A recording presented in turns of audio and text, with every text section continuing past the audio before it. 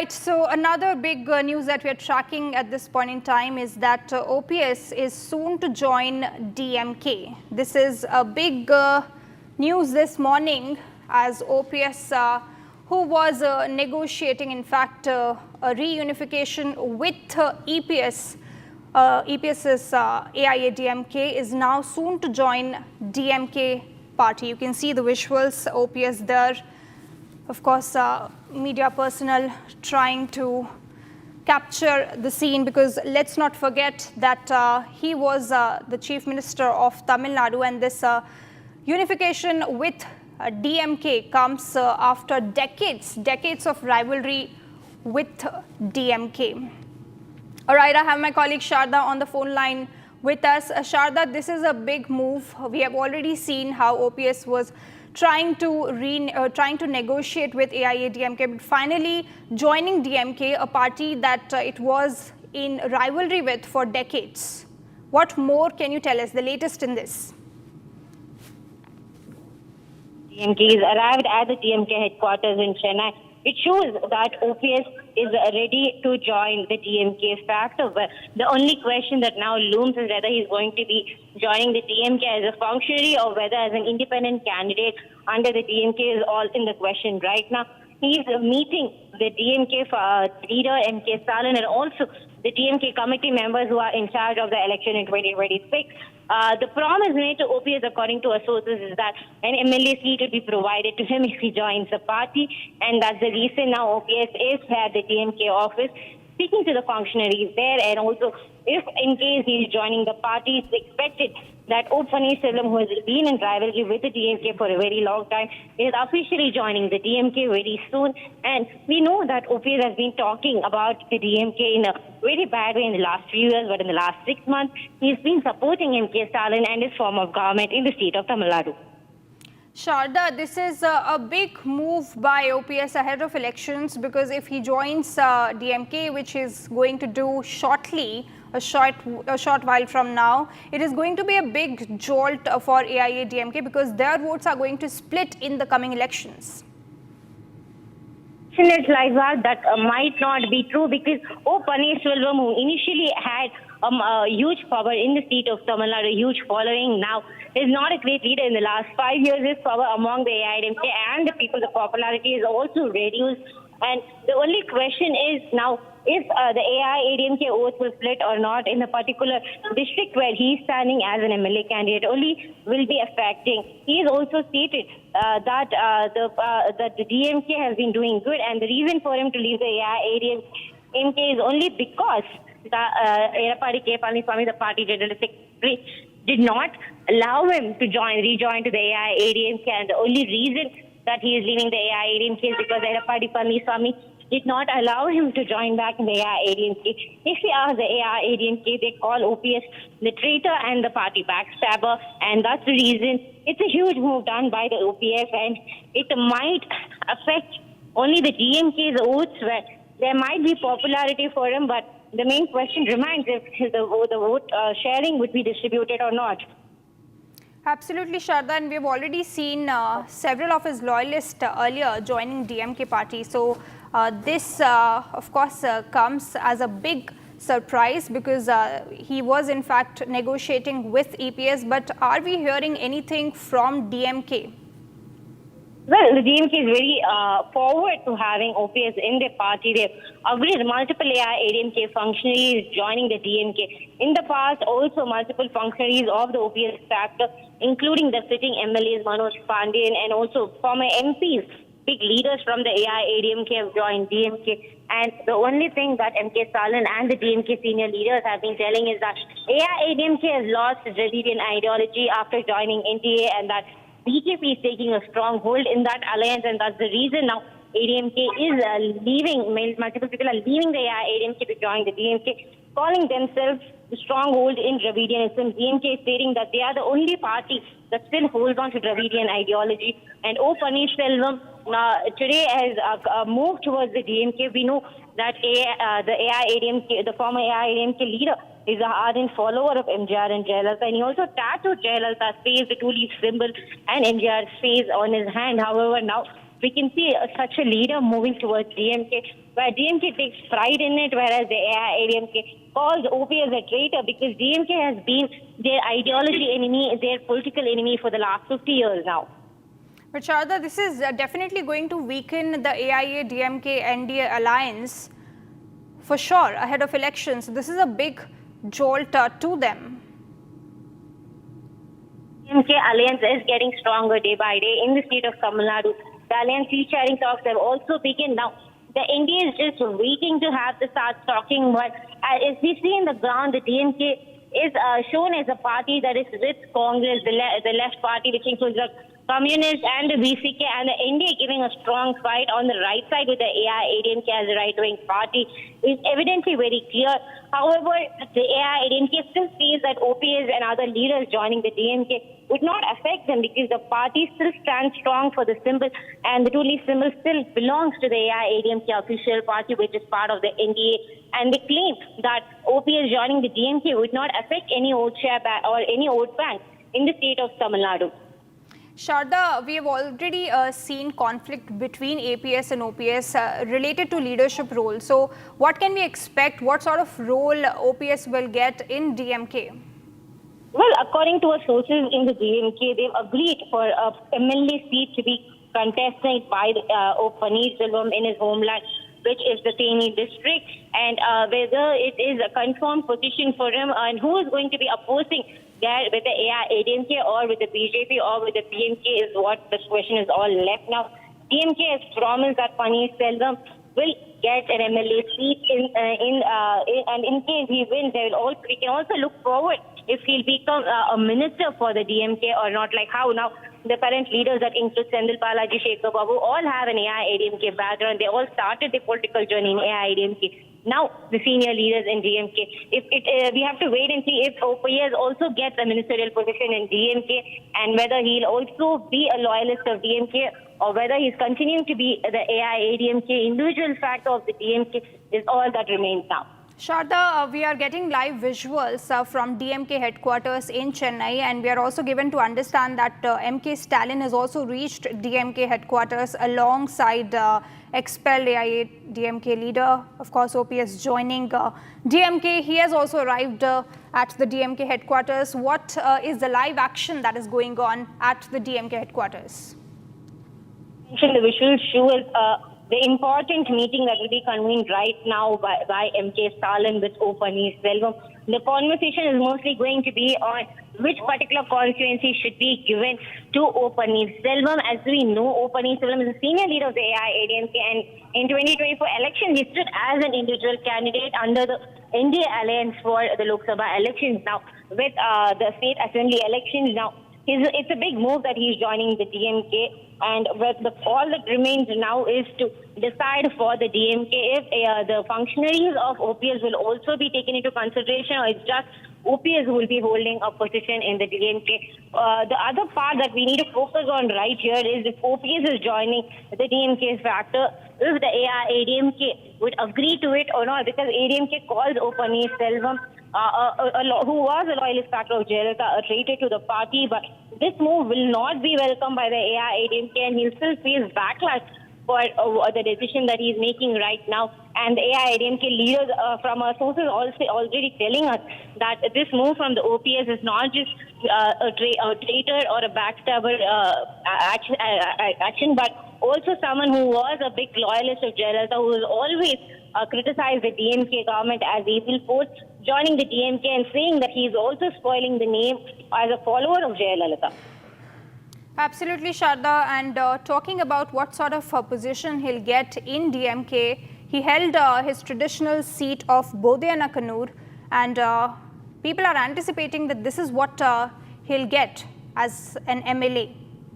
Very true. That is the Bodhayana constituency in the Theni district is what O Paneerselvam has been known for. Starting for the last 50 years, his political journey begins from there and ends there. He was an MLA from there. Later, he became the minister in the AIADMK and even held position as the deputy chief minister when Edapadi was the chief minister. And in the absence of Jayalalitha, his whole position as the chief minister for 2 times back in 1996 and in 2000, and also in 2014 when 2016 as well, Paneerselvam has made a big change in the AIADMK regime. Now, seeing him as a very, very senior leader who hold a strong position in the AIADMK now joining DMK, it also shows that the AIADMK factor cannot be united. Now, we know TTV Dinakuran has joined back the AIADMK, but there is no place for OPS is what the Edapadi Palaniswamy, the party general secretary, has decided. And going forward in his political journey, OPS has no place to go, and that's why he's chosen DMK. And that was the decision made by O. Paneerselvam. He made it very clear to the media also in the last few press meets that he was waiting to join the AIADMK and NDA, but there was no official call for him, which made him choose the DMK. The top sources from the DMK said that there is a promise made to OPS telling that he will be given his own constituency, Bodhikanayanur in Peni, and the MLA seat would be given to him for a contest. And the main question now that the media is having is whether if OPS wins that particular constituency, will he become one of the ministers of the DMK or not? Absolutely, Sharda. And another big question that looms is ahead of the run-up, in fact, to the run-up to Tamil Nadu elections, another question that remains is that will more loyalists of OPS be defecting to DMK, will be leaving AIADMK and joining DMK? That is also a big question. Well, to remind our leaders, one of the OPS loyalist faction has already started their own party, which also includes them joining the AIADMK. A few of them, a few senior leaders, which also includes Manoj Pandyan, who's an MLA, resigned from his MLA post and joined the DMK in the last 6 months. The functionaries who supported OPS have gone back to the AIADMK. It is only O. Paneerselvam who was just from the AIADMK left, and now he is also joined DMK. So there's no more loyalist factor of the O. Paneerselvam that is left. They either join DMK or ADMK at other parties as we speak. Absolutely. And Sharda, continue to get us the action that is going on at DMK headquarters. We are given to understand that OPS's son is also at the DMK headquarters alongside him. Well, the talks between the DMK leader M.K. Stalin and O. Paneerselvam is right now happening at Anna Arivalayam, which is the DMK headquarters. The conversation is mostly on the seat sharing. He's also meeting the committee members who is talking about the alliance and seat sharing and what the DMK could bring for OPS if he joins the party. That's the main conversation that's happening today. We know OPS in the last few weeks has supported M.K. Stalin and his DMK government in the state of Tamil Nadu. Recently, in the secretariat, on the last day of the assembly session, he also gave a bouquet to M.K. Stalin, praising him, all right, stating that the government is good. Stay with us as we also take in some voices from other guests. All right, I have with me joining BJP leader Tamilisai Soundararajan, patched on the phone line, in fact. Thank you so much, Tamilisai Soundararajan. This is a big move by OPS, who is now joining hands with DMK. What sort of impact do you think it will have on the coming elections? So, first of all, I want to convey that it is the highest ungratefulness I have ever seen in the political field, whatever may be, because even though he was rejected, in a dejected mood he was there, but totally he was the disciple and very, very respected lieutenant of Madam Jayalalitha, and she believed him and she provided him the chief ministership during her difficult times. But whatever may be the political challenge and whatever may be the dejections he faced, the entirely directly opposition party, till the last minute Jayalalitha and MGR was opposing DMK. Whatever may be the explanation he gives, it's unacceptable, and people of Tamil Nadu won't accept it. It won't have any impact. And another point I want to tell, the DMK is in just a distress. They want to join each and every one because they are in a defeating phase, facing the defeating phase, and they want to join each and every one, whether they were ideologically opponent or from the day, even the previous day, they were opposing the DMK. So DMK is in a distress. Then the O.P. Paneerselvam, that's all I can say. That won't have any impact. It won't have a negative impact on DMK and OPS because the people know the history of OPS, and he was patronized by Madam Jayalalitha. All right. Also, do you think that this will give a jolt to the alliance, though we have already seen TTV Dinakaran join your alliance NDA, AIA, DMK, but this particular man, OPS, held the position of Chief Minister. He was very close to Jayalalitha, has a lot of loyalists in Tamil Nadu, a lot of MLA loyalists as well. This is definitely going to divide your votes. No, but because ideologically the people won't accept, even though some of the followers of OPS has joined DMK.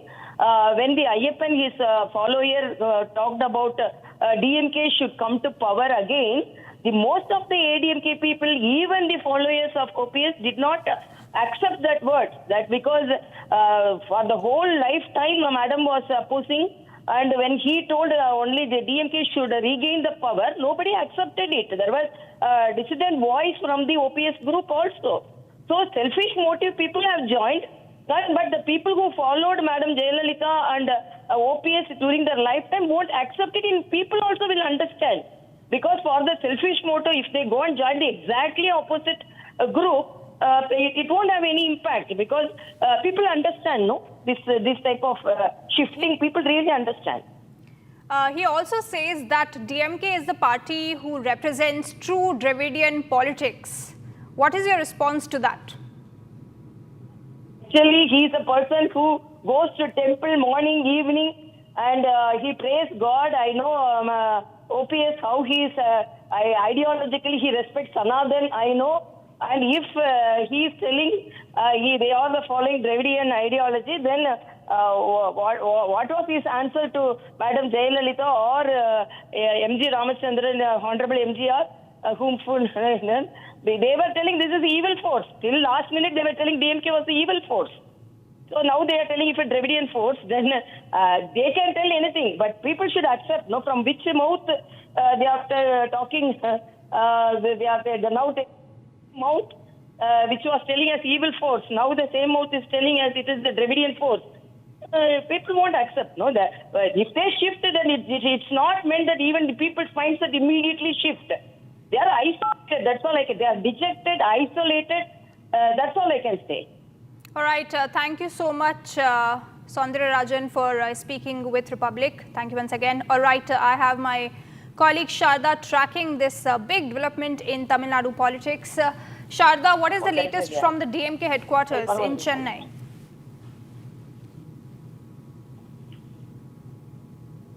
All right, seems like we lost the connection, but you can see the visuals on your screen. MK Stalin is also present at the DMK headquarters, alongside OPS and OPS's son as well. A former Tamil Nadu Chief Minister OPS arrives at DMK headquarters, soon to join hands with DMK. What sort of impact it will have on elections is to be seen.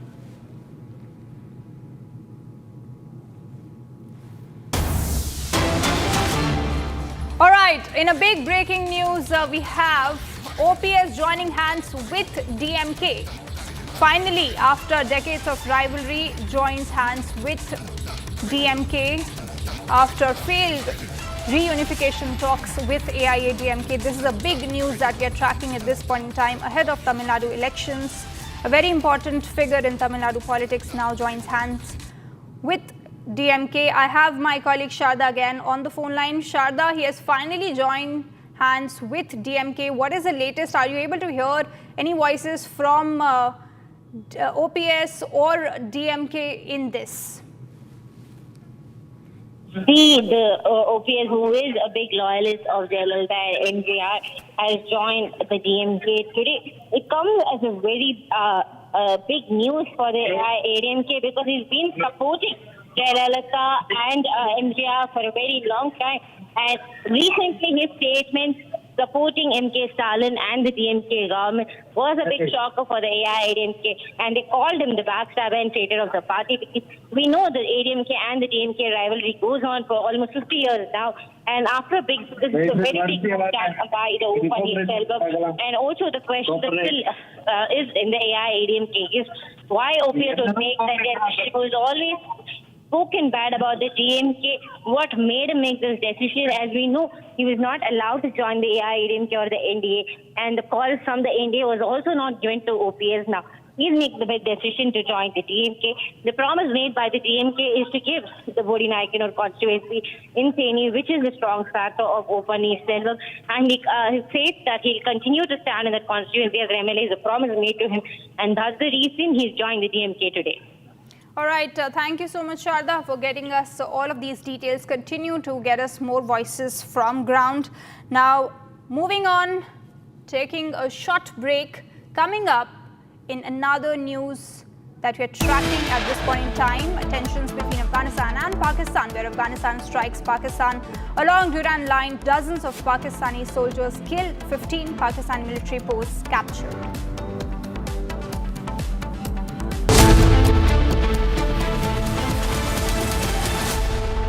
MDH की हल्दी मिर्ची धनिया करे कमाल, ये रंग दे, ये खुशबू दे, ये तीखा, ये कम पड़े, क्या निराला MDH masala.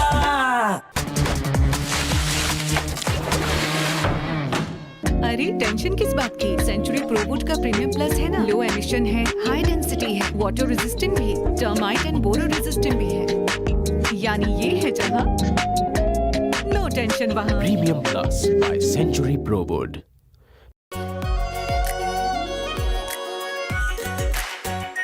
Are pure shahi paneer masala, delicious, healthy every day.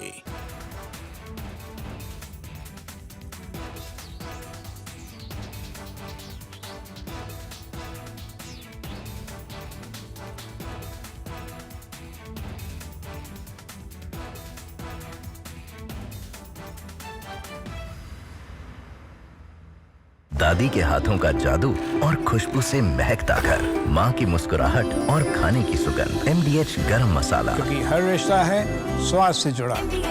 Now here's the reality. It's fact, not fiction. You are sitting on a plane. You're boarding the plane in the national capital of India for Leh at 6:08 in the morning. It's a SpiceJet plane. 6 minutes into the take, against the backdrop of daybreak and a beautiful sunrise, you suddenly look to your right towards the wings and you see the flames of fire on the wings of the plane. Your plane is on fire. Ladies and gentlemen, these are real visuals. This is the reality that the Civil Aviation Minister does not want you to see. This is the reality SpiceJet does not want you to see. This is the reality DGCA does not want you to see. Because at the cockpit, at that very moment while you're sitting in the plane, there are calls of Mayday, Mayday, Mayday, Mayday. That is a flight emergency. The flight circles back. There's engine failure in one of the engines, lands at 6:49 p.m. Ladies and gentlemen, and as you get off the plane, you realize this is the same SpiceJet.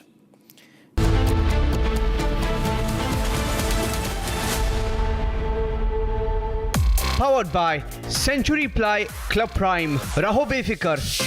थोड़े में ज्यादा स्वाद, यही तो है इसकी खास बात। वाओ मामा, क्या स्वाद है? अरे मेरे राजा,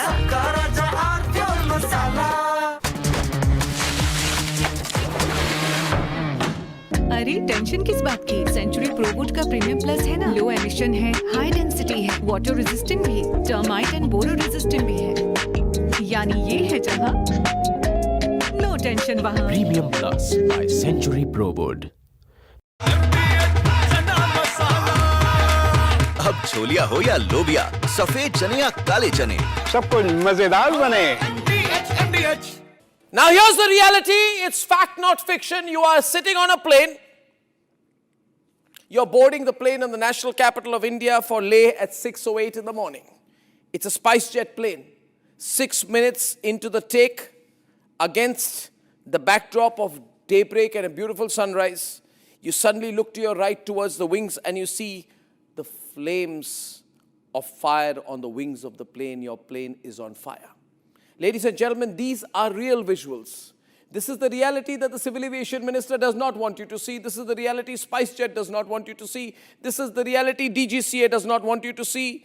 Because at the cockpit, at that very moment while you're sitting in the plane, there are calls of Mayday, Mayday, Mayday, Mayday. That is a flight emergency. The flight circles back. There's engine failure in one of the... From Asia's largest news headquarters, setting the agenda for Bharat.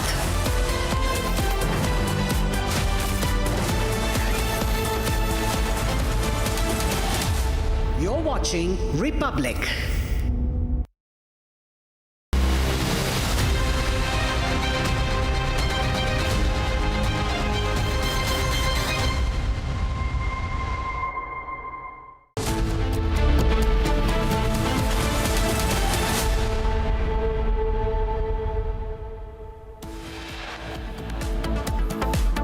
Big stir in Tamil Nadu politics ahead of polls expelled from AIADMK. Former Tamil Nadu Chief Minister OPS O Pannirselvam joins DMK.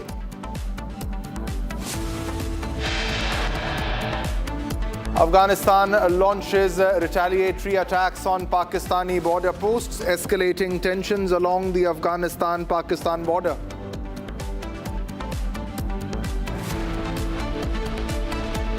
Afghanistan claims a total of 55 Pakistani soldiers killed, 2 bases and 19 posts captured in overnight clashes.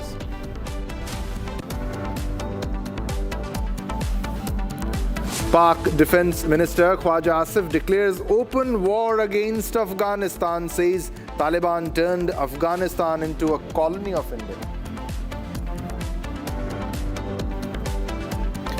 And after 10 hours of questioning yesterday, Anil Ambani has been summoned again by the ED today in money laundering case. Big focus.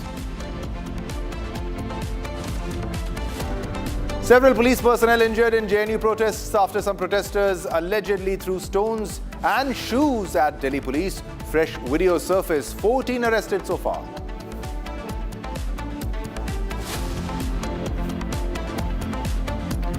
And also self-styled Godman Navi Mukteshwaranand moves Allahabad High Court seeking anticipatory bail in the POXO case. Hearing today.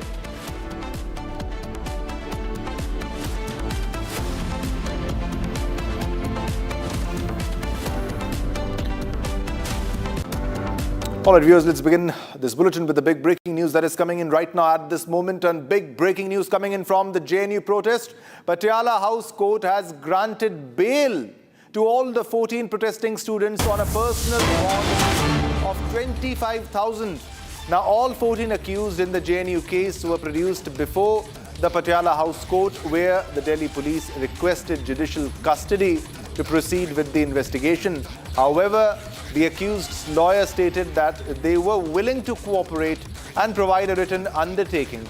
A female student alleged that 4 to 5 people not in uniform forcibly pulled her from the crowd, causing injuries. The court will decide on the custody and further proceedings. Now, Delhi police stated that this was not a peaceful protest. I repeat, not a peaceful protest, but that violence was resorted to by the protesters, according to the Delhi police. Students clashed with the police officers, injuring police officers, and also informed the court that the accused had used force during protests on several previous occasions and that 4 separate FIRs had already been registered in this regard. Now, 3 visuals on your television screen, ladies and gentlemen, how the security personnel who were at guard at that place were abused by the protesters, by the so-called protesters, and how in the second visual, you can clearly see how a police officer was slapped, was physically attacked, physically assaulted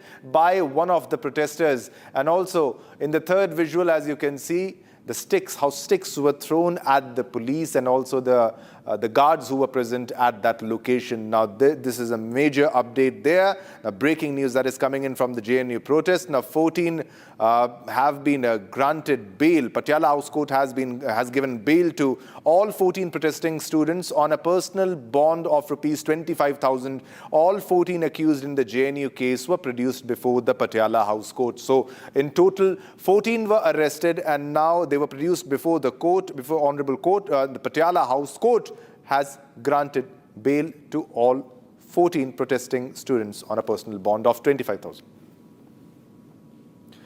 All right, viewers, so this is a very big breaking news where Patiala House Court has granted bail to all 14 protesting students on a personal bond of rupees 25,000. Now, all 14 accused in this case, in the JNU case, were produced before the Patiala House Court, where the Delhi police have requested the judicial custody to proceed with the investigation. Now, visuals are also on your screen how they attacked the security personnel, how a police officer was also physically attacked, physically slapped by the so-called protesters, and also the sticks which were thrown at the police with the motive to attack, with the motive to hurt the police officer, the security personnel who were doing their duty there. They were at guard at that place, and now the protesters, the visuals are very clear. The evidence is very clear that this is not a peaceful protest. Now, this was also clearly stated by the police in the court, because they were presented, the 14 of them, 14 protesting students were presented before the Patiala House Court, and they have now been granted bail.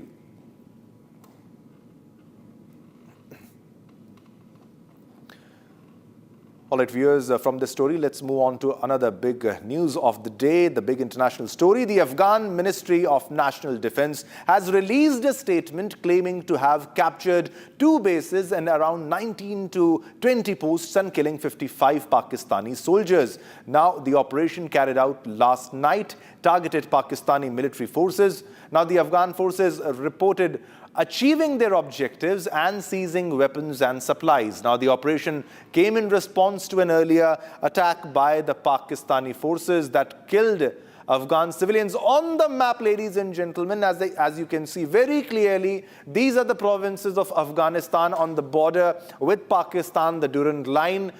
These were attacked. There were posts, Pakistani posts near the border, which were attacked by Afghanistan. And more than 55 Pakistani soldiers have been killed by the Afghanistani forces, by the Afghan Taliban. It was also a statement that has come from the Ministry of Defense, Afghanistan. Now, Khosht was targeted, Nangarhar was targeted, the border area, the outpost which was close to these regions, Paktika and Paktiya, both of them were attacked, and the posts of Pakistan, of Pakistani armed forces, were attacked by Afghanistan. The map was on your screen to clearly explain you how the attack took place and which were the regions which were targeted by the Afghan Taliban. Now, this is a very big development. Now, it has escalated to a level of war. Now, Khwaja Asif, the Pakistani defense minister, has said it's an open war between us. Taliban has turned Afghanistan into an Indian colony. And this is the kind of statement he's making. He also said Taliban became a proxy for India.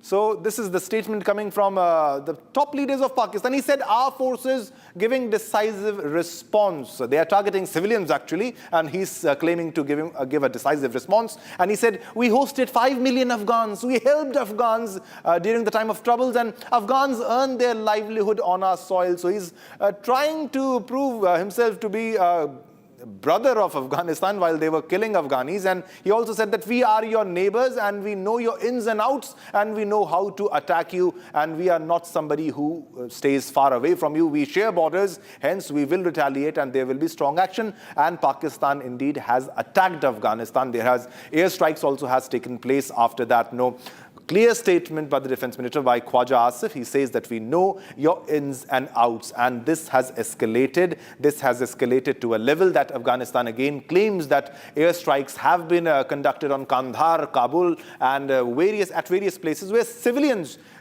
have been killed, civilians have been injured. Now, Pakistan is known to make fake claims, so we'll share only the verified data with you, because Afghanistan has clearly claimed now that they have killed 55 Pakistani soldiers. But as of now, we know, as per our sources, the numbers are more Pakistani soldiers have been killed. And this is the statement that is coming from Pakistan. Afghanistan's big claim of 55 Pakistani soldiers being killed, and not just Pakistani soldiers being killed, ladies and gentlemen. Several Pakistani soldiers have been captured alive by Afghanistani forces, by the Afghan Taliban. They are the battle-hardened soldiers of that location, and they are fighting against the illegal occupation of the area that belongs to Afghanistan, that Pakistan claims is there. And this is the big idea of Afghanistan, of greater Afghanistan, and the Durand line, which they do not believe is a correct line because it was not agreed upon by both the parties, that is the Afghanistan and Pakistan, and that's the reason of the tension. That's the reason primarily of the conflict. It had escalated to a level of war earlier also, and now it has escalated once again. There has been strikes and counter strikes from both the sides, that is the Afghanistan and Pakistan. Now, Afghanistan has also responded. This is the MOD, Afghanistan's official response. This was a response to Pakistani airstrikes. This is the response to the Pakistani airstrikes. We'll keep showing you the graphics also, and we are also being joined by a guest. Retired Major General K.K. Sinha sir has joined us for a comment on this escalating war.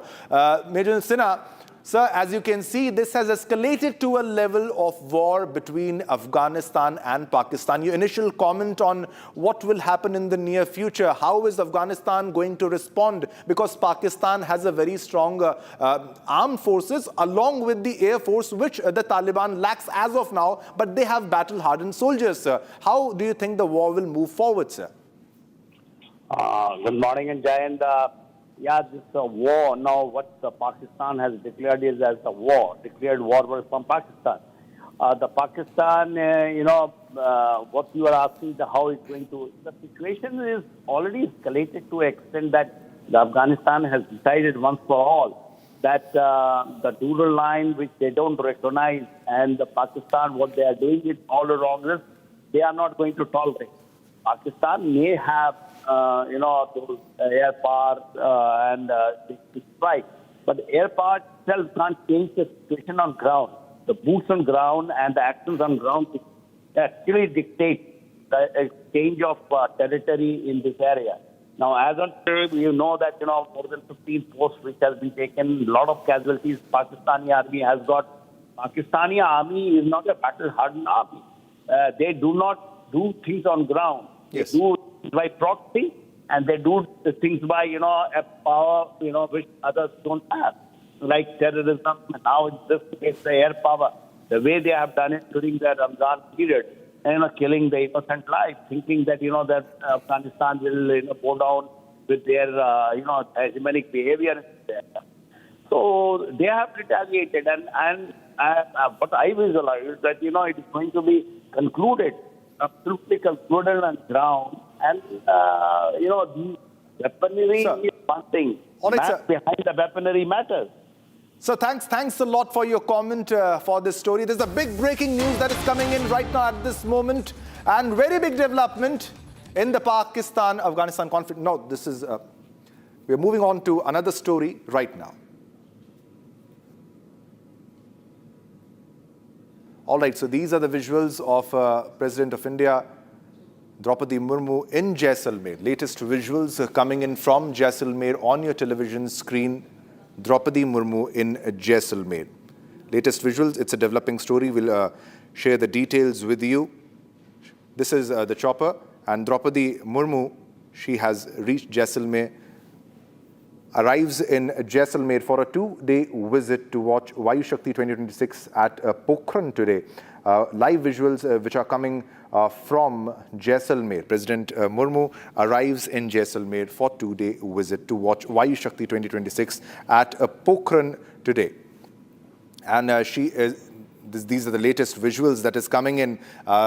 This is the helicopter where Draupadi Murmu ji is also there. President Murmu is also in the helicopter. Latest visuals coming in from Jaisalmer. President Draupadi Murmu has arrived in Jaisalmer for a 2-day visit, and she will be witnessing the Vayu Shakti 2026 program at Pokhran field firing range on Friday, that is today. And Draupadi Murmu ji, she will be flying in the indigenous light combat helicopter, that is LCH Prachand. And these are the visuals from the Jaisalmer Air Force Station on this morning, Friday morning, becoming the first Indian president to serve as a co-pilot of a combat helicopter in the border airspace of Jaisalmer. Latest visuals, ladies and gentlemen. We'll share more details. It's a developing story on your television screen, as you can see. And this is the 25-minute sortie that will include an aerial view of the city and adjoining areas amid tight security arrangements. There will be a sortie that will take place, and you will be able to catch a glimpse of that also. So this is LCH light combat helicopter LCH Prachand at the Jaisalmer Air Force Station this Friday morning, and becomes the first Indian president to serve as a co-pilot of a combat helicopter in the border airspace of Jaisalmer. This will be a 25-minute sortie where the helicopter will be flying, and it will include an aerial review of the city and adjoining areas amid tight security arrangements. So this, ladies and gentlemen, she is the President of India. She is the Supreme Commander of the Indian Armed Forces, and she will receive a detailed briefing. She has received a detailed briefing before the takeoff also, and you can see the fighter helicopters ready for takeoff. They will take off very soon, and these are the live visuals that are coming from Jaisalmer, Rajasthan on your television screen, ladies and gentlemen. She will attend Vayu Shakti as the chief guest. She is the Supreme Commander of the Indian Armed Forces. Now, the event described as the Indian Air Force's largest firepower demonstration will be held in the presence of Defence Minister Rajnath Singh also will be there. Governor Haribhau Bagre will be there. Chief Minister Bhajandal will also be there. And the Union Civil Aviation Minister, the chiefs of the Army, Navy and Air Force and defence attaches from friendly nations will be also there. So it's a very big exercise, and Air Force Deputy Chief Air Marshal Nagesh Kapoor has also commented that it will involve around 12,000 kilograms of ammunition. All right, so these are the latest visuals. That is a Cheetah or Chetak helicopter right now doing a sortie, and we'll get you the latest visuals of the takeoff of the helicopter of LCH Prachand also in a short while, where President Draupadi Murmu will be flying in a sortie, and it will be a 25-minute sortie that will include an aerial review of the city and adjoining areas amid tight security arrangements. First on Republic on your television screen, as you can see, ladies and gentlemen. Live visuals coming in from Jaisalmer, Rajasthan. This is from the Vayu Shakti 2026 program, which will be held in Pokhran Field Firing Range today, that is Friday. And Draupadi Murmu, President of India, will fly in the indigenous light combat helicopter, that is LCH Prachand, at the Jaisalmer Air Force Station. She will become the first Indian president to serve as a co-pilot of... All right. So these are the visuals of the takeoff of LCH Prachand on your television screen right now, ladies and gentlemen, on your television screen. This is a historic moment. Because this is HAL Light Combat Helicopter Prachand, which is an Indian multi-role light attack helicopter which has been designed, manufactured by Hindustan Aeronautics Limited under Project Light Combat Helicopter, that is LCH. And this helicopter serves in Indian Air Force and in also the Indian Army's Aviation Corps. And these are the exclusive visuals, ladies and gentlemen, of President Draupadi Murmu, who has arrived in Jaisalmer for a 2-day visit, and she is there, the Honorable President of India, Srimati Draupadi Murmu, visiting Jaisalmer, and President of India taking sortie in the indigenous light combat helicopter, that is Prachand, on your television screen. This is a 25-minute sortie, which will include an aerial review of city and adjoining areas amid tight security arrangements. All right, we have Ishan with us for more details on what's happening in Jaisalmer, Rajasthan. Ishan, the sortie has begun. The Supreme Commander of the Indian Armed Forces is on the sortie. More details, please. Absolutely. The Supreme Commander of the Indian Armed Forces, Srimati Draupadi Murmu, will be taking a sortie in a ALH helicopter. Now, this is very significant because this is a homegrown helicopter that is being used in this particular. Vayu Shakti is a major firepower readiness demonstration by the Indian Air Force, scheduled in the Pokhran range. Now, Vayu Shakti 26 showcases and underlines the IAF role as a first responder, highlighting its ability to rapidly dominate a battle space from the outset. Now, the full spectrum operations will involve a lot of fighters, transport helicopters, Tejas, Rafale, Jaguar, Mirage, Su-30, and almost all of the aircraft and platforms that are being operated by the IAF. Now, a total of 120 aircraft will be participating, of which 77 are fighters and 43 are helicopters. 8 transport aircraft will also participate. Now, the most significant part of Vayu Shakti this year is around 12,000 kilograms of ordnance will be dropped during these exercises. A lot of advanced systems, including short-range loitering munitions, Akash, and Spider surface-to-air missiles, and counter unmanned aerial systems will be debuting this time, which were not seen before in Vayu Shakti. Now, this Vayu Shakti is a biannual exercise, and this is just after Operation Sindhu. This would be the first large-scale, purely Air Force exercise that is taking place, and a lot of footage also showcases the operational capabilities of the IAF that will be achieving long-range precision targeting and multi-domain operation that is being purported in this particular edition of Vayu Shakti. Back to you. All right, Jatin, thanks a lot for the details in this story. Ladies and gentlemen, these are the exclusive live visuals of the sortie that is happening right now. And the Supreme Commander of the Indian Armed Forces, that is Draupadi Murmu, is on the sortie. All right, viewers, let's move on to our next top story. And a massive fire broke out in a timber factory in Yeola town of Nashik district late last night in Maharashtra. Now, all workers were rescued from the factory and no injuries were reported. Now, fire tenders are present at the spot. Firefighting operations are underway and more details are awaited. Watch this report for more information.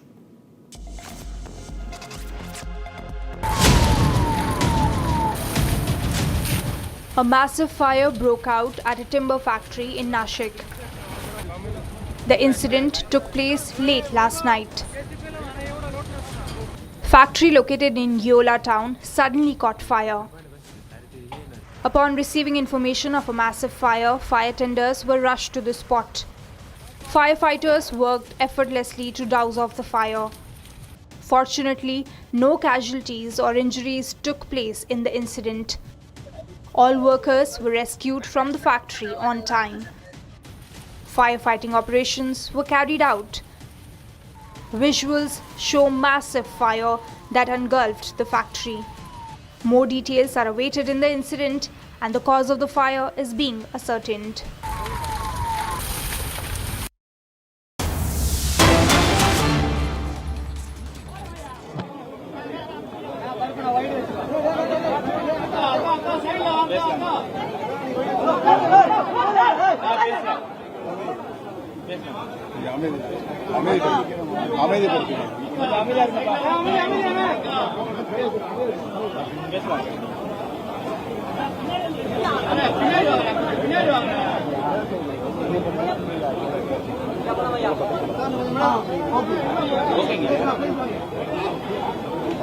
இன்றைக்கு பேரறிஞர் பெருந்தகை அண்ணா ஆரம்பித்த திமுகவில் தாய் கழகமான திமுகவில் மகிழ்ச்சியோடு என்னை இணைத்துக் கொண்டிருக்கிறேன். என்னை இணைத்துக் கொண்டிருக்கின்ற He says thank you to the DMK that has made him join the party. He is also thanking the party leader, the Chief Minister of Tamil Nadu. அவருக்கு என்னுடைய முதல் நன்றியும் வணக்கத்தையும் இந்த நல்ல நேரத்திலே தெரிவித்துக் கொள்ள கடமைப்பட்டிருக்கிறேன். இன்றைக்கு அரசியலில் அண்ணா காட்டிய வழி, கலைஞர் காட்டிய he joined the party that he's joining today has been the party that is paved the way by CN Annadurai and M. Karunanidhi, who are the former leaders of the DFK. தளபதி அவர்கள் கட்சியையும் ஆட்சியும் வழிநடத்திக் கொண்டிருக்கிறார் என்பதை referring to M.K. Stallin's government of Tamil Nadu, he's saying that the DMK has been running a good party and good governance in the last few years, and that he is trying to follow the steps of this good leader, and he's joined the political party of the DMK, and that he will be joining the DMK officially today, and that he will be following the steps of CN Annadurai and M. Karunanidhi.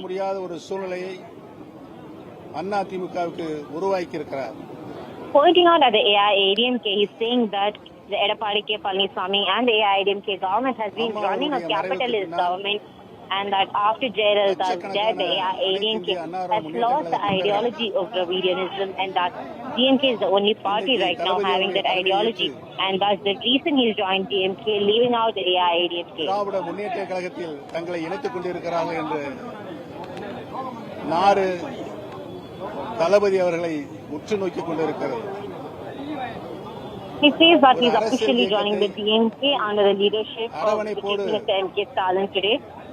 எப்படி நடத்த வேண்டும் என்ற இலக்கணத்தோடு தளபதி அவர்கள் திராவிட முன்னேற்ற கழகத்தை வழிநடத்தி சென்று கொண்டிருக்கிறார்கள்.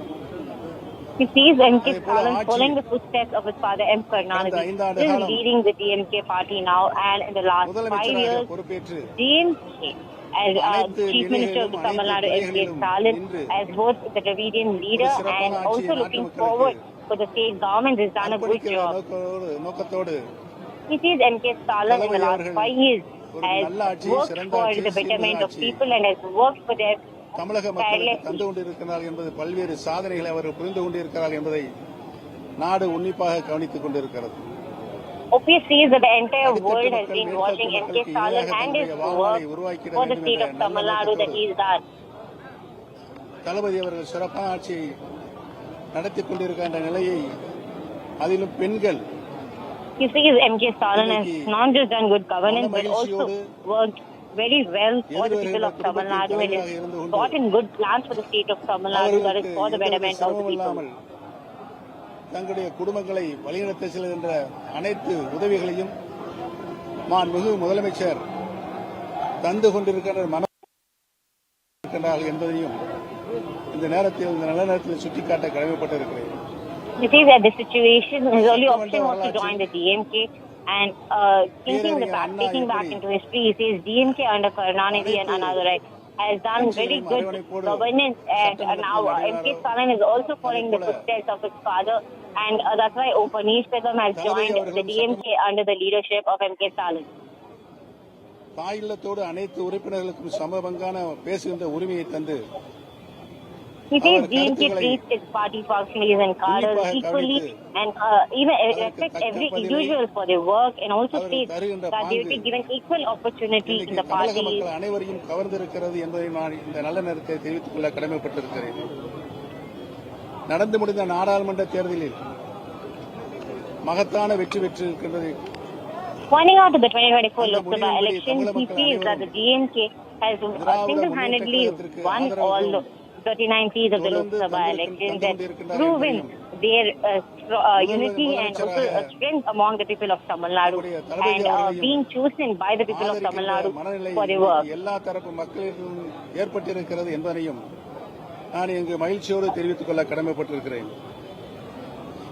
திராவிட இயக்கத்தின் நூற்றாண்டில் அதை அழிப்பதற்கான பல முயற்சிகள் எந்த சூழலில் as the Dravidian party, DMK has stood strong for 100 years now, and that he's choosing DMK today solely for the purpose of following the Dravidian ideology ahead, helping out the people of Tamil Nadu and doing service to them. கலைஞர் அவர்களுடைய வழியில் நின்று திராவிட சித்தாந்தத்தை காப்பாற்றுவதில் முன்னணி M.K. Stalin DMK is the only party that is now following Dravidian ideology, which was started by Annadurai and following the footsteps of Karnanidhi.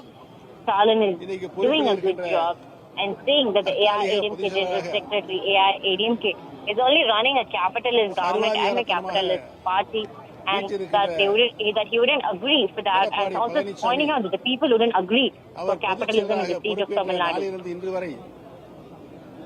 தமிழகத்தை அண்ணா திராவிட முன்னேற்ற கழகத்தை அழிவு பாதைக்கு சென்று கொண்டிருக்கிறார் என்பதுதான் இன்றைக்கு.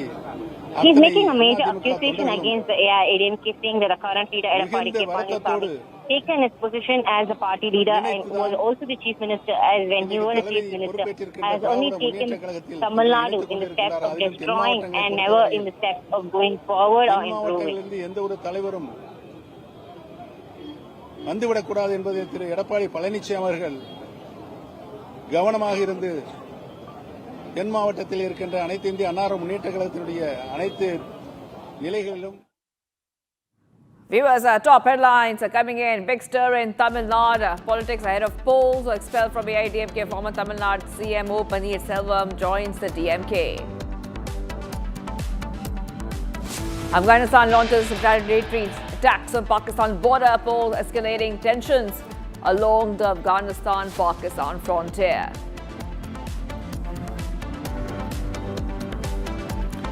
Afghanistan claims a total of 55 Pakistani soldiers killed, 2 bases and 19 posts captured in overnight clashes.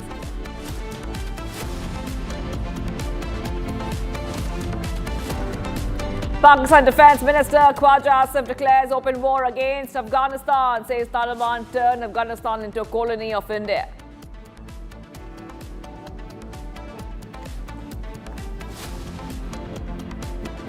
After 10 hours of questioning yesterday, Anil Ambani has been summoned by the ED again in the money laundering case.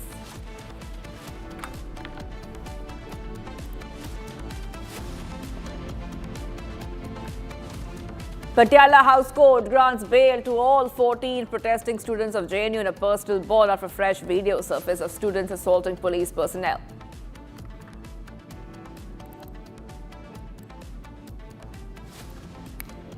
Avi Mukteshwar Anand moves Allahabad High Court seeking anticipatory bail in the POXO case hearing yesterday.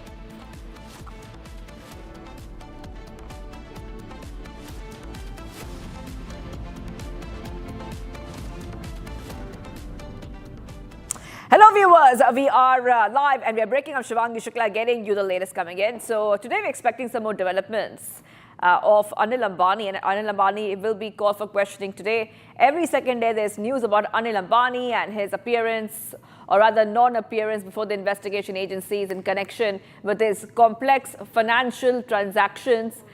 The story of Anil Ambani is presented as a somewhat clumsy fall from grace, or a case of loss or fortune, or a contrast to the success of his elder brother Mukesh Ambani. But that is not the real story.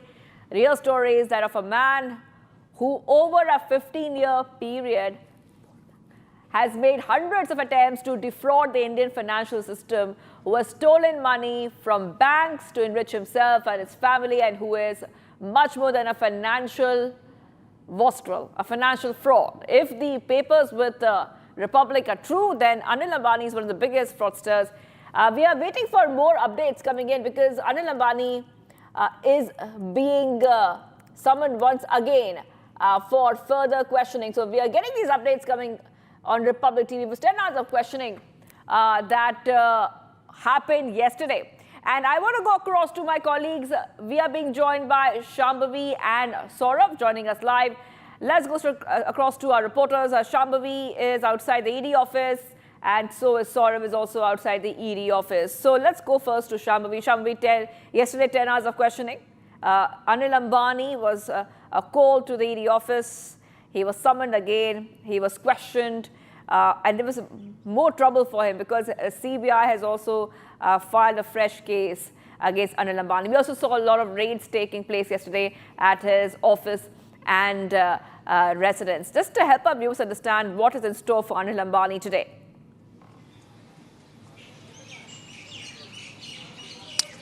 Well, we know that he's been summoned again after yesterday. That was February 26. He's been summoned again today. Before this, he's been summoned 3 times. The first time he appeared before ED in connection with this money laundering case was in August 2025. Then he was summoned again in November 14th. Then he was summoned again in November 17th. And now he was summoned yesterday after appearing before ED for questioning. Now, we can also just help our viewers understand very quickly what this case is about. So Anil Ambani is being questioned by the Enforcement Directorate in connection with the financial irregularities of Reliance ADA Group, especially Arcom. So basically what happened is a lot of public sector banks, they gave loan to Arcom, and after they were given loan and after Arcom went bankrupt, there were several allegations saying that those bank loans were diverted, and also a lot of them were rerouted through shell companies and also through overseas banks. Now, that is when the ED registered a complaint of money laundering against under PMLA, which is Prevention of Money Laundering Act. He is also being investigated in relation to the FEMA, which is connected to the regulations and the money diverting through overseas banks. So this is basically, in short, the context under which Anil Ambani is being questioned currently. And we know that he will be questioned against today. This is the 5th time that he's been summoned by ED in connection with more than 40,000 crore scam. There are several allegations against him. So ED will be, again, talking about what will happen today. ED will be exploring several avenues, will be exploring several angles, which includes whether the funds were misused, the bank loans, or whether there were several layers of transactions were used to conceal the origin of money. These are some angles that the ED is going to explore today, and ED is going to question Anil Ambani today on. Back to you. That's right. Okay, so, you know, the big question we're asking also is what is next for Anil Ambani? Will he be facing arrest, because the legal storm is getting very strong for him? So let's go straight across to Saurav, who's joining us. Saurav, we see that there are multiple SITs which have been constituted to examine the allegations of loan fraud against Ambani. CBI, like we were discussing, has gone ahead with a fresh case against Ambani and Arcom, that the allegations are that they cheated the Bank of Baroda. So if you could just help our viewers understand, you know, what is next in terms of Anil Ambani appearing before the ED. So when can we expect that? Will he appear anytime soon? Because in the past, he has not appeared for some of these summons. He appeared yesterday, but hopefully he should be appearing today as well. Yes, you are right that Anil Ambani appeared before the ED yesterday, and today ED again summoned him, and he can be here anytime soon, as we are here reporting live from outside the ED headquarters. We will show you the live visuals. And apart from that, yesterday the CBI has also filed an FIR on the complaint of the Bank of Baroda, which alleged that there were irregularities of fund, and there are several discrepancies because of which the Bank of Baroda had to face a huge loss. And after that, the CBI has filed an FIR. It was a case of a diversion of rupees 2,220 crore rupees by the Arcom group. And now he is being questioned against that. The CBI, the ED and the CBI both are behind this Anil Ambani, who have done allegedly a 40,000 crore rupees bank fraud scam in the national capital. He is about to come anytime at the ED headquarters. Apart from that, I would like to tell our viewers that the ED is questioning Mr. Ambani regarding why he took a huge loan for evergreening of his other loans, and after that they are also questioning about the money trail. They are trying to establish the whole money trail so that they can find who all are involved in this. And after that, they will also question about that why the funds were rerouted to the overseas account, to the offshore accounts.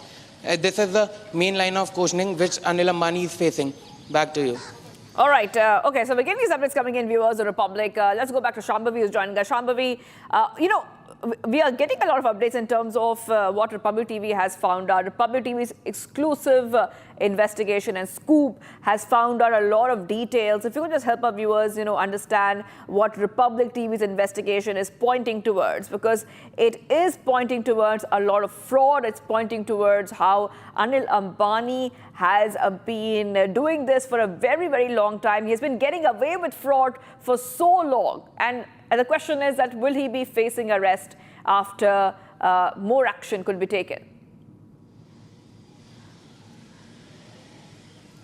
See, when we are talking about the fraud or the money laundering allegations against him, one comes up, especially is the loans given by the Yes Bank.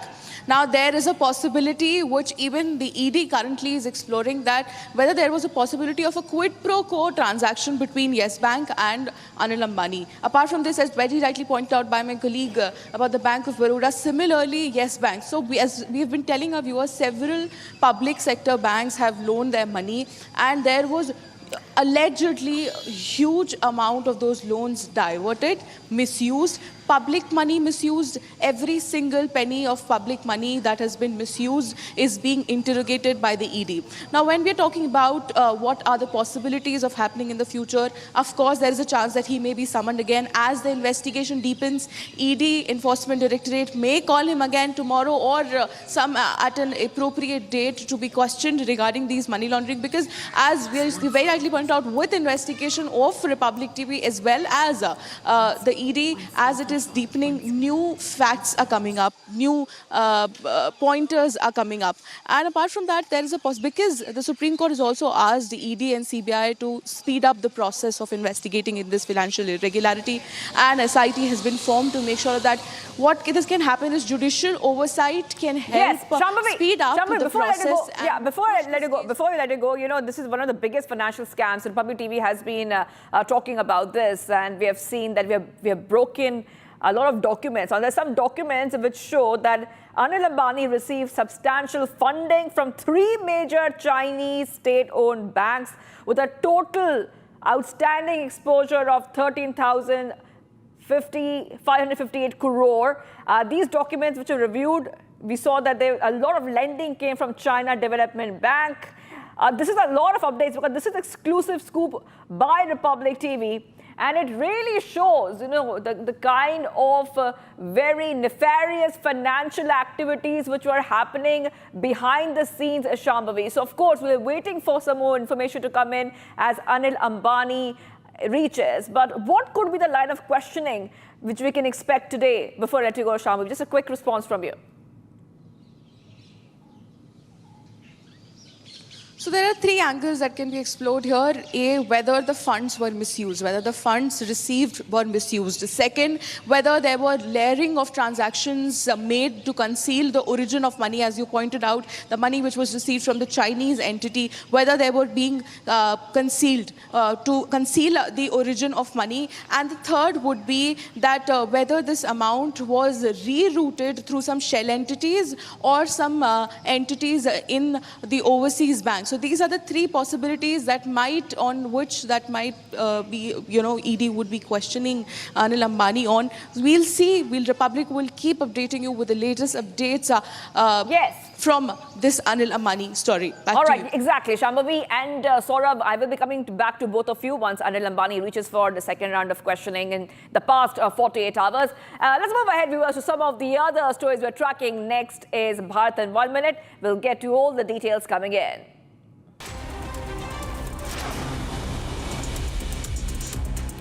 Counting is ongoing for urban local body elections in Jharkhand. Elections for 48 local bodies, including 9 municipal corporations, 20 municipal councils and 19 Nagar Panchayats were held on Feb 23rd. After battling a 4th stage cancer, cricketer Rinku Singh's father, Kanchan Singh, passed away at Yatharth Hospital in Greater Noida early this morning.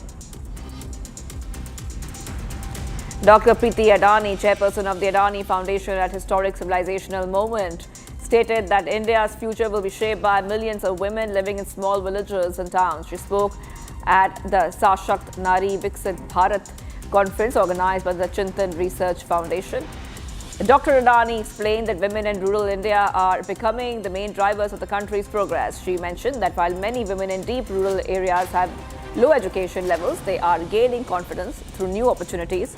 Tomorrow's India will be shaped by millions of women in small villages and towns.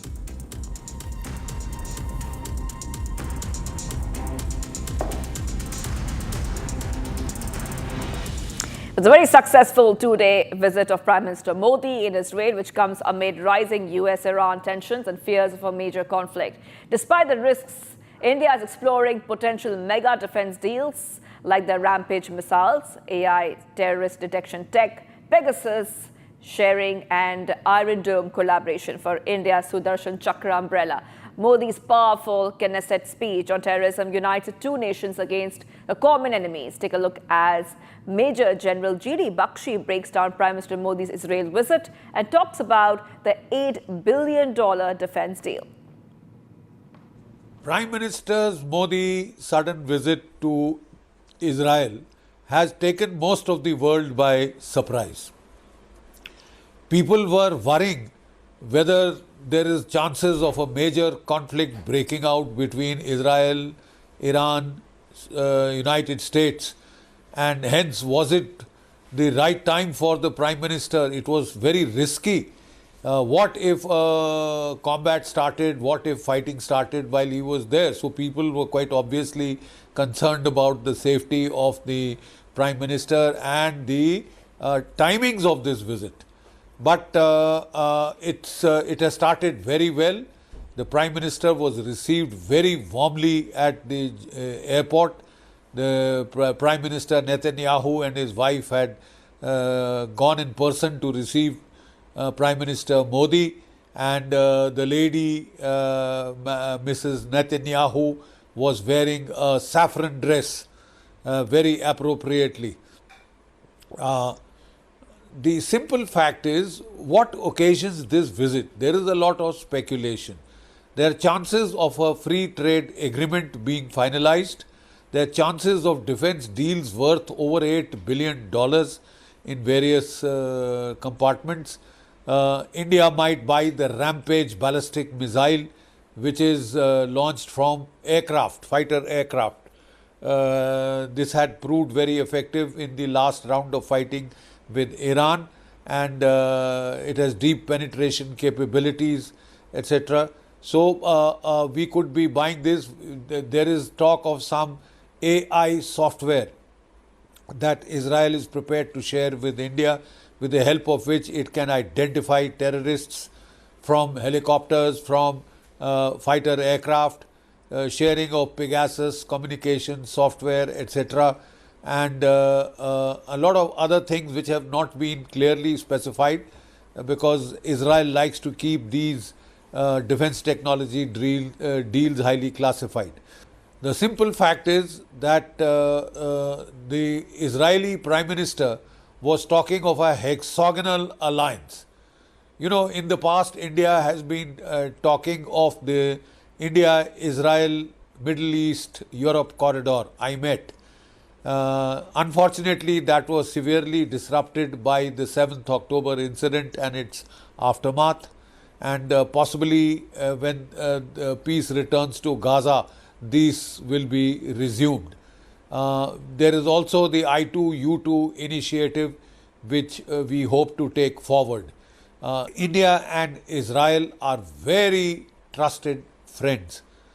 In fact, it is a very tried and tested security partnership. The simple fact is that in every war, Israel has stood by India like a rock. They have supplied us from the 1962 war onwards, when they supplied us ammunition for the heavy mortars, which were urgently needed.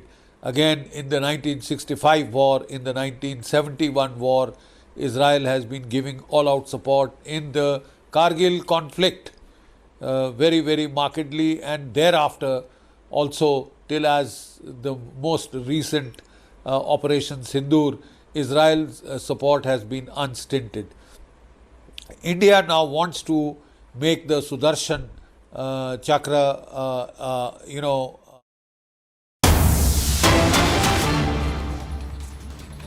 Getting you big updates coming in, viewers. Manish Sisodia has been acquitted in the Delhi liquor scam. Big updates coming here on Republic TV. And this is a huge update that we're getting for you here on Republic TV. The liquor scam, where we saw that a lot of Army party leaders were under the scanner. In the latest update that we're getting for our viewers, we see that Manish Sisodia has been acquitted in the Delhi liquor scam. The Delhi liquor scam. This case was being pursued by multiple agencies, the ED specifically, and now we see that Manish Sisodia has been acquitted in the liquor excise policy scam. A lot of legal twists and turns have been seen in this liquor excise policy case. The Delhi liquor policy was introduced in November 2021 and rolled back in September 2022 after allegations of corruption. We have seen many Aam Aadmi Party leaders under the scanner, including the Delhi CM, the former Delhi CM Arvind Kejriwal, former Deputy CM Manish Sisodia, and other leaders were named in the liquor scam. So big updates coming in. Court finds no merit in charges against Sisodia. This is the latest update we're getting for our viewers. The Manish Sisodia acquitted in the Delhi liquor scam. Court finds no merit in charges against Manish Sisodia. Court says criminal conspiracy is not proven. That is why Sisodia has now been acquitted. Big updates coming here on Republic TV. Manish Sisodia has now been acquitted. Court finds no merit in charges against Manish Sisodia. Huge updates coming in, viewers, on Republic TV. So this case was being pursued earlier by the ED and the CBI, who had earlier registered this case back in August 2022 for alleged corruption in the formulation of the Delhi excise policy. The ED had initiated a parallel investigation in this case under the PMLA. Especially in the year 2022, we saw multiple summons being sent to multiple Aam Aadmi Party leaders. But the latest update coming in is that Manish Sisodia has now been acquitted in the liquor scam case. Huge updates coming here, viewers. The court says criminal conspiracy not proven. Sisodia has been acquitted. So big news which we are seeing here on Republic TV. And according to the latest update that we're getting for our viewers, this is huge for Manish Sisodia, because we see that he has been acquitted in the Delhi liquor policy scam. The Delhi liquor policy scam, we have seen multiple pleas of the former CM Kejriwal and the former Deputy CM Sisodia in the liquor scam case. The latest coming in, Sisodia is in court and he has just now been acquitted. Manish Sisodia receives a major relief from the Rouse Avenue Court. The court acquitted Manish Sisodia in the excise policy case. Big updates coming in, viewers, on Republic TV. And okay, we have Sarthak on the phone line with us. Yes, Sarthak, go ahead. This is huge because, you know, we have seen legal twists and turns for the Aam Aadmi Party leaders in the liquor scam. But now the court finds no merit in charges against Sisodia. This was an investigation which was already, the parallel investigations by CBI, by the ED. Yes, go ahead. What's the latest coming in? Well, this happens to be a major development in the Manish Sisodia excise policy case, where the information that we're receiving that he has been acquitted by the Rouse Avenue Court. Kuldeep, this is a huge development because Manish Sisodia was under trial for a very long time. He was arrested by the Delhi police and he was taken into custody.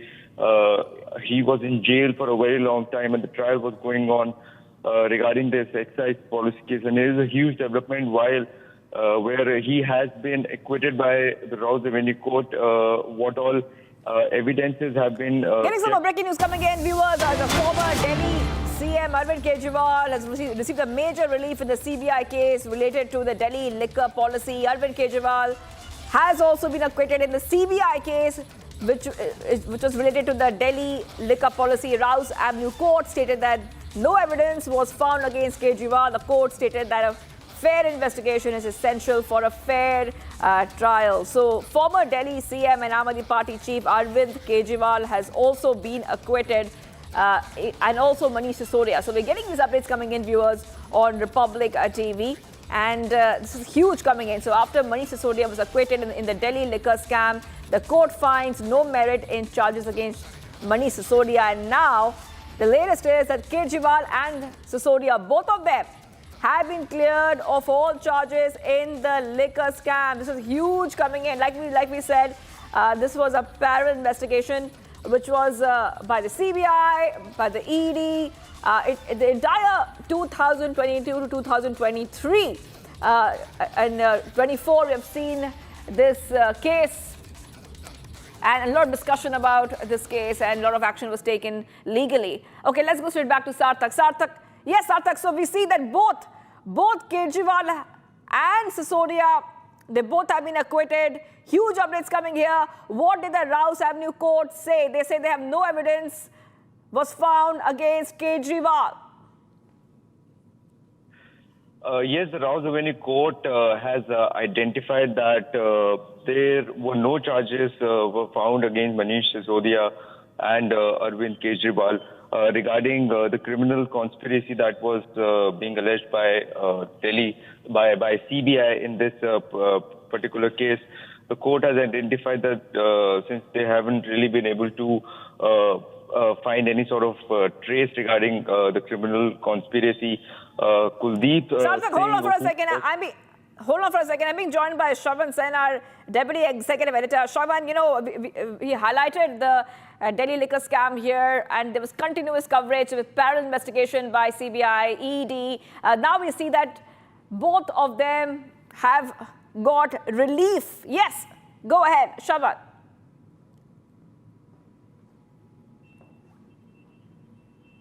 Yes, go ahead, Shravan. Kejriwal and Sisodia cleared of all charges in the liquor scam. Big updates coming in here on Republic TV. Shravan, go ahead.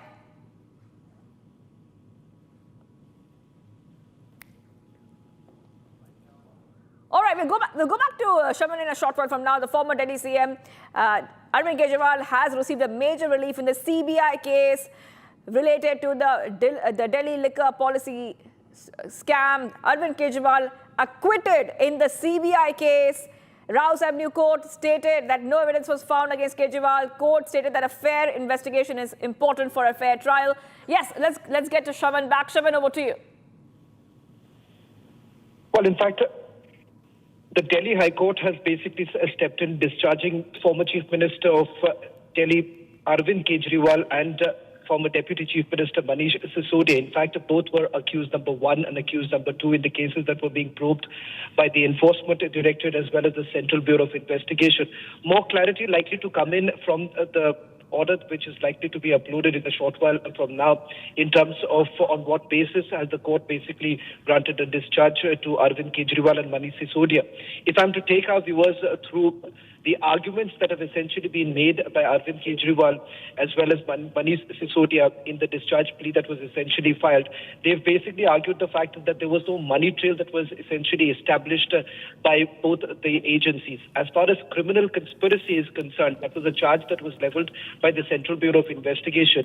The argument that was made by Arvind Kejriwal is that there was no evidence to suggest that there were decisions that were taken by the Chief Minister or, for that matter, the Deputy Chief Minister in bringing about changes in the liquor policy.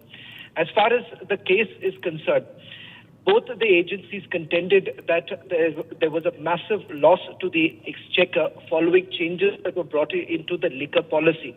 The liquor policy which enabled the government perhaps to increase their fundings.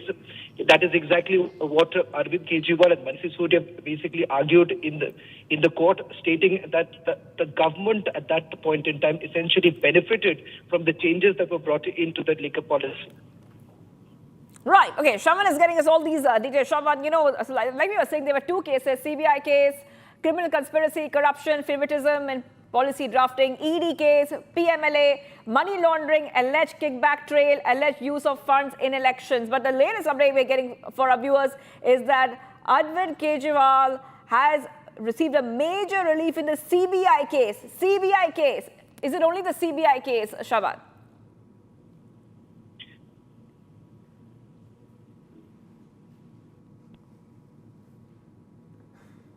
All right.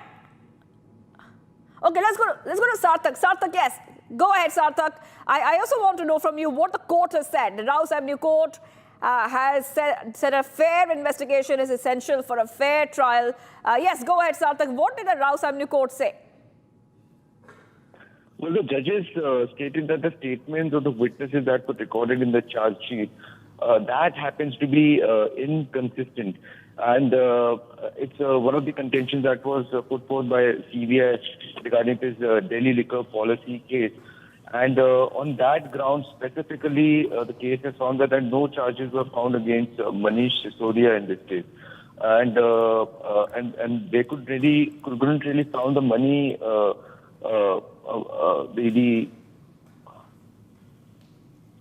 Yes, Sarthak, go ahead. Okay, we're getting some big breaking updates coming in. You know, Adani Party has been defending itself when this scam first hit. They have been saying that there's no money trail has been proven, and these are all these updates we have been getting for our viewers. Now, the big story coming in right now is that Sisodia has been acquitted in the Delhi liquor scam. Court finds no merit in charges against Sisodia.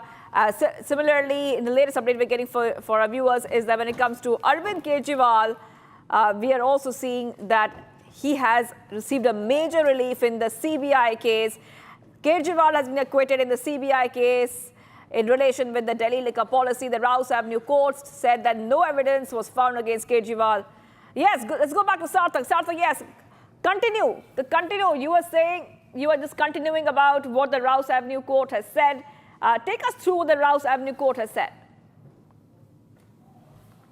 Yes, the court specifically pointed out that since the statement of the witnesses that were recorded in the charge sheet, that happens to be inconsistent, and because the arguments that were also put forth by the defense of Arvind Kejriwal and Manish Sisodia was that they couldn't really, CBI couldn't find the money trail.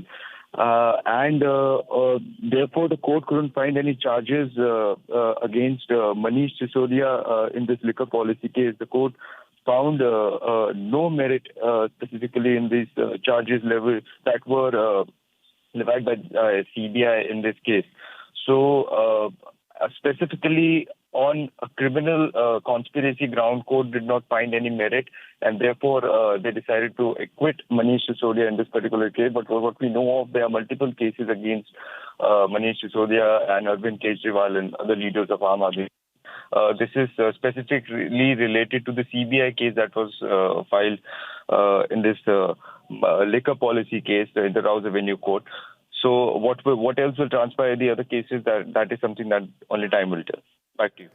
Sarthak, the court has come down heavily on CBI also, saying that there was no cogent material available to implicate these individuals. I would also like to ask you, who are these prominent people in the 23 accused that have now been discharged by the court?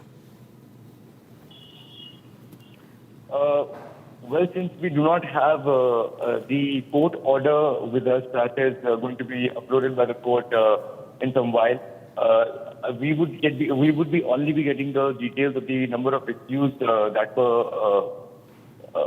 were taken on record by CBI in this particular case. And once that is confirmed, we would be able to confirm how many in total people have been acquitted by CBI in this liquor policy scam. But Manish Sisodia happens to be a big name. He was in jail for a very long time, and the trial was going on since 2023. And him getting acquitted by Rouse Avenue is a big development because he happened to be one of the major accused in this particular case that was alleged by CBI. So what all names are there in the order and how many people have been acquitted by court in this particular case, we'll have to wait for that till the final order comes out. Absolutely, Sarthak, and multiple charge sheets were filed by CBI after this policy, Delhi excise policy, was withdrawn in 2022, and then CBI probe was launched. So it is also a big win for the Aam Aadmi Party. Yes, absolutely. This happens to be a very big win for Aam Aadmi Party because now they can whitewash their image and say that all the allegations that were tried on them by various agencies that happened to, although all the other cases are still pending before the court, and till the time we do not reach to a plausible conclusion regarding those cases, we cannot say anything as of now. But in this particular case, that can be taken up as a huge defense by Aam Aadmi Party leaders at this point. But another question that remains, Sarthak, is that Bharatiya Janata party जिस तरह से शराब घोटाला कर रही थी और हमारे ऊपर आरोप लगा रही थी, आज कोर्ट ने सारे आरोप खारिज कर दिए और जितने भी एक्यूज्ड थे सबको डिस्चार्ज कर दिया। हम हमेशा कहते थे सत्य की जीत होती है, हमें भारतीय न्याय प्रणाली पे भरोसा है। मुंह पे जा रहा है सर के माइक। मैं जज साहब का बहुत बहुत शुक्रिया अदा करता हूँ जिन्होंने हमारे साथ न्याय किया, सत्य की जीत हुई। मैं हमेशा कहता था कि भगवान हमारे साथ है।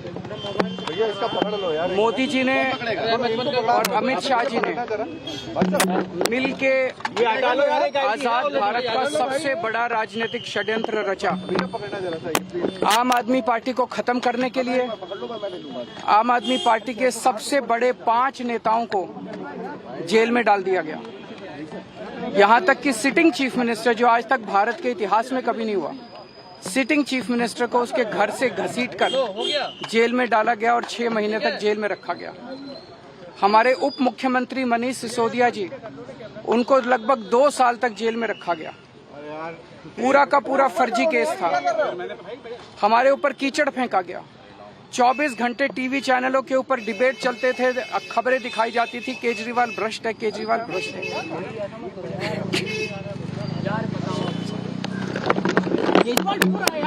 अरे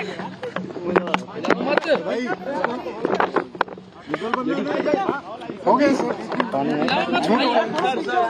संभालिए सर, अपने आप संभालिए, हिम्मत सर, हिलाओ मत भाई। ये केजरीवाल भ्रष्ट नहीं है। मैंने केवल अपनी जिंदगी में ईमानदारी कमाई है।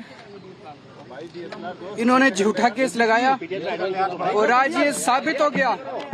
कोर्ट ने कहा है कि केजरीवाल कट्टर ईमानदार है, मनीष सिसोदिया कट्टर ईमानदार है, आम आदमी पार्टी कट्टर ईमानदार है।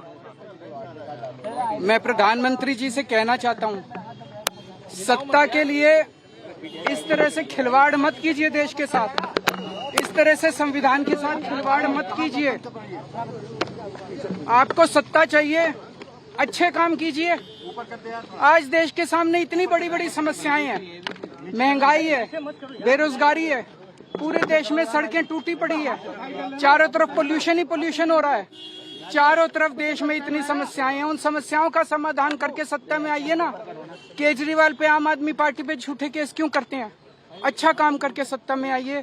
इस तरह के झूठे केस करना और 24 घंटे विरोधियों के, विपक्षियों के खिलाफ ऊट पटांग के केस करना, उनको जेल में डालना, ये एक प्रधानमंत्री को शोभा नहीं देता।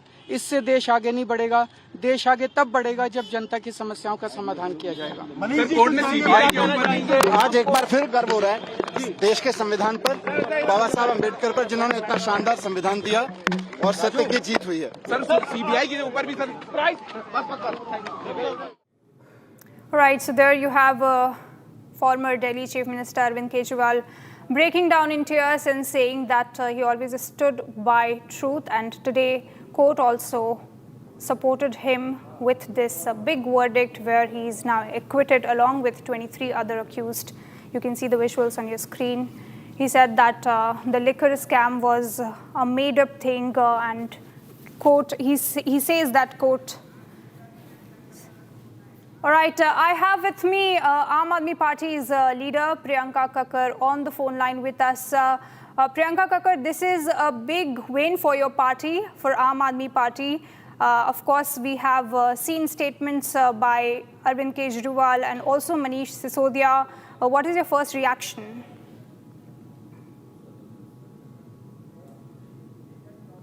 All right, we'll try to connect with her once again, but a big win by Aam Aadmi Party, where court has said that in the charge sheet there were several lacunas, and the charge sheet was not supported by any sort of witness or any sort of statement that corroborates to the charges that were levelled against Arvind Kejriwal, Manish Sisodia and other 23.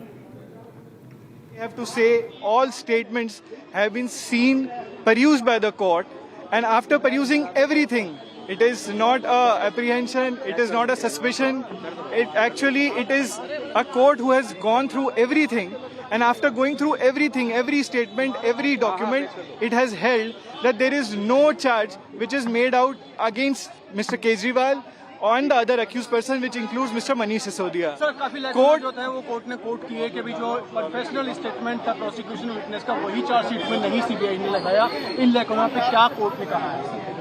I would not go to everything, but court ने एक remark किया है कि court during the proceedings in charge had asked for the confessional statement which was made in 3064. The investigating officer perhaps had stated that it is not with him. The court has noted that in the sealed cover it is very much there. It was a copy which was given to him, and that statement was never produced in the charge sheet. And in fact, there were various statements which are taken even after the confessional statement, which the court had said that you can't do it. Once there is a full disclosure made in the confessional statement, which is not produced in the charge sheet, how can you take other statements?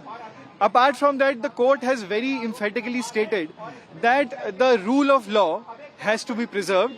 The machinery in criminal law is not to implicate somebody. All right, I have with me Priyanka Kakkar from Aam Aadmi Party. Priyanka Kakkar, what is your first reaction after this big verdict by Delhi court? My first reaction is that Modi ji should apologize to the nation for having lied about Arvind Kejriwal, manufactured a story sitting in the BJP offices, and the ED officers should be arrested immediately, and the karwai should be instigated against them, because this was all a षड्यंत्र जो भाजपा ने अपने दफ्तर में रचा किसी का नाम खराब करने के लिए, क्योंकि वो अरविंद केजरीवाल जी की नीतियों का मुकाबला नहीं कर सकते। अपने किसी भी राज्य में वो आज तक मुफ्त बिजली, मुफ्त पानी, फ्री शिक्षा, फ्री तीर्थ यात्रा, महिलाओं को बस यात्रा नहीं दे सकते। तो जहां मिल रही थी उसको रोकने के लिए और उस व्यक्ति को बदनाम करने के लिए पूरा षड्यंत्र रचा, जो आज पूरी तरह ढह गया है। बट ये इससे होने से पहले आप देखिए, कोर्ट ने बार बार कहा कि आपके संबंध लीगल थे, आपका अरेस्ट इलीगल था, सब कुछ कहा। एंड आई होप अब ऐसी ही एक्सटेंसिव मीडिया डिबेट्स होंगी, जो मीडिया ट्रायल अरविंद केजरीवाल को बदनाम करने के लिए हुआ। आई होप वैसी ही एक्सटेंसिव मीडिया डिबेट्स हो to show how Modi ji is a liar. All right, Priyanka Kakkar, of course, we have seen that before elections he was arrested, right before elections, and of course this dealt a huge blow to Aam Aadmi Party's anti-corruption image that it carried from the start. So a big win. Can you let us know who all are the prominent personalities in the list of 23 accused that have now been discharged? Arvind Kejriwal ji, Manish Sisodia ji, Satyendra Jain ji, all are top leaders. Anybody who the BJP trying to malign the image, all of they have been acquitted to the best of my knowledge. I am still awaiting to read the detailed order, and I can speak about it more at length subsequently. Absolutely. Thank you so much, Priyanka Kakkar, for joining and speaking with Republic. All right. I have with me Somnath Bharti. All right, I have with me Somnath Bharti from Aam Aadmi Party. Somnath Bharti, this is a big win by Aam Aadmi Party. Of course, we have seen multiple charge sheet after charge sheet leveled against Arvind Kejriwal, and now the first reaction, he's breaking down in front of media in tears. What are your first thoughts? See, ultimately the Constitution came to the rescue of the democracy. And today it's the victory of the Constitution of Baba Sahib Ambedkar. And the way BJP today stands exposed, threadbare, it speaks volume of to what extent they can go to gain power. The way Kejriwal ji, a sitting chief minister, was jailed, the way Sisodia ji, a sitting deputy CM, was jailed, the way our ministers were jailed, the way they conspired against a popular government of Delhi, and the way they got hold of power in Delhi and deprived people of Delhi of their, constitutional rights of getting good governance. Today, BJP stands thoroughly exposed. Mr. Modi should himself personally ask for forgiveness of the nation. He stands exposed thoroughly. Somnath Bharti, we are also seeing statements.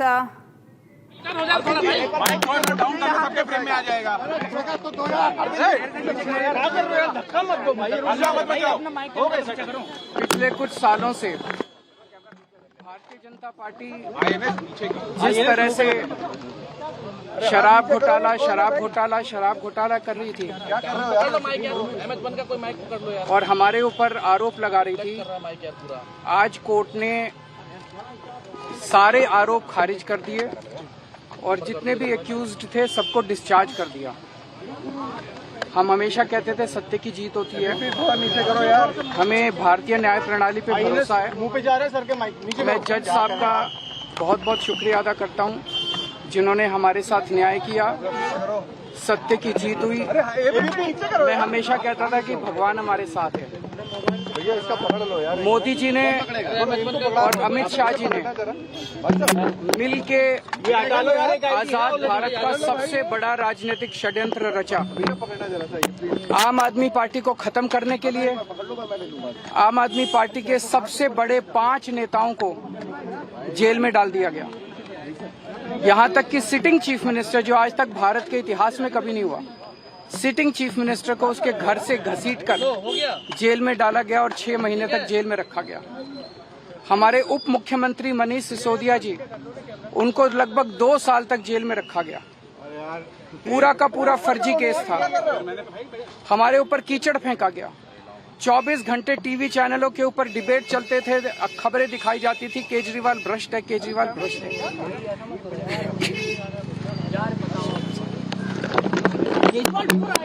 अरे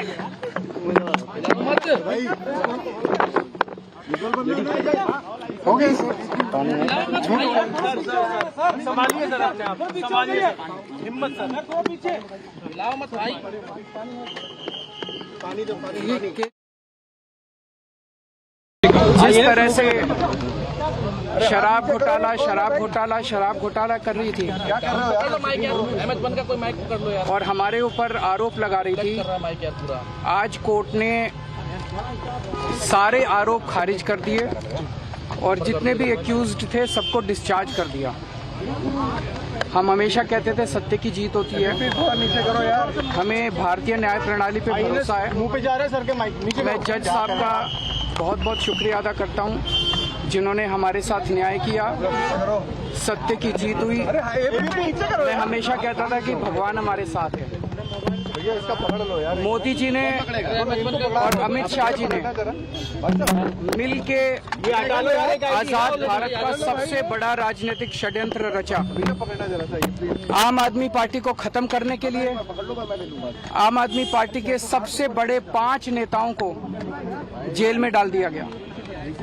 यहाँ तक कि sitting chief minister, जो आज तक भारत के इतिहास में कभी नहीं हुआ, सिटिंग चीफ मिनिस्टर को उसके घर से घसीटकर जेल में डाला गया और 6 महीने तक जेल में रखा गया। हमारे उप मुख्यमंत्री मनीष सिसोदिया जी, उनको लगभग 2 साल तक जेल में रखा गया।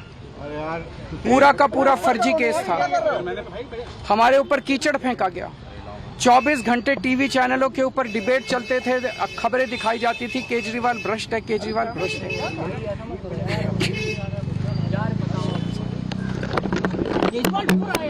अरे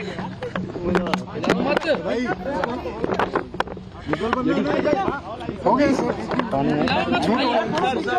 संभालिए सर, अपने आप संभालिए, हिम्मत सर, पीछे लाओ मत भाई, पानी दो, पानी। केजरीवाल भ्रष्ट नहीं है। मैंने केवल अपनी जिंदगी में ईमानदारी कमाई है। इन्होंने झूठा केस लगाया और आज ये साबित हो गया। कोर्ट ने कहा है कि केजरीवाल कट्टर ईमानदार है, मनीष सिसोदिया कट्टर ईमानदार है, आम आदमी पार्टी कट्टर ईमानदार है। मैं प्रधानमंत्री जी से कहना चाहता हूं, सत्ता के लिए इस तरह से खिलवाड़ मत कीजिए देश के साथ, इस तरह से संविधान के साथ खिलवाड़ मत कीजिए। आपको सत्ता चाहिए, अच्छे काम कीजिए। आज देश के सामने इतनी बड़ी बड़ी समस्याएं हैं, महंगाई है, बेरोजगारी है, पूरे देश में सड़कें टूटी पड़ी है, चारों तरफ पोल्यूशन ही पोल्यूशन हो रहा है, चारों तरफ देश में इतनी समस्याएं हैं। उन समस्याओं का समाधान करके सत्ता में आइए ना। केजरीवाल पे, आम आदमी पार्टी पे झूठे केस क्यों करते हैं?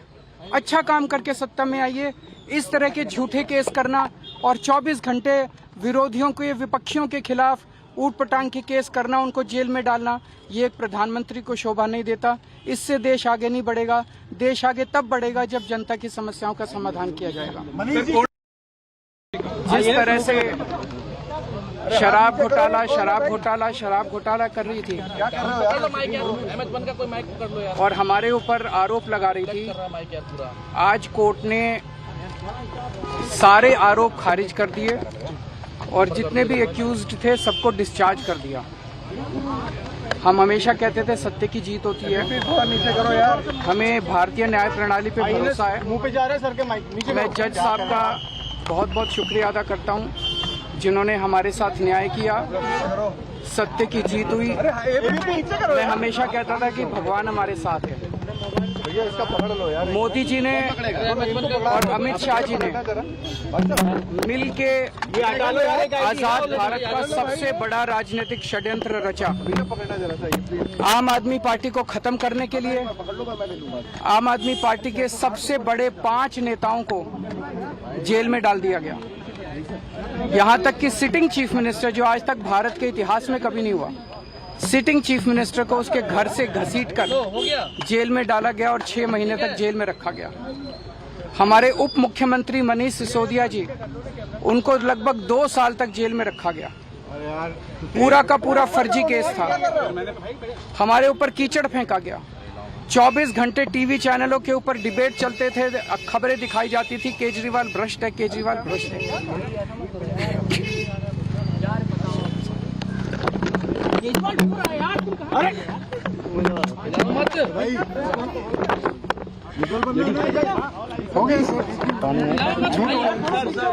संभालिए सर, अपने आप संभालिए, हिम्मत सर, हिलाओ मत भाई। ये केजरीवाल भ्रष्ट नहीं है। मैंने केवल अपनी जिंदगी में ईमानदारी कमाई है। इन्होंने झूठा केस लगाया और आज ये साबित हो गया। कोर्ट ने कहा है कि केजरीवाल कट्टर ईमानदार है, मनीष सिसोदिया कट्टर ईमानदार है, आम आदमी पार्टी कट्टर ईमानदार है। मैं प्रधानमंत्री जी से कहना चाहता हूं, सत्ता के लिए इस तरह से खिलवाड़ मत कीजिए देश के साथ, इस तरह से संविधान के साथ खिलवाड़ मत कीजिए। आपको सत्ता चाहिए, अच्छे काम कीजिए। आज देश के सामने इतनी बड़ी बड़ी समस्याएं हैं, महंगाई है, बेरोजगारी है, पूरे देश में सड़कें टूटी पड़ी है, चारों तरफ पोल्यूशन ही पोल्यूशन हो रहा है, चारों तरफ देश में इतनी समस्याएं हैं। उन समस्याओं का समाधान करके सत्ता में आइए ना। केजरीवाल पे, आम आदमी पार्टी पे झूठे केस क्यों करते हैं? अच्छा काम करके सत्ता में आइए। इस तरह के झूठे केस करना और 24 घंटे विरोधियों के, विपक्षियों के खिलाफ ऊट पटांग के केस करना, उनको जेल में डालना, ये एक प्रधानमंत्री को शोभा नहीं देता। इससे देश आगे नहीं बढ़ेगा। देश आगे तब बढ़ेगा जब जनता की समस्याओं का समाधान किया जाएगा। All right, so today is a very big day for the Aam Aadmi Party. This is Arvind Kejriwal who breaks down and he clearly says, I have been an imandar person my entire life and fake charges were levied against me, and it's a very big victory for the Aam Aadmi Party, a very sigh of relief for not just Arvind Kejriwal but also for Manish Sisodia and also all the 23 accused who were named, whose name was surfaced in this entire case, the liquor gate, the liquor scam, Delhi liquor scam. Now I have my 2 correspondents joining me live. I have Sarthak with me and also Shambhavi joining me for more details. Sarthak, coming first to you, what exactly has the court said in this case? And this comes as a very big victory for the Aam Aadmi Party. Your details. The Rouse Avenue Court today in Delhi has today acquitted former Delhi Deputy Chief Minister Manish Sisodia in this alleged Delhi excise policy case, giving him major relief. It's a major relief because he was in jail for a very long time, and it happens to be a big win for the Aam Aadmi Party. The Rouse Avenue Court has acquitted Manish Sisodia specifically in the CBI case related to the Delhi liquor and excise policy case. The court held that there was no criminal conspiracy that was proved by CBI in this case. The court also observed that the prosecution failed to establish charges against Manish Sisodia. The court found that there were no merits in the allegations that were leveled by CBI in this case. Apart from that, the witnesses that were, the statement of the witnesses that were recorded in the charge sheet were also described as inconsistent and unreliable. Another accused in this case, who goes by the name Kuldeep Singh, has also been acquitted by the case. The court observed that the prosecution could not prove a criminal. Sarthak, you stay with us. Shambhavi is also live with us. Shambhavi, the court has also pulled up the CBI for its conduct on relying on approver statements. More details on the story. Shambhavi, over to you. See, we know that the court has said that the CBI failed to provide sufficient and credible evidence to support their charges, to support that the new excise policy, now scrapped amid controversy, the new liquor excise policy was made to benefit some businessmen. Now, just for a quick review for our viewers to understand what was the liquor policy for. So earlier, there was this old sale policy where most of these liquor shops were owned by government corporations, Delhi government corporations, but under the new liquor excise policies, these liquor shops would then be given to the new private players. So the entire Delhi was divided into 32 zones. Those zones would have their own liquor vendors, and those vendors, so there were sale going on, there were heavy discounts given to private players. So their idea behind this new excise sale policy was that it would control the corruption, it would stop the black market, and it was also include revenue. This was their idea, but after the complaint filed by an individual, there were claims made that this new policy was made to benefit certain lobbies, to certain South lobby, also to benefit certain businessmen, which was again scrapped.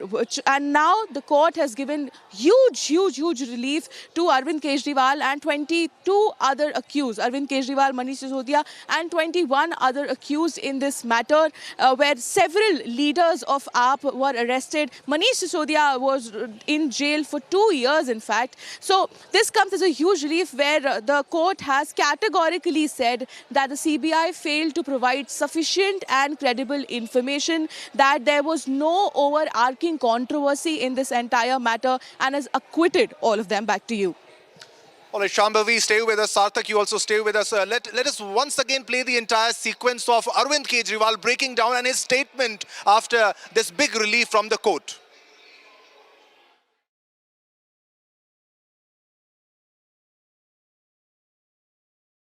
जिस तरह से शराब घोटाला कर रही थी और हमारे ऊपर आरोप लगा रही थी, आज कोर्ट ने सारे आरोप खारिज कर दिए और जितने भी एक्यूज्ड थे सबको डिस्चार्ज कर दिया। हम हमेशा कहते थे सत्य की जीत होती है, हमें भारतीय न्याय प्रणाली पे भरोसा है। मैं जज साहब का बहुत बहुत शुक्रिया अदा करता हूं, जिन्होंने हमारे साथ न्याय किया, सत्य की जीत हुई। मैं हमेशा कहता था कि भगवान हमारे साथ है। मोदी जी ने और अमित शाह जी ने मिल के आजाद भारत का सबसे बड़ा राजनीतिक षड्यंत्र रचा। आम आदमी पार्टी को खत्म करने के लिए आम आदमी पार्टी के सबसे बड़े 5 नेताओं को जेल में डाल दिया गया। यहाँ तक कि सिटिंग चीफ मिनिस्टर, जो आज तक भारत के इतिहास में कभी नहीं हुआ, सिटिंग चीफ मिनिस्टर को उसके घर से घसीटकर जेल में डाला गया और 6 महीने तक जेल में रखा गया। हमारे उप मुख्यमंत्री मनीष सिसोदिया जी, उनको लगभग 2 साल तक जेल में रखा गया। पूरा का पूरा फर्जी केस था। हमारे ऊपर कीचड़ फेंका गया। 24 घंटे टीवी चैनलों के ऊपर डिबेट चलते थे, खबरें दिखाई जाती थी, केजरीवाल भ्रष्ट है, केजरीवाल भ्रष्ट है।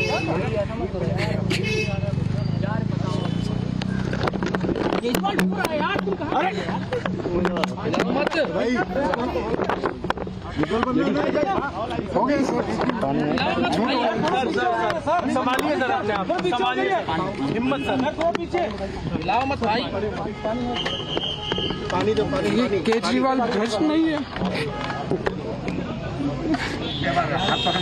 मैंने केवल अपनी जिंदगी में ईमानदारी कमाई है। इन्होंने झूठा केस लगाया और आज ये साबित हो गया।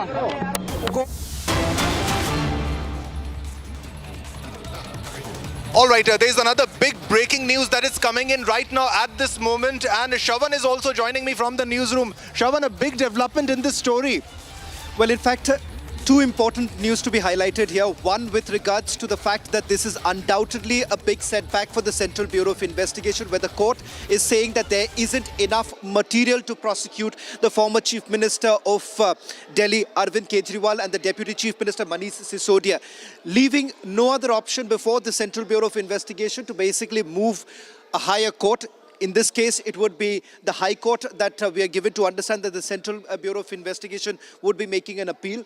Now, also remember, because of the FIR, because of the charge sheet that was filed by the Central Bureau of Investigation, the Enforcement Directorate also had its predicate offence based on that particular FIR, which means that this case falls flat.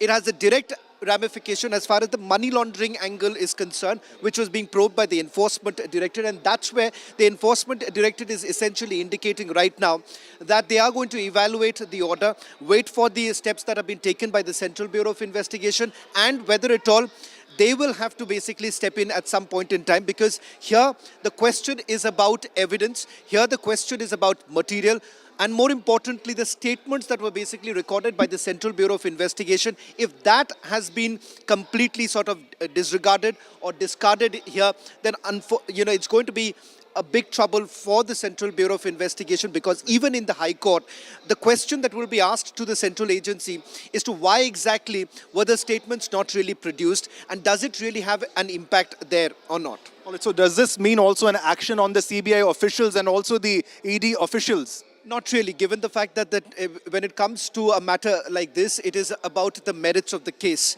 And if at all the court basically does not find merit in the case, which is exactly what has happened here, it is more to do with the Central Bureau of Investigation as a team, and perhaps go to the higher court and essentially explain the fact that what have they relied upon. Number one, they've relied upon the fact that there are statements that have been recorded. Whose statements are these?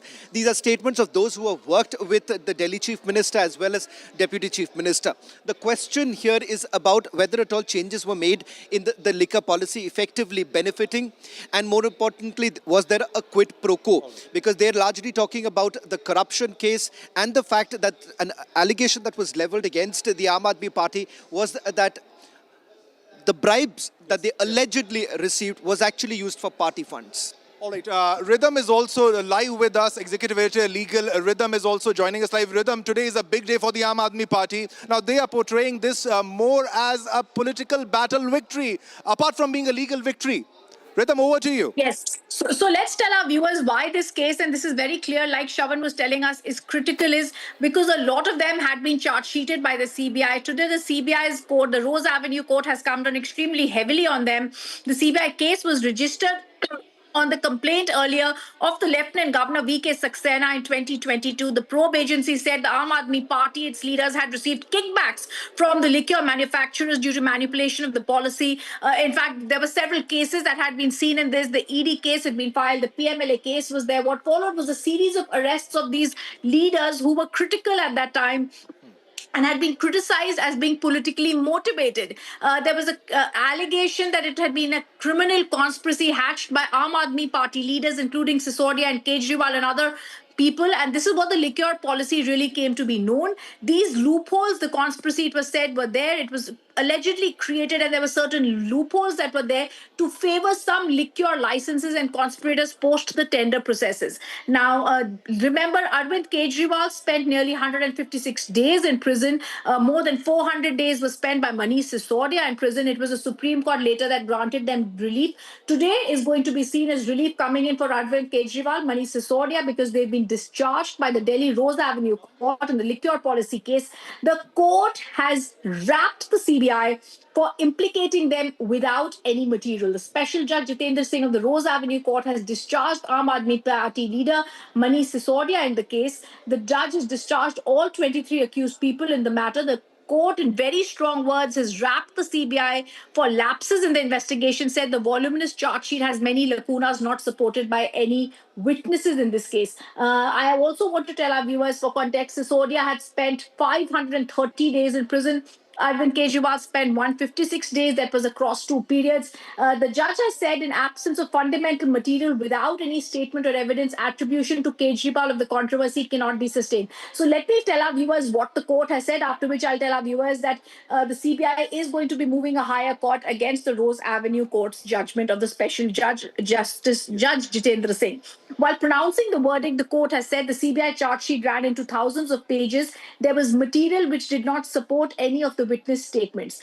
The judge has therefore said there was misleading averments in the charge sheet. The special judge Jitendra Singh of the Rose Avenue Court has discharged Aam Aadmi Party leader Manish Sisodia in the case. The judge has discharged all 23 accused in this matter. The court has therefore used very strong words. He has rapped the CBI for lapses in the investigation. There was a voluminous charge sheet filed. The court said it was surprised why the first primary accused was even implicated. On Manish Sisodia, the court has said he was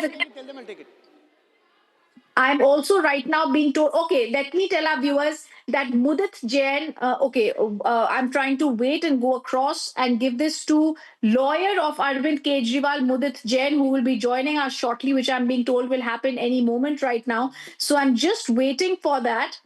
And let me just get a sense about what's really happening on that. But let's also tell you the court has ordered an inquiry against the CBI. And the court has right now also said on Sisodia, who was accused of being the person responsible for formulating the implementation of the liquor policy, the court said there was no evidence showing his involvement and neither was there any recovery. On Arvind Kejriwal, the judge concluded he was implicated without any cogent material, a position which is inconsistent, they said, with the rule of law when it concerns a person who holds a constitutional post. The judge said, in the absence of any fundamental material, without any statement, the attribution to Kejriwal of this alleged conspiracy cannot be sustained. The court has therefore ordered a departmental inquiry against the CBI IO, that is the investigating officer. Like I said, there was senior advocate Rebecca John, who appeared in this case with Vivek Jain for Manish Sisodia. For Arvind Kejriwal, advocate Mudit Jain, who's going to be joining us shortly. Senior advocate N. Hariharan had also appeared for Arvind Kejriwal. And we all remember the excise policy and how it had been framed in Delhi. There was a big controversy about how there had been a big loophole in this entire controversy. What had happened had also been seen. So today is going to be seen as the Delhi court refusing to take cognizance of the CBI charge sheet in the excise scam. This is going to be seen as a big setback for them. The ED has, they said, also the CBI's case in this case will really have to be seen, because the news coming from the Rose Avenue court is that it has for now discharged Arvind Kejriwal and Manish Sisodia in this case. Yeah, Rhythm, sorry to interrupt you there, Rhythm. For a second, I have Anurag Dhanda of the Aam Aadmi Party joining us on the phone line. So I'd like to go across to him right now on this big breaking news story. It's a big setback, and look at the words used by the court to pull up the CBI. It is a huge, huge setback to the CBI. Anurag Dhanda, how is your party looking at this victory today? सच की जीत हुई है, और हम लगातार ये कह रहे थे कि एक ईमानदार पार्टी और ईमानदार लीडरशिप जिसको भारतीय जनता पार्टी हरा नहीं पाई, जिसको भारतीय जनता पार्टी काम की राजनीति में पीछे नहीं छोड़ पाई, उनके खिलाफ साजिश की गई। और आज ये पूरी तरह से साबित हो गया कि पूरा केस फर्जी था, एक षड्यंत्र रचा गया था भारतीय जनता पार्टी के राजनीतिक दफ्तर में, और ईडी और सीबीआई का इस्तेमाल करके उस षड्यंत्र को जमीन पर उतारा गया था। आज वो पूरी तरह से एक्सपोज हो गया है। भारतीय जनता पार्टी ने अपनी चुनावी लालसा में न सिर्फ एक झूठा केस और षड्यंत्र किया, बल्कि ईडी और सीबीआई की क्रेडिबिलिटी को भी पूरी तरह से दांव पर लगा दिया, और आज ये पूरा केस और पूरी भारतीय जनता पार्टी की साजिश एक्सपोज हो गई है। ये जो है, ये बहुत बड़ा फैसला है, because Anurag, if everyone has been acquitted, we are hearing that the CBI is saying this is going to have an implication on the ED sources rather are saying that it's going to have an implication on their case as well. So this is one of the perhaps the biggest legal setbacks. देखिए, हम तो लगातार यही कह रहे थे, आम आदमी पार्टी ने लगातार ये कहा कि ये कोई केस ही नहीं है, ये एक फर्जी केस भारतीय जनता पार्टी के दफ्तर में बनाया गया, और उसी पे ईडी सीबीआई ने अपनी आगे कार्रवाई शुरू कर दी, लोगों को गिरफ्तार करके जेलों में डाला। अगर कहीं कोई रत्ती मात्र भी कोई सबूत होता तो किसी के खिलाफ तो केस टिकता। यहाँ तो पूरा का पूरा केस ही खारिज हो गया है, सारे लोग उसमें बरी हो गए। तो ये साफ तौर पे बताता है कि ये एक पॉलिटिकल साजिश थी। आम आदमी पार्टी कट्टर ईमानदार पार्टी, अरविंद केजरीवाल कट्टर ईमानदार नेता है, मनीष सिसोदिया कट्टर ईमानदार नेता है। आज कोर्ट के जो मामला कोर्ट के अंदर तय हुआ है उसमें तो कम से कम यही साबित होता है पूरे देश के लिए, पूरी दुनिया के लिए एक मैसेज है कि एक कट्टर ईमानदार नेता को किस तरह से बीजेपी ने फंसाने की कोशिश की। अभी what is next for the Aam Aadmi Party? The verdict is here. What is next? देखिए, आम आदमी पार्टी ने तो अरविंद केजरीवाल जी ने शुरू से ये कहा कि हमें कोर्ट पर और भगवान पर पूरा भरोसा है और ये षड्यंत्रकारी कितने भी मजबूत क्यों ना हो, भगवान से ज्यादा ताकतवर तो नहीं हो सकते। तो हम ये पूरा मैसेज आज आप लोगों के जरिए पूरे देश तक पहुंच रहा है, पूरी दुनिया तक पहुंच रहा है कि भारतीय जनता पार्टी आम आदमी पार्टी से डरती है और इसलिए इस तरह के राजनीतिक षड्यंत्र किए। हम इन चीजों से डरने वाले नहीं हैं। हम लगातार लोगों के बीच में जाएंगे और भारतीय जनता पार्टी के षड्यंत्र को भी एक्सपोज करेंगे और लोगों के बीच में कट्टर ईमानदार राजनीति जो पहले करते रहे उसको आगे भी करते रहेंगे। Anurag Danda, one last question. You know, perhaps many people will say that the result of the Delhi so-called liquor scam, the liquor scam played out in the elections, and it's been a setback for your party. Now, the ED says, or the CBI says, they're going to move the Delhi High Court. Are you confident that this will sustain as the agencies now challenge it? मुझे तो लगता है कि अब ED और CBI की credibility क्या रह गई है पूरे देश के अंदर, उसको देखना होगा, क्योंकि सबूतों के ऊपर एक जो फैक्ट्स हैं, बिल्कुल छोटे छोटे फैक्ट्स हैं, उनके ऊपर जो लोअर कोर्ट है, जो बेसिक कोर्ट है जहां पर केस फाइल किया जाता है, वहां पर सुनवाई होती है और larger legal arguments higher courts के अंदर होते हैं। तो अगर आपका केस ही नहीं टिक रहा है, अगर आपके पास उतने सबूत भी नहीं है कि जिसके बिहाफ पे आप आरोप तय कर सकें, तो आप आसानी से अंदाजा लगा सकते हैं आगे क्या होने वाला है। हाई कोर्ट और सुप्रीम कोर्ट में तो इनको और ज्यादा पहले ही लताड़ पड़ चुकी है। मनीष सिसोदिया जी के केस में आपको याद होगा किस तरह से हाई कोर्ट और सुप्रीम कोर्ट ने दोनों एजेंसियों को ये कहा था कि आप मैलिफाइड इंटेंशन से काम कर रहे हैं, आप बायस तरीके से काम कर रहे हैं। तो जाने दीजिए, एक बार फिर जाएंगे तो वहां से भी इसी तरीके की लताड़ इनको सुनने को मिलेगी, क्योंकि ये पूरा केस फर्जी है। कहीं कोई रत्ती मात्र भी अगर कोई फैक्ट होता तो आज वो कोर्ट के अंदर दिखता, लेकिन पूरा केस जिस तरीके से धराशायी हुआ है, सारे लोगों को जिस तरीके से बरी किया गया है, वो इस बात पर मोहर है कि आम आदमी पार्टी और आम आदमी पार्टी के नेता कट्टर ईमानदार है।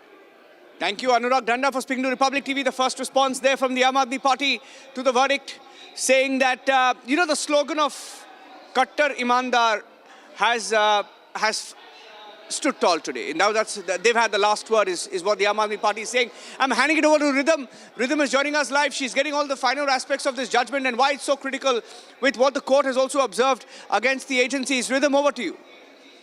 Okay, I'm just waiting also, Niranjan. We're getting Arvind Kejriwal's lawyer, Mudit Jain, who's already present there. We just need to he's already joined our call. Someone needs to just ensure that he's on with us. So if you can just help with that. We're also getting those shots, jubilant ones of Arvind Kejriwal and Manish Sisodia there getting emotional. Arvind Kejriwal, 156 days in prison in separate periods. Manish Sisodia, nearly 1.5 years in prison, more than 530 days he spent in prison. And this was a case in which now the court has said there's hardly been any evidence against them. Court has also asked for departmental inquiry against the CBI team, that is the CBI IO in this case, which actually looked into the matter. But I think for us, the most important words that are coming in is the court has gone into great details about why there is actually no evidence against Sisodia, who had been accused of being the person responsible for formulating the liquor policy. The court said there is no evidence showing his involvement, and neither was there any recovery. That is important to understand and to point out here. So that's the first thing that we point out. On Sisodia, who spent 536 days in prison, this is what the court said. And on Manish Sisodia, the court has said regarding Kejriwal, the judge has concluded that he was implicated without material opposition, which is inconsistent with the rule of law when it concerns a person who holds a constitutional post. The judge said there was absence of fundamental material without any statement or evidence. The attribution of Kejriwal in this conspiracy cannot be sustained. On both these charges, therefore, the court has discharged both these accused. I'm also going to try now and go across to all right, we've also got Arvind Kejriwal's lawyer, Mudit Jain, who's now joining us on the story live. Mudit, I want to ask you first, the Rose Avenue court heard arguments by you, and they have now come to this clear understanding that the judge has concluded that there is no any ground or cogent material against Arvind Kejriwal. What is it that the court today said, and what was the arguments that were placed to ensure that the clean chit was given to Arvind Kejriwal here, Mudit? Hi, first of all. The argument that he had placed were that the policy had been formulated by the entire process being followed, several agencies, several departments being involved in the same, and high dignitaries being involved in the same. The court has accepted that argument. The court has also accepted the argument that the main allegation leveled by the CBI, that the first draft that they alleged was prepared for 5%, and that it was increased from 5% to 12%. There was no material whatsoever on record to indicate that. And therefore, the court came to the conclusion that the entire case has been framed on the basis of tainted evidence, approver evidence, inadmissible evidence, hearsay evidence, and that there was not even prima facie case to frame charge. Yes. So I need to understand, therefore, what is it that the CBI told the court today? Why is the court slammed the CBI, Mudit? The court has today said that there's going to be an inquiry against the CBI IO. The reason for the same is that the court pointed out, read several portions of the judgment. We have not got the copy of the judgment now. That several arguments which were stated by the CBI in the charge sheet, they were not there in any evidence. They had framed accused persons without any evidence. They had not brought on record several evidences. The averments made were contrary to evidences.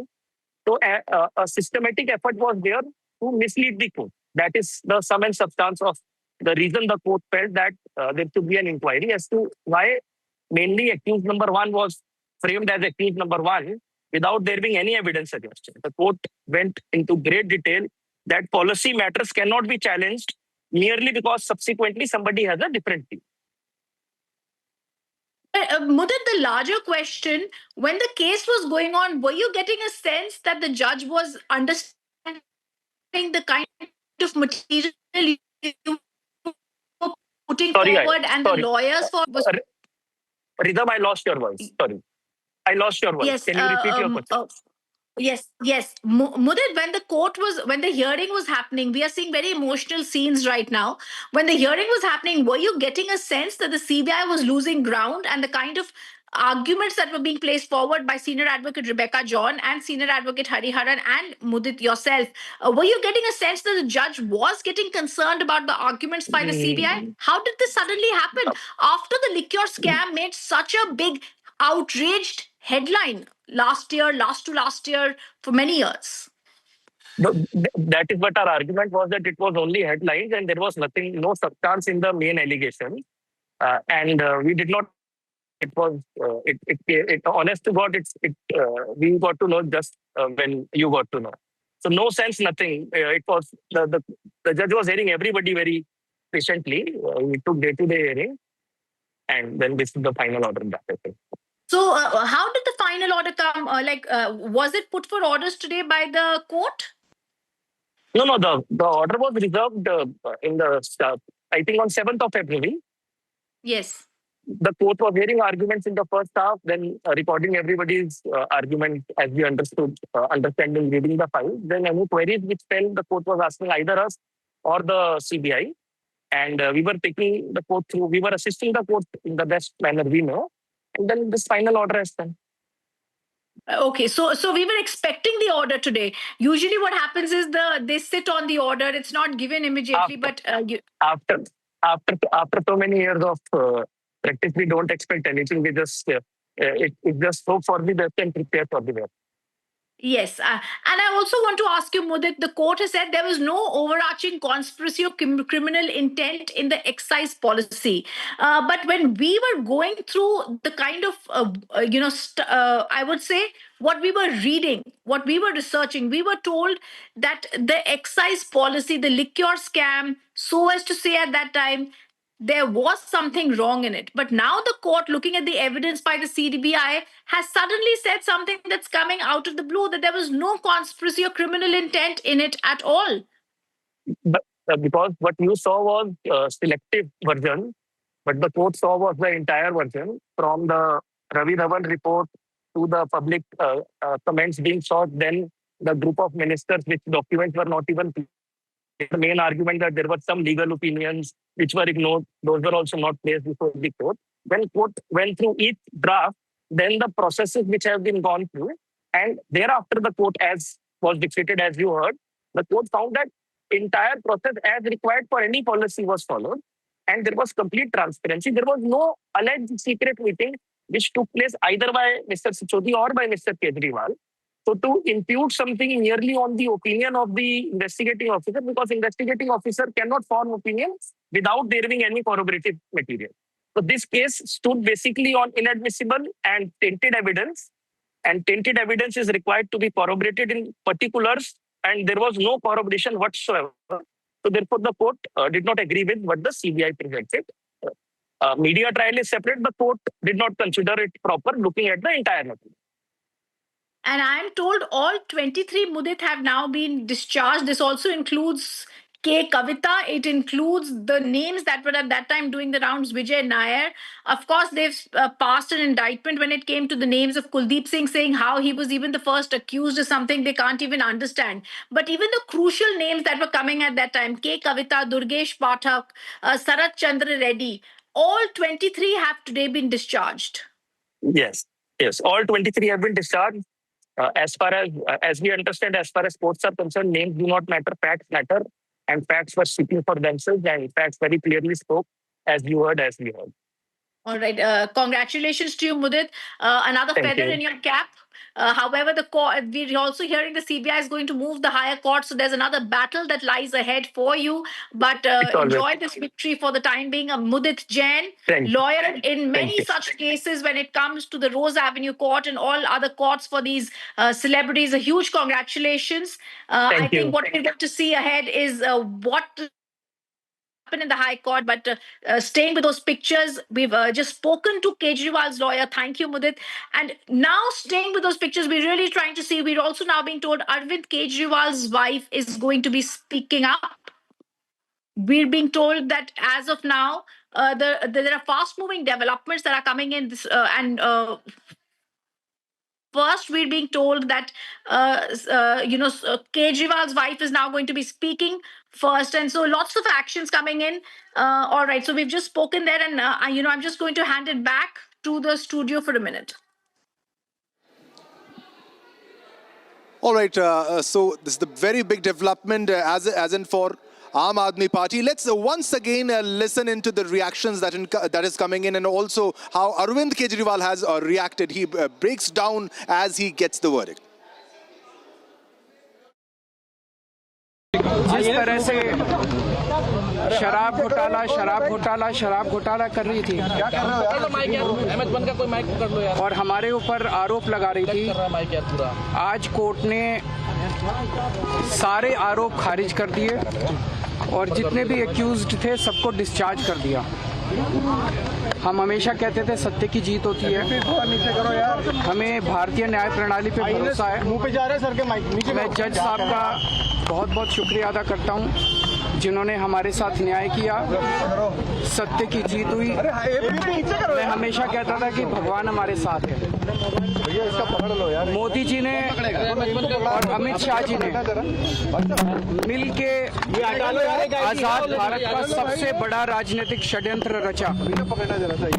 आम आदमी party को खत्म करने के लिए आम आदमी party के सबसे बड़े 5 नेताओं को जेल में डाल दिया गया। यहाँ तक कि सिटिंग चीफ मिनिस्टर, जो आज तक भारत के इतिहास में कभी नहीं हुआ, सिटिंग चीफ मिनिस्टर को उसके घर से घसीटकर जेल में डाला गया और 6 महीने तक जेल में रखा गया। हमारे उप मुख्यमंत्री मनीष सिसोदिया जी, उनको लगभग 2 साल तक जेल में रखा गया। पूरा का पूरा फर्जी केस था। हमारे ऊपर कीचड़ फेंका गया। 24 घंटे टीवी चैनलों के ऊपर डिबेट चलते थे, खबरें दिखाई जाती थी केजरीवाल भ्रष्ट है, केजरीवाल भ्रष्ट है।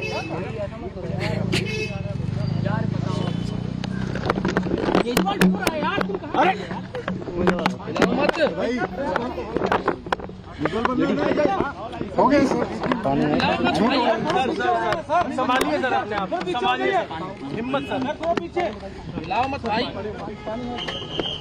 ये केजरीवाल भ्रष्ट नहीं है। मैंने केवल अपनी जिंदगी में ईमानदारी कमाई है। इन्होंने झूठा केस लगाया और आज ये साबित हो गया।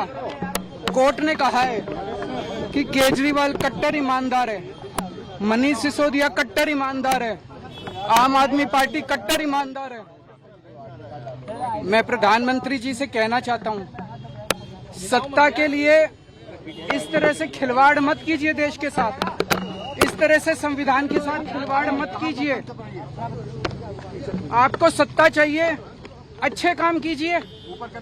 आज देश के सामने इतनी बड़ी बड़ी समस्याएं हैं, महंगाई है, बेरोजगारी है, पूरे देश में सड़कें टूटी पड़ी है, चारों तरफ पोल्यूशन ही पोल्यूशन हो रहा है, चारों तरफ देश में इतनी समस्याएं हैं। उन समस्याओं का समाधान करके सत्ता में आइए ना। केजरीवाल पे, आम आदमी पार्टी पे झूठे केस क्यों करते हैं? अच्छा काम करके सत्ता में आइए। इस तरह के झूठे केस करना और 24 घंटे विरोधियों के, विपक्षियों के खिलाफ ऊट पटांग के केस करना, उनको जेल में डालना, ये एक प्रधानमंत्री को शोभा नहीं देता। इससे देश आगे नहीं बढ़ेगा। देश आगे तब बढ़ेगा जब जनता की समस्याओं का समाधान किया जाएगा। In a short break, viewers, Delhi court has closed a CBI case against all 23 accused, including Arvind Kejriwal and Manish Sisodia. Stay tuned. Kejriwal has been acquitted.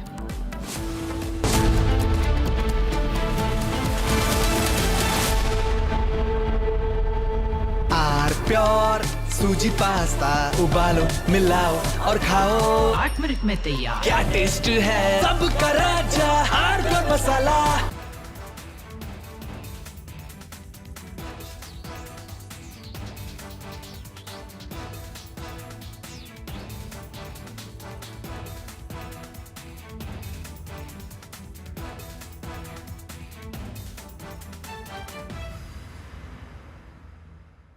Secret recipe MDH का जीरा सिप जल जीरा मसाला।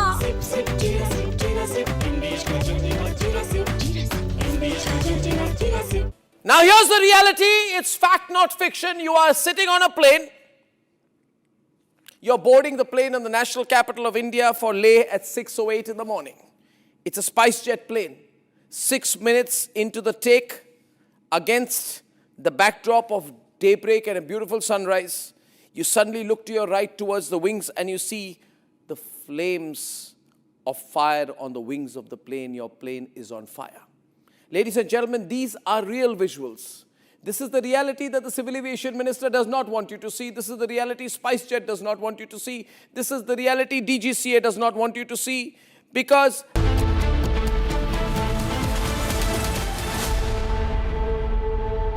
आधे bowl दही में 4 चम्मच MDH चटनी पुदीना मसाला डाला, स्टर करो, पुदीना चटनी तैयार। MDH चटनी पुदीना मसाला। MDH। केसरिया से मन जोगी हुआ रे, दिल झूमे देखो मतवारा हुआ रे। केसरिया से मन जोगी हुआ। हर पल मनाओ केसरी त्योहार। विमल, बोलो जुबान Kesari.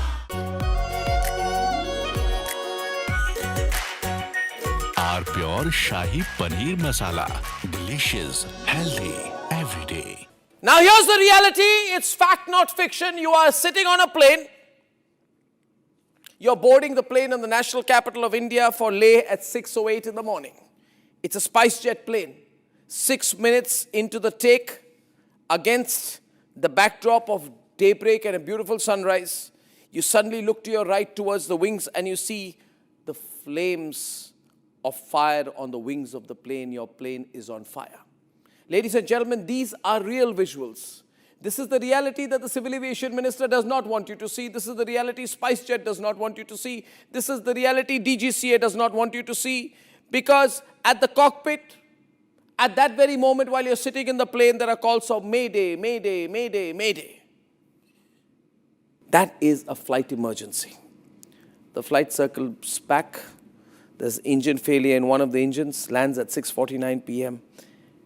Ladies and gentlemen, and as you get off the plane, you realize this is the same SpiceJet. This is the same SpiceJet that does not have the money to pay the Bangladesh government, which is why it had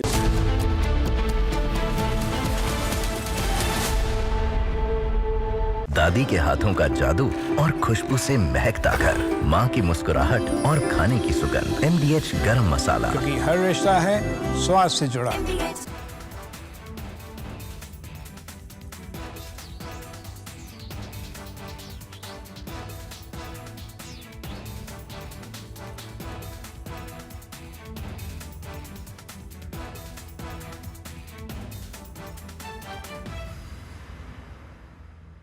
थोड़े में ज्यादा स्वाद, यही तो है इसकी खास बात। वाओ मामा, क्या स्वाद है। अरे मेरे राजा।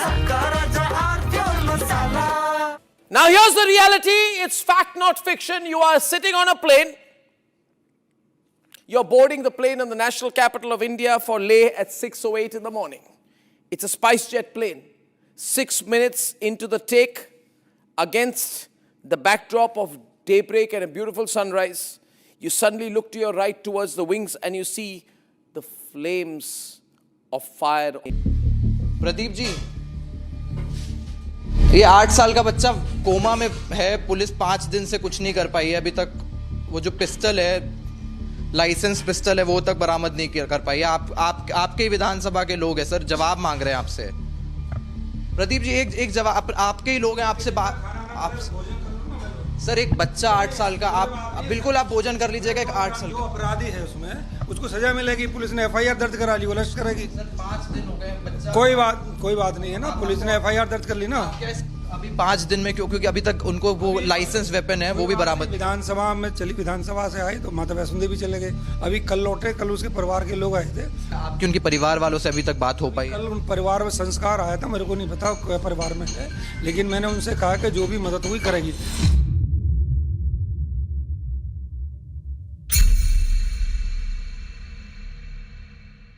आपसे ये कितने लोग इसमें इन्वॉल्व थे और आप लोगों की क्या भूमिका रही है इसमें? क्या सवाल सर ये बताइए, 3 लोग जो आपने सस्पेंड किए गए लोग, उन लोगों के नाम बताइए आपने, कौन वो लोग थे जिनको सस्पेंड किया गया? From Asia's largest news headquarters, setting the agenda for Bharat.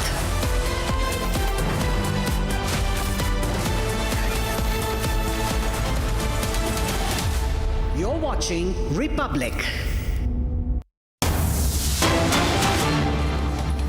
जब उनको जेल भेजा गया, आप लोग ही न्याय दीजिए, बताइए कि किसका भ्रष्टाचार था, सत्ता के लालच का भ्रष्टाचार था या इस सबके बीच में एक और देखिए, मनीष सिसोदिया जी भी बड़ी हुए हैं कि अभी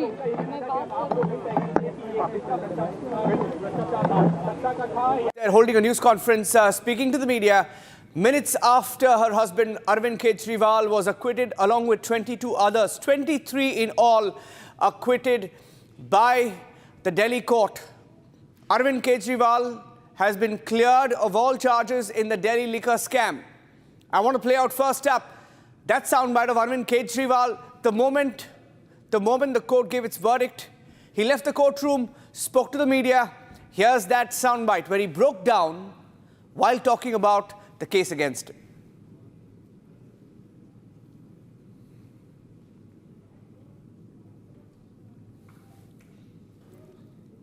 इस तरह से शराब घोटाला कर रही थी और हमारे ऊपर आरोप लगा रही थी।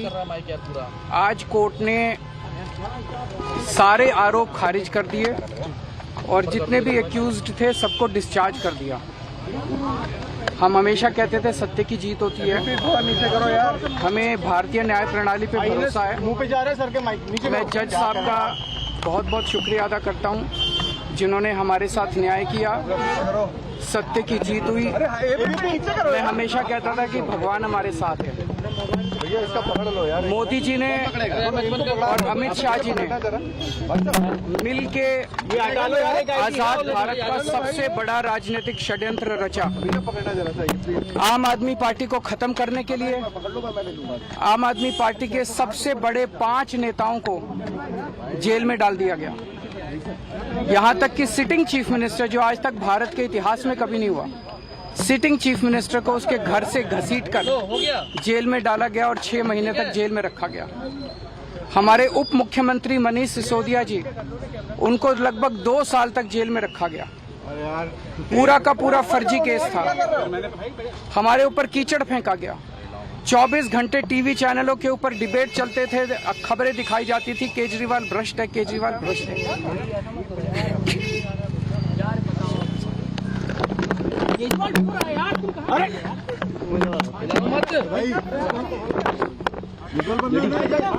हो गया संभालिए सर, अपने आप संभालिए, हिम्मत सर, हिलाओ मत भाई। पानी दो, ये केजरीवाल भ्रष्ट नहीं है। मैंने केवल अपनी जिंदगी में ईमानदारी कमाई है। इन्होंने झूठा केस लगाया और आज ये साबित हो गया। कोर्ट ने कहा है कि केजरीवाल कट्टर ईमानदार है, मनीष सिसोदिया कट्टर ईमानदार है, आम आदमी पार्टी कट्टर ईमानदार है। मैं प्रधानमंत्री जी से कहना चाहता हूं, सत्ता के लिए इस तरह से खिलवाड़ मत कीजिए देश के साथ, इस तरह से संविधान के साथ खिलवाड़ मत कीजिए। आपको सत्ता चाहिए, अच्छे काम कीजिए। आज देश के सामने इतनी बड़ी बड़ी समस्याएं हैं, महंगाई है, बेरोजगारी है, पूरे देश में सड़कें टूटी पड़ी है, चारों तरफ पोल्यूशन ही पोल्यूशन हो रहा है, चारों तरफ देश में इतनी समस्याएं हैं। उन समस्याओं का समाधान करके सत्ता में आइए ना। केजरीवाल पे, आम आदमी पार्टी पे झूठे केस क्यों करते हैं? अच्छा काम करके सत्ता में आइए। इस तरह के झूठे केस करना और 24 घंटे विरोधियों के, विपक्षियों के खिलाफ ऊट पटांग के केस करना, उनको जेल में डालना, ये एक प्रधानमंत्री को शोभा नहीं देता। इससे देश आगे नहीं बढ़ेगा। देश आगे तब बढ़ेगा जब जनता की समस्याओं का समाधान किया जाएगा। Shambhavi is joining us live. I'm going across to her. Shambhavi, the CBI is going to appeal in the Delhi High Court. But what the court has said while dismissing these charges are stinging.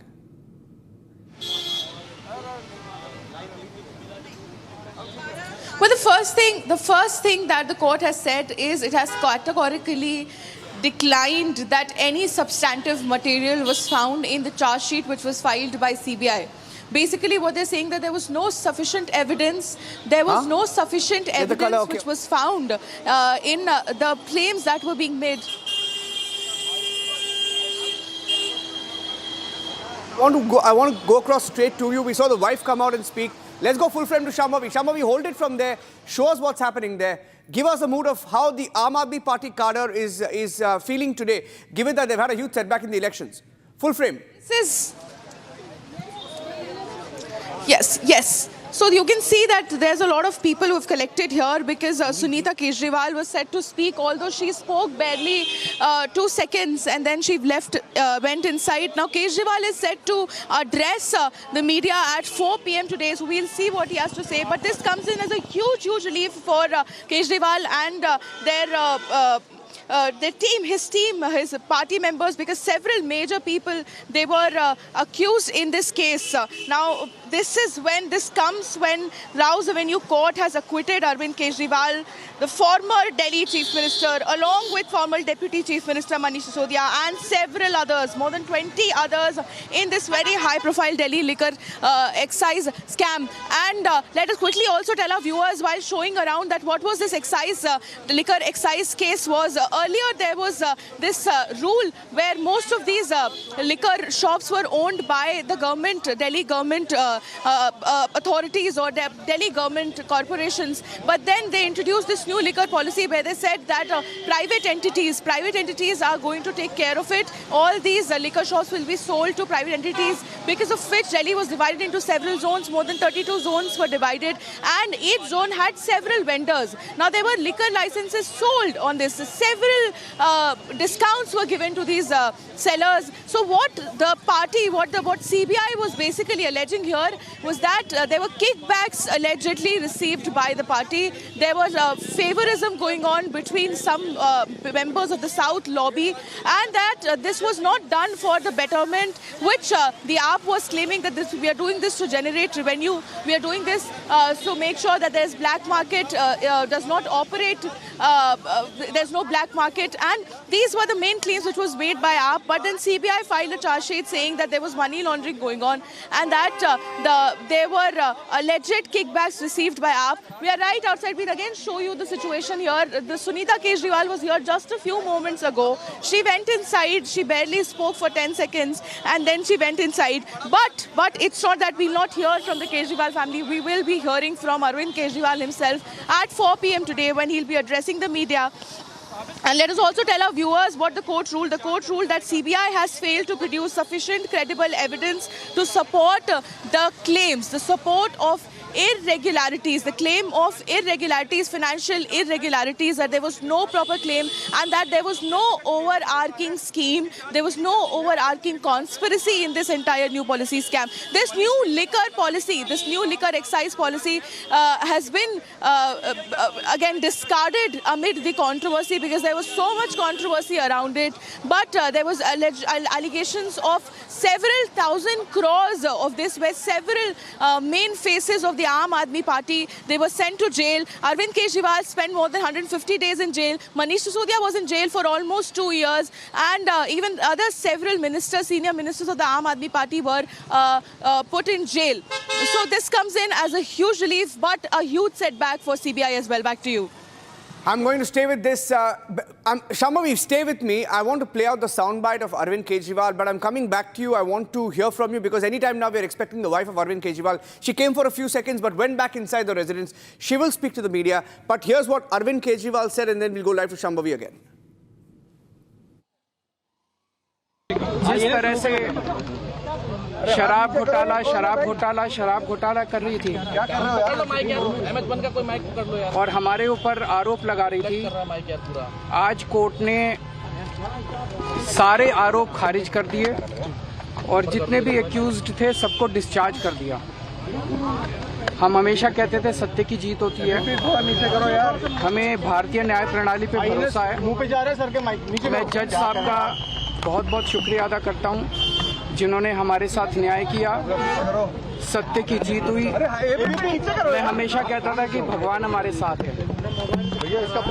Modi ji ने और अमित शाह जी ने मिल के आजाद भारत का सबसे बड़ा राजनीतिक षड्यंत्र रचा। आम आदमी पार्टी को खत्म करने के लिए आम आदमी पार्टी के सबसे बड़े 5 नेताओं को जेल में डाल दिया गया। यहाँ तक कि सिटिंग चीफ मिनिस्टर, जो आज तक भारत के इतिहास में कभी नहीं हुआ, सिटिंग चीफ मिनिस्टर को उसके घर से घसीटकर जेल में डाला गया और 6 महीने तक जेल में रखा गया। हमारे उप मुख्यमंत्री मनीष सिसोदिया जी, उनको लगभग 2 साल तक जेल में रखा गया। पूरा का पूरा फर्जी केस था। हमारे ऊपर कीचड़ फेंका गया। 24 घंटे टीवी चैनलों के ऊपर डिबेट चलते थे, खबरें दिखाई जाती थी केजरीवाल भ्रष्ट है, केजरीवाल भ्रष्ट है।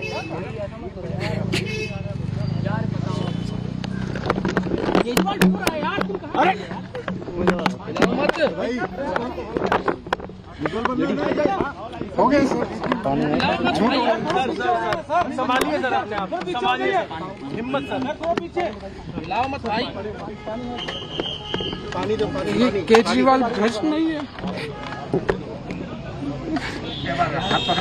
मैंने केवल अपनी जिंदगी में ईमानदारी कमाई है। इन्होंने झूठा केस लगाया और आज ये साबित हो गया। कोर्ट ने कहा है कि केजरीवाल कट्टर ईमानदार है, मनीष सिसोदिया कट्टर ईमानदार है, आम आदमी पार्टी कट्टर ईमानदार है। मैं प्रधानमंत्री जी से कहना चाहता हूं, सत्ता के लिए इस तरह से खिलवाड़ मत कीजिए देश के साथ, इस तरह से संविधान के साथ खिलवाड़ मत कीजिए। आपको सत्ता चाहिए, अच्छे काम कीजिए। आज देश के सामने इतनी बड़ी बड़ी समस्याएं हैं, महंगाई है, बेरोजगारी है, पूरे देश में सड़कें टूटी पड़ी है, चारों तरफ पोल्यूशन ही पोल्यूशन हो रहा है, चारों तरफ देश में इतनी समस्याएं हैं। उन समस्याओं का समाधान करके सत्ता में आई। K. Kavitha is joining us on the phone line. K. Kavitha was one of those named accused, one of the 23 acquitted today. K. Kavitha, thank you for speaking to Republic TV. Your first response, first of all, congratulations, you've been acquitted. The CBI says they're going to challenge this order. Your first response, K. Kavitha. Thank you, Shavanji. This is truly a moment where one very strongly once again believes in the judicial system of India. We are very thankful to the judiciary that they have seen right through the political agenda and politically motivated harassment that is mooted out to the opposition parties in this country. We are happy that the court has seen through that. And people now understand and realize what we were saying all these days, that, Satyam will prevail, truth will prevail. That has happened today. It had nothing to do with the case. And the court has today once again gave that fact to the people. They're going to challenge it. Do you think it will stand? See, the government will do everything in their power to, challenge the courts. But courts have seen through the biased kind of targeting that has happened. And I believe truth will continue to prevail. And I am enjoying the moment today because people like me, like Sisodia ji has suffered 1.5 years jail. Kejriwal ji was in jail. I was put in jail. For what? These are very, very important questions that people of India will now rethink about.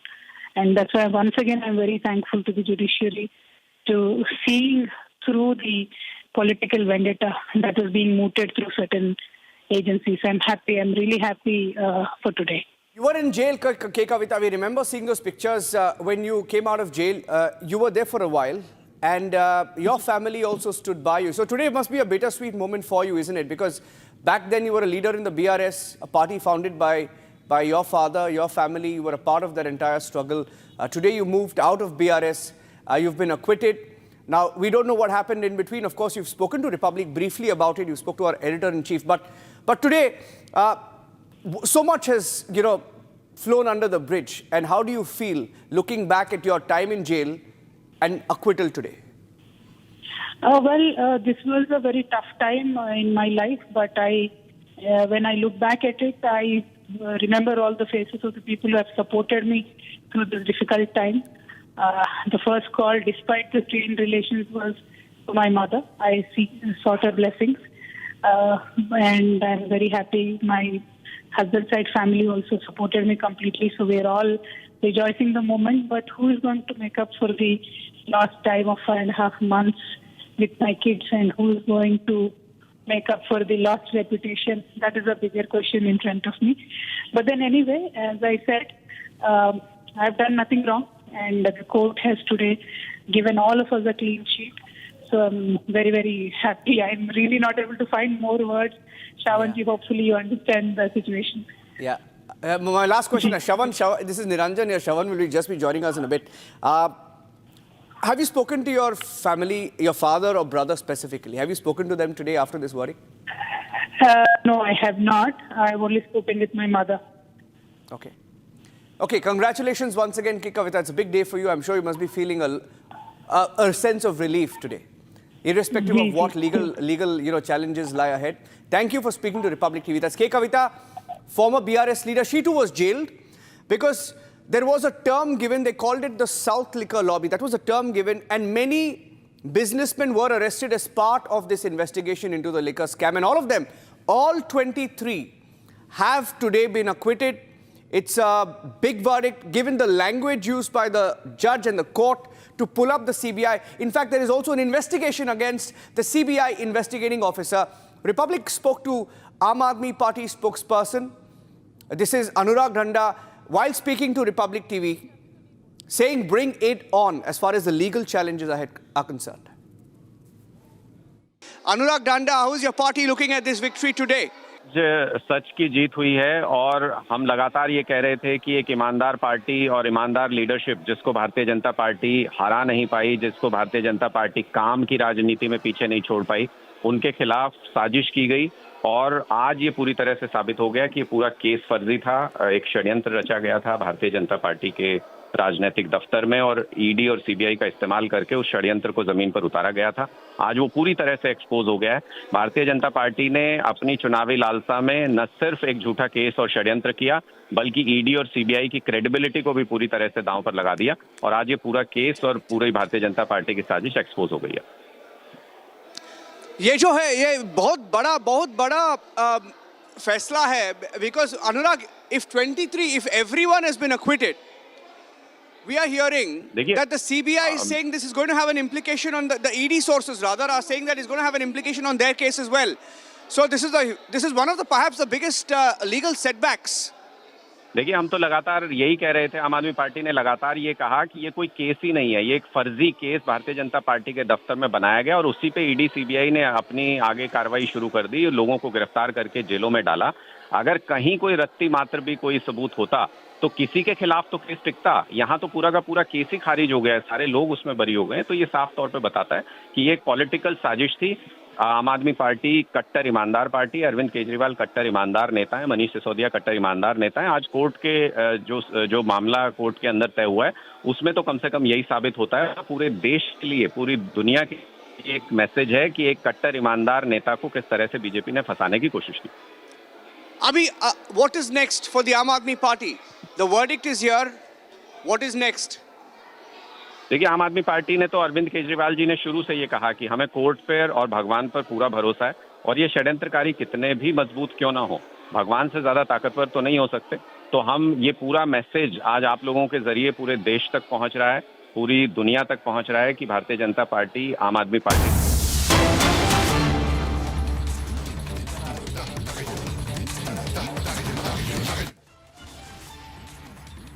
Delhi के चुने हुए मुख्यमंत्री को उठा करके jail में डाला, उप मुख्यमंत्री को उठा करके जेल में डाला, हमारे सांसद को उठा करके जेल में डाला।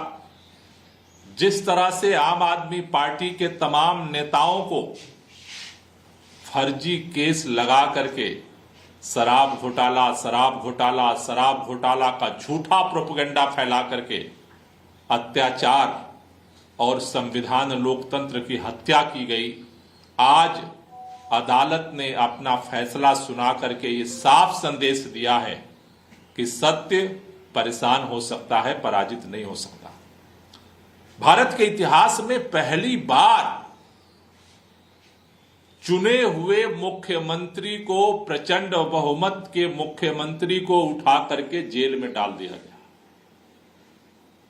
उप मुख्यमंत्री को उठा करके जेल में डाल दिया गया। आज अदालत ने साफ तौर पर कहा सीबीआई ने जो कोर्ट के अंदर रिपोर्ट प्रस्तुत की उसमें कोई आधार नहीं है।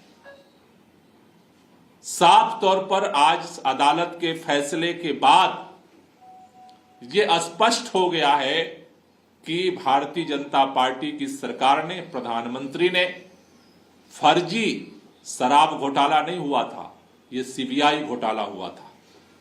एजेंसियों का दुरुपयोग करके 2 साल तक लगातार पार्टी को खत्म करने का षड्यंत्र हुआ, नेताओं को प्रताड़ित किया गया, जेल में तरह तरह के जितना भी परेशान किया जा सकता था परेशान किया गया, सत्ता का दुरुपयोग किया गया, झूठा प्रोपेगेंडा फैलाया गया। हजारों हजार बार प्रधानमंत्री से लेकर के और भारतीय जनता पार्टी के प्रवक्ताओं तक ने झूठ बोला इस देश के सामने। आज उन सारे षड्यंत्रों का, सारे झूठ का, सारे आरोपों का, सारे संविधान और लोकतंत्र की धज्जियां उड़ाने के षड्यंत्र का सामान्य अदालत के फैसले के बाद पर्दाफाश हुआ है। हम भारतीय जनता पार्टी से कहना चाहते हैं, हम देख रहे हैं कि जिस तरह से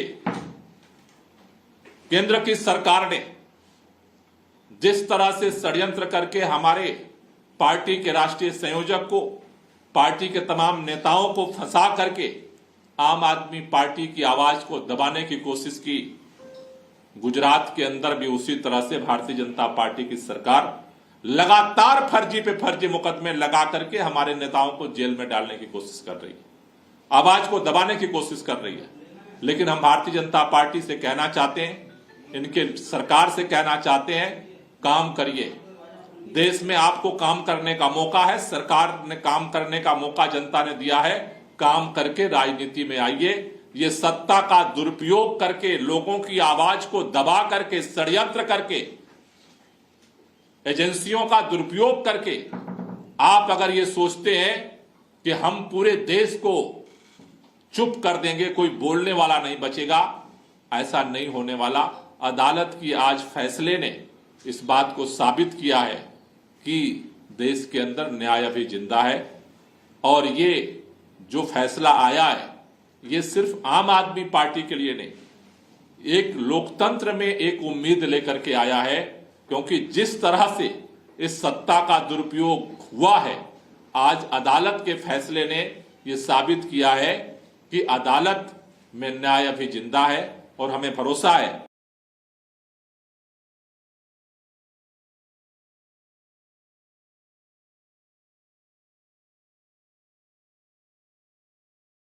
पूरी बात को लेकर आप after getting accusation. See, we have 100 times said that we have nothing to do with this case. This is a politically motivated case. As a part of political vendetta, this case has been put on the opposition parties, and I'm thankful to the judiciary. They have upheld our faith in the judiciary of this country, and today judiciary has cut through this entire web of lies. They have seen right through it, and very transparently judiciary today has upheld our beliefs, and we are very, very, very thankful to the judiciary. And once again I want to say, through the difficult times, many of Jagruti Karyakartas came to Delhi. The poorest of the poor Karyakartas stood with me. My family stood with me. My kids have become more and more stronger with a greater resolve for me to serve the public, and I'm very, very thankful to everybody who stood by me in that difficult situation. Once again I want to say only one thing, that this was a web of lies, and the judiciary has cut right through it with this.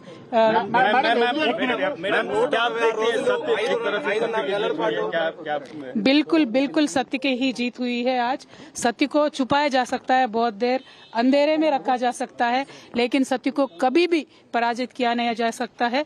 आज जो judiciary से judgement मिला है, जो court से judgement मिला है Delhi liquor के पॉलिसी केस के बारे में, उससे दूध का दूध पानी का पानी हो गया है। जिस तरीके से सारे एजेंसीज को यूज करके ऑपोजिशन पार्टीज को दबाने का काम जो इस देश में चल रहा है, इसको साफ साफ देखने को मिला है। उसका नतीजा हम बहुत शुक्रिया अदा करते हैं जो इस कठिन समय में हमारे साथ हमारे कार्यकर्ता खड़े थे, हमारे फैमिली के सारे मेंबर्स, खास करके हमारे सास ससुर जी, हमारे माता पिता जी जो हमारे साथ जुड़े थे, खड़े थे, उन सबको अभी मैं शुक्रिया अदा करती हूँ।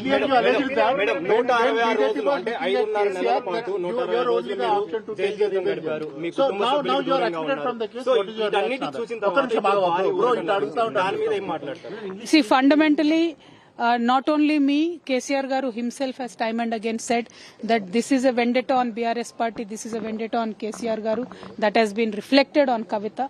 And I have also time and again said it is a false case, it is a politically motivated case. And as I said, judiciary has seen through the web of lies, cut through them. But here the point is, like the brother has asked, who will account for the time that I lost with my kids? Who will account for the time that I've lost with my family? ఇవన్నీ న్యాయం చివర్లో గెలిచిన 5.5 నెలలు నన్ను జైల్లో పెట్టి నన్ను నా కుటుంబానికి నా పిల్లలకి దూరం చేసినటువంటి సమయాన్ని ఎవరు తిరిగి తీసుకొస్తారు? అదే విధంగా ఈ 5.5 నెలలు అంతకు ముందు 3 సంవత్సరాలు నన్ను ఎట్టుబడితే అటు మాట్లాడి ఆన్లైన్లో కావచ్చు నా బొమ్మలు మాఫ్ చేసి పెట్టి నన్ను హరాస్ చేసి నన్ను పబ్లిక్ మీటింగ్లలో అనేక రకాలుగా దుర్భాషలు ఆడినటువంటి వారందరికీ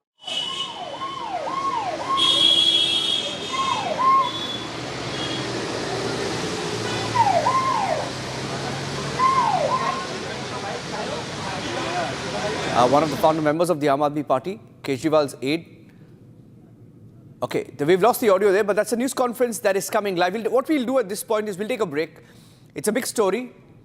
It's a big story. We'll take a break and we'll come back to the live coverage of Kejriwal being acquitted. The other big story that we have when we come back, ladies and gentlemen, Anil Ambani was due to appear at the Enforcement Directorate. He was there all day yesterday, but he's decided not to appear before the ED.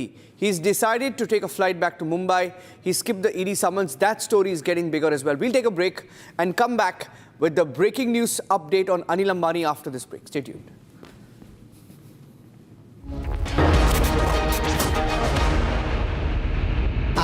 Pure suji pasta उबालो मिलाओ और खाओ 8 minute में तैयार। क्या taste है सबका राजा आर प्योर मसाला केसरिया से मन जोगी हुआ रे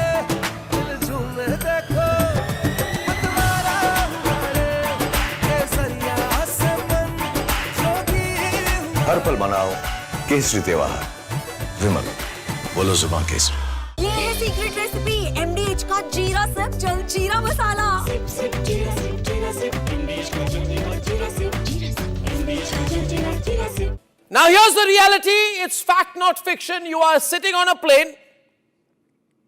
You're boarding the plane in the national capital of India for Leh at 6:08 in the morning. It's a SpiceJet plane.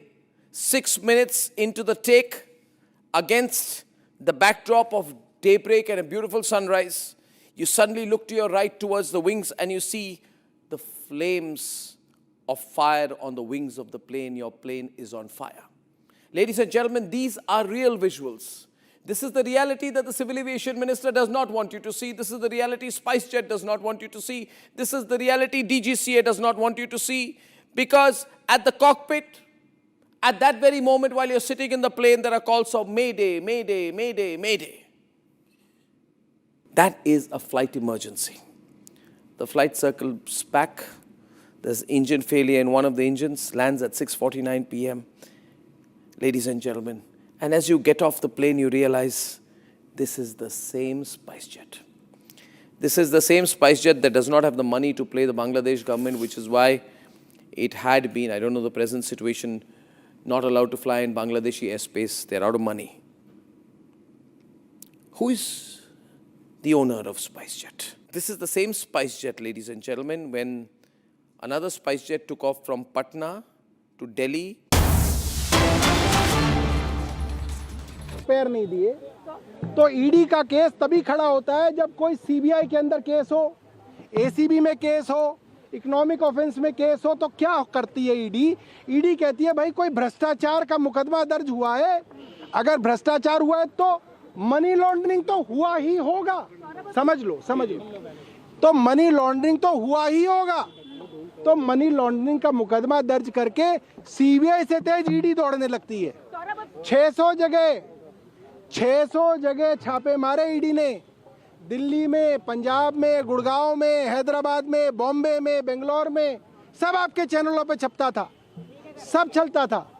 एक जगह कहीं पे आपने बरामदगी देखी हो कि 1 लाख रुपए मिल गया हो, कहीं पे किसी के पास एक प्लॉट मिल गया हो, मनीष सिसोदिया जी के पास फ्लैट मिल गया हो, अरविंद केजरीवाल ने कहीं पे एग्रीकल्चरल लैंड खरीद ली हो, किसी की बेनामी खरीद ली हो? कुछ नहीं, कोई कुछ नहीं। सोचिए 10 साल कोई आदमी मुख्यमंत्री रहा, उप मुख्यमंत्री रहा, 1 लाख रुपए की रिकवरी नहीं हुई, मगर उसके बावजूद भी मुकदमा चलाया गया। सुप्रीम कोर्ट तक ने कहा, जस्टिस संजीव खन्ना साहब ने, जिन्होंने आखिरी में यू टर्न ले लिया, जिसके लिए इतिहास उन्हें कभी माफ नहीं करेगा। जस्टिस संजीव खन्ना को हमेशा इतिहास याद रखेगा। पूरी जजमेंट में लिखा कि ये केस तो 1 मिनट भी ट्रायल में ठहर नहीं पाएगा। खुद कोर्ट में कहा, ओपन कोर्ट में कहा, और आखिरी में पलट गए, मगर बेल मैं नहीं दूंगा। तो ये तो सुप्रीम कोर्ट में ही जाहिर हो गया था कि सीबीआई और ईडी के पास कोई प्रूफ नहीं है, एविडेंस नहीं है, इसीलिए आज डिस्चार्ज किया। डिस्चार्ज का मतलब भी समझ लीजिए, ये केस इस लायक भी नहीं है कि इसके अंदर मुकदमा चल सके, इतनी भी लायक नहीं। हाई कोर्ट जाने की बात कर रही है क्या? अभी सीबीआई तो पहले मोदी जी के पास जाएगी, फिर मोदी जी सेट करेंगे कि हाई कोर्ट के अंदर जाया जाए। सीबीआई तो पहले अपने पापा के पास जाएगी। अच्छा सौरभ जी, ये पापा बताएंगे कि कहाँ जाना है। सौरभ जी, ये जो मामला हुआ है विपक्षी पार्टियों पर जिस तरह से और चलिए करते हैं और सीबीआई ये कितना बड़ा एक सौरभ भारद्वाज है हमारे साथ।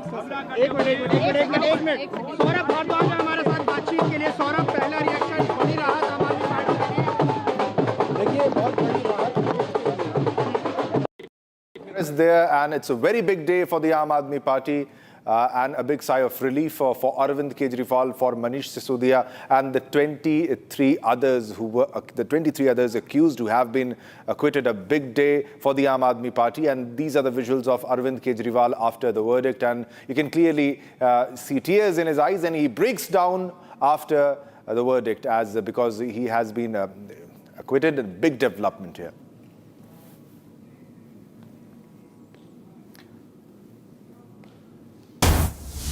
All right, there's a big breaking news coming in right now at this moment. CBI has decided to appeal in the Honorable High Court against the judgment of the trial court immediately, since several aspects of investigation have either been ignored or not considered adequately. So this is the argument of the CBI. They will be challenging this judgment. They will be making an appeal in the Honorable High Court against the judgment of the trial court immediately.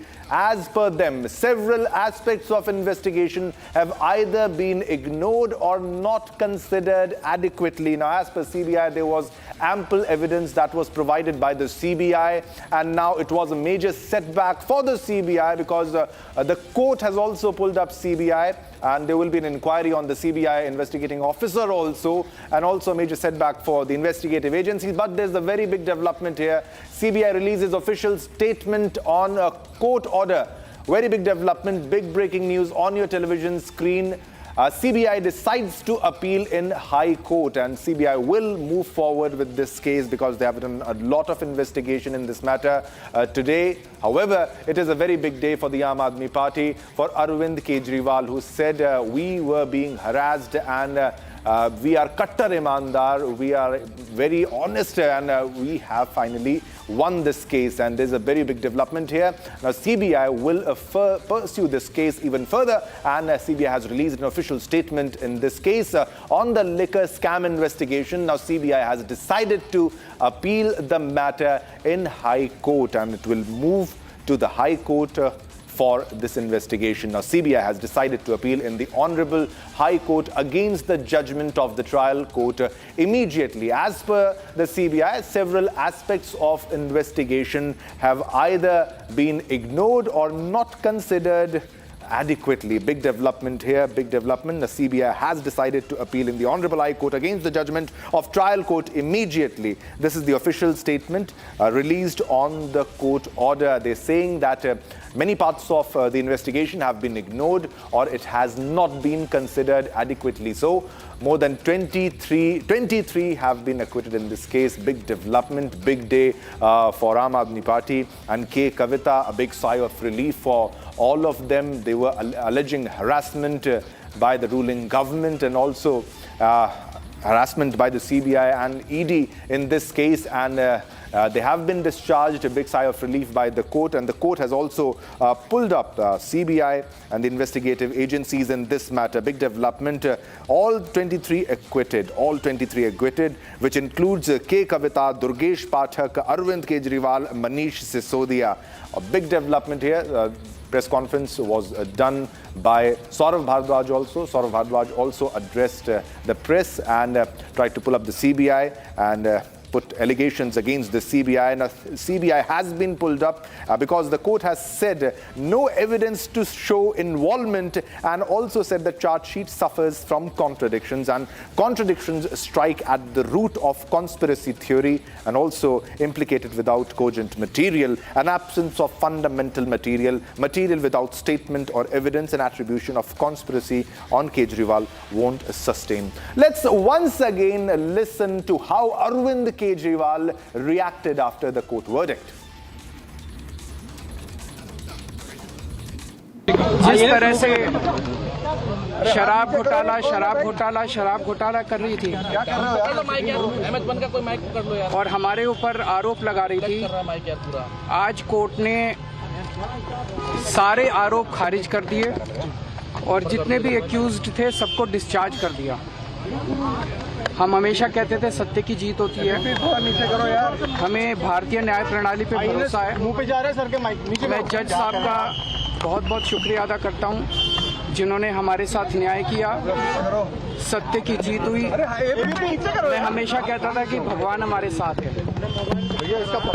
Modi ji ने और अमित शाह जी ने मिल के आजाद भारत का सबसे बड़ा राजनीतिक षड्यंत्र रचा। आम आदमी पार्टी को खत्म करने के लिए आम आदमी पार्टी के सबसे बड़े 5 नेताओं को जेल में डाल दिया गया।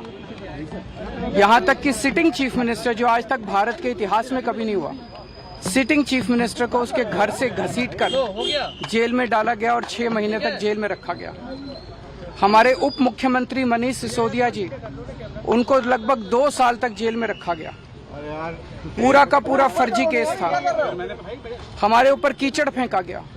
24 घंटे टीवी चैनलों के ऊपर डिबेट चलते थे, खबरें दिखाई जाती थी, केजरीवाल भ्रष्ट है, केजरीवाल भ्रष्ट है।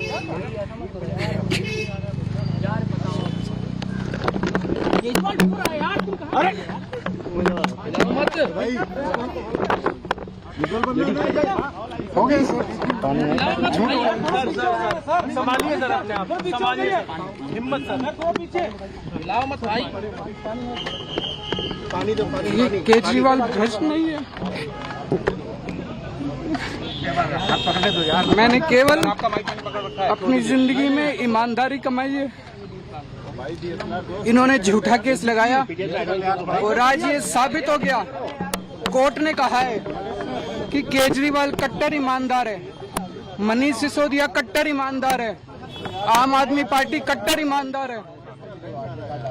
मैं प्रधानमंत्री जी से कहना चाहता हूं, प्रचार, संगठित दुष्प्रचार किया जाता है, कंप्रोमाइज्ड गवर्नमेंट।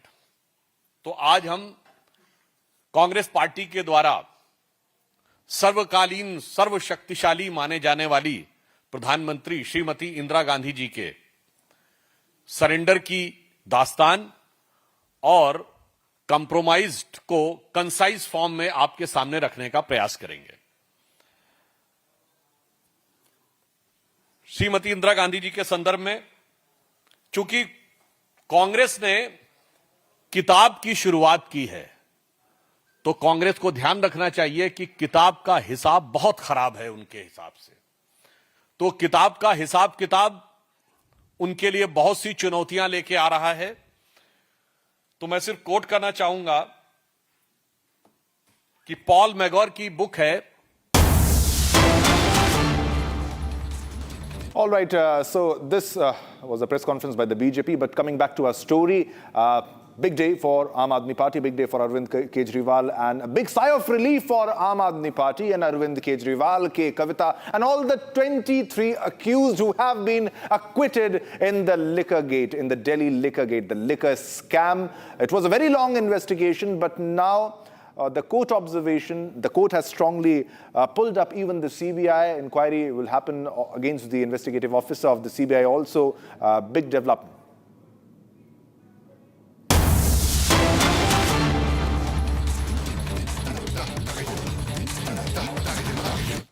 और अब इंटरवीन किस तरीके से किया है? On both the occasions agency has funnelled money to the ruling Congress party. In one instance, the ambassador charged that the CIA money has been passed directly to Mrs. Gandhi in her capacity as the party president.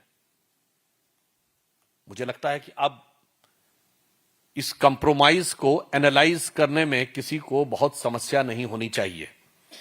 फिर कहानी सिर्फ इतनी नहीं रुकती है,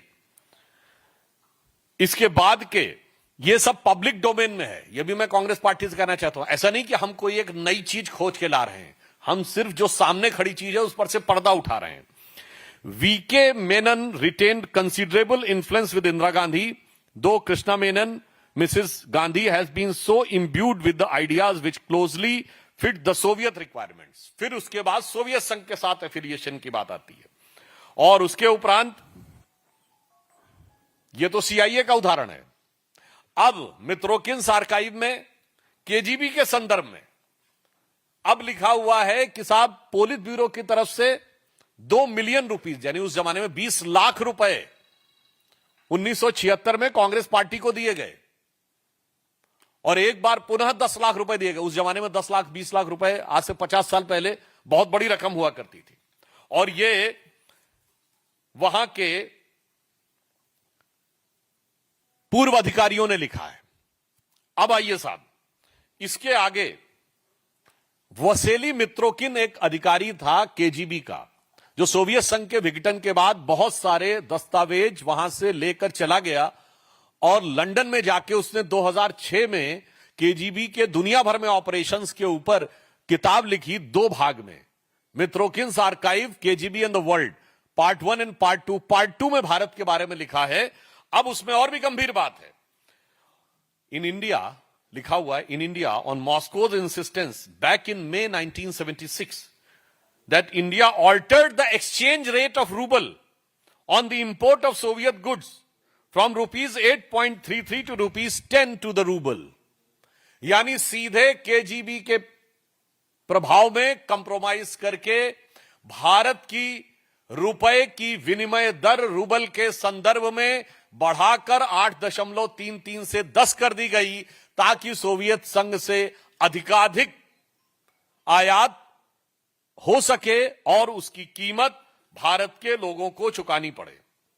अब उसके उपरांत थी 1977 में कांग्रेस की हार के बाद बाकायदा मॉस्को में बैठक हुई कि भाई इतना सब कुछ करने के बाद भी हम हार कैसे गए।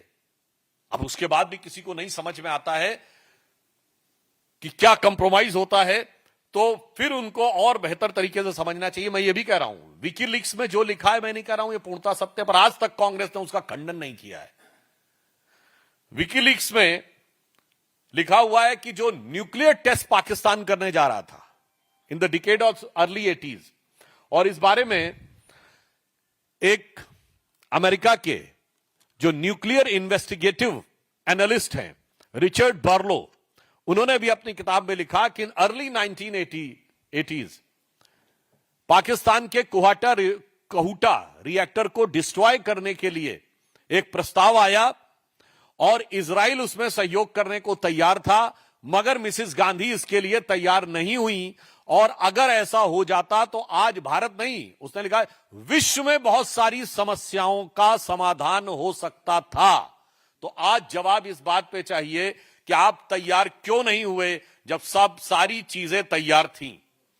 इसके अलावा आप सभी को ज्ञात है कि कच्चा थीवू आइलैंड किस ढंग से श्रीलंका को दे दिया गया, और सबसे बड़ा कंप्रोमाइज ये कि 1971 की उस ग्रैंड विक्ट्री को कैसे राजनीति की कूटनीति की मेज पर उस शानदार विजय को पराजय में तब्दील कर दिया गया, जब हमने पाकिस्तान के 93,000 युद्धबंदी वापस किए और अपने 54 वापस नहीं लिए।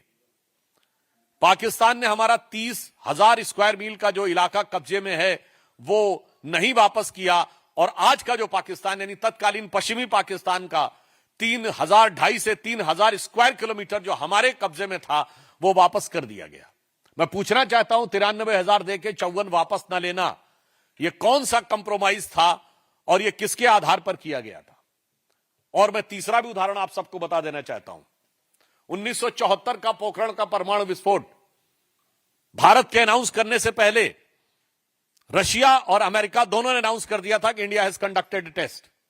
यह इस बात का प्रमाण है कि भारत की गोपनीय से गोपनीय जानकारी भारत से पहले उस समय की विदेशी शक्तियों के पास थी, और उस समय इंदिरा जी की सरकार ने बड़े विनम्र स्वर में झुककर कहा था ना ना, हमने ये हथियार के लिए नहीं किया है, हमने शांतिपूर्ण कार्यों के लिए किया है, इसीलिए भारत पे प्रतिबंध नहीं लगा था। उसकी वजह 1998 में जब 11 मई को दोपहर 3:15 बजे अटल जी ने कहा था India has conducted a nuclear test in Pokhran range, it was a shock to America and to Russia both. और हमने कहा था we are the nuclear state, और हमने अपना न्यूक्लियर डॉक्ट्राइन अनाउंस किया था, और इसीलिए हम पर प्रतिबंध भी लगे थे। तो बहुत साफ है कि किसने किस दौरे हुकूमत में कब किस प्रकार से कंप्रोमाइज किया है। अब मैं एक और कोट करना चाहता हूं, one of the American intelligence officer who served in subcontinent later record that the CIA agents were to be found according to Madam Gandhi beneath every charpai and behind every neem tree। मतलब वो कह रहा हर चारपाई और हर नीम के पेड़ के पीछे तक CIA की पकड़ है। हर नेशन क्या आयरन लेडी के हाथ में चल रहा था। तो गजब का राष्ट्रवाद था और गजब की राष्ट्रीय सुरक्षा थी। इसलिए मेरा यह कहना है कांग्रेस पार्टी से, और इतना ही नहीं, मैं अभी आपको उसका डिटेल नहीं दे रहा हूं, जस्ट आपके फूड फॉर थॉट के लिए कह रहा हूं। एक यवेग्लेना एल्बर्टस ने किताब लिखी स्टेट विद इन स्टेट। चलिए आप कहेंगे ना किताबों का उदाहरण है। उसमें केजीबी की तरफ से कांग्रेस की फर्स्ट फैमिली को दिए जाने वाले पैसे के लेटर नंबर, रिजोल्यूशन नंबर तक लिखे हैं, डेटेड 20 दिसंबर 1985।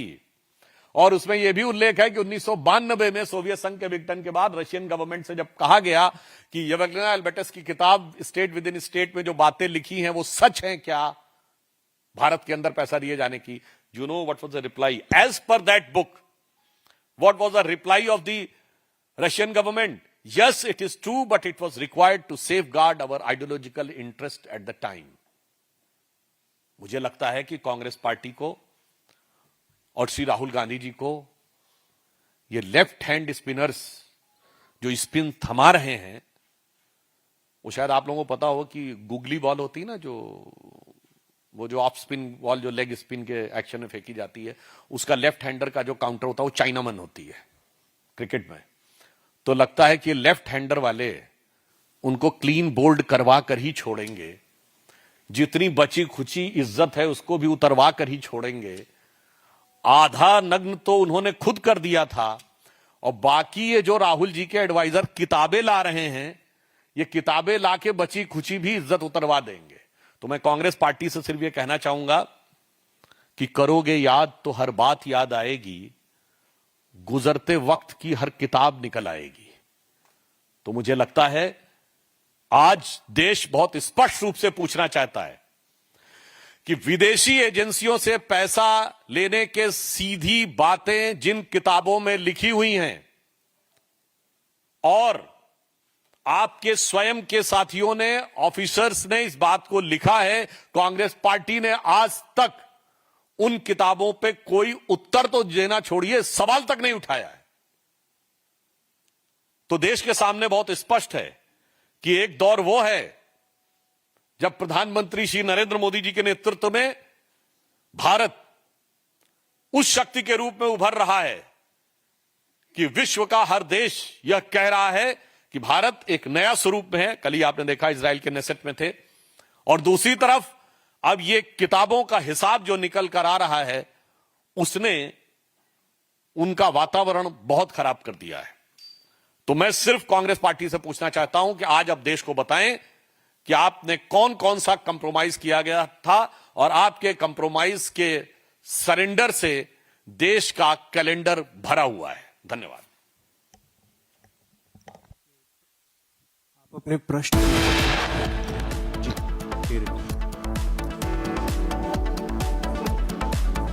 पहले इस पे पूछ लीजिए, फिर अलग वाला भी कोई और इस पे पूछना हो तो पूछ लीजिए, फिर अलग वाले का भी जवाब दे देंगे।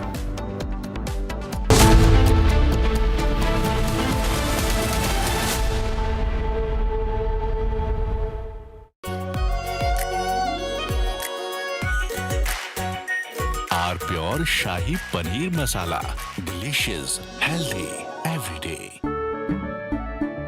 केसरिया से मन जोगी हुआ रे, दिल झूमे देखो मतवारा हुआ रे।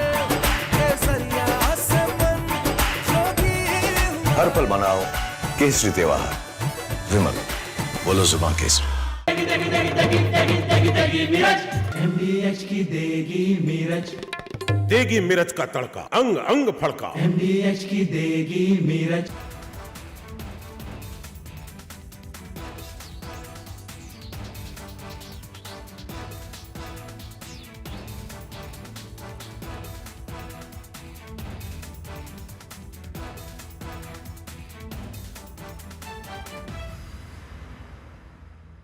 थोड़े में ज्यादा स्वाद, यही तो है इसकी खास बात। वाओ मामा, क्या स्वाद है। अरे मेरे राजा। Now here's the reality. It's fact, not fiction. You are sitting on a plane. You're boarding the plane in the national capital of India for Leh at 6:08 in the morning. It's a SpiceJet plane. 6 minutes into the take, against the backdrop of daybreak and a beautiful sunrise, you suddenly look to your right towards the wings and you see the flames of fire on the wings of the plane. Your plane is on fire. Ladies and gentlemen, these are real visuals. This is the reality that the Civil Aviation Minister does not want you to see. This is the reality SpiceJet does not want you to see. This is the reality DGCA does not want you to see. Because at the cockpit, at that very moment while you're sitting in the plane, there are calls of Mayday, Mayday, Mayday, Mayday. That is a flight emergency. The flight circles back. There's engine failure in one of the engines, lands at 6:49 p.m. मेरा आपसे है, ये बताइए कितने लोग इसमें involve थे और आप लोगों की क्या भूमिका रही है इसमें? क्या सवाल सर ये नहीं, ये बताइए 3 लोग जो आपने सस्पेंड किए गए लोग, उन लोगों के नाम बताइए आपने, कौन वो लोग थे जिनको सस्पेंड किया गया? ऑथराइज नहीं हो बोलने के लिए। अच्छा, उसके साथ बताइए क्या थर्ड पार्टी भी इन्वॉल्व है इसमें? थर्ड पार्टी भी इन्वॉल्व है इसमें क्या? क्योंकि पैसा इसमें गया है 590 करोड़। क्या पैसा सर आपको चोट लग जाएगी? पैसा इन्वॉल्व है क्या इसमें? आप बताइए। थर्ड पार्टी रिपब्लिक टीवी सवाल पूछ रहा है आपसे, आप बताइए क्या इसमें और लोग भी इन्वॉल्व है क्या?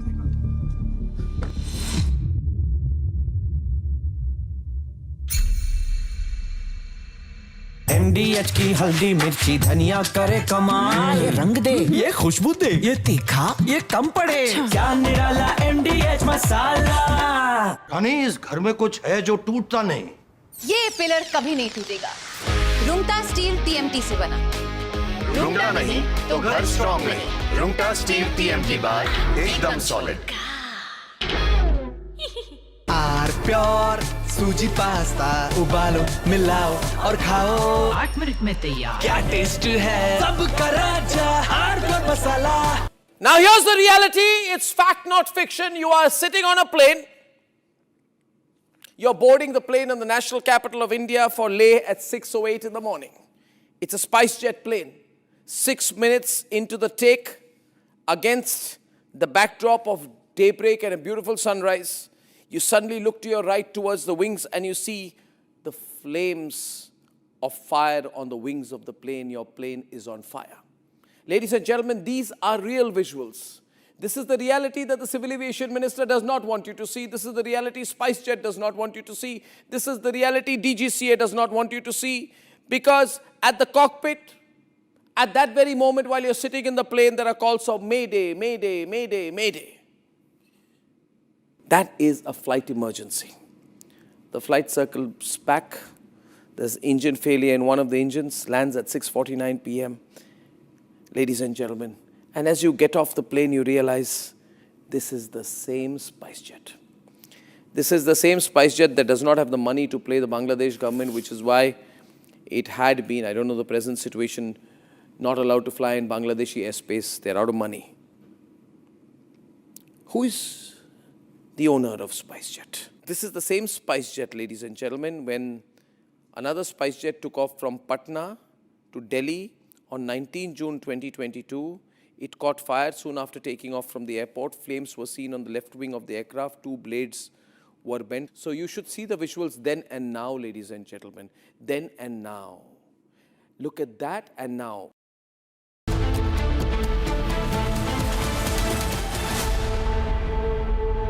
दादी के हाथों का जादू और खुशबू से महकता घर, माँ की मुस्कुराहट और खाने की सुगंध। MDH गरम मसाला, क्योंकि हर रिश्ता है स्वाद से जुड़ा।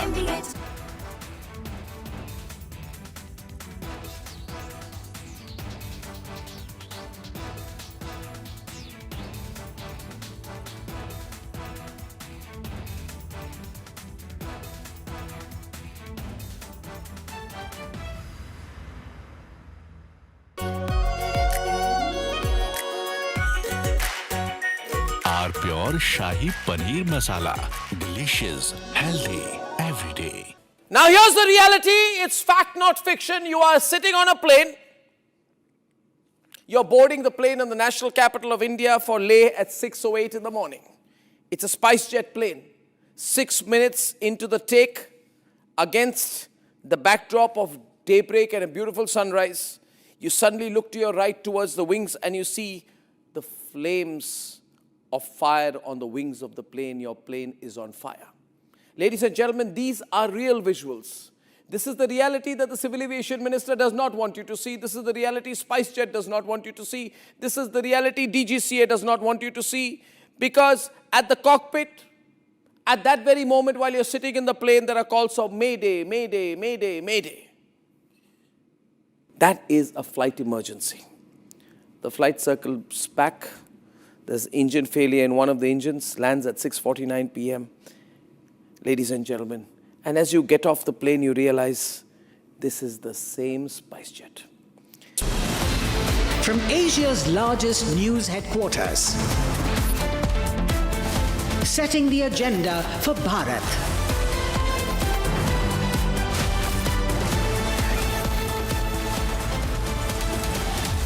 You're watching Republic.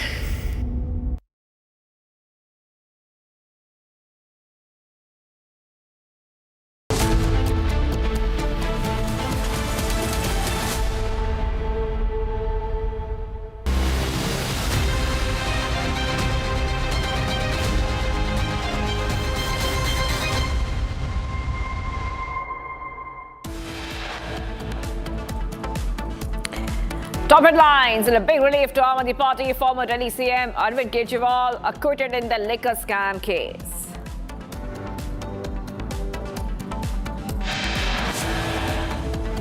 Delhi court acquits all 23 accused in the liquor scam case. Court says there was no cogent material available in the charge sheet.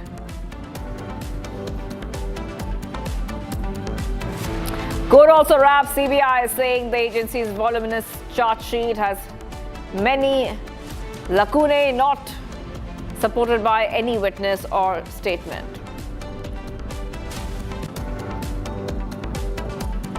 Shortly after the court order relief to Arvind Kejriwal, CBI makes a move set to challenge the court order.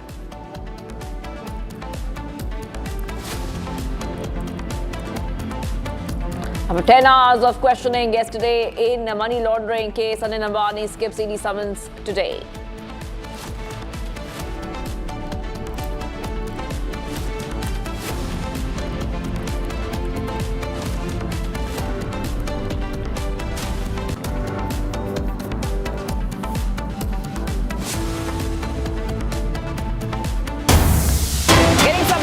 Coming in after 10 hours of questioning yesterday in the money laundering case, Anil Ambani skips ED summons today. So Anil Ambani has skipped the ED summons, today. This is happening after Anil Ambani was summoned by the ED for the second consecutive day as part of its ongoing investigation into the alleged financial irregularities linked to loans exceeding 40,000 crore. Okay, so Anil Ambani skips the ED summons. He was supposed to be appearing today, so we were tracking this story very closely here. Now, this is the second consecutive summon for Anil Ambani, and he has skipped it. The probe is being conducted under the Prevention of Money Laundering Act. The investigation covers borrowings primarily linked to Reliance Communications and related group entities. At its peak, Reliance Communication had a debt burden of over 1.7 lakh crore before insolvency proceedings and asset monetization efforts reduced liabilities. Okay, let's go straight across to Sarthak, who's joining us. Sarthak, Anil Ambani is skipping the ED summons. He was supposed to appear today itself. We were counting down to that. After 10 hours of questioning yesterday, he was supposed to appear today once again. What happened? Did he give a reason why is he skipping these ED summons?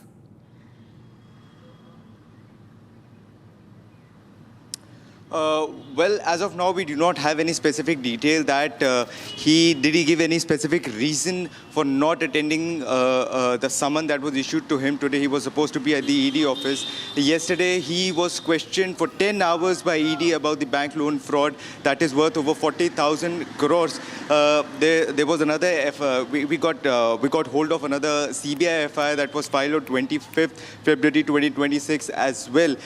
There were other details also coming in regarding the Chinese loan fraud that was conducted by him in the year 2017, against which the Chinese bank filed a suit in the UK in 2020.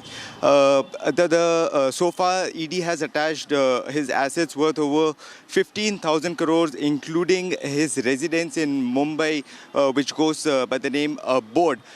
He was questioned for 10 long hours. He came in at around 10:30 or around 10:15 in the morning, and he left around 8:30. We even got the chance to get some visuals of him leaving the ED office in the evening. And then we got reports that he was supposed to attend the ED inquiry, the questioning today as well. He was summoned again consecutively, the second time he was supposed to be at the ED office. but the reports are coming in that he has not appeared for the questioning. What could be the possible reason? Did he really inform the ED that he won't be able to appear before the Enforcement Directorate for the questioning, for further questioning that they were supposed to do today? Yes. Or he just thought that he took it casually and he thought maybe it was not really important for him to attend the questioning round today, and he is he taking it too lightly? Sarthak, hold on for a second there. I'm coming back to you. I'm coming back to you because there are many allegations. Let's put out those we have some information on a screen for our viewers, because Republic TV has accessed documents indicating that the companies linked to Anil Ambani received funding from 3 major Chinese state-owned banks with a total outstanding exposure of 13,558 crore. The largest portion of the lending came from China Development Bank.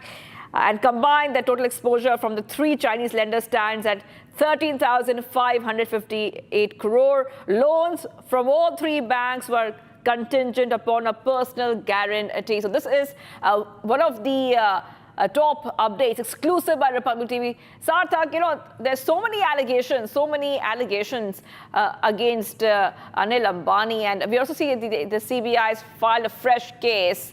And we also have this new information for our viewers. You can see that on your screen, the documents, 3 Chinese lenders. Just take our viewers through all the allegations which have come in.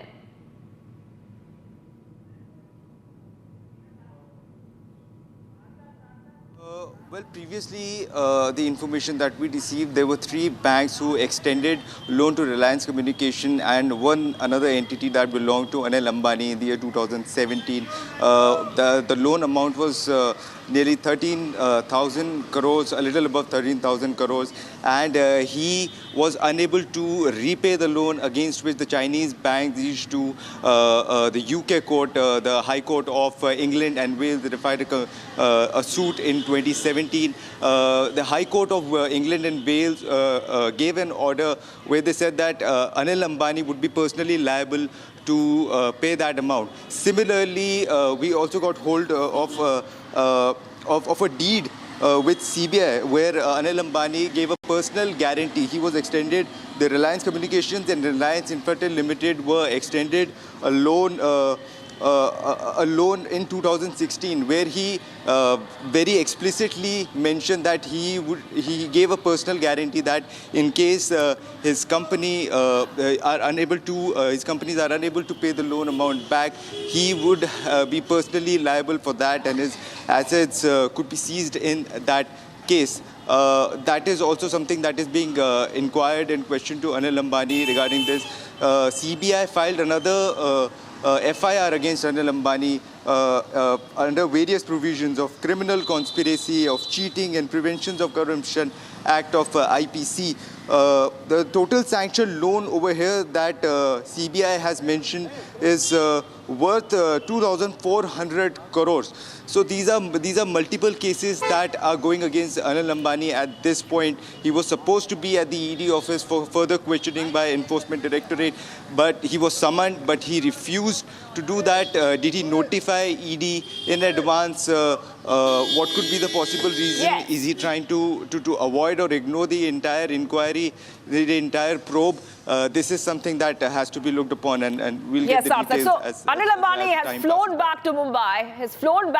He's supposed to appear before the ED today. He was questioned yesterday for 10 hours, but he skipped those summons, gone back to Mumbai. Sarthak is reporting live for us. Sarthak, thank you very much. I'll be coming back to you for more as we keep getting more updates. A massive fire broke out in a timber factory in the Yola town of Nashik district late last night in Maharashtra. All workers were rescued from the factory and no injuries were reported. Fire tenders are present at the spot. Firefighting operations are underway and more details are awaited.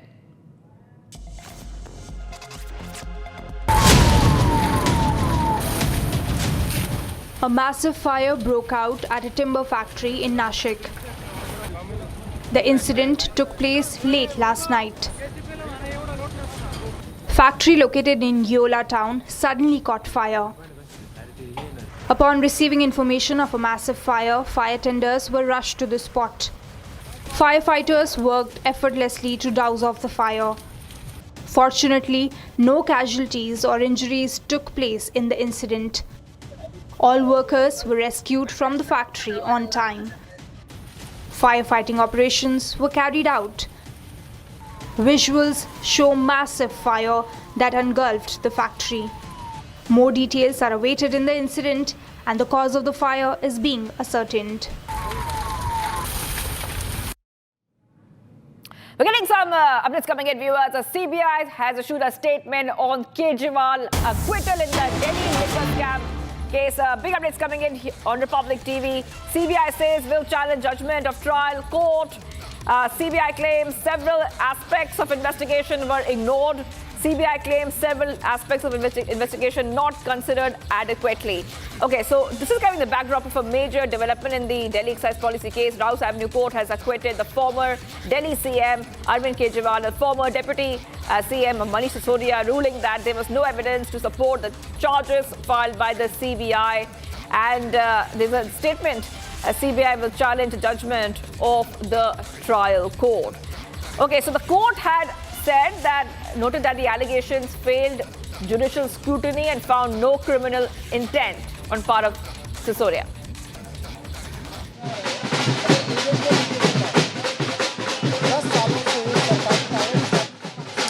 Sir हो गया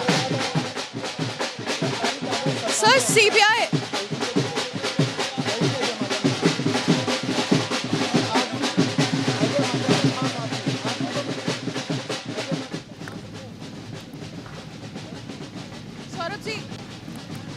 CBI ने statement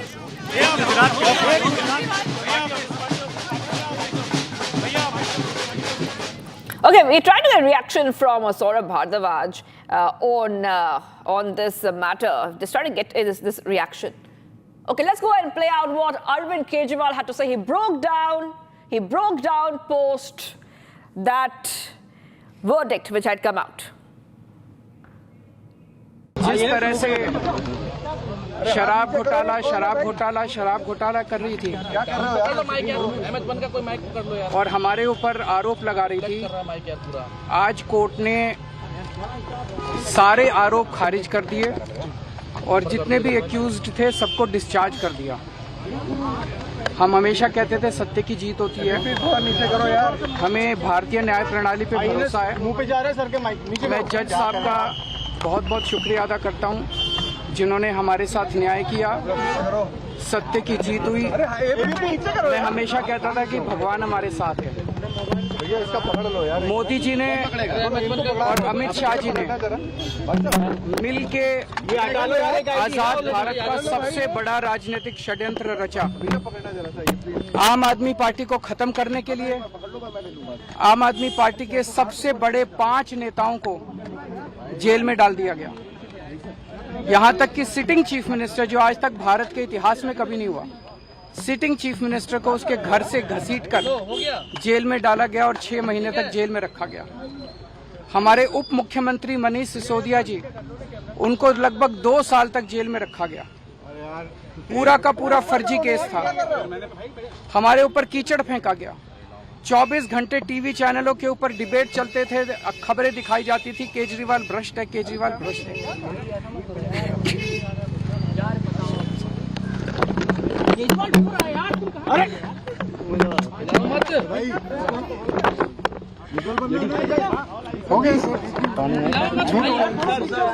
संभालिए sir अपने आप, संभालिए, हिम्मत sir, लाओ मत भाई। ये केजरीवाल भ्रष्ट नहीं है। मैंने केवल अपनी जिंदगी में ईमानदारी कमाई है। इन्होंने झूठा केस लगाया और आज ये साबित हो गया। कोर्ट ने कहा है कि केजरीवाल कट्टर ईमानदार है, मनीष सिसोदिया कट्टर ईमानदार है, आम आदमी पार्टी कट्टर ईमानदार है। मैं प्रधानमंत्री जी से कहना चाहता हूं, सत्ता के लिए इस तरह से खिलवाड़ मत कीजिए देश के साथ, इस तरह से संविधान के साथ खिलवाड़ मत कीजिए। आपको सत्ता चाहिए, अच्छे काम कीजिए। आज देश के सामने इतनी बड़ी बड़ी समस्याएं हैं, महंगाई है, बेरोजगारी है, पूरे देश में सड़कें टूटी पड़ी है, चारों तरफ पोल्यूशन ही पोल्यूशन हो रहा है, चारों तरफ देश में इतनी समस्याएं हैं। उन समस्याओं का समाधान करके सत्ता में आइए ना। केजरीवाल पे, आम आदमी पार्टी पे झूठे केस क्यों करते हैं? अच्छा काम करके सत्ता में आइए। इस तरह के झूठे केस करना और 24 घंटे विरोधियों के, विपक्षियों के खिलाफ ऊट पटांग के केस करना, उनको जेल में डालना, ये एक प्रधानमंत्री को शोभा नहीं देता। इससे देश आगे नहीं बढ़ेगा। देश आगे तब बढ़ेगा जब जनता की समस्याओं का समाधान किया जाएगा। So celebrations have already started, viewers. Aam Aadmi Party leaders and workers are celebrating. It's a big relief to the former Delhi CM Arvind Kejriwal and his deputy Manish Sisodia. Delhi court has discharged all the accused in the liquor policy scam case. Putting on those pictures, just acquitted in the liquor scam. You can see it's Kejriwal and Sisodia. And Kejriwal broke down. He broke down. He was teary.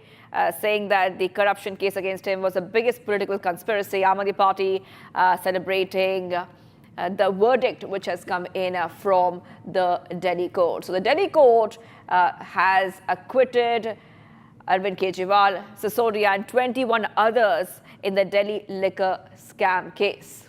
Let's go straight across to Shambhavi. I think Shambhavi is where the celebration is happening. Shambhavi, yes, go ahead. What's the mood looking like in the ground? And also Arvind Kejriwal, when he was, he was breaking down on camera and he was saying that I have been honest all my life. And now we see a lot of celebrations where you are. What is happening there? Well, yes, Arvind Kejriwal and the party members are calling this a victory of truth. You can see there is a total state of celebration here. There are people dancing, there are drums. The party leaders say that the court has exposed what they termed as a politically motivated case. Although the CBI has recently issued a statement on Arvind Kejriwal saying that they are going to appeal against this court order in the Honorable High Court of Delhi, and they're going to, because several part of their evidence was not even considered is what CBI has been saying. But you can see that there is a total state of celebration. You can see people dancing, you can see people celebrating. There has been incoming and outgoing of people with lots and lots of sweets, flowers, and several other things. You can see that it is, you can see in my state definitely that there are people dancing, there are people slowly celebrating. So AAP is definitely taking this as a win, although acquittal does not mean that the case was not there, which is again very evident from CBI's case. That they are going to appeal against this order of the trial court in the Honorable High Court. They're going to take the matter up at the High Court. And we'd also say that politically you can say that AAP has been rejoicing in this moment, although there are several important questions which are still unanswered. If the policy was so clean, why was it withdrawn in the first place? This is a strong question. And this is in regards to, quickly tell our viewers, the new liquor excise policy which was introduced by AAP to give the liquor sales to the private entities instead of government entities was questioned, and CBI filed of saying that there was corruption going on, there were kickbacks received by the AAP members. There was a lot of corruption involved in this entire excise policy, and its motive was not just to remove corruption from the movement, but also invited a lot of corruption in the system. Although that was withdrawn, the policy was later withdrawn.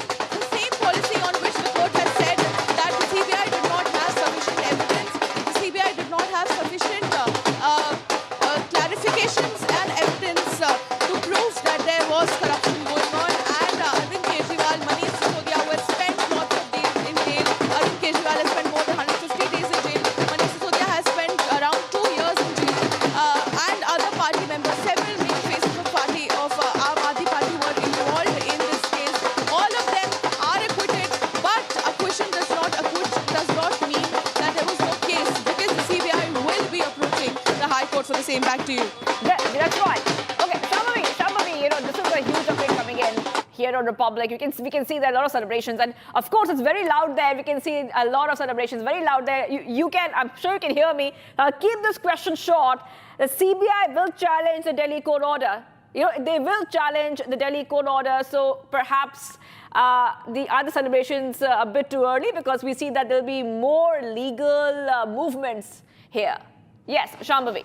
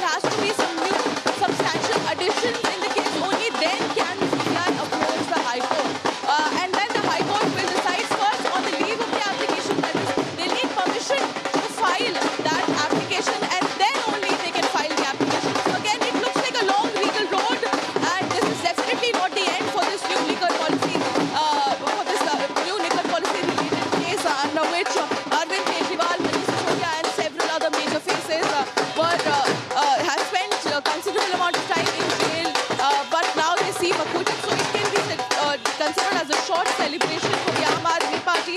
As you can see, once again, I'm going to show you around.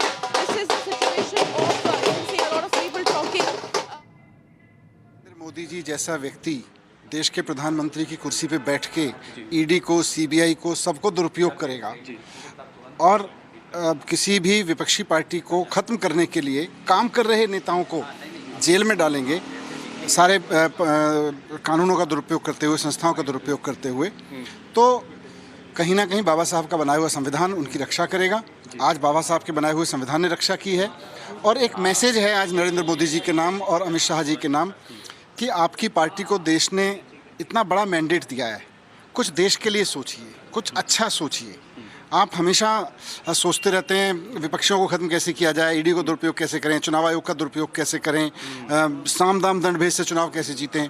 उसकी जगह आप सोचिए, काम करिए देश के लिए कुछ। मनीष जी, बड़ा दिन इसलिए भी है क्योंकि एक लाइन की खबर तो हो जाती है कि बरी कर दिया, लेकिन एक पूरा घटनाक्रम है। आप लोग किस तरीके से जेल में देखिए, जिस तरह से हम पहले दिन से कह रहे थे ये केस झूठा है, मनोहर कहानियाँ हैं, आज ऑनरेबल कोर्ट ने यही तो कहा कि भाई ये केस तो ट्रायल लायक भी नहीं है, इस पे तो मुकदमा भी नहीं चलाया जा सकता। किसी सिटिंग चीफ मिनिस्टर को आप अरेस्ट करके जेल में डाल दोगे सिर्फ इसलिए क्योंकि उसके बाद मोदी जी चुनाव जीतना चाहते हैं, सिर्फ अमित शाह चुनाव जीतना चाहते हैं, भारतीय जनता पार्टी चुनाव जीतना चाहती है। भारतीय जनता पार्टी को मैं कहना चाहता हूं कि आपके नेताओं ने इस देश को बर्बाद कर दिया है। ये मैसेज है कि देश को बर्बाद करने की जगह, विपक्ष को बर्बाद करने की जगह, जो लोग काम कर रहे हैं उनको बर्बाद करने की जगह थोड़ा देश पे ध्यान दीजिए। क्योंकि इस मामले में जो पहली शिकायत थी, अगर मैं गलत नहीं हूं, तो उपराज्यपाल के पास कांग्रेस की तरफ से गई थी। क्या कहेंगे कांग्रेस की शिकायत पर? आम आदमी पार्टी के लिए इतना कुछ हो गया, बीजेपी ने उसको मुद्दा बनाया, कोर्ट तक मामला चला गया। शिकायतें तो सब करते हैं, लेकिन शिकायतों पे संज्ञान लेना है कि नहीं लेना है, ये तो कोई अपनी बुद्धि से सोचेगा ना। नरेंद्र मोदी जी ने पूरी की पूरी ईडी को लगाया, सीबीआई को लगाया, पूरी इनकी कोशिश थी कि किसी तरह से अरविंद केजरीवाल खत्म हो जाए, अरविंद केजरीवाल खत्म हो जाए। यार, अरविंद केजरीवाल स्कूल बना रहे हैं, अरविंद केजरीवाल इस देश की राजनीति में ईमानदारी से काम कर रहे हैं। आज फिर से साबित हुआ कि नरेंद्र मोदी गलत थे। भारतीय जनता पार्टी के जिन जिन लोगों ने झूठ बोला पीस प्रेस में आके इस पूरे मामले के बारे में, वो सब के सब झूठे थे और अरविंद केजरीवाल, मनीष सिसोदिया कट्टर ईमानदार हैं, आज से साबित हुआ। मनीष जी, मैं इसलिए एक सवाल और लेना चाहूँगा क्योंकि दिल्ली में आपकी सरकार अब नहीं है और पंजाब में आपकी सरकार है, आप चुनाव में जा रहे हैं। संजीवनी का काम करेगा ये आदेश? देखिए, बात हमारी आम आदमी पार्टी की नहीं है। बात यह है कि इस देश में एजेंसीज का दुरुपयोग कर करके जैसे लोगों को प्रताड़ित किया जा रहा है, पत्रकारों को प्रताड़ित किया जाता है, सामाजिक कार्यकर्ताओं को प्रताड़ित किया जाता है, मतलब तानाशाही कर रखी है। उस तानाशाही के पीठ में, उस तानाशाही की कब्र में कील है। तो मनीष सिसोदिया को आप सुन रहे थे, कह रहे हैं कि उस तानाशाही की ताबूत में कील है और जांच एजेंसियों ने जो कुछ किया उस पर कड़े सवाल आज सीबीआई कोर्ट का जो आदेश है वो यहाँ पर उठाता हुआ दिखाई देता है। कैमरा पर्सन आकाश के साथ Manav Yadav, Republic Bharat, Delhi. All right, so just heard that reaction coming in from Manish Sisodia. Let's go to Saurabh at the Aam Aadmi Party office, and all these leaders have done jail time. Saurabh, they all were. This was Saurabh Bhardwaj speaking with us. He told us that it doesn't matter that the CBI can go anywhere in High Court or anywhere else, but the truth will triumph, and it is a big day for them as the Rouse Avenue Court has discharged all the, they have acquitted all the accused in the liquor policy case. And you can see major celebrations are going on here.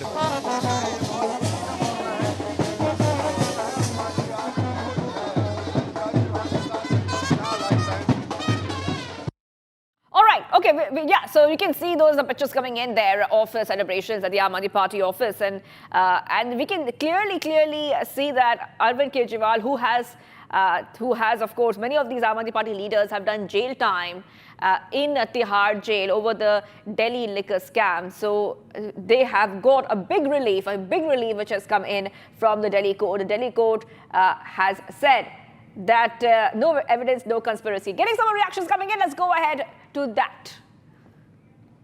देखिए, इस फैसले से साबित हो गया कि एक ईमानदार लोकप्रिय मुख्यमंत्री अरविंद केजरीवाल और ये एक योग्य ईमानदार शिक्षा मंत्री मनीष सिसोदिया और हमारी पार्टी को बदनाम करने के लिए प्रधानमंत्री और गृह मंत्री मोदी और अमित शाह ने एक गहरी साजिश रची थी और झूठे केस बनवाए थे आम आदमी पार्टी के नेताओं के खिलाफ, उनको जेल में डाला, उनको जेल में सड़ाया, उनके परिवार के लोगों को तकलीफ दी, हमारे समर्थकों को तकलीफ दी।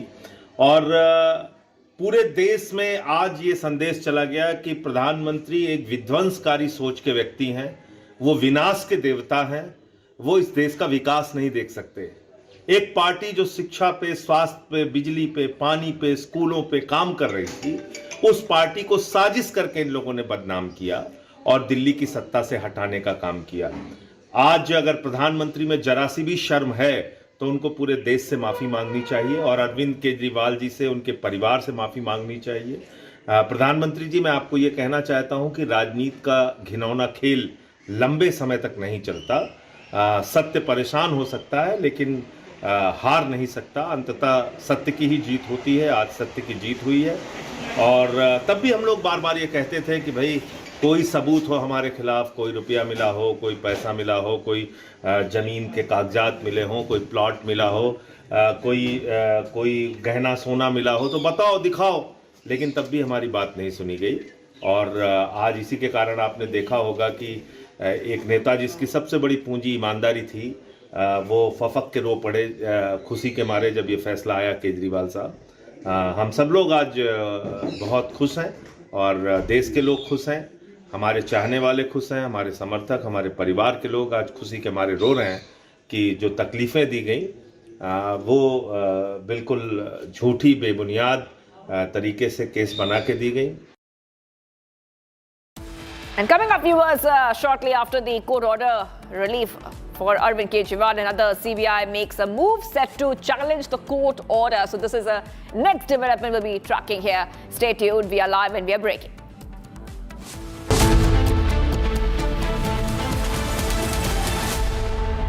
थोड़े में ज्यादा स्वाद, यही तो है इसकी खास बात। वाओ मामा, क्या स्वाद है। अरे मेरे राजा, राजा और प्योर मसाला,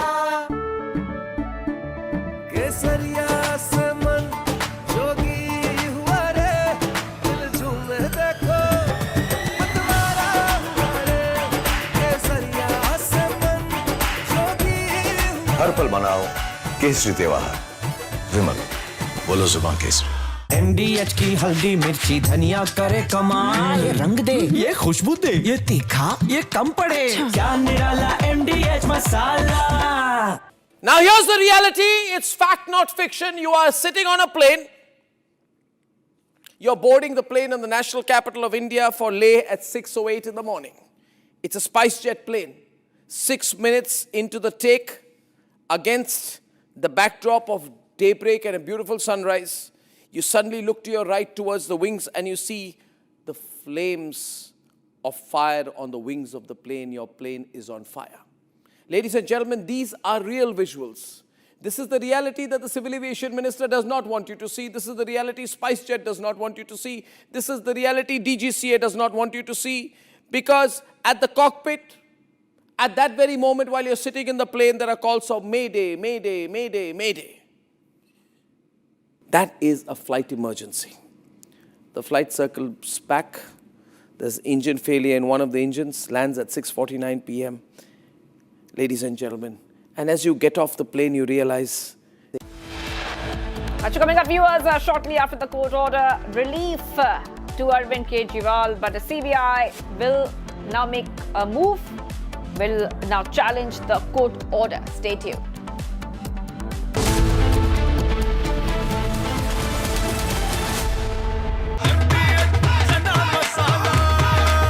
अब छोलिया हो या लोबिया, सफेद चने या काले चने, सब कुछ मजेदार बने। Amity has been ranked among the top universities globally for producing the most employable graduates by the Times Higher Education UK.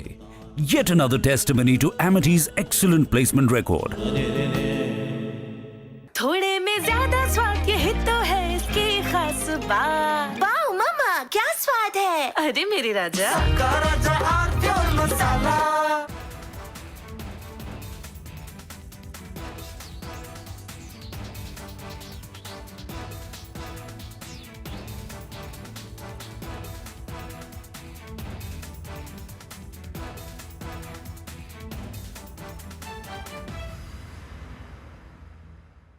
Secret recipe MDH साथ जीरा सिप जल जीरा मसाला। सिप सिप जीरा सिप जीरा सिप इंडिया का जल जीरा सिप जीरा सिप इंडिया का जल जीरा SIP. Now here's the reality. It's fact, not fiction. You are sitting on a plane. You're boarding the plane in the national capital of India for Leh at 6:08 in the morning. It's a SpiceJet plane. 6 minutes into the take, against the backdrop of daybreak and a beautiful sunrise, you suddenly look to your right towards the wings and you see the flames of fire on the wings of the plane. Your plane is on fire. Ladies and gentlemen, these are real visuals. This is the reality that the civil aviation...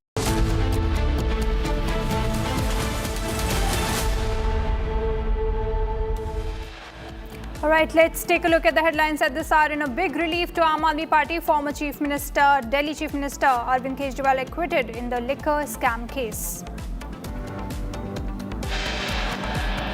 Delhi court acquits all 23 accused in the liquor scam case. Court says there was no cogent material available in the charge sheet. Court also wraps CBI, saying that the agency's voluminous charge sheet has many lacunae not reported by any witness or statement. Shortly after the court order relief to Arvind Kejriwal, CBI makes a move set to challenge the court order. After 10 hours of questioning yesterday in money laundering case, Anil Ambani skips ED summons today.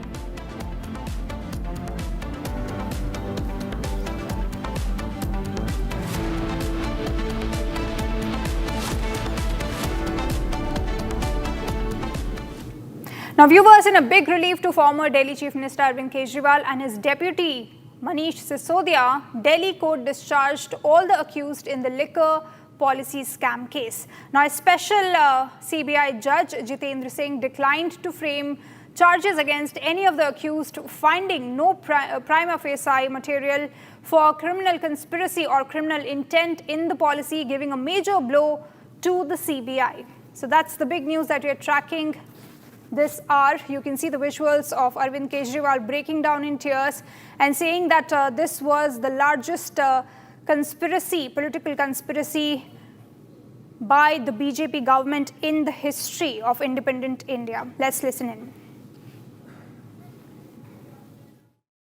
जिस तरह से शराब घोटाला कर रही थी और हमारे ऊपर आरोप लगा रही थी, आज कोर्ट ने सारे आरोप खारिज कर दिए और जितने भी एक्यूज्ड थे सबको डिस्चार्ज कर दिया। हम हमेशा कहते थे सत्य की जीत होती है, हमें भारतीय न्याय प्रणाली पे भरोसा है। मैं जज साहब का बहुत बहुत शुक्रिया अदा करता हूं, जिन्होंने हमारे साथ न्याय किया, सत्य की जीत हुई। मैं हमेशा कहता था कि भगवान हमारे साथ है। मोदी जी ने और अमित शाह जी ने मिल के आजाद भारत का सबसे बड़ा राजनीतिक षड्यंत्र रचा। आम आदमी पार्टी को खत्म करने के लिए आम आदमी पार्टी के सबसे बड़े 5 नेताओं को जेल में डाल दिया गया। यहाँ तक कि सिटिंग चीफ मिनिस्टर, जो आज तक भारत के इतिहास में कभी नहीं हुआ, सिटिंग चीफ मिनिस्टर को उसके घर से घसीटकर जेल में डाला गया और 6 महीने तक जेल में रखा गया। हमारे उप मुख्यमंत्री मनीष सिसोदिया जी, उनको लगभग 2 साल तक जेल में रखा गया। पूरा का पूरा फर्जी केस था। हमारे ऊपर कीचड़ फेंका गया। 24 घंटे टीवी चैनलों के ऊपर डिबेट चलते थे, खबरें दिखाई जाती थी, केजरीवाल भ्रष्ट है, केजरीवाल भ्रष्ट है।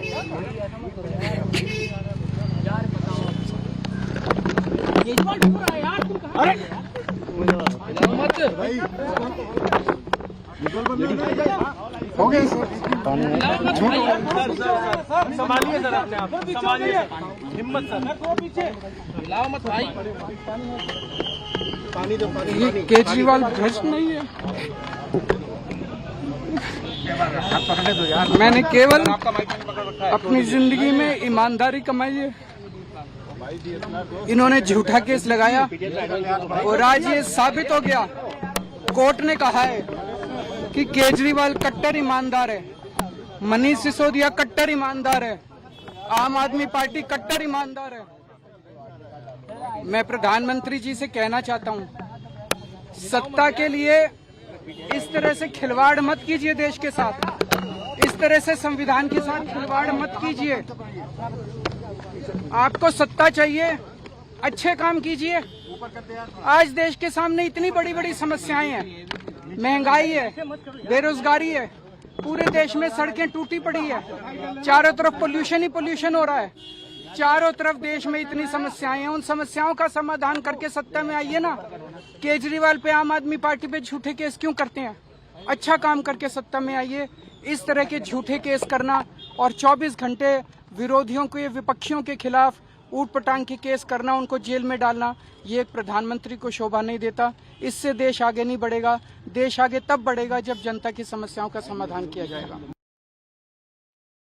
आम आदमी पार्टी एक कट्टर ईमानदार पार्टी है। अरविंद केजरीवाल एक कट्टर ईमानदार नेता है। मनीष सिसोदिया एक कट्टर ईमानदार नेता है। और आज कोर्ट के ऑर्डर ने साबित कर दिया है कि किस तरह से केंद्र सरकार की एजेंसीज ने षड्यंत्र करके बिना ठीक से इन्वेस्टिगेशन किए किस तरह से आरोप लगाए हैं। भारतीय जनता पार्टी का, प्रधानमंत्री नरेंद्र मोदी जी का आज सच पूरे देश के सामने आ गया। Danda, how is your party looking at this victory today? सच की जीत हुई है और हम लगातार ये कह रहे थे कि एक ईमानदार पार्टी और ईमानदार लीडरशिप जिसको भारतीय जनता पार्टी हरा नहीं पाई, जिसको भारतीय जनता पार्टी काम की राजनीति में पीछे नहीं छोड़ पाई, उनके खिलाफ साजिश की गई। और आज ये पूरी तरह से साबित हो गया कि पूरा केस फर्जी था, एक षड्यंत्र रचा गया था भारतीय जनता पार्टी के राजनीतिक दफ्तर में और ईडी और सीबीआई का इस्तेमाल करके उस षड्यंत्र को जमीन पर उतारा गया था। आज वो पूरी तरह से एक्सपोज हो गया है। भारतीय जनता पार्टी ने अपनी चुनावी लालसा में न सिर्फ एक झूठा केस और षड्यंत्र किया, बल्कि ईडी और सीबीआई की क्रेडिबिलिटी को भी पूरी तरह से दांव पर लगा दिया। और आज ये पूरा केस और पूरी भारतीय जनता पार्टी की साजिश एक्सपोज हो गई है। ये जो है ये बहुत बड़ा फैसला है, because Anurag, if everyone has been acquitted, we are hearing that the CBI is saying this is going to have an implication on the ED sources rather are saying that.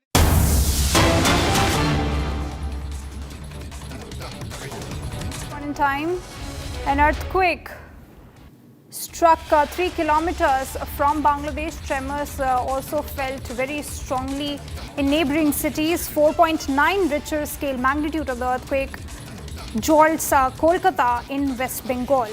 So this is the news that we are getting. 4.9 is the magnitude of the earthquake. Tremors felt in Kolkata, 3 kilometers from Bangladesh. Kolkata and adjoining districts jolted by this 4.9 magnitude of earthquake. So this is a developing story. We are yet to figure out if there were any injuries in this.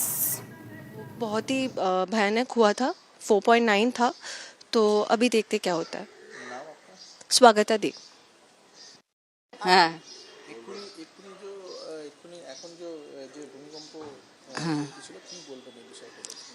আমরা বসে সবাই গল্প করছিলাম, তো গল্প করতে করতে হঠাৎ দেখলাম যেন সোফা ধরে কেউ কাঁপিয়ে দিল।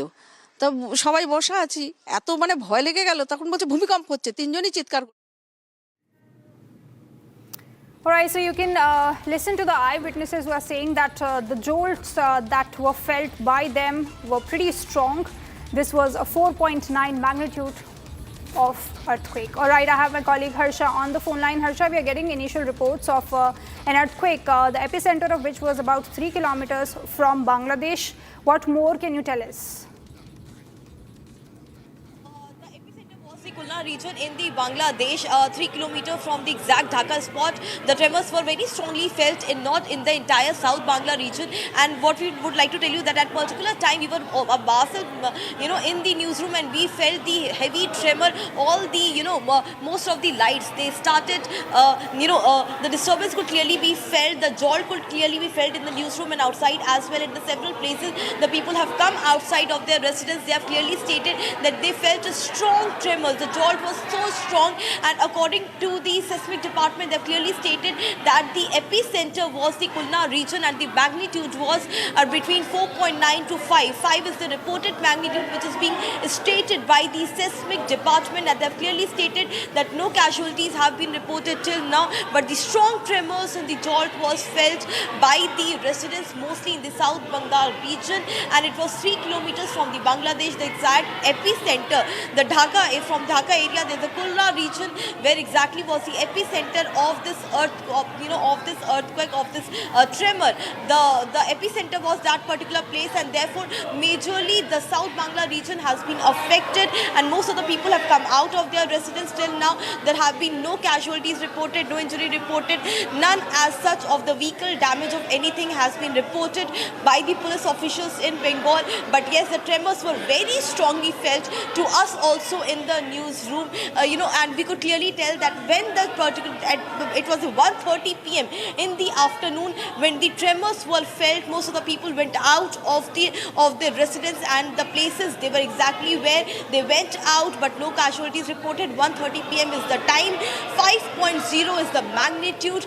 Epicenter Kulna region in Bangladesh. Majorly places where tremors felt is the South Bengal, mostly the districts in the south of the West Bengal state. Back to you. Absolutely, Harsha. Thank you so much for getting us all of these details. Stay safe. Let's move on to another story. A massive fire broke out in a timber factory in Yola town of Nashik district late last night in Maharashtra. All workers were rescued from the factory and no injuries were fortunately reported in the incident. Fire tenders are present at the spot. Firefighting operations are underway and more details are awaited. Take a look.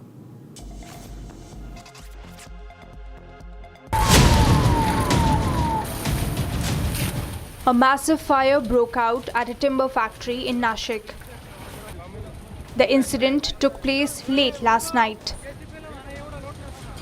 Factory located in Yola town suddenly caught fire. Upon receiving information of a massive fire, fire tenders were rushed to the spot. Firefighters worked effortlessly to douse off the fire. Fortunately, no casualties or injuries took place in the incident. All workers were rescued from the factory on time. Firefighting operations were carried out.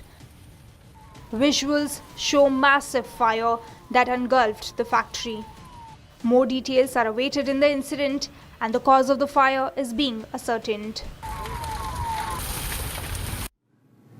Now shifting our focus to tensions that are escalating between Pakistan and Afghanistan, the Afghan Ministry of National Defense has released a statement claiming to have captured 2 bases and around 20 posts and killing 55 Pakistani soldiers. Now the operation carried out late last night targeted Pakistani military forces. The Afghan forces reported achieving their objectives and seizing weapons and supplies. The operation came in response to an earlier attack by Pakistani forces that killed Afghan civilians, including women and children.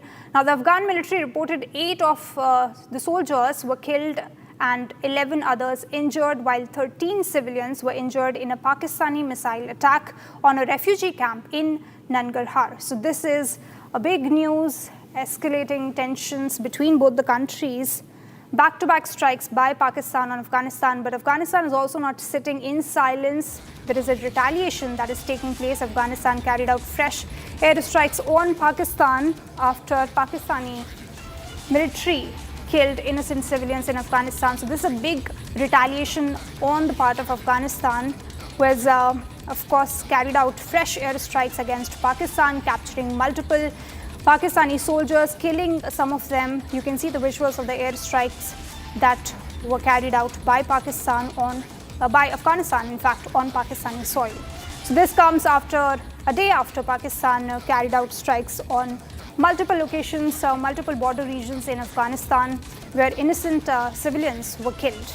This is the latest that we are tracking, an escalation between both the countries. Of course, world leaders are also responding. Iran has said that it is ready to cooperate and ready to negotiate, carry out negotiations between both the countries. Russia has also responded. You can see the visuals of on your screen airstrikes conducted by Afghanistan on Pakistani soil. So this is a big news that we are tracking at this point in time. India has already responded that Pakistani airstrikes were basically a breach of Afghanistan's sovereignty and just wanted to defend internal security crisis in Pakistan. So this is the latest retaliation by Afghanistan.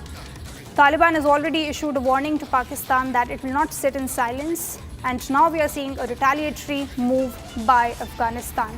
I have my colleague Shravan live with us from the newsroom. Shravan, this is a big retaliation by Afghanistan. Of course, the country is not sitting in silence and is ready to retaliate, but how far the country can go given the fact that the military strength between both the countries the margin between the military strength of both the countries is a big margin. Well, in fact, that appears to be a bit of a misunderstanding here, Hina, because for those who have been tracking the developments within the Afghanistan army, in the last 4 months, there has been a massive reinforcement that has been brought in. The kind of support that the Afghanistan army has basically got from some of the other countries, particularly in terms of replenishment, has essentially resulted in what we are looking at right now, with over 55 Pakistani troops or soldiers who have been killed in the retaliatory action that was taken by Afghanistan. Something that perhaps Pakistan was not really expecting, because given the fact that there are now reports basically emerging that the Afghanistan army has also crossed over Durand line and thereafter carried out these attacks. In fact, we are being told that 19 outposts have already been destroyed. 2 overruns and the Lashkar-e-Toiba and ISKP site have been struck in the major border intrusion. So the big news coming in that this was not just a counter strike where you are looking at laser guns basically being used, but with the troops crossing over and carrying out cross-border firing in those places. And that is the reason why the kind of casualties that have been inflicted upon the Pakistani army seems to be quite high, what many would not have really expected, because the understanding was that the Afghanistan army may not be in a position to get into a full-fledged war with the Pakistani army, but it seems what the Afghanistan army has basically achieved in the 4-hour-long operation, midnight operation that was basically carried out, there is a clear indication of the fact that 1, Pakistani soldiers have left from their posts. Second, in terms of the outposts that have been destroyed, at least 19 outposts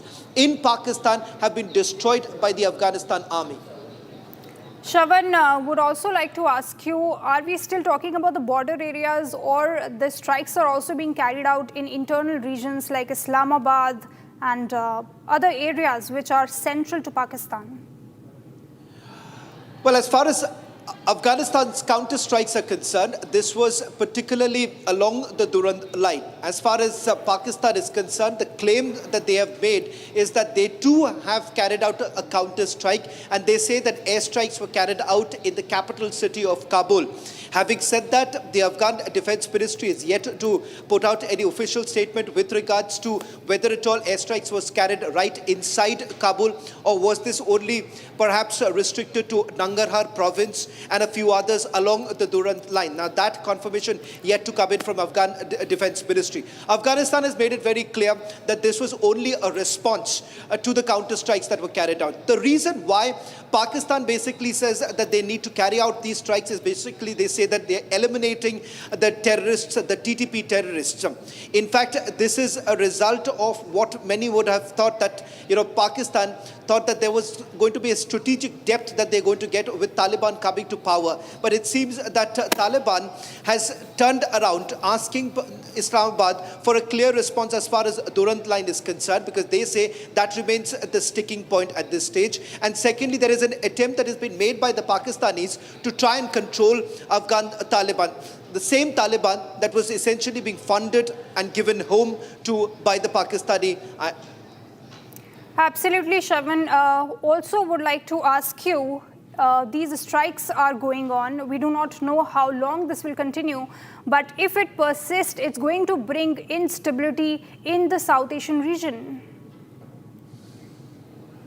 Well, there is a misunderstanding that the Pakistanis have at this appointed time, and that Taliban is isolated. The first big response actually came in from India. a clear support that was extended to Afghanistan. Pakistan is completely perplexed with the kind of, the closeness that Afghan Taliban has had with India, with several high-profile visits that have taken place in the last 1 year itself.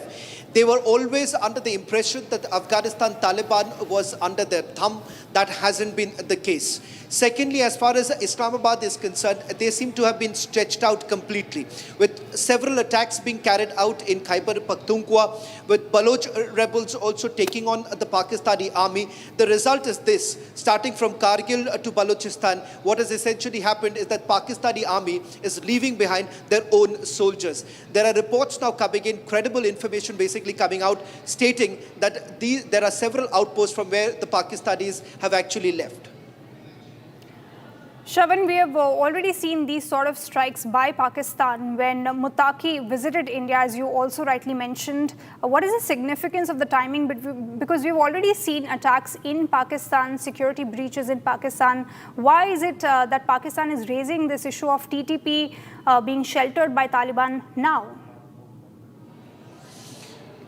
The question of TTP, whether at all it is being sheltered by Kabul or not, Pakistan has never been able to provide any credible evidence. In fact, the first strike that was carried out was on the basis of information that the Pakistanis had, that the TTP chief was actually in Kabul. It turned out that it was an empty vehicle that was basically targeted by the Pakistanis.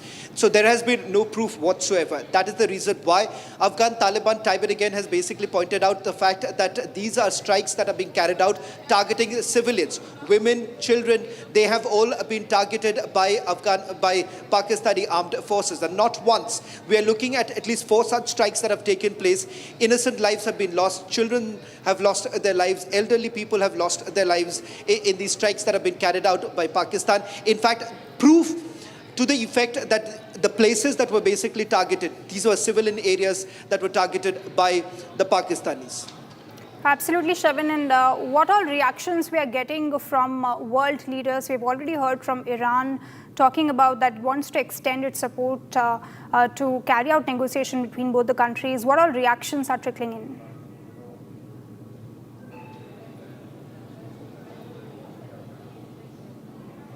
All right, seems like that I've lost the connection. All right, so this is a big news that we're tracking, viewers, where Afghanistan is now retaliating after Pakistani strikes. And of course, Afghan government also says that these airstrikes will lead Afghanistan to make a move and attack Pakistan as well. So this is a big news that we are tracking at this point in time. We have already seen how Pakistan's arsenal is depleting. We have already seen during Operation Sindoor how India dealt a huge blow to Pakistan's arsenal, and now in these attacks Pakistan's military is losing more and more, and Afghanistan on its part is replenishing its arsenal, as was pointed out by my colleague there. But if this war persists, this will have a huge instability in the region. All right, so this is a big news that we are tracking. All right, taking a short break. Coming up, Aam Aadmi Party former Delhi Chief Minister Arvind Kejriwal acquitted in the liquor scam case.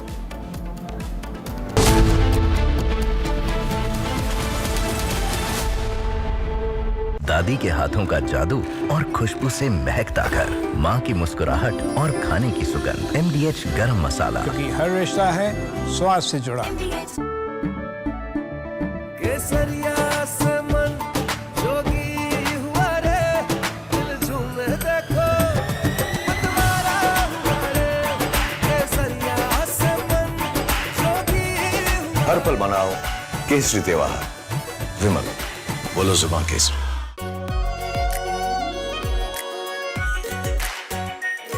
Pure shahi paneer masala, delicious, healthy every day.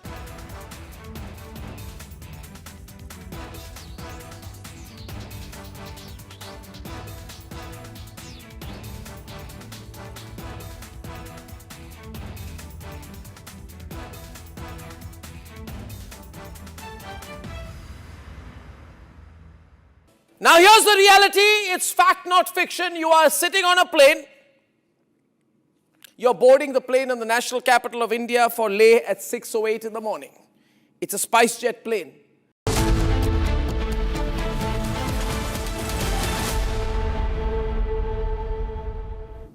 All right, Thailand and the United States, joined by South Korea and Singapore, have wrapped up major amphibious assault drills under Cobra Gold 2026 in Satahip. Now, the exercise brought together more than 8,000 personnel from 30 countries, highlighting multinational coordination and regional security cooperation in one of Southeast Asia's largest and longest-running military exercises. Take a look.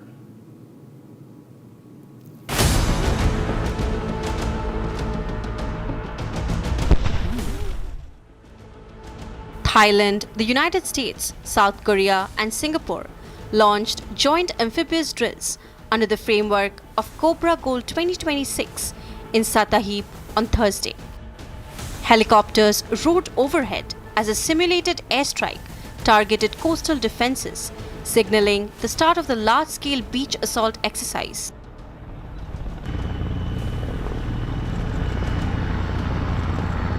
Thai naval vessels stood offshore while fast boats carrying troops sped towards the beach, launching the amphibious landing operation. Amphibious vehicles pushed through the surf under cover of smoke screens before rolling onto the sand as Marines stormed ashore. Thai Marines disembarked and staged coordinated attack maneuvers, demonstrating combined sea, air and land capabilities. Vice Admiral Arpa Chapanot of the Royal Thai Navy said that the exercise was a success, highlighting close planning and cooperation among participating nations. ฝึกประสบความสำเร็จนะครับก็จะทำให้เราได้เรียนรู้ในเรื่องของการปฏิบัติงานร่วมกันตั้งแต่ขั้นการวางแผนเลยนะครับสิ่งที่ทุกท่านได้เห็นที่เกิดขึ้นช่วงเวลาสั้นๆเนี่ยมันผ่านการวางแผนมาจากทั้งต่างเหล่าต่างประเทศนะครับซึ่งก็เมื่อวางแผนดีแล้วก็ทุกอย่างก็ปฏิบัติไปตามแผนนะครับซึ่งวันนี้ก็ปฏิบัติไปด้วยความเรียบร้อยสำเร็จตามวัตถุประสงค์ที่ได้วางแผนไว้ครับ One of Southeast Asia's longest-running multinational drills, Cobra Gold 2026, involves more than 8,000 personnel from 30 countries, reinforcing regional security partnerships. ผมเชื่อว่าเราในส่วนของกองทัพเรือและกองทัพไทยเนี่ยเรามีขีดความสามารถทั้งในส่วนของยุทโธปกรณ์กำลังพลยุทธวิธีอยู่แล้วนะครับการที่เราฝึกกับต่างประเทศเนี่ยมันก็ทำให้เราสามารถที่จะเรียนรู้อันไหนที่สามารถนำมาประยุกต์ใช้ได้เพราะต้องเข้าใจว่าด้วยเทคโนโลยีด้วยอุปกรณ์อาจจะแตกต่างกันแต่ถ้าเราสามารถนำมาประยุกต์ใช้มันก็จะเกิด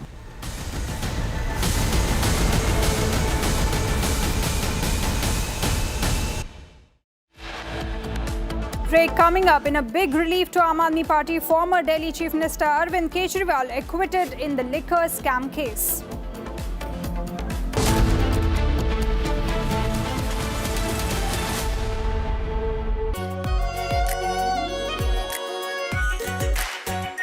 Our pure Shahi Paneer Masala. Delicious, healthy, every day.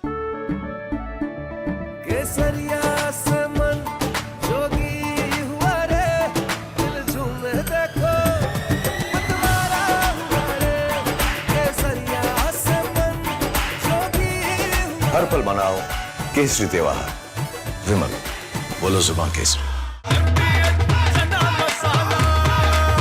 अब छोलिया हो या लोबिया सफेद चने या काले चने सब कुछ मजेदार बने Now here's the reality. It's fact, not fiction. You are sitting on a plane.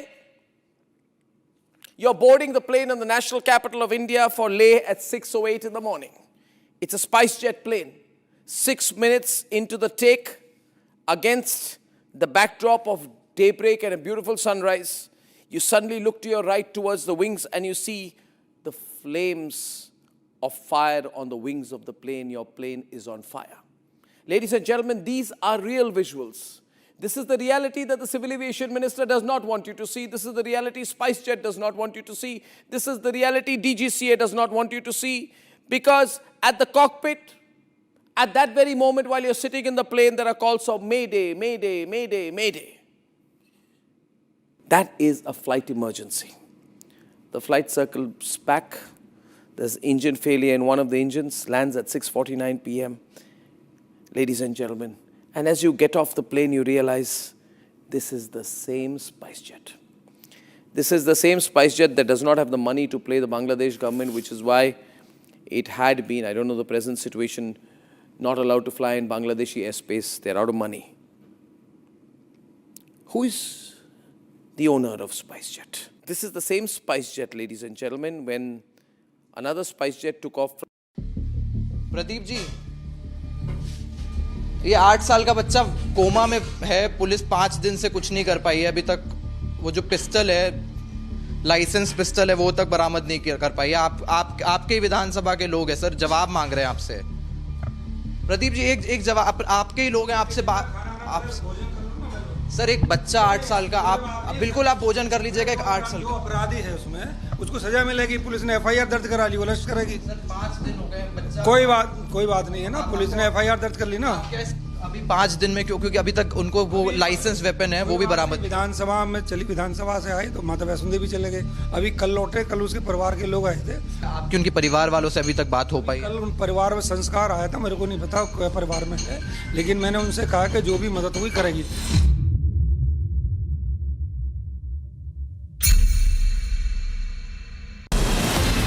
From Asia's largest news headquarters, setting the agenda for Bharat.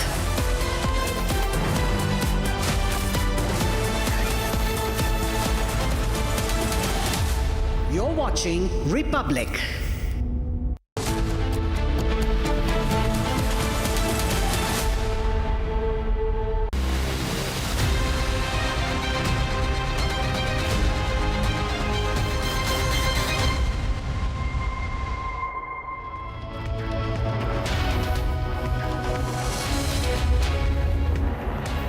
A very warm welcome, viewers. You're watching the Republic TV. This is Shivam Dutt Mehta, and the top focus in this bulletin will be on the liquor gate scam, the liquor scam, because Arvind Kejriwal, Manish Sisodia and 23 others, all 23 have been acquitted by the court. It's a big win for the Aam Aadmi Party, a big relief for the Aam Aadmi Party and all those who were accused in the liquor case. We'll get you all the top details of this story and a lot more. But first up, let's have a look at the top headlines of the hour.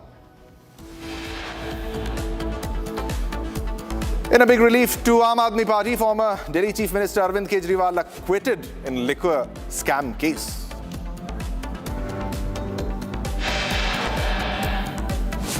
Delhi court acquits all 23 accused in the liquor scam case. Court says there was no cogent material available in the charge sheet.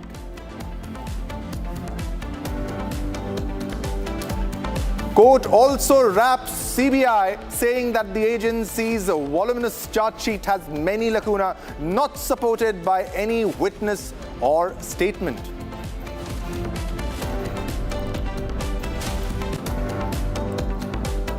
Shortly after the court ordered relief to Arvind Kejriwal, CBI makes a move set to challenge the court order.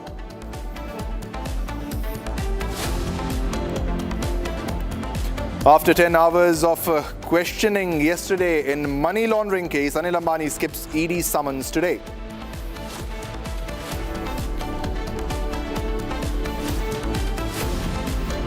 And top focus, Afghanistan strikes back on Pakistan, says strikes conducted close to Islamabad in Pakistan.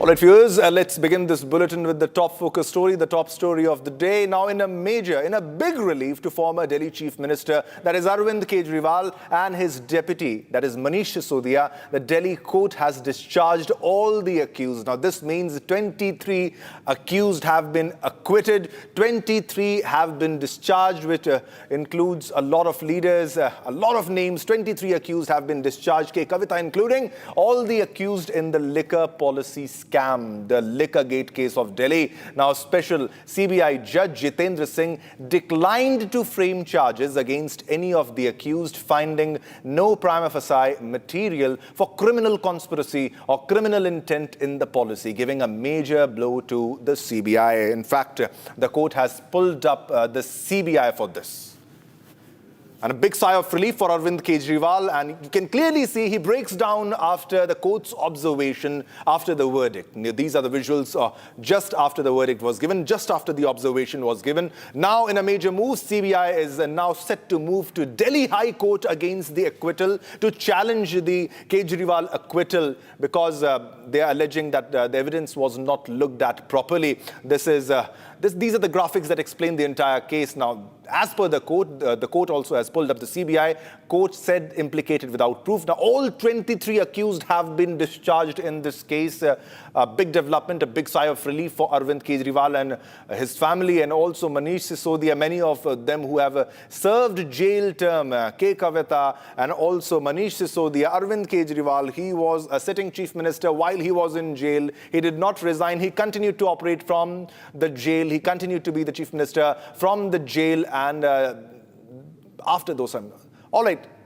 I think channels like Republic TV were part of an overall narrative which was created by BJP. You helped BJP. Sir, no, Republic does not help any political party. That this was the CBI would put out the allegations against the Aam Aadmi Party leaders that there were kickbacks which were received by the party members, and which is what we reported as well. And now the judgment has come, which is what we're reporting and getting a reaction. So you don't have to report it. You have to run this story for 1 month. You have to call guests for 1 month. You have to do debates for 1 month. We're also getting your reaction on the judgment today, right? That you have to do, otherwise people will not watch your channel. That's not how it works, sir. That is not how it works, sir. We're getting your reaction on the judgment. What do you have to say on that? I have to say that now Republic TV should run a narrative for at least 1 month. Should do debates. Sir, Republic will decide what it has to run or what it has not to run. You will not decide. You have already decided. You run a narrative for the... We do not run a narrative. We're getting your reaction on what CBI has said. CBI says that there were investigation lapses which were not looked into by the trial court. They will now appeal the judgment. Your reaction on that? My reaction is, as far as CBI officers are guilty, channels like Republic and Times Now are also guilty of running a false narrative for BJP. So you do understand the case is not, this is not the end of the legal battle. The CBI says it will go into the higher court, Delhi High Court, appeal the trial court's judgment. I know that's your narrative now. That is your next narrative. Run it. Keep running it. All right, that was Aam Aadmi Party Sortie Bhardwaj calling what the CBI in fact has said right now, that they will be appealing the judgment in the Delhi High Court. Just a narrative, not understanding essentially this is not the end of the legal battle, but of course a temporary relief for the Aam Aadmi Party Supremo Arvind Kejriwal, as well as for the Deputy CM, former Deputy CM Manish Sisodia, and 21 others were all accused in the Delhi liquor scam case. But the reaction we're getting right now from the Aam Aadmi Party's Sortie Bhardwaj says it's a narrative by CBI, whereas CBI continues to say that there were several issues which are overlooked by the trial court in their proceedings. They will be appealing the judgment, the trial court's judgment, which has acquitted all 23 accused in the Delhi liquor scam. And now that's the latest reaction we're getting in from, in fact, Sortie Bhardwaj. All right, so this was Sortie Bhardwaj. He is alleging that we are not showing what is happening right now, but we have given the entire coverage to this entire issue. And now let's once again focus on how Arvind Kejriwal reacted after the court's observation, the verdict. Let's watch that.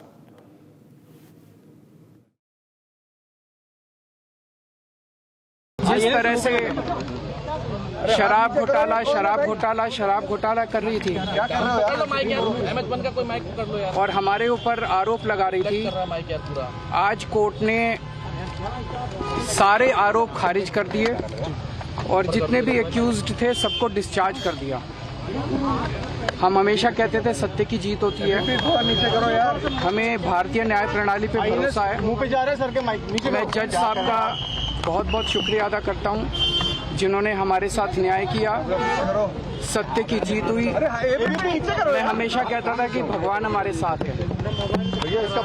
Modi ji ने और अमित शाह जी ने मिल के आजाद भारत का सबसे बड़ा राजनीतिक षड्यंत्र रचा। आम आदमी पार्टी को खत्म करने के लिए आम आदमी पार्टी के सबसे बड़े 5 नेताओं को जेल में डाल दिया गया। यहाँ तक कि सिटिंग चीफ मिनिस्टर, जो आज तक भारत के इतिहास में कभी नहीं हुआ, सिटिंग चीफ मिनिस्टर को उसके घर से घसीटकर जेल में डाला गया और 6 महीने तक जेल में रखा गया। हमारे उप मुख्यमंत्री मनीष सिसोदिया जी, उनको लगभग 2 साल तक जेल में रखा गया। पूरा का पूरा फर्जी केस था। हमारे ऊपर कीचड़ फेंका गया। 24 घंटे टीवी चैनलों के ऊपर डिबेट चलते थे, खबरें दिखाई जाती थी, केजरीवाल भ्रष्ट है, केजरीवाल भ्रष्ट है।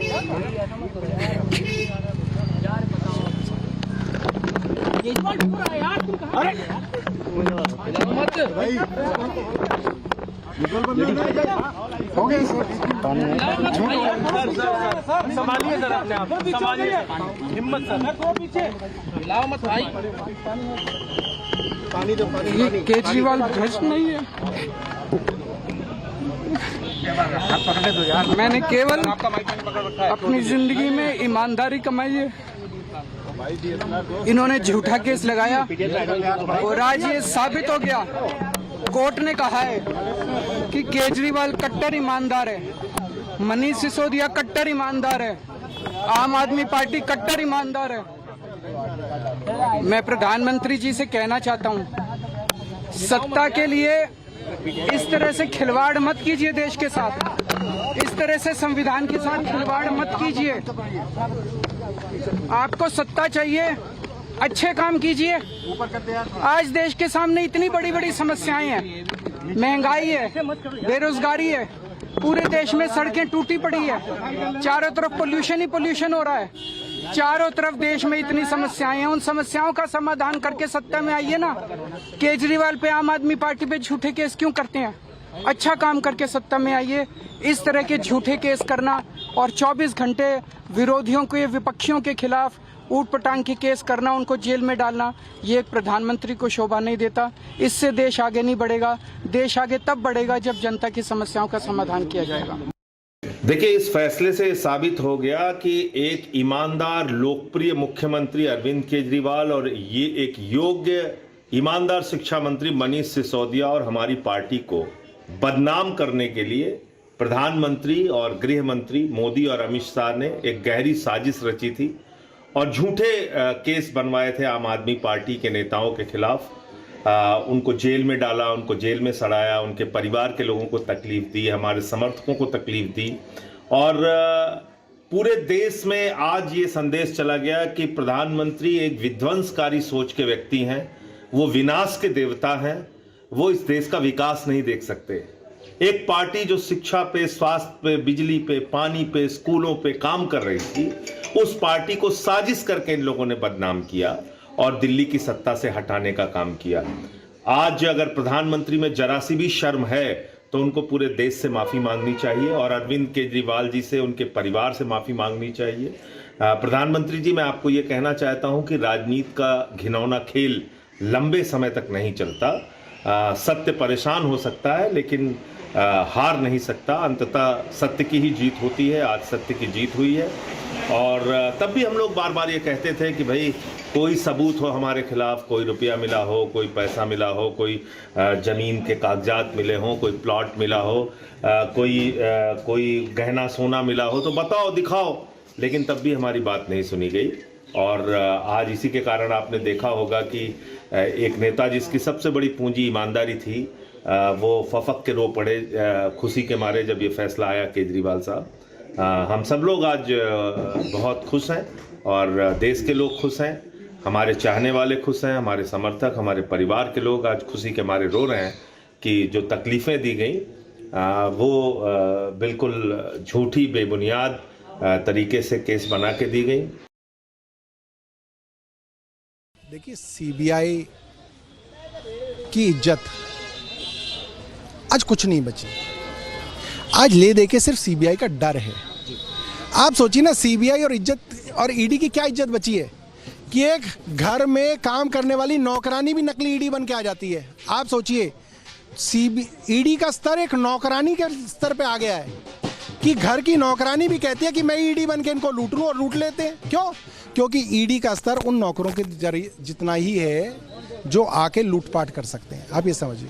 अजय माकन वो व्यक्ति थे जिन्होंने सबसे पहली शिकायत इसमें दी थी उपराज्यपाल को कि दिल्ली में कुछ ऐसा कथित घोटाला हो रहा है। अजय माकन क्योंकि ना तो बीजेपी से थे, वो कांग्रेस से थे, तो ऐसे में उनके लिए आप किस तरीके से क्या कहेंगे आज? देखिए, कांग्रेस को बर्बाद करने के अंदर अजय माकन जैसे नेताओं का तो बड़ा योगदान रहा है।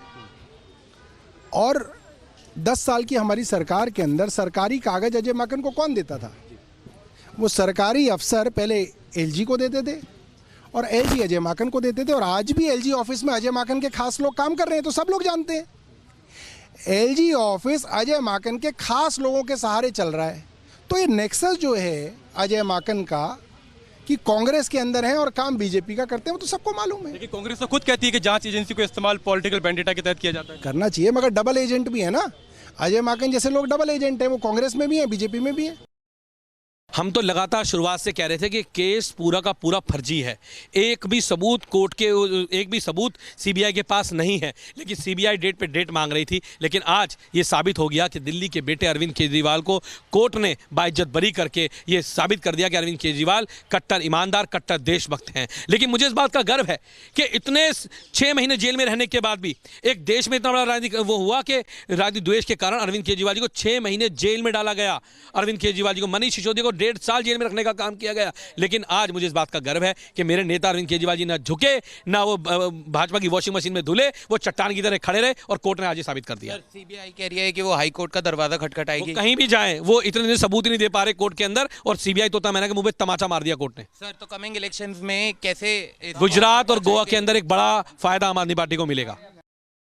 See, we have 100 times said that we have nothing to do with this case. This is a politically motivated case.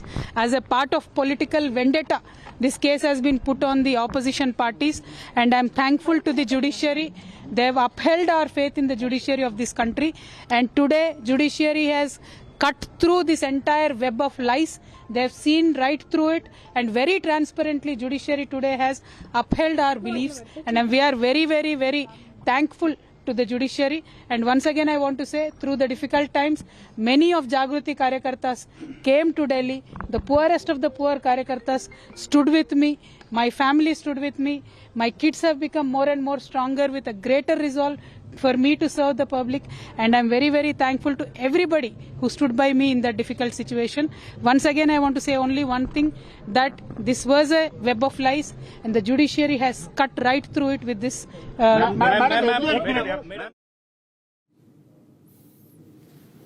All right, so these were the reactions that are coming from Arvind Kejriwal, from Kavitha, and also a big sigh of relief, a major relief for the Aam Aadmi Party, in this case in the Liquorgate scam. And also, now they're terming this as a victory, not just a legal victory, but also a political victory. Now, our executive editor Niranjan also spoke to Aam Aadmi Party leader Anurag Dhanda. Let's watch that too. Dhanda, how is your party looking at this victory today? सच की जीत हुई है, और हम लगातार ये कह रहे थे कि एक ईमानदार पार्टी और ईमानदार लीडरशिप जिसको भारतीय जनता पार्टी हरा नहीं पाई, जिसको भारतीय जनता पार्टी काम की राजनीति में पीछे नहीं छोड़ पाई, उनके खिलाफ साजिश की गई। और आज ये पूरी तरह से साबित हो गया कि ये पूरा केस फर्जी था, एक षड्यंत्र रचा गया था भारतीय जनता पार्टी के राजनीतिक दफ्तर में, और ईडी और सीबीआई का इस्तेमाल करके उस षड्यंत्र को जमीन पर उतारा गया था। आज वो पूरी तरह से एक्सपोज हो गया है। भारतीय जनता पार्टी ने अपनी चुनावी लालसा में न सिर्फ एक झूठा केस और षड्यंत्र किया, बल्कि ईडी और सीबीआई की क्रेडिबिलिटी को भी पूरी तरह से दांव पर लगा दिया, और आज ये पूरा केस और पूरी भारतीय जनता पार्टी की साजिश एक्सपोज हो गई है। ये जो है, ये बहुत बड़ा फैसला है, because Anurag, if everyone has been acquitted, we are hearing that the CBI is saying this is going to have an implication on the ED sources rather are saying that it's going to have an implication on their case as well. So this is one of the perhaps the biggest legal setbacks देखिए, हम तो लगातार यही कह रहे थे, आम आदमी पार्टी ने लगातार ये कहा कि ये कोई केस ही नहीं है, ये एक फर्जी केस भारतीय जनता पार्टी के दफ्तर में बनाया गया और उसी पे ईडी सीबीआई ने अपनी आगे कार्रवाई शुरू कर दी, लोगों को गिरफ्तार करके जेलों में डाला। अगर कहीं कोई रत्ती मात्र भी कोई सबूत होता तो किसी के खिलाफ तो केस टिकता। यहाँ तो पूरा का पूरा केस ही खारिज हो गया है, सारे लोग उसमें बरी हो गए। तो ये साफ तौर पे बताता है कि ये एक पॉलिटिकल साजिश थी। आम आदमी पार्टी कट्टर ईमानदार पार्टी, अरविंद केजरीवाल कट्टर ईमानदार नेता है, मनीष सिसोदिया कट्टर ईमानदार नेता है। आज कोर्ट के जो मामला कोर्ट के अंदर तय हुआ है उसमें तो कम से कम यही साबित होता है, पूरे देश के लिए, पूरी दुनिया के लिए एक मैसेज है कि एक कट्टर ईमानदार नेता को किस तरह से बीजेपी ने फंसाने की कोशिश की। Abhi, what is next for the Aam Aadmi Party? The verdict is here. What is next? देखिए, आम आदमी पार्टी ने तो अरविंद केजरीवाल जी ने शुरू से ये कहा कि हमें कोर्ट पर और भगवान पर पूरा भरोसा है और ये षड्यंत्रकारी कितने भी मजबूत क्यों ना हो, भगवान से ज्यादा ताकतवर तो नहीं हो सकते। तो हम ये पूरा मैसेज आज आप लोगों के जरिए पूरे देश तक पहुंच रहा है, पूरी दुनिया तक पहुंच रहा है कि भारतीय जनता पार्टी आम आदमी पार्टी से डरती है और इसलिए इस तरह के राजनीतिक षड्यंत्र किए। हम इन चीजों से डरने वाले नहीं हैं, हम लगातार लोगों के बीच में जाएंगे और भारतीय जनता पार्टी के षड्यंत्र को भी एक्सपोज करेंगे और लोगों के बीच में कट्टर ईमानदार राजनीति जो पहले करते रहे उसको आगे भी करते रहेंगे। Anurag, one last question. Perhaps many people will say that the result of the Delhi so-called liquor scam, the liquor scam played out in the elections, and it's been a setback for your party. Now, the ED says, or the CBI says, they're going to move the Delhi High Court. Are you confident that this will sustain as the agencies now challenge it? मुझे तो लगता है कि अब ED और CBI की credibility क्या रह गई है पूरे देश के अंदर, उसको देखना होगा, क्योंकि सबूतों के ऊपर एक जो फैक्ट्स हैं, बिल्कुल छोटे छोटे फैक्ट्स हैं, उनके ऊपर जो लोअर कोर्ट है, जो बेसिक कोर्ट है जहां पर केस फाइल किया जाता है, वहां पर सुनवाई होती है और larger legal arguments higher courts के अंदर होते हैं। तो अगर आपका केस ही नहीं टिक रहा है, अगर आपके पास उतने सबूत भी नहीं है कि जिसके बिहाफ पे आप आरोप तय कर सकें, तो आप आसानी से अंदाजा लगा सकते हैं आगे क्या होने वाला है। हाई कोर्ट और सुप्रीम कोर्ट में तो इनको और ज्यादा पहले ही लताड़ पड़ चुकी है। मनीष सिसोदिया जी के केस में आपको याद होगा किस तरह से हाई कोर्ट और सुप्रीम कोर्ट ने दोनों एजेंसियों को ये कहा था कि आप मैलाफाइड इंटेंशन से काम कर रहे हैं, आप बायस तरीके से काम कर रहे हैं। तो जाने दीजिए, एक बार फिर जाएंगे तो वहां से भी इसी तरीके की लताड़ इनको सुनने को मिलेगी, क्योंकि ये पूरा केस फर्जी है। कहीं कोई रत्ती मात्र भी अगर कोई फैक्ट होता तो आज वो कोर्ट के अंदर दिखता, लेकिन पूरा केस जिस तरीके से धराशायी हुआ है, सारे लोगों को जिस तरीके से बरी किया गया है, वो इस बात पर मोहर है कि आम आदमी पार्टी और आम आदमी पार्टी के नेता कट्टर ईमानदार है। आज एक बार फिर गर्व हो रहा है देश के संविधान पर, बाबा साहब अम्बेडकर पर, जिन्होंने इतना शानदार संविधान दिया और सत्य की जीत हुई है। आज एक बार फिर गर्व हो रहा है देश के संविधान पर, बाबा साहब अम्बेडकर पर, जिन्होंने इतना शानदार संविधान दिया और सत्य की जीत हुई है। आम आदमी पार्टी एक कट्टर ईमानदार पार्टी है। अरविंद केजरीवाल एक कट्टर ईमानदार नेता है। मनीष सिसोदिया एक कट्टर ईमानदार नेता है। और आज कोर्ट के ऑर्डर ने साबित कर दिया है कि किस तरह से केंद्र सरकार की एजेंसीज ने षड्यंत्र करके बिना ठीक से इन्वेस्टिगेशन किए किस तरह से आरोप लगाए हैं। भारतीय जनता पार्टी का, प्रधानमंत्री नरेंद्र मोदी जी का आज सच पूरे देश के सामने आ गया।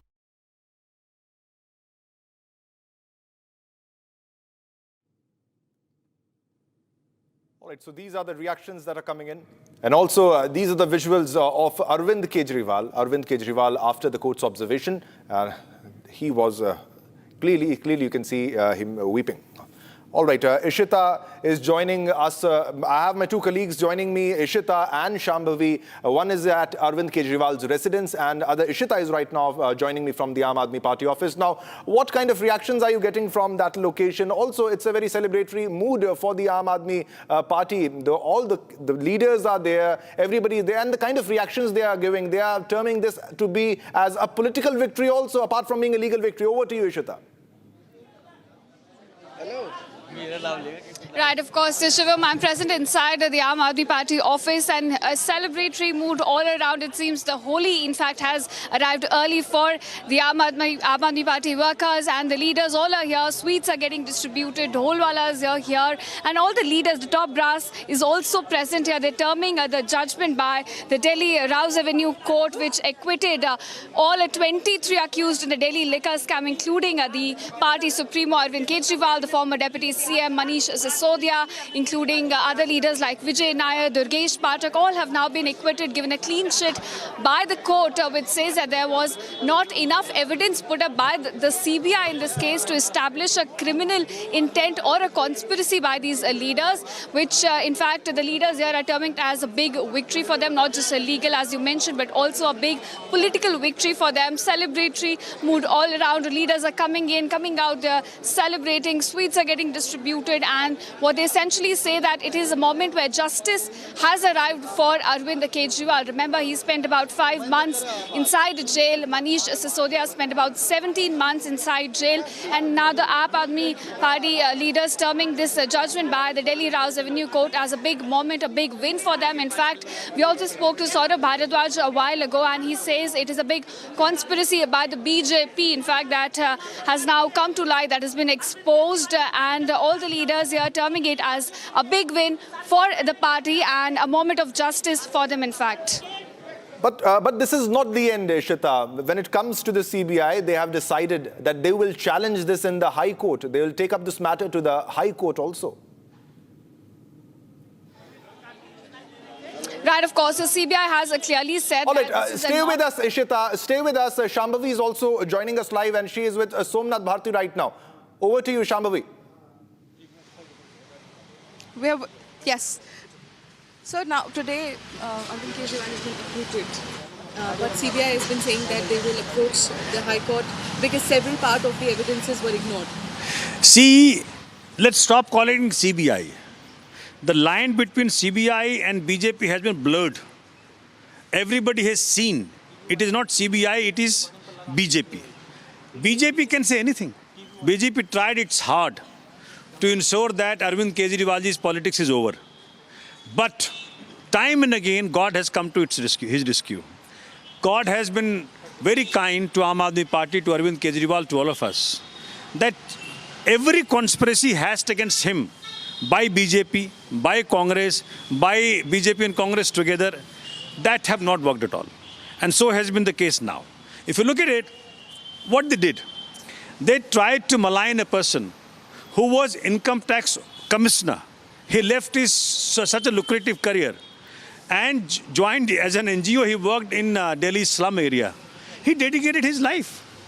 And that man, when he failed to give people of India solutions to their fundamental problems of education, healthcare, etc., then he came to politics.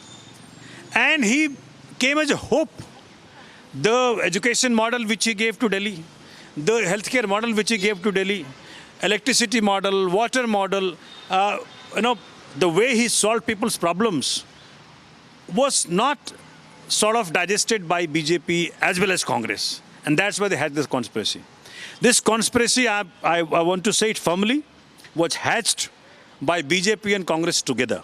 Today, both the parties have got exposed thoroughly, and people of Delhi and India and Punjab, they all would take revenge of every, problem which they tried to put Kejriwal into. Are you confirming that there were no lapses, not even procedural lapses? If yes, then why was it withdrawn in the first place? I have been saying time and again, if such prosecution takes place, then Modi ji will be inside jail for thousands of years. Thousands, not one. Okay? So the problem is that they don't understand. And that's why if you look at the judges' argument there, it's categorically clear. A policy, how will a government frame a policy? Forming a policy can never be a criteria of prosecution, criminal prosecution. I mean, unless you bring facts of corruption or proceeds, etc., you can't prosecute somebody, a government. Can Modi ji be prosecuted for this demonetization? Can he be prosecuted for, many things he has promised to the country is not fulfilled? And time and again, thousands of projects are there which have got exaggerated pricing. So the question today is BJP does not have the face today to face the nation. They should apologize. Modi ji should come today on TV and apologize to the nation. That was Mr. Somnath Bharti speaking to us on the recent acquittal of Arvind Kejriwal and 21 others. Back to you. All right, thanks a lot, Shambhavi. Shambhavi was with Somnath Bharti, and now also Ishita, thanks a lot. She was joining us from the Aam Aadmi Party office. And now, ladies and gentlemen, it's time to slip into a short commercial break. But don't go anywhere, because coming up next, Afghanistan strikes back on Pakistan, says strikes conducted close to Islamabad in Pakistan. Pure suji pasta उबालो मिलाओ और खाओ 8 minute में तैयार क्या taste है सबका राजा hardcore masala Amity has been ranked among the top universities globally for producing the most employable graduates by the Times Higher Education UK. Yet another testimony to Amity's excellent placement record. आधे bowl दही में 4 चम्मच MDH चटनी पुदीना मसाला डाला, stir करो, पुदीना चटनी तैयार। MDH चटनी पुदीना मसाला। MDH।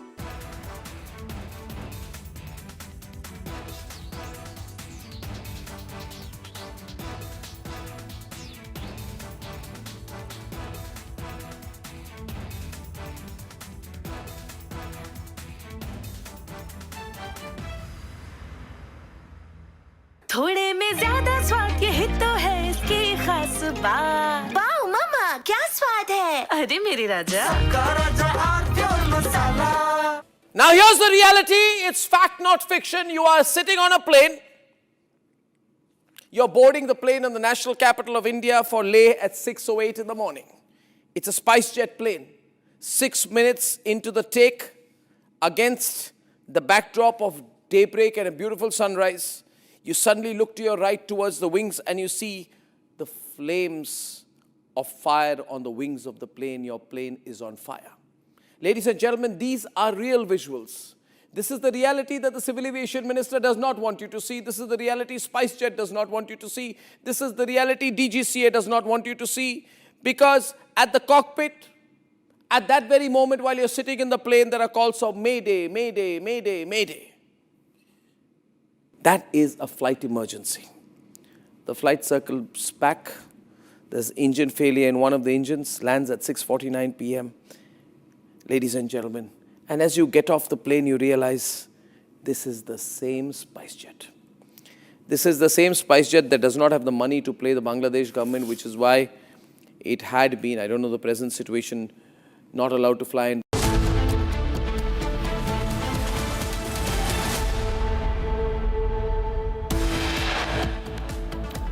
In a big relief to Aam Aadmi Party, former Delhi Chief Minister Arvind Kejriwal acquitted in the liquor scam case.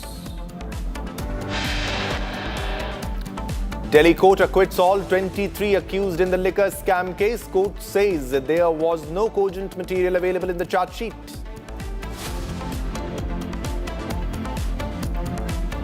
Court also wraps CBI, saying that the agency's voluminous charge sheet has many lacunae not supported by any witness or statement. Shortly after the court order relief to Arvind Kejriwal, CBI makes a move set to challenge the court order.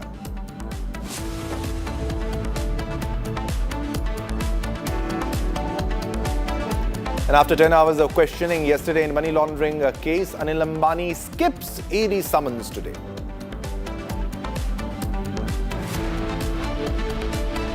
And also, Afghanistan strikes back on Pakistan, says the strikes conducted close to Islamabad in Pakistan.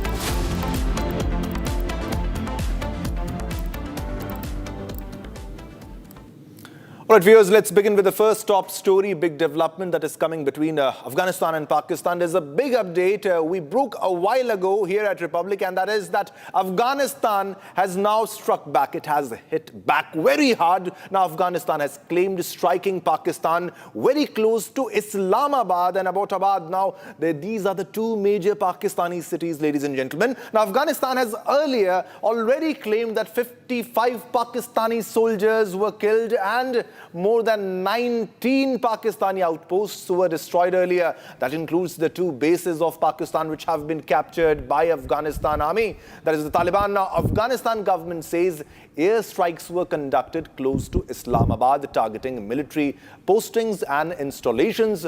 Now, this is after the Pakistani defense minister has declared an all-out war against Afghanistan, saying that their cup of patience was full.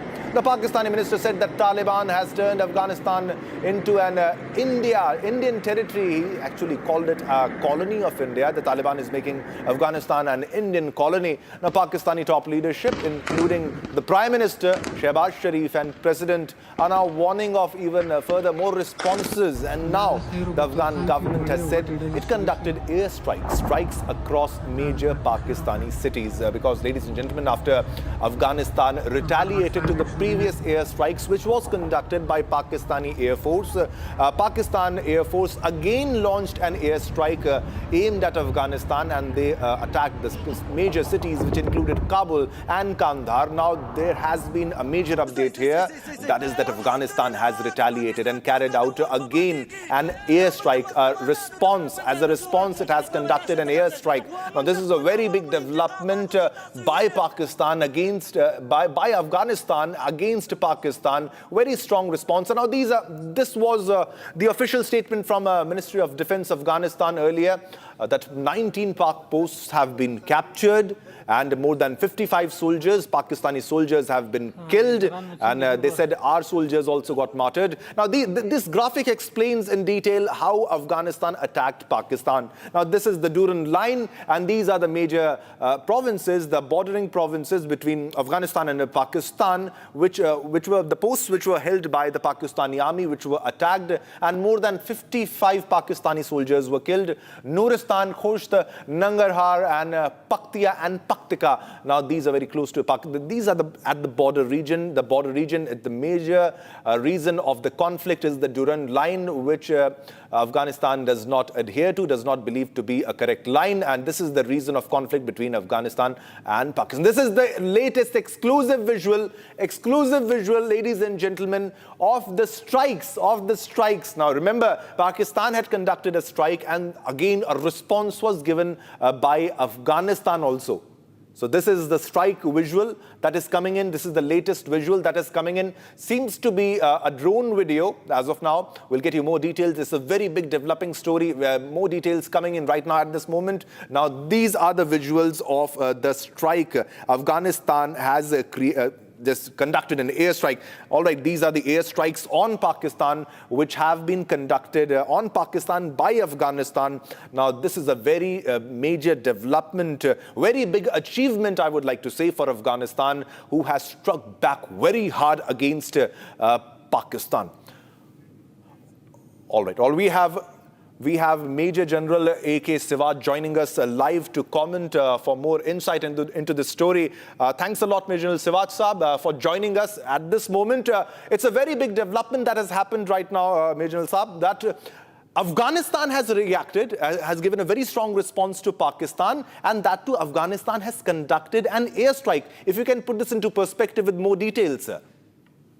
Absolutely. Shivam, one thing is very clear, that as far as the air power and air defense is concerned, Pakistan had advantage. But of late, after last about 2-3 months, when earlier a conflict between both the nations, now the Afghanistan air power has improved, and their air defense has also become far better than what it was earlier. But the main thing, as far as the Afghanistan is concerned, they are very good in guerrilla warfare tactics, and especially the posts which are there on the Durand line.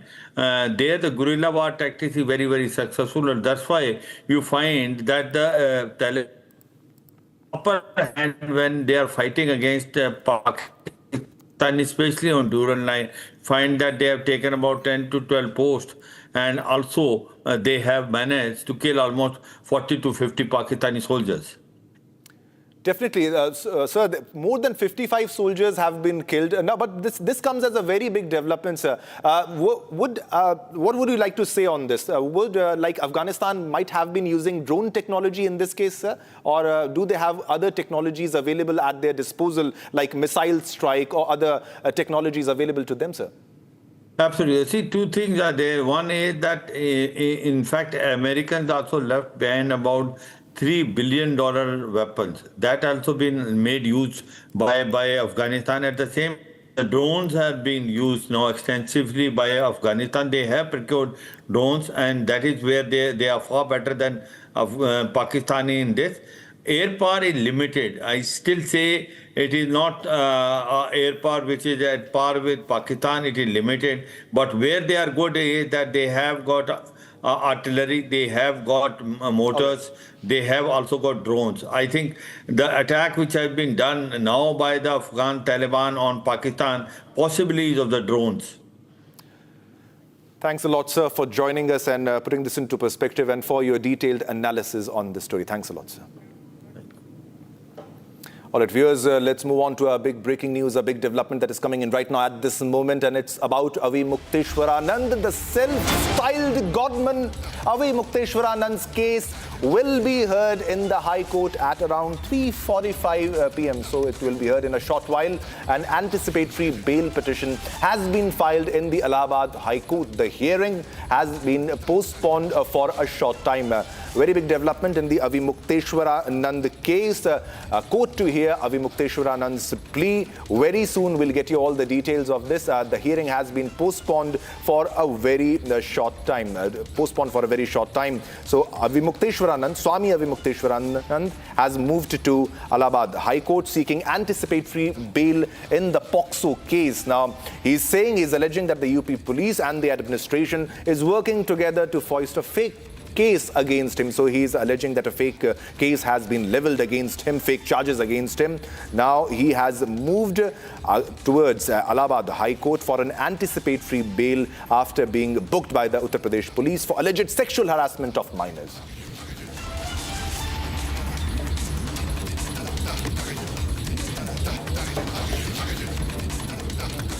All right, viewers, now let's move on to our top story. As Avi Mukteshwaranand files an anticipatory bail plea in Allahabad High Court earlier this week, the latest hearing on this case is to be held today. His move came amid fear of arrests in POCSO case, with alleged sexual harassment charges against him and his disciple Mukundanand Giri. Now, in fact, the seer called the case a scandal, claiming it being fabricated to push the Epstein Files case under the carpet. Here's a detailed report on that. Amid the fear of arrest, in hearing scheduled for today, Avi Mukteshwaranand filed an anticipatory bail plea in Allahabad High Court. Contradicting the allegations, Avi Mukteshwaranand said that the case is being forged against him to redact the accusers of Epstein Files. ये प्रकरण इसीलिए इतना बढ़ाया जा रहा है कि Epstein file खुल गई है, उसको दबाना है। तो वही बात हमने बताई कि जनता ऐसा कह रही है। मुद्दों को डाइवर्ट किया जा रहा है, आपका कहना ये? हाँ जी। A single bench of Justice Jitendra Kumar Sinha will hear the petitions. Avi Mukteshwaranand Saraswati also filed a case against the accuser Ashutosh Brahmachari, claiming the law allows legal action against those who file false cases. The move comes amid FIR that was registered at Jhansi police station in Prayagraj, following a court directive from a special POCSO court. The FIR alleges the self-styled godman and his disciple of repeated sexual assault, subjecting a minor and another youth. Sources said that a notice has been sent to the office of the government advocate before filing the application in court. The controversy also traces back to January this year, when the self-styled godman was reportedly prevented from taking a ritual dip at the Sangam. Avi Mukteshwaranand's anticipatory bail plea seeks protection from arrest, while the final order from the judiciary is still awaited.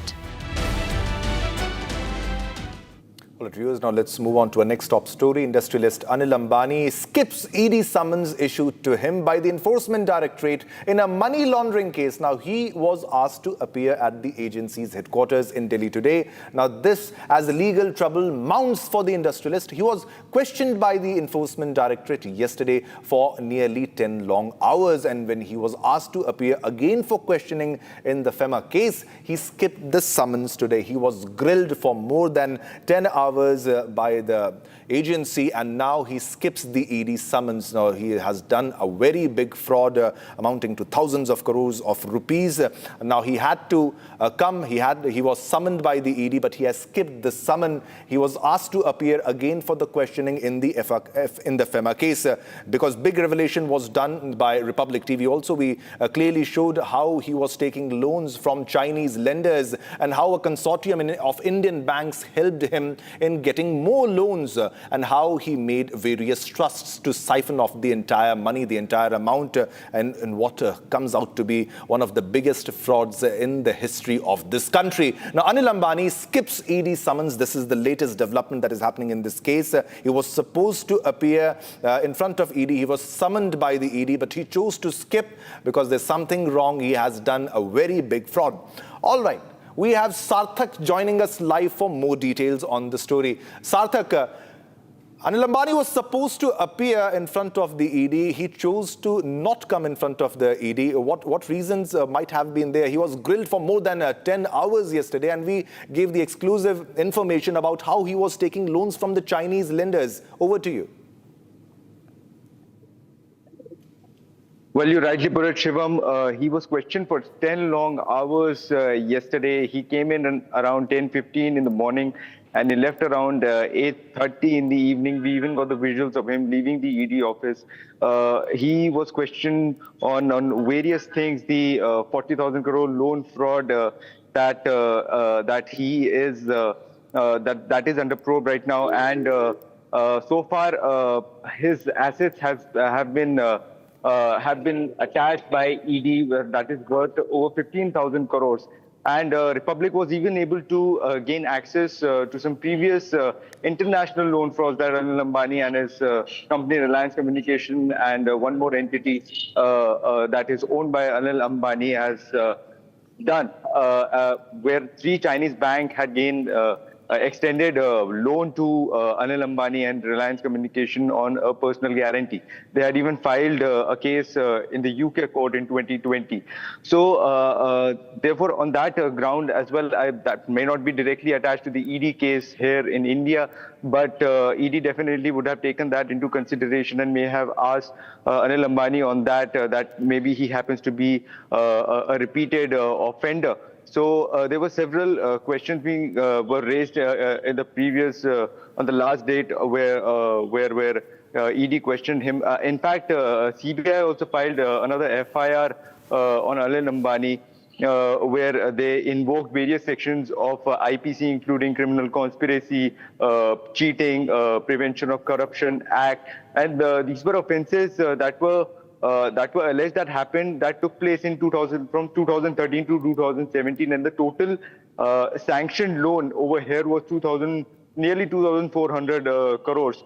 So after 10 hours of long questioning, maybe ED was not really satisfied with the kind of answers that Anil Ambani must have given. So on that note, on that ground itself, ED summoned him consecutively the second day, and he was supposed to be at the ED office today as well. But it seems like he ignored that summon, and he was not really present at the ED office today. Reports are coming in that he has flown back to Mumbai. The important question over here is that he give any prior notification to ED. Did he inform them that he would not be able to come for the inquiry, for the questioning today, or is he just simply taking it too lightly and trying to avoid the entire inquiry? Maybe with yesterday's questioning, maybe he thought he could definitely. just He get was away grilled with. for more than 10 hours yesterday, and because he knew that he will be grilled again today. Thanks a lot for the details, and we'll come back to you as more details unfold in this story. Now let's move on to our next top story. A massive fire broke out in a timber factory in Yola town of Nashik district late last night in Maharashtra. Now, all workers were rescued from the factory and no injuries were reported. Now, fire tenders are present at the spot. Firefighting operations are underway and more details are awaited. Watch this report.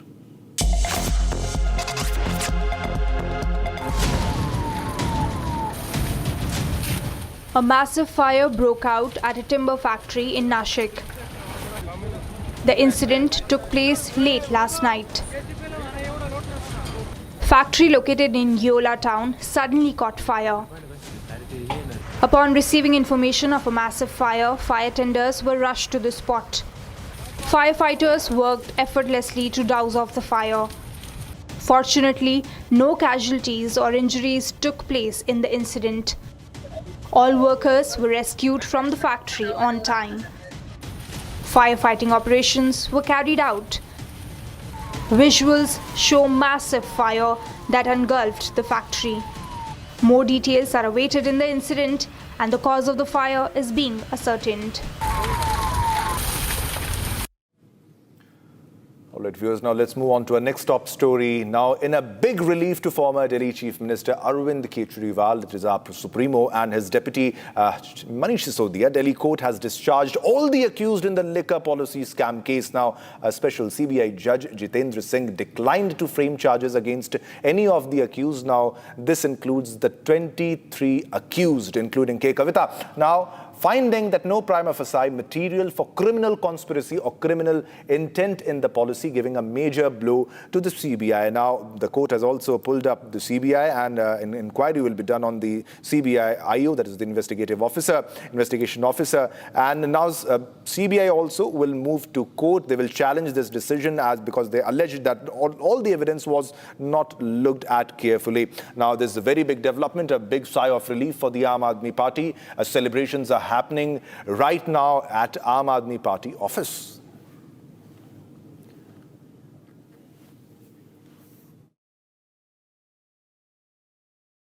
Saurabh Bhardwaj is present with Republic. Sir, CBI says it will appeal the trial court's order in the Delhi High Court. What do you have to say on that? I think the court, in its 500 plus pages of order, has discharged all the accused. And the court has said that the prosecution conspired to frame people in a case which never existed. So all that media trial which happened, the way Arvind Kejriwal was ridiculed, humiliated on most of the TV channels, I think it is a time when all these TV channels should pay back to Mr. Kejriwal by running this story of discharge at least for 1 month. So CBI says several issues in the investigation were not looked at adequately by the court. What do you have to say on that? CBI has to say this. But when a court says that there should be a disciplinary proceeding against the IO, it is a big thing. Obviously, channels like Republic will find it very inconvenient. No, sir, it's not inconvenient for us. What the court has reported, we're just saying that. No. I think channels like Republic TV were part of an overall narrative which was created by BJP. You helped BJP. Sir, no, Republic does not help any political party.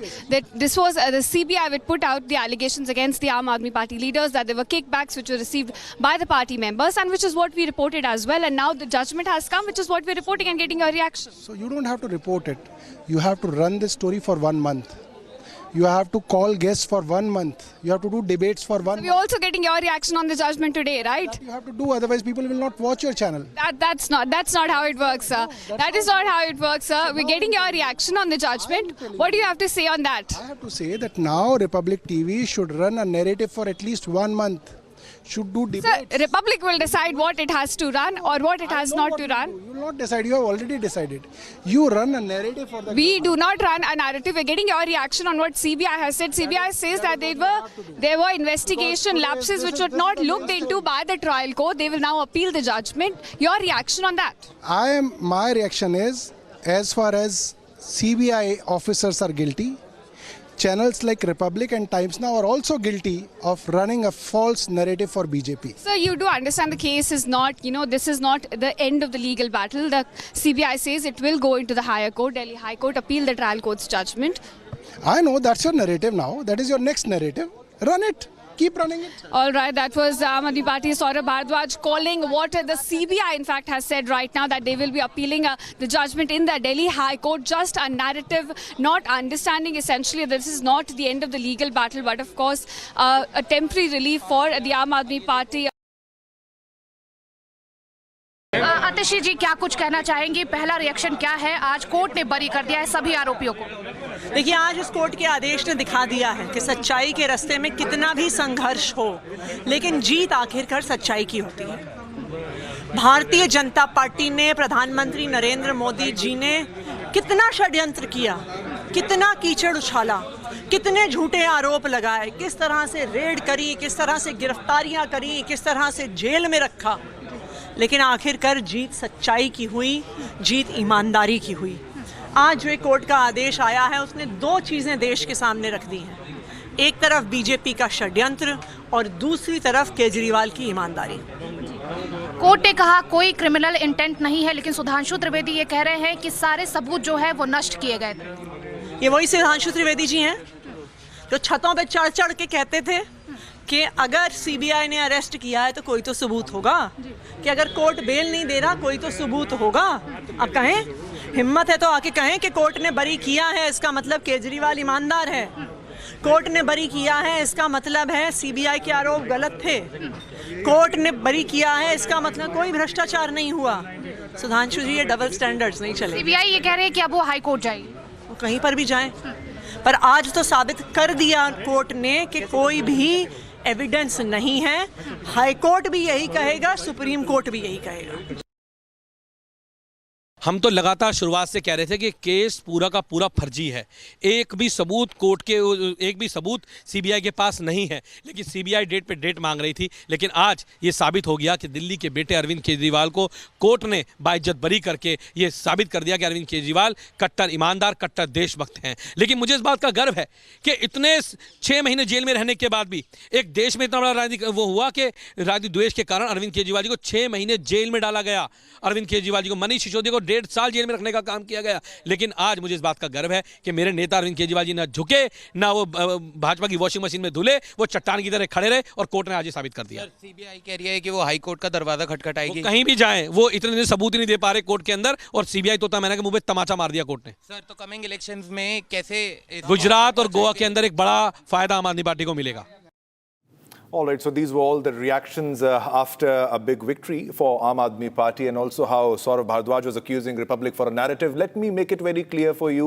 The only narrative for Republic TV is nationalism, and that's it. And now it's time to slip into a short commercial break. Don't go anywhere. Coming up next, Afghanistan strikes back on Pakistan. Latest strikes conducted close to Islamabad and Pakistan, in Pakistan.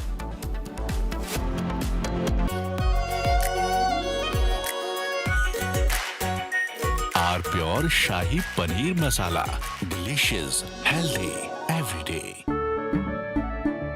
केसरिया से मन जोगी हुआ रे, दिल झूमे देखो मतवारा हुआ रे। केसरिया से मन जोगी हुआ। हर पल मनाओ केसरी त्योहार। विमल, बोलो जुबान केसरी। MDH की हल्दी मिर्ची धनिया करे कमाल, ये रंग दे, ये खुशबू दे, ये तीखा, ये कम पड़े, क्या निराला MDH masala. Now here's the reality, it's fact not fiction. You are sitting on a plane. You're boarding the plane in the national capital of India for Leh at 6:08 in the morning. It's a SpiceJet plane. 6 minutes into the take, against the backdrop of daybreak and a beautiful sunrise, you suddenly look to your right towards the wings and you see the flames of fire on the wings of the plane. Your plane is on fire. Ladies and gentlemen, these are real visuals. This is the reality that the Civil Aviation Minister does not want you to see. This is the reality SpiceJet does not want you to see. This is the reality DGCA does not want you to see. Because at the cockpit, at that very moment while you're sitting in the plane, there are calls of Mayday, Mayday, Mayday, Mayday. That is a flight emergency. The flight circles back.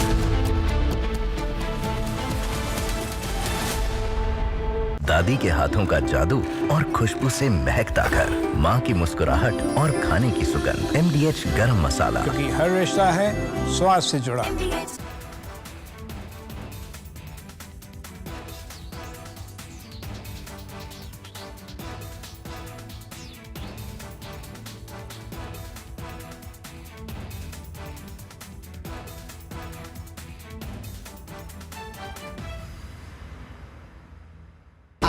Pure suji pasta उबालो मिलाओ और खाओ 8 minute में तैयार। क्या taste है सबका राजा R pure masala.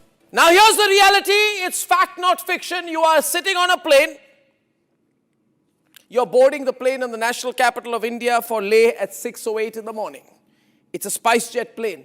6 minutes into the take, against the backdrop of daybreak and a beautiful sunrise, you suddenly look to your right towards the wings and you see the flames of fire on the wings of the plane. Your plane is on fire. Ladies and gentlemen, these are real visuals.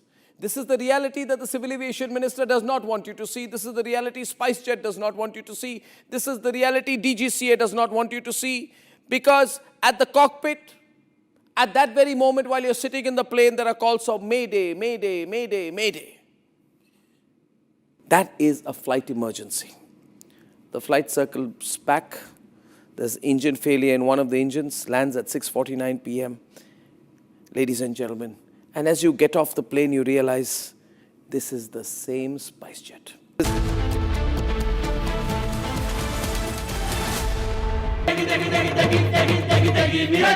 MDH की देगी मीरज, देगी मिर्च का तड़का, अंग अंग फड़का। MDH की देगी Miraj.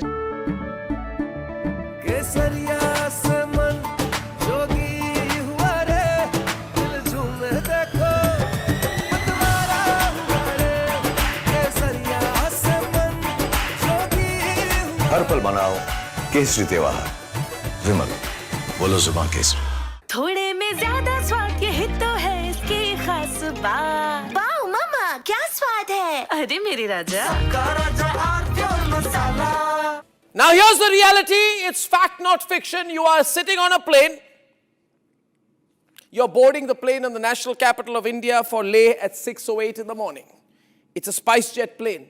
6 minutes into the take, against the backdrop of daybreak and a beautiful sunrise, you suddenly look to your right towards the wings and you see the flames of fire on the wings of the plane. Your plane is on fire. Ladies and gentlemen, these are real visuals. This is the reality that the Civil Aviation Minister does not want you to see. This is the reality SpiceJet does not want you to see. This is the reality DGCA does not want you to see. Because at the from Asia's largest news headquarters, setting the agenda for Bharat.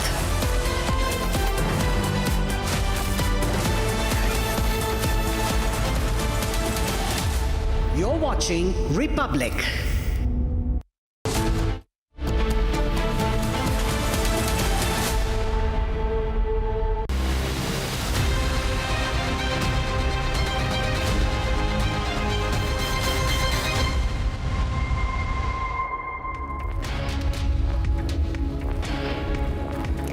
Good afternoon, viewers.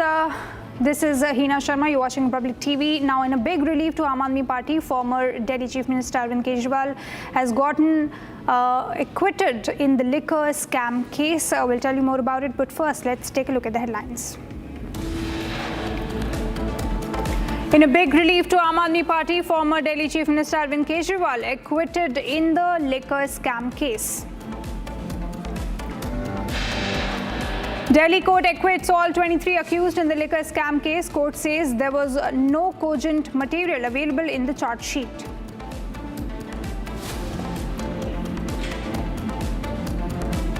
Court also wraps CBI, saying the agency's voluminous charge sheet has many lacunas not supported by any witness or statement. Shortly after the court order relief to Arvind Kejriwal, CBI makes a move set to challenge court order. After 10 hours of questioning yesterday in money laundering case, Anil Ambani skips ED summons today. Afghanistan strikes back on Pakistan, says the strikes conducted close to Islamabad and Pakistan.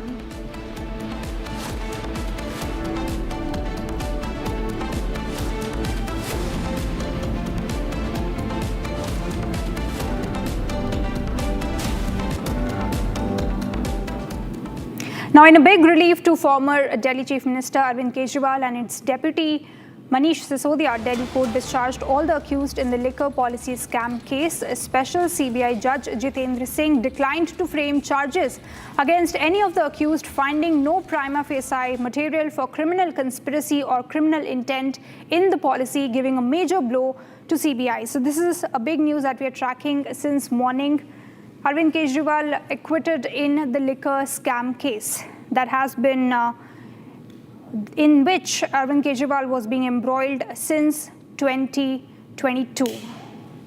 Before the elections, we saw that he got arrested. Now you can see the visuals on your screen where Aam Aadmi Party leaders are celebrating outside the party headquarters. Kejriwal also broke down in the morning in tears, getting emotional and saying that this was a conspiracy against him. Manish Sisodia standing beside him, talking about how BJP carried out this conspiracy against Aam Aadmi Party. All right, I have my colleague Ishita live with us from outside Aam Aadmi Party's headquarters in New Delhi. Ishita, you have been covering this big development since morning. What is the mood like in outside Aam Aadmi Party headquarters? You must be talking to a lot of Aam Aadmi Party leaders. All right, seems like that we've lost the connection, but you can see the visuals on your screen where you can see Arvind Kejriwal speaking to media, first reaction after his acquittal. Let's take a listen. जिस तरह से शराब घोटाला कर रही थी और हमारे ऊपर आरोप लगा रही थी, आज कोर्ट ने सारे आरोप खारिज कर दिए और जितने भी एक्यूज्ड थे सबको डिस्चार्ज कर दिया। हम हमेशा कहते थे सत्य की जीत होती है, हमें भारतीय न्याय प्रणाली पे भरोसा है। मैं जज साहब का बहुत बहुत शुक्रिया अदा करता हूं जिन्होंने हमारे साथ न्याय किया, सत्य की जीत हुई। मैं हमेशा कहता था कि भगवान हमारे साथ है। मोदी जी ने और अमित शाह जी ने मिल के आजाद भारत का सबसे बड़ा राजनीतिक षड्यंत्र रचा। आम आदमी पार्टी को खत्म करने के लिए आम आदमी पार्टी के सबसे बड़े 5 नेताओं को जेल में डाल दिया गया। यहाँ तक कि सिटिंग चीफ मिनिस्टर, जो आज तक भारत के इतिहास में कभी नहीं हुआ, सिटिंग चीफ मिनिस्टर को उसके घर से घसीटकर जेल में डाला गया और 6 महीने तक जेल में रखा गया। हमारे उप मुख्यमंत्री मनीष सिसोदिया जी, उनको लगभग 2 साल तक जेल में रखा गया। पूरा का पूरा फर्जी केस था। हमारे ऊपर कीचड़ फेंका गया। 24 घंटे टीवी चैनलों के ऊपर डिबेट चलते थे, खबरें दिखाई जाती थी केजरीवाल भ्रष्ट है, केजरीवाल भ्रष्ट है।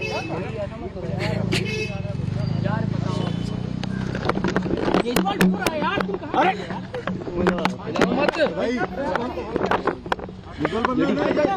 हो गया संभालिए सर, अपने आप संभालिए, हिम्मत सर, मिलाओ मत भाई। पानी दो, पानी। केजरीवाल भ्रष्ट नहीं है। मैंने केवल अपनी जिंदगी में ईमानदारी कमाई है। इन्होंने झूठा केस लगाया और आज ये साबित हो गया। कोर्ट ने कहा है कि केजरीवाल कट्टर ईमानदार है, मनीष सिसोदिया कट्टर ईमानदार है, आम आदमी पार्टी कट्टर ईमानदार है। मैं प्रधानमंत्री जी से कहना चाहता हूं, सत्ता के लिए इस तरह से खिलवाड़ मत कीजिए देश के साथ, इस तरह से संविधान के साथ खिलवाड़ मत कीजिए। आपको सत्ता चाहिए, अच्छे काम कीजिए। आज देश के सामने इतनी बड़ी बड़ी समस्याएं हैं, महंगाई है, बेरोजगारी है, पूरे देश में सड़कें टूटी पड़ी है, चारों तरफ पोल्यूशन ही पोल्यूशन हो रहा है, चारों तरफ देश में इतनी समस्याएं हैं। उन समस्याओं का समाधान करके सत्ता में आइए ना। केजरीवाल पे, आम आदमी पार्टी पे झूठे केस क्यों करते हैं? अच्छा काम करके सत्ता में आइए। इस तरह के झूठे केस करना और 24 घंटे विरोधियों के, विपक्षियों के खिलाफ ऊट पटांग के केस करना, उनको जेल में डालना, ये एक प्रधानमंत्री को शोभा नहीं देता। इससे देश आगे नहीं बढ़ेगा। देश आगे तब बढ़ेगा जब जनता की समस्याओं का समाधान किया जाएगा। All right, joining me is Ishita, live from outside Aam Aadmi Party office. Ishita, you've been covering this since morning. We are seeing a lot of visuals of celebrations in Aam Aadmi Party. What is the common sentiment that you're picking up? Right, of course, Hina, there is a celebratory mood around inside the Aam Aadmi Party office in New Delhi. And in fact, we just gave our viewers the emotional reaction that is coming from the party's leader right after the verdict. And we're looking at, in a few moments from now, the Supremo, in fact, will arrive here at exactly 4 p.m. is when he's going to put out his detailed statement on the big verdict that, in fact, has come out in the favor of Aam Aadmi Party leader and 22 others, including the former Deputy CM Manish Sisodia, Vijay Nair, Durgesh Pathak, all of the leaders which were in fact accused in the Delhi liquor policy case. Now there were allegations against these leaders receiving kickbacks in the form of rupees 100 crores, saying that they influenced, they made the policy in such a way that it was said to benefit the alcohol traders. But the verdict has now come in wherein the Delhi court in fact has said that there was not enough evidence to establish the criminal intent or any conspiracy by these leaders, which in fact is now being portrayed by the Aam Aadmi Party as a big win, big political as well as big legal win for the party. They say it is a moment where justice has arrived. It was a big conspiracy by the BJP leaders wherein they used the legal, the central agencies to secure some political gains. And this is the atmosphere, this is the sense we're picking up from around inside the office. In fact, we're present here at the Aam Aadmi Party office. Celebratory mood around. We're looking at the Supremo to arrive here in just a short while from now, in fact, as he will put out a detailed statement on the big verdict. Remember, he spent about 5 months inside jail. Manish Sisodia spent about 17 months. So we're looking, we are waiting at the big statement that's going to come from the party Supremo at about 4 p.m. And right now the mood around is of all a celebration. It seems the Holi, in fact, has arrived early for the Aam Aadmi Party here in the office. Absolutely, Ishita. We'll hear more about what Arvind Kejriwal has to say at 4 p.m. But court came down heavily on CBI, and now CBI is saying that it will challenge the court order. So the challenge for the party, Aam Aadmi Party, is still not over, it seems. Right, of course. The legal battle is not ending for the Aam Aadmi Party leader or even for the former Deputy CM Manish Sisodia, for all the other leaders who were accused in the case. The CBI has clearly said they will approach the Delhi High Court. They will, in fact, challenge the order given by the trial court, saying that there were several issues in the investigation which were overlooked or not given adequate attention by the trial court. So now they're going to approach the Delhi High Court. We'll have to see what the next step will be from the Aam Aadmi Party regarding this now. Absolutely, Ishita. Continue to track this developing story, as Arvind Kejriwal is also due to address a press conference. Thank you so much for now. Now, let's take a listen to what Manish Sisodia had to say after his acquittal. Take a listen.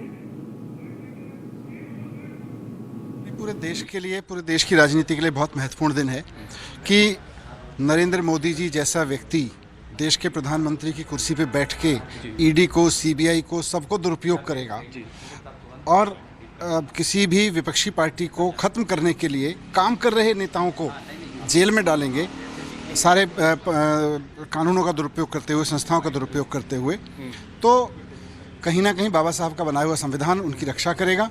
आज बाबा साहब के बनाए हुए संविधान ने रक्षा की है और एक मैसेज है आज नरेंद्र मोदी जी के नाम और अमित शाह जी के नाम कि आपकी पार्टी को देश ने इतना बड़ा मैंडेट दिया है, कुछ देश के लिए सोचिए, कुछ अच्छा सोचिए। आप हमेशा सोचते रहते हैं विपक्षियों को खत्म कैसे किया जाए, ईडी को दुरुपयोग कैसे करें, चुनाव आयोग का दुरुपयोग कैसे करें, साम दाम दंड भेद से चुनाव कैसे जीतें। उसकी जगह आप सोचिए, काम करिए देश के लिए कुछ।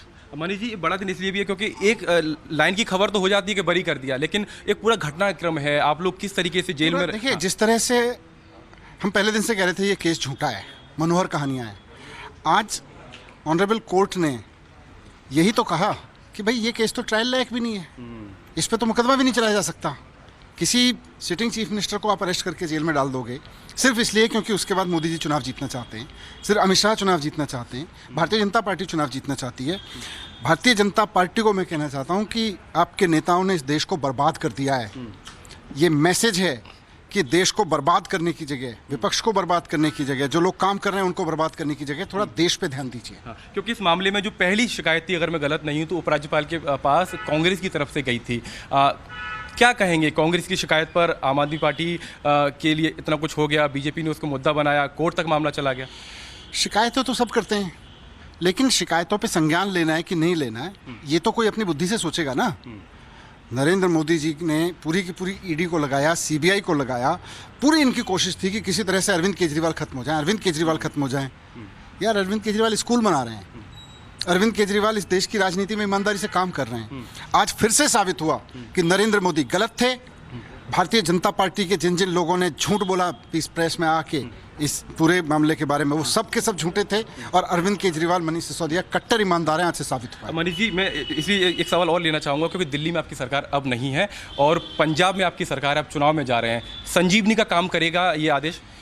देखिए, बात हमारी आम आदमी पार्टी की नहीं है। बात यह है कि इस देश में एजेंसीज का दुरुपयोग कर करके जैसे लोगों को प्रताड़ित किया जा रहा है, पत्रकारों को प्रताड़ित किया जाता है, सामाजिक कार्यकर्ताओं को प्रताड़ित किया जाता है, मतलब तानाशाही कर रखी है। उस तानाशाही के पीठ में, उस तानाशाही की कब्र में कील है। Sorry, Bhardwaj is present with Republic. Sir, CBI says it will appeal the trial court's order in the Delhi High Court. What do you have to say on that? I think the court in its 500 plus pages of order has discharged all the accused, and the court has said that the prosecution conspired to frame people in a case which never existed.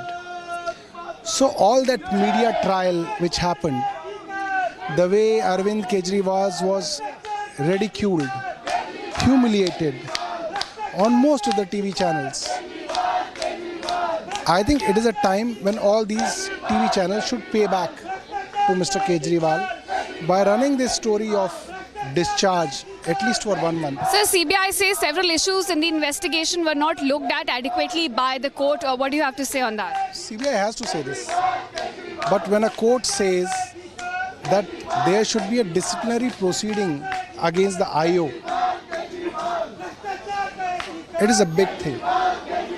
Obviously, channels like Republic will find it very inconvenient. No, sir, it's not inconvenient for us. What the court has reported, we're just saying that. No. I think channels like Republic TV were part of an overall narrative which was created by BJP. You helped BJP. Sir, no. Republic does not help any political party. That this was the CBI would put out the allegations against the Aam Aadmi Party leaders that there were kickbacks which were received by the party members, and which is what we reported as well. And now the judgment has come, which is what we're reporting and getting your reaction. So you don't have to report it. You have to run this story for 1 month. You have to call guests for 1 month. You have to do debates for 1 month. We're also getting your reaction on the judgment today, right? That you have to do, otherwise people will not watch your channel. That's not how it works, sir.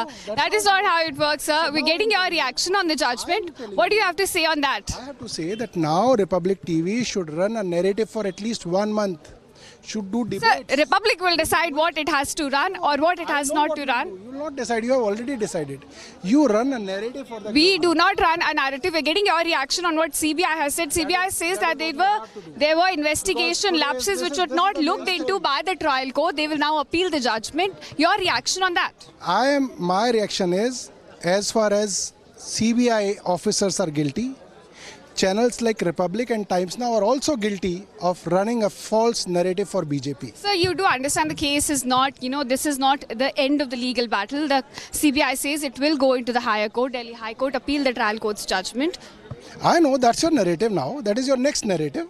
Run it. Keep running it. All right, that was Aam Aadmi Party's Saurabh Bhardwaj calling what the CBI in fact has said right now, that they will be appealing the judgment in the Delhi High Court. Just a narrative, not understanding essentially this is not the end of the legal battle, but of course a temporary relief for the Aam Aadmi Party.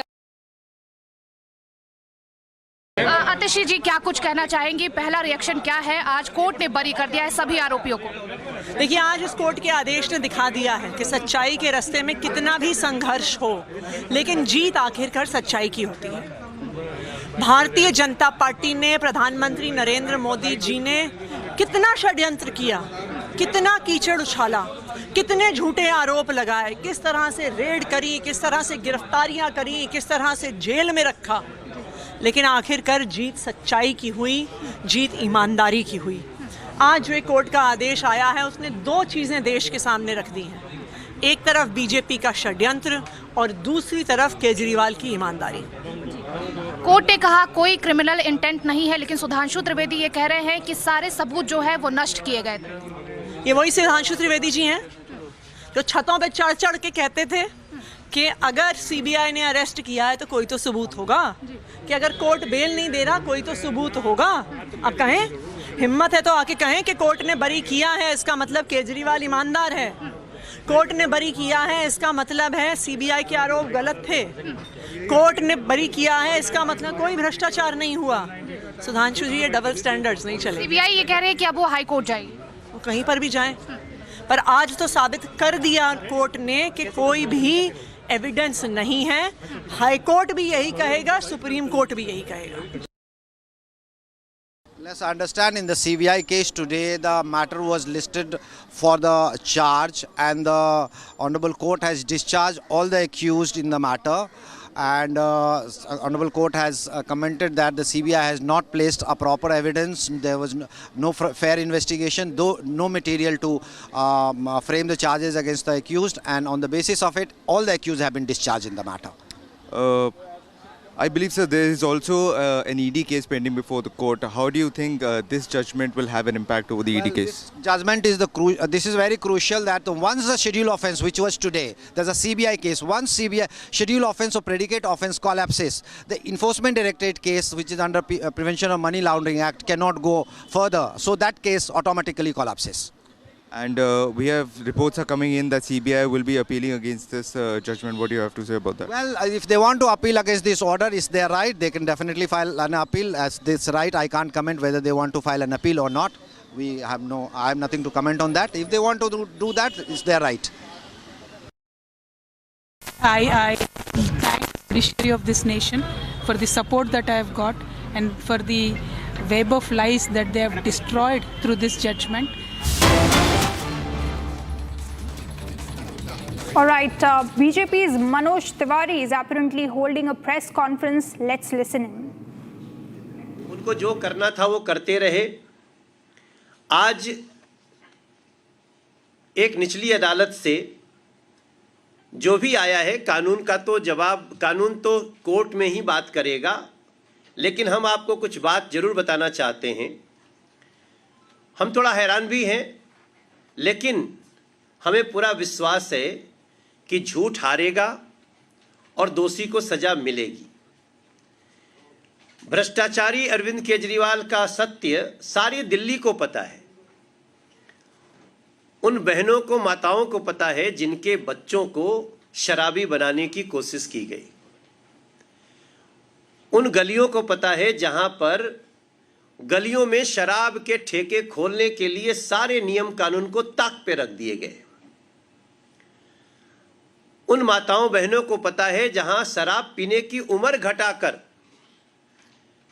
शराब व्यापारियों, शराब माफियाओं के पक्ष में काम करती हुई दिख रही थी। और ये सवाल पूरे दिल्ली के मन में है और था भी, आज भी है, कल भी रहेगा, और उसका फैसला होगा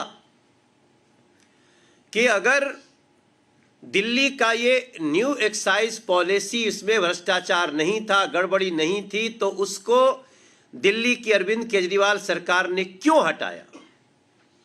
आज ये यक्ष प्रश्न खड़ा है, सबके सामने खड़ा है। जिसने बनाया, हल्ला होने के बाद, सारी जानकारी आने के बाद उसी ने हटाया, ये एक बहुत बड़ा साक्ष्य है। दूसरा, पहले सरकार को 12% कमीशन मिलता था एक्साइज में और 2% कमीशन बेचने वाले को मिलता था, लेकिन जस्ट उल्टा किया गया। अब 2% सरकार को मिलेगा और 12% शराब माफियाओं को मिलेगा। क्या इसके बावजूद भी किसी और साक्ष्य की आवश्यकता है? और ये सारा उन्होंने न्यू एक्साइज पॉलिसी में किया। और हम बार बार कहते थे सबूतों से छेड़छाड़ हो रहा है, हमारे अध्यक्ष कहते थे, हमारे हर सांसद कहते थे, विधायक कहते थे, जो दिल्ली की जनता कहती थी। लेकिन जनता सच्चाई जानती है और सच्चाई जानने के बाद ही जनता ने सजा भी दिया। क्या एक पर एक फ्री शराब की बोतल देने का यह अपराध नहीं किया उन्होंने? सर्वोच्च अदालत ने भी जमानतें ठुकराई। सर्वोच्च अदालत ने एक सीएम के रूप में इनको फाइल साइन करने के लिए भी रोका। वो साक्ष्यों का ही प्रभाव था। और ये बात मैं इसलिए आपसे कह रहा हूं कि आप सबने रिपोर्ट किया है, सबके पास रिपोर्ट है, साक्ष्य है कि इन्होंने शराब घोटाले में 173 फोन नष्ट किए। 173 फोन को नष्ट करना ये छोटा साक्ष्य नहीं होता है। और इसलिए आज अभी थोड़ी देर पहले सीबीआई का भी एक प्रेस कॉन्फ्रेंस हुआ है आप सबके सामने। सीबीआई उच्च अदालत में जा रही है। हम किसी अदालत पे टिप्पणी नहीं करेंगे, लेकिन हमें पूरा विश्वास है कि ये केस उच्च अदालत में जाएगा और दिल्ली को लूटने वाले, दिल्ली को कई तरह से लूटने वाले ऐसे शराब घोटालेबाज अरविंद केजरीवाल को सजा मिलेगी, ऐसा हमारा विश्वास है। क्योंकि सीबीआई उच्च अदालत में जा रही है और इनकी आदत रही है, ये तो बेल मिलने पर भी डांस करते हुए आते हैं।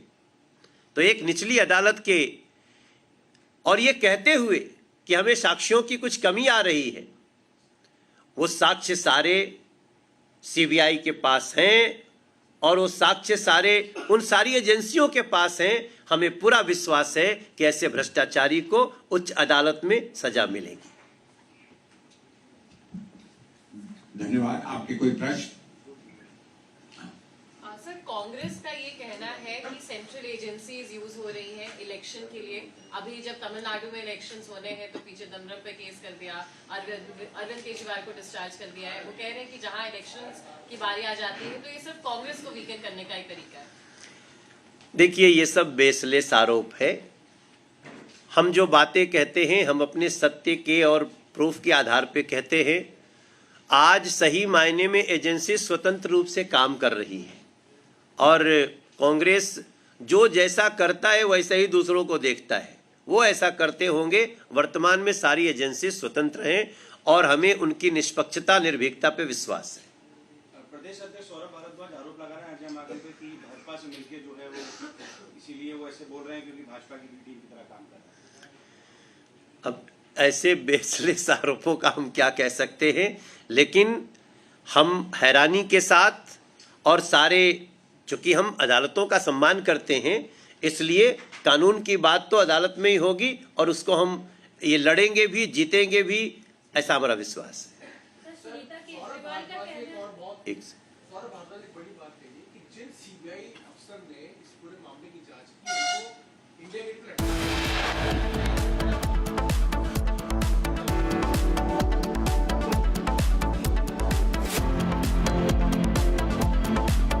ये है सीक्रेट रेसिपी MDH का जीरा सिप जल जीरा मसाला। सिप सिप जीरा सिप जीरा सिप MDH का जल जीरा सिप MDH का जल जीरा SIP.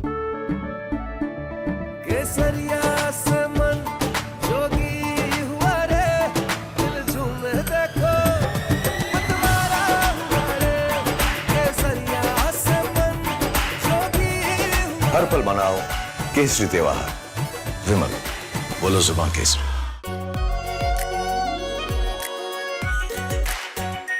Are pure shahi paneer masala, delicious, healthy every day.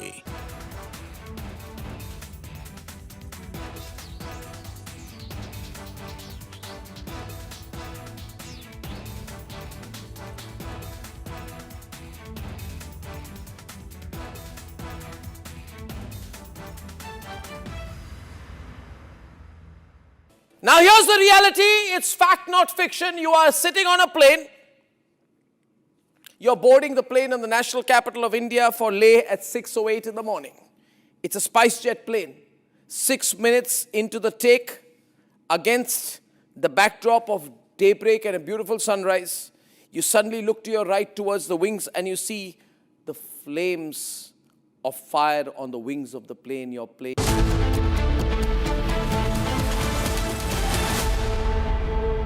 Are pure suji pasta उबालो मिलाओ और खाओ 8 मिनट में तैयार। क्या टेस्ट है सबका राजा R pure masala. Amity has been ranked among the top universities globally for producing the most employable graduates by the Times Higher Education UK. Yet another testimony to Amity's excellent placement record.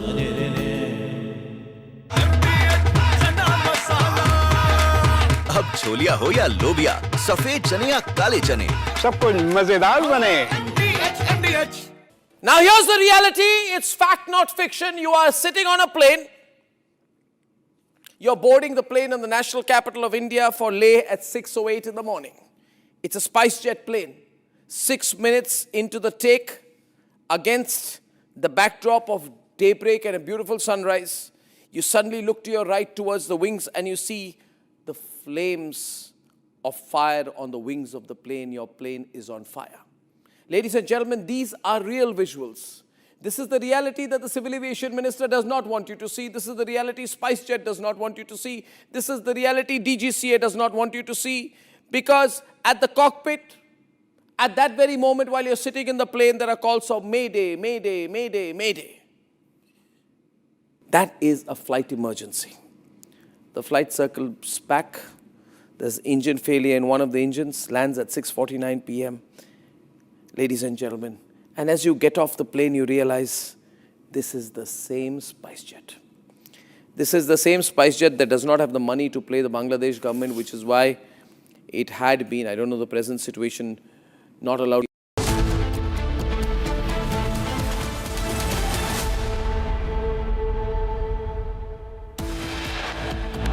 Right, let's take a look at the headlines at this hour. In a big relief to Aam Aadmi Party, former Delhi Chief Minister Arvind Kejriwal acquitted in the liquor scam case. Delhi court acquits all 23 accused in the liquor scam case. Court says there was no cogent material available in the charge sheet. Court also wraps CBI, saying that the agency's voluminous charge sheet has many lacunas not supported by any witness or statement. Shortly after the court order relief to Arvind Kejriwal, CBI makes a move set to challenge the court order. After 10 hours of questioning yesterday in money laundering case, Anil Ambani skips ED summons today.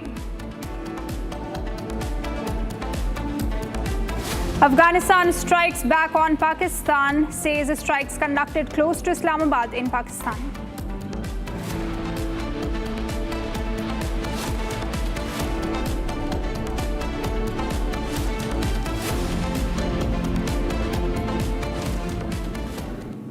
All right, in a big statement, Pakistan Deputy Prime Minister, Foreign Minister Senator Mohammad Ishaqdar held a telephone conversation with Turkish Foreign Minister Hakan Fidan and exchanged views on recent regional developments, particularly the situation between Pakistan and Afghanistan. So you have Foreign Minister of Pakistan underscoring that Pakistan responded befittingly to unprovoked Afghan aggression, with Pakistan armed forces carrying out successful air operations under Operation Ghazab lil Haq to safeguard its sovereignty and territorial integrity. So this is the latest statement that we are seeing from Pakistan, who is now reaching out to countries. Earlier we saw how Pakistan dialed Saudi Arabia, now talking to Turkey. All of these countries in the Middle East, speaking to them, talking about the issues and the conflict that is going on between Pakistan and Afghanistan. So this is the latest statement from Pakistan. We earlier saw how Pakistan Defense Minister Khwaja Asif in fact warned Afghanistan and threatened it, saying that it will be an open war now. You can see the visuals on your screen, how Pakistan is striking Afghanistan back to back. Of course, Afghanistan is also retaliating, but these are the visuals that we are showing you right now. It's the strikes by Pakistan on Afghanistan, how the country is violating the sovereignty and territorial integrity of Afghanistan. In the videos, you can clearly see how Pakistan military is mobilizing in the border areas and in fact attacking Afghanistan and innocent civilians over there. You have the visuals on your screen, but a big statement by Pakistan, talking to Turkey, talking to Saudi Arabia. We've also seen a reaction coming from Russia, who is concerned about this escalating situation between both the countries, which is going on right now. You can see the visuals.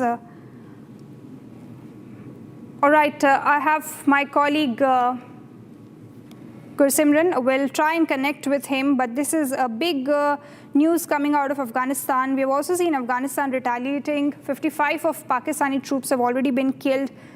Several have been captured as well. All right, I have my colleague Gursimran with us. Gursimran, this is an escalating situation between both the countries. We are also seeing Pakistan reaching out to countries in the Middle East and talking about this conflict. How grave is the situation that we're talking about? See, now it is an equal situation if we speak, because Afghanistan has carried out airstrikes on Pakistan. This is something unusual that was not even expected by the Pakistani military leadership, because they were expecting that Afghanistan will be caught with no air power and they will be on the receiving end. But what has happened in the Islamabad, in the Jamrud, in Nowshera, and also in Abbottabad, it is very clear that now there is a sufficient air power that Afghan army has with them, and they have come out with a statement in which they have said that the military bases, the centers of the Pakistani army and their establishments, they have been targeted in the strikes that they have carried out. It was not like Pakistan in the dead of the night, in the broad daylight today morning at around 11:10. They carried out the simultaneously strikes on the Pakistani locations, all these Pakistani military locations where large-scale damage they have done to the Pakistani establishment, and have also come out with a video of the strikes that they have carried out. So it is now very clear that it is going to be, they are both Pakistan and Afghanistan are now at the same platform. They are at the equal platform where they are fighting, that is both having the air power, ground forces, and the extent of damage that Afghanistan has done as part of their surprise attack that they have carried out late last night at around 9:30 Indian Standard Time. It is very clear that the Pakistan is on suffering end, and very soon they will reach out to their friends in the Doha as well as in Qatar so that they can call for the mediations. Absolutely, Gursimran, and the same sort of a playbook that Pakistan is playing. We've already seen how during Operation Sindoor we found Turkish drones being used by Pakistan, and again Pakistan talking to Turkey, talking to Saudi Arabia. We have already seen defense deal with Saudi Arabia of Pakistan. We have spoken about all of these things, and again Pakistan playing the same playbook. All right, moving on, in the world of defense and strategy, where clarity cuts through the fog of war, one voice stood tall. Major Maroof Raza was a soldier, scholar, commentator. Today, we remember a man who bridged the battlefield and the television screen with his wisdom on the intricacies of national security. India lost one of its most articulate defenders of truth in strategic affairs. Major Maroof Raza, born in 1959, passed away at the age of 66 after a brave battle with illness, but his legacy endures. Take a look.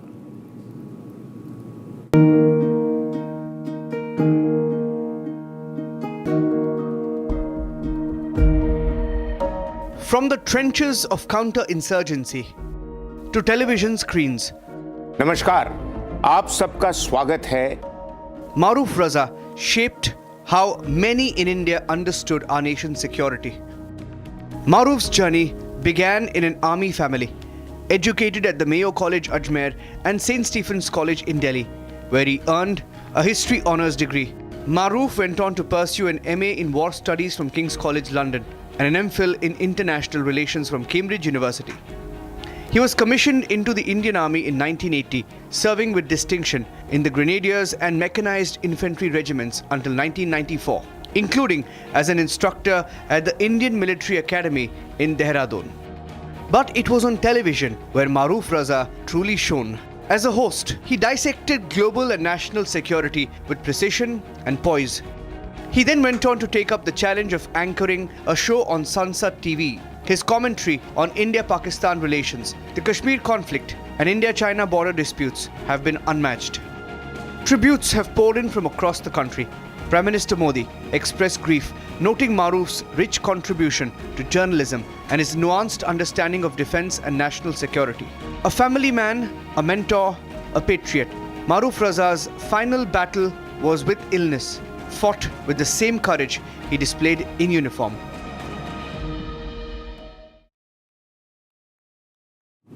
Now, industrialist Anil Ambani skips ED summons issued to him by the Enforcement Directorate in a money laundering case. He was asked to appear at the agency's headquarters in Delhi today. This as legal trouble mounts for the industrialist. He was questioned by the Enforcement Directorate yesterday for nearly 10 long hours, and when asked to appear again for questioning in the FEMA case, he skipped summons today. So you can see the visuals of Anil Ambani. We have been tracking this story very closely. Anil Ambani skips ED summons. Yesterday appeared in front of ED for a rigorous questioning done by the agency. But now today when ED summoned him again, he skips the summon, dodges accountability. So this is a case related to 40,000 crores of scam that we're talking about. All right, I have my colleague Sarthak on the phone line with us. Sarthak, we have already seen and we have in fact exposed Anil Ambani and gave out documents which clearly shows that how he was lending money from Chinese lenders and then also lending money from Indian banks and repaying those foreign loans. A lot of scam is involved. We have already put out those documents. What is the latest that we are hearing in this case? After 10 hours of 10 hours long questioning yesterday, Anil Ambani was again called today for another round of questioning and inquiry. ED summoned him for today. However, the information that we have received that he has ignored that summon and he has not presented himself before Enforcement Directorate for further questioning. Yesterday, Republic was successfully able to extract a lot of information about Anil Ambani's and Reliance Communications past loan frauds. For example, 3 Chinese banks had extended loan to Anil Ambani and Reliance Communication and one another entity that belonged to Anil Ambani. And where he had also given a personal guarantee. But he was unable to repay the loan back. And in year 2017, the 3 Chinese banks filed a suit against that in the UK court, in the High Court of England and Wales.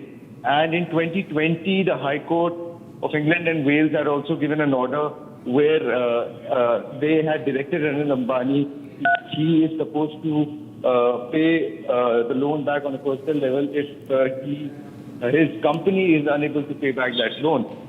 And on the same merits, we can also consider the current situation with Reliance Communications, where a loan worth over 40,000 crores was extended to Reliance Communications and some other entities belonging to Anil Ambani, where he has unable to pay back that loan.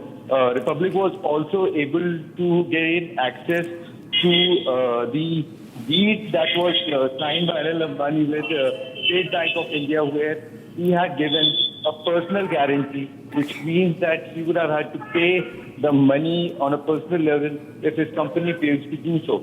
Also, the latest information that we have received that another FIR has been filed by CBI on 25th February 2026 on various provisions of IPC, including criminal conspiracy, cheating, Prevention of Corruption Act, and CBI has mentioned the total sanctioned loan amount to nearly 2,000. All right, thank you so much for getting us all of these details. Of course, Republic will keep a close eye on this. But moving on to another story from Tamil Nadu, big political developments in Tamil Nadu ahead of the 2026 Assembly elections. Former three-time Chief Minister of the state and expelled AIADMK leader O. Paneerselvam, popularly known as OPS, has formally joined hands with the ruling DMK in Chennai today in presence of Chief Minister M.K. Stalin, now once a trusted aide of late AIADMK Supremo J. Jayalalitha.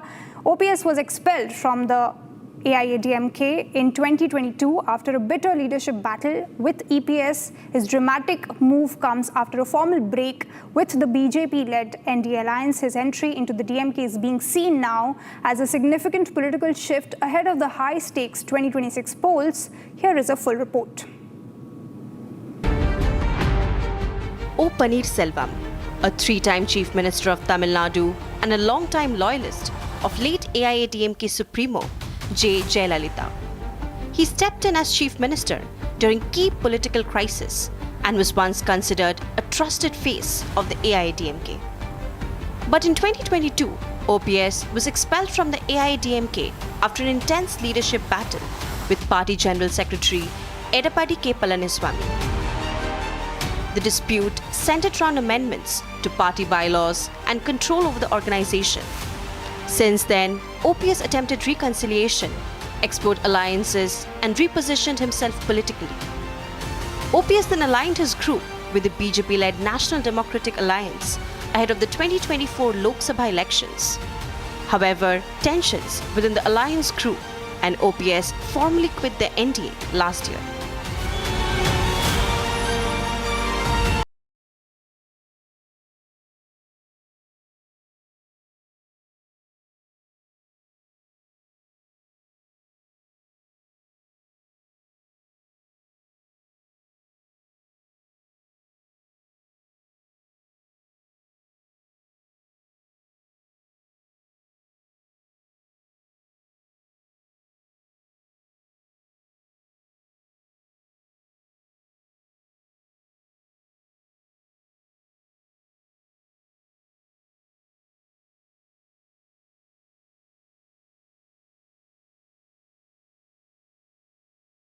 Godman Avi Mukteshwaranand's case will be heard in the High Court at 3:45 p.m. today. An anticipatory bail petition has been filed in the Allahabad High Court. The hearing has been postponed for a short time. Now, court to hear case at 3:45 p.m. today, just after a short while, in fact. So he has been charged with, of course.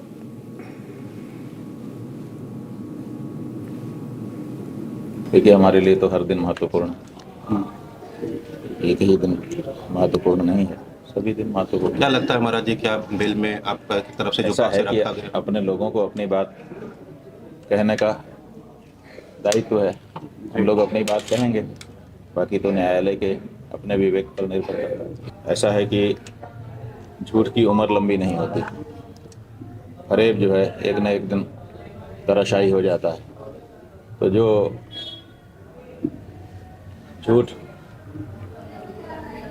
लेकर के आए थे, एक कहानी बना के लेके आए थे,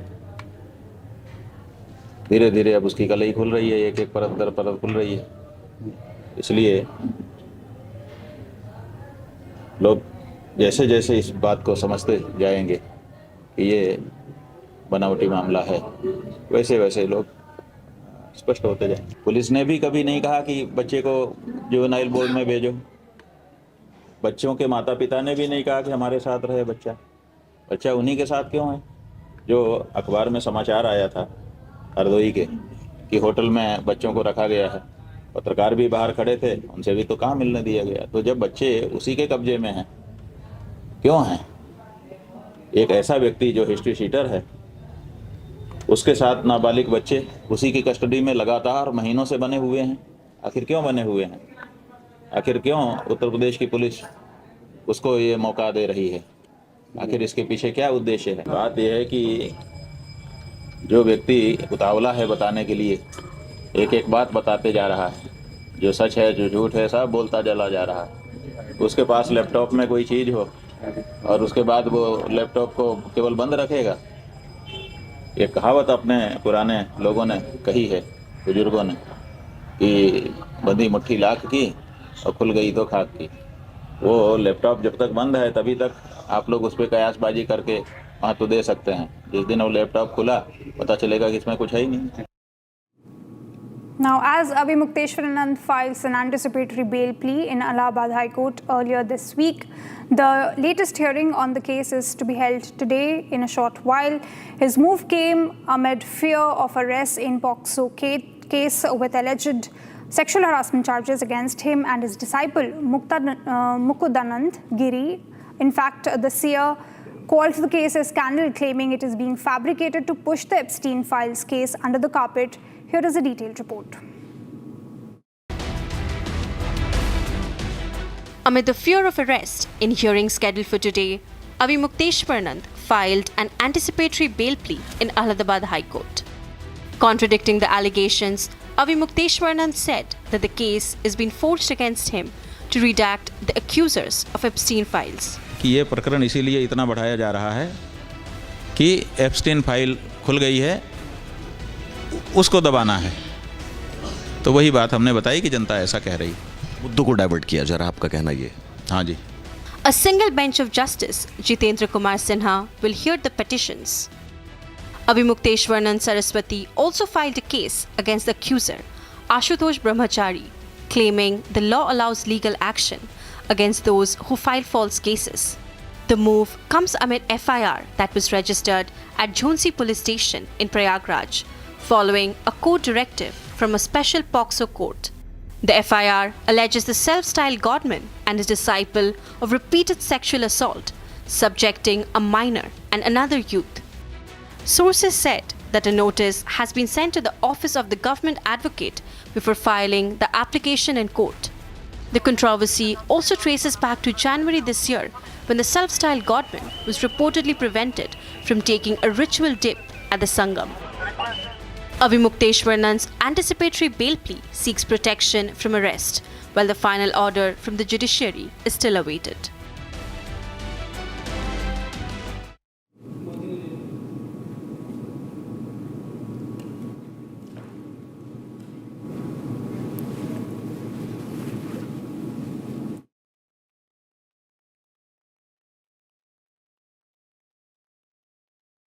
While from now, Aam Aadmi Party.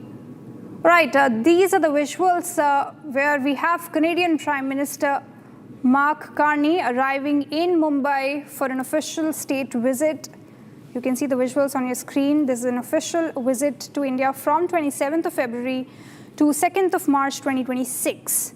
So this is Mark Carney's first official visit to India after taking office. Now remember, India and Canada faced strained ties under the leadership of Justin Trudeau, but now there is a thaw in the relationship between both the countries, and now Mark Carney is in Mumbai. He will hold bilateral talks with Prime Minister Narendra Modi tomorrow in Delhi, but as of now he is in Mumbai, and he will hold talks with business delegation there, expanding India-Canada relationship. Partnerships will be discussed on various sectors like trade, energy, technology, AI, talent, and culture. These are the live visuals that we are getting you from Mumbai, where he has arrived for an official state visit. Now remember, both the leaders, Mark Carney and Prime Minister Narendra Modi, met last in November 2025 on the sidelines of G20 summit, which was hosted in Johannesburg. And there they reviewed the partnership between both the countries. And now Prime Minister Carney is in India, has arrived in fact in Mumbai. And over the next 2 days, he will first participate in separate business engagement. And after these 2 days of engagements, he will then come to New Delhi, where he'll hold bilateral talks with Prime Minister Narendra Modi. Of course, these 2 days will be extensive engagements with business delegations where Indian and Canadian CEOs will be interacting with each other and will be reviewing their partnership in various sectors. Industry and financial experts, innovators, educators, all of them will be joining Mark Carney. And after these 2 days of extensive engagements, he will arrive in New Delhi on 1st of March. And 2nd of March is when, in fact, both the Prime Ministers, Prime Minister Modi and Prime Minister Mark Carney, will hold delegation-level talks at Hyderabad House.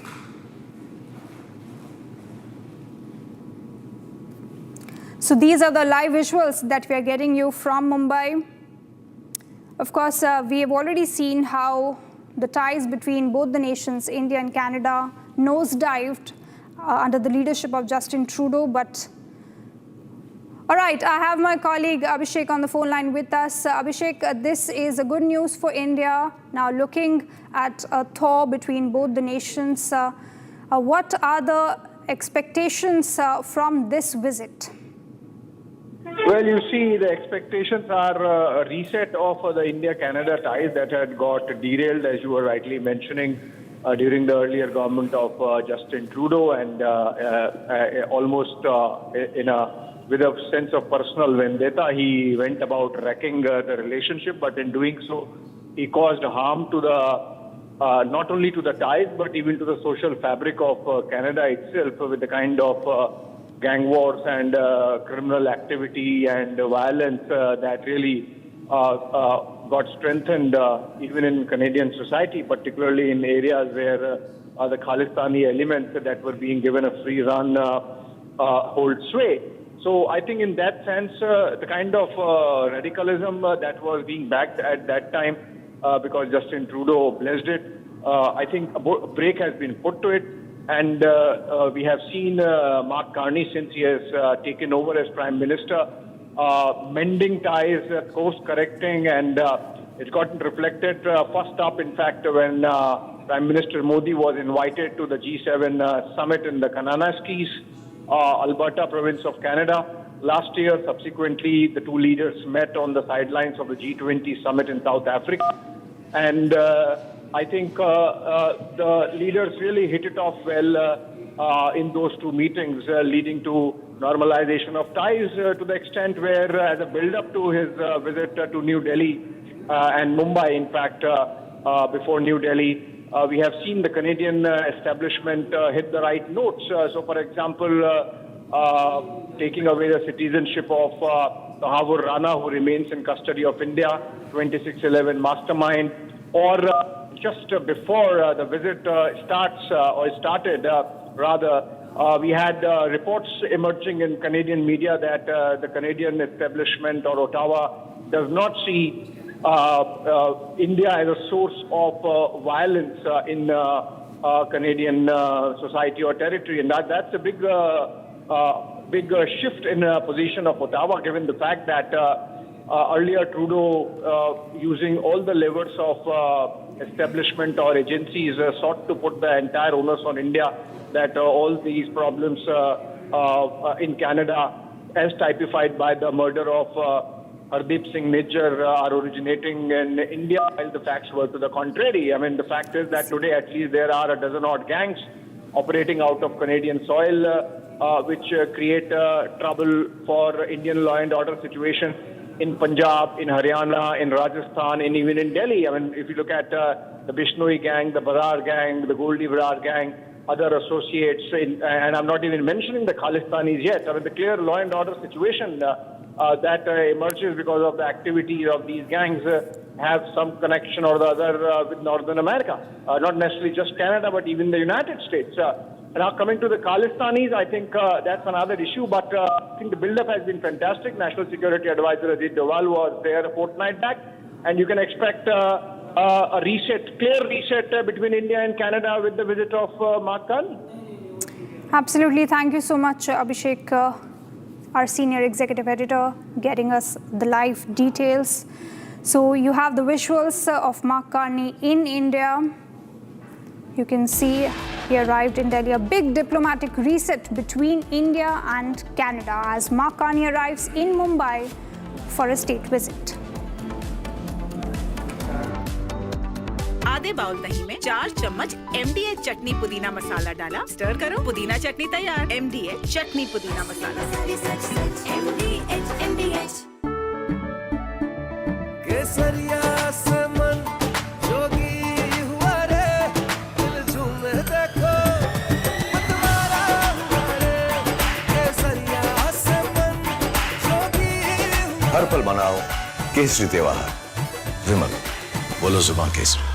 थोड़े में ज्यादा स्वाद, यही तो है इसकी खास बात। वाओ मामा, क्या स्वाद है। अरे मेरे राजा, राजा और pure masala.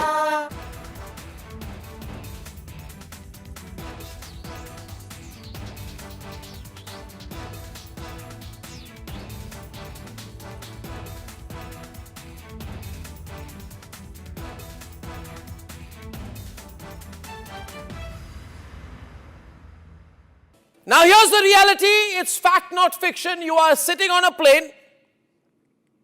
You're boarding the plane in the national capital of India for Leh at 6:08 in the morning. It's a SpiceJet plane. 6 minutes into the take, against the backdrop of daybreak and a beautiful sunrise, you suddenly look to your right towards the wings and you see the flames of fire on the wings of the plane. Your plane is on fire. Ladies and gentlemen, these are real visuals. This is the reality that the Civil Aviation Minister does not want you to see. This is the reality SpiceJet does not want you to see. This is the reality DGCA does not want you to see. Because at the cockpit, at that very moment while you're sitting in the plane, there are calls of Mayday, Mayday, Mayday, Mayday. That is a flight emergency. The flight circles back. There's engine failure in one of the engines, lands at 6:49 p.m. Ladies and gentlemen, and as you get off the plane, you realize this is the same SpiceJet. This is the same SpiceJet that does not have the money to play the Bangladesh government, which is why it had been, I don't know the present situation, not allowed to fly in Bangladeshi airspace. They're out of money. It's the biggest offensive along the Durand line. Tonight on This Is Exclusive, only Indian network to get the full details of the Afghan operation. 19 Pakistani outposts have been completely destroyed. And the big news emerging, even Lashkar-e-Toiba wasn't spared.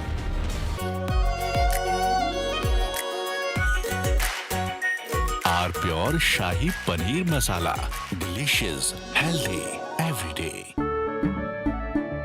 केसरिया से मन जोगी हुआ रे, दिल झूमे देखो मतवारा हुआ रे। केसरिया से मन जोगी हुआ। हर पल मनाओ केसरी त्योहार। विमल, बोलो जुबान Kesari.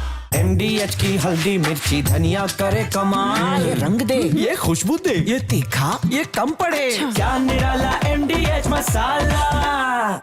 Now here's the reality, it's fact not fiction. You are sitting on a plane. You're boarding the plane in the national capital of India for Leh at 6:08 in the morning. It's a SpiceJet plane. 6 minutes into the take, against the backdrop of daybreak and a beautiful sunrise, you suddenly look to your right towards the wings and you see the flames of fire on the wings of the plane. Your plane is on fire. Ladies and gentlemen, these are real visuals. This is the reality that the Civil Aviation Minister does not want you to see. This is the reality SpiceJet does not want you to see. This is the reality DGCA does not want you to see. Because at the cockpit, at that very moment while you're sitting in the plane, there are calls of Mayday, Mayday, Mayday, Mayday. That is a flight emergency. The flight circles back. There's engine failure in one of the engines, lands at 6:49 p.m. Ladies and gentlemen, and as you get off the... From Asia's largest news headquarters, setting the agenda for Bharat.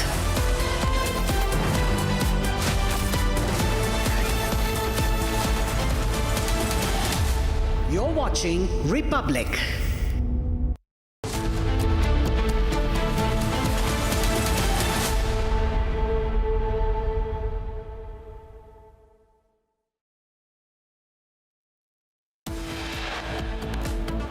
In a big relief to Aam Aadmi Party, former Delhi Chief Minister Arvind Kejriwal acquitted in the liquor scam case. Delhi court acquits all 23 accused in the liquor scam case. Court says there was no cogent material available in the charge sheet. Court also wraps CBI, saying that the agency's voluminous charge sheet has many lacunae not supported by any witness or statement.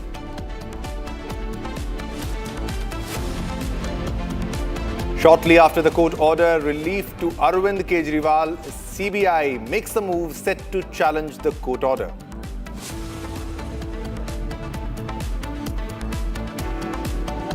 After 10 hours of questioning yesterday in money laundering case, Anil Ambani skips ED summons today.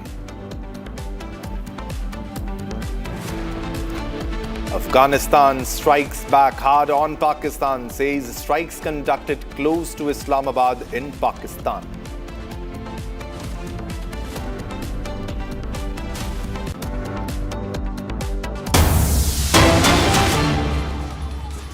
Welcome viewers, Public is reporting live from the outside of the Aam Aadmi Party office. We can look at the convoy, in fact, of the Aam Aadmi Party leaders heading from the residence of the Kejriwal towards the party office.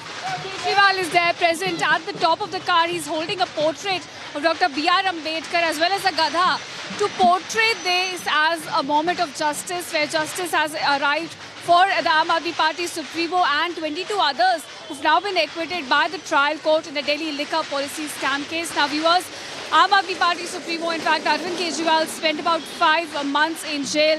Manish Sisodia spent there about 17 months.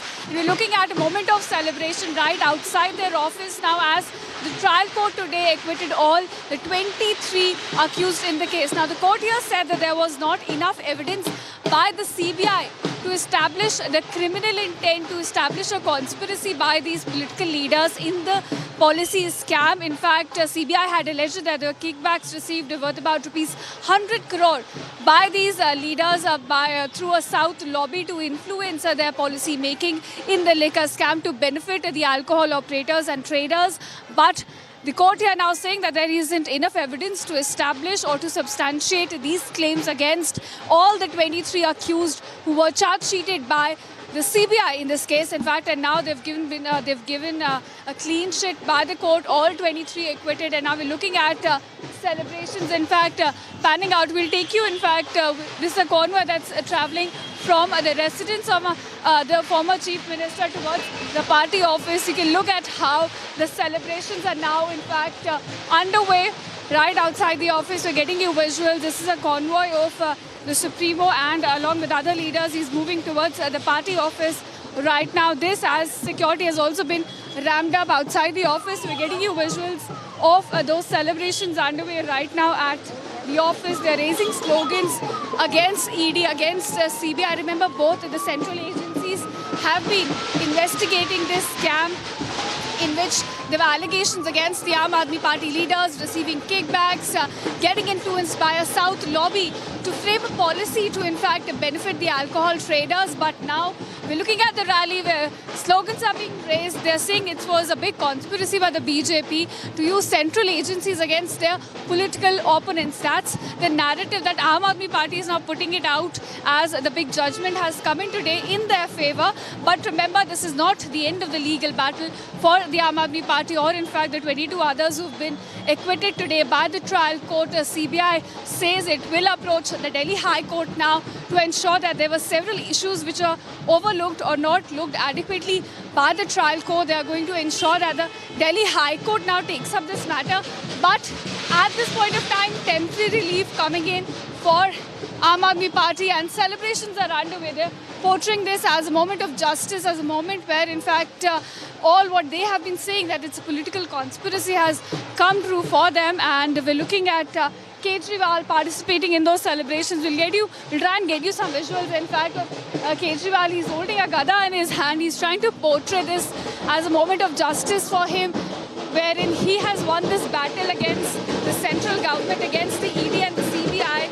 And those are the visuals, in fact, we're getting as we now head towards the party office. He's going to give a detailed statement in a short while from now. Remember, earlier, in fact, he had given out a strong emotional reaction. He broke down in front of the cameras right after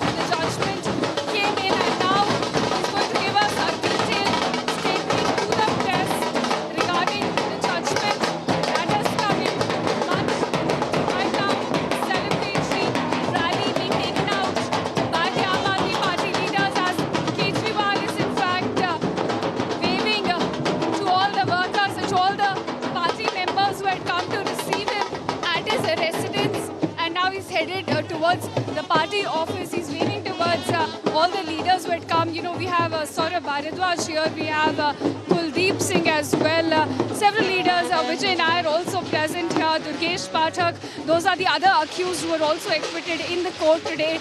And several leaders had come to receive Arvind Kejriwal from his residence, and now he's headed towards the party office. We had a very emotional reaction coming in from the leader who spent about 5 months in jail earlier in this case, and now we're going to have a detailed statement by Arvind Kejriwal as he now heads towards the party office. But right now, a mood of celebration, viewers. It seems that Holi, in fact, has arrived early for the Aam Aadmi Party here.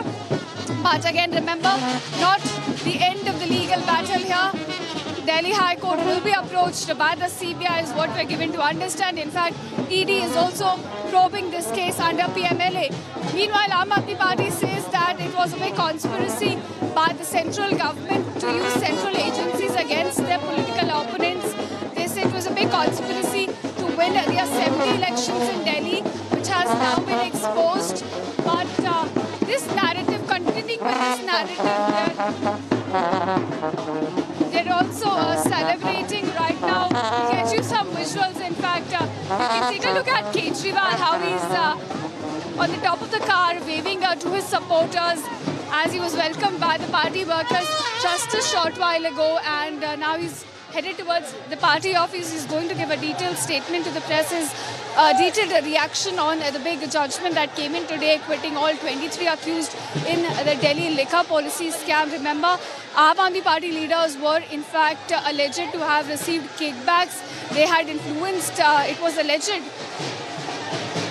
In fact, my colleague Shambhavi is also present with us. Let's go across to Shambhavi to understand what's the atmosphere. In fact, what is she picking up from the ground? Definitely, Ishita, you can see that Arvind Kejriwal, you can spot Arvind Kejriwal on the top of the car. You can also see that he's greeting all his supporters. And this is how it has been. This was not the plan earlier, but now he decided that he will have a convoy walking with him through this entire procession. Let me get you a little closer look. He was been seen either holding B.R. Ambedkar's picture or a gada in his hand as a show of strength.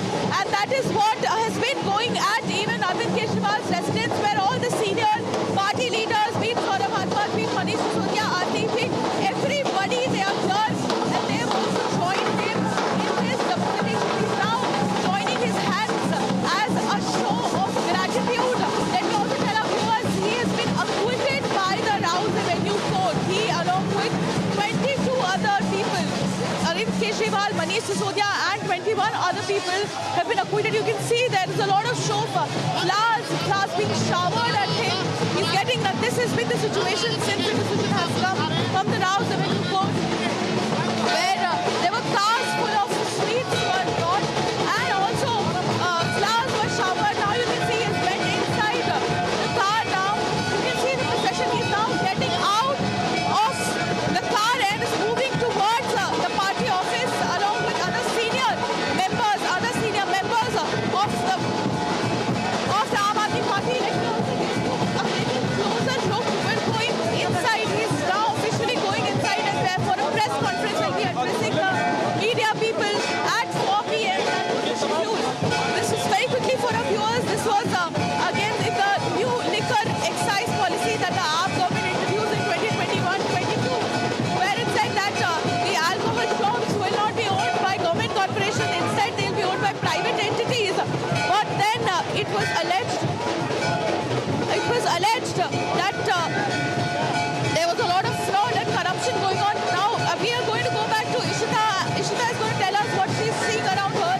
What is the situation here at the Aam Aadmi Party office? Back to you, Ishita.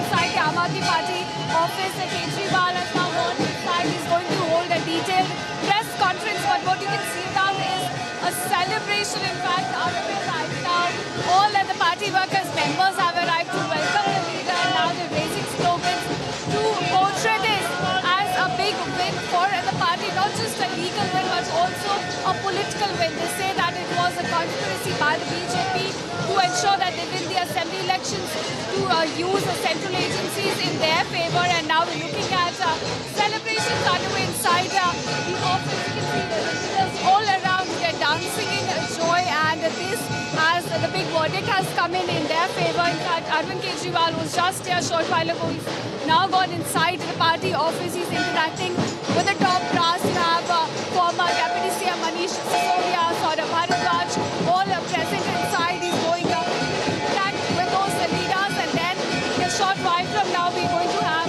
a detailed statement being put out to press as well. But at this point, we'll get you visuals all around, and right now, looking at sweets getting distributed. Holwalas are here, and it's a moment of celebration for the Aam Aadmi Party, which is looking at this verdict by the trial court as a big victory for them, as a victory for justice is what they're claiming this to be, and they're portraying this as a moment where justice has arrived for Aam Aadmi Party Supremo Arvind Kejriwal, and all the 22 others have now been acquitted by the trial court. So continuously slogans are being raised, in fact. All right, now my colleague Shambhavi is also present here.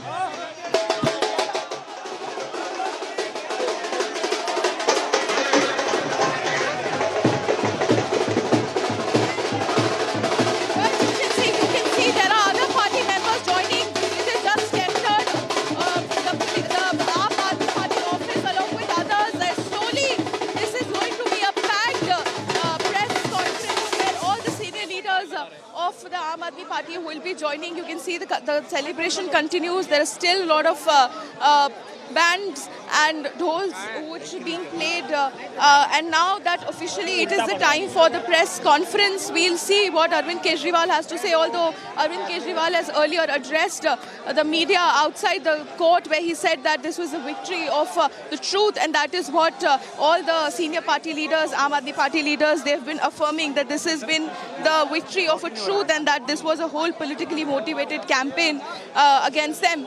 And although the CBI has issued a statement that it is going to approach the High Court against this order, because certain very important parts of the CBI's evidence was not even considered, was ignored.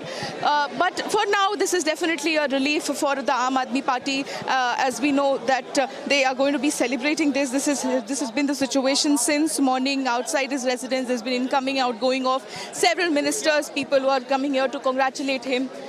Bringing sweets, flowers, and this is definitely being celebrated by this entire. You can still see the amount of people which are outside. Several of them, they have entered inside, but still a lot of people, they're outside. There's still the band people, people with lots of boxes of sweets, and this is the situation right now here at the Aam Aadmi Party office. Now, Arvind Kejriwal due to address the media. Let's see what he has to say. Back to you.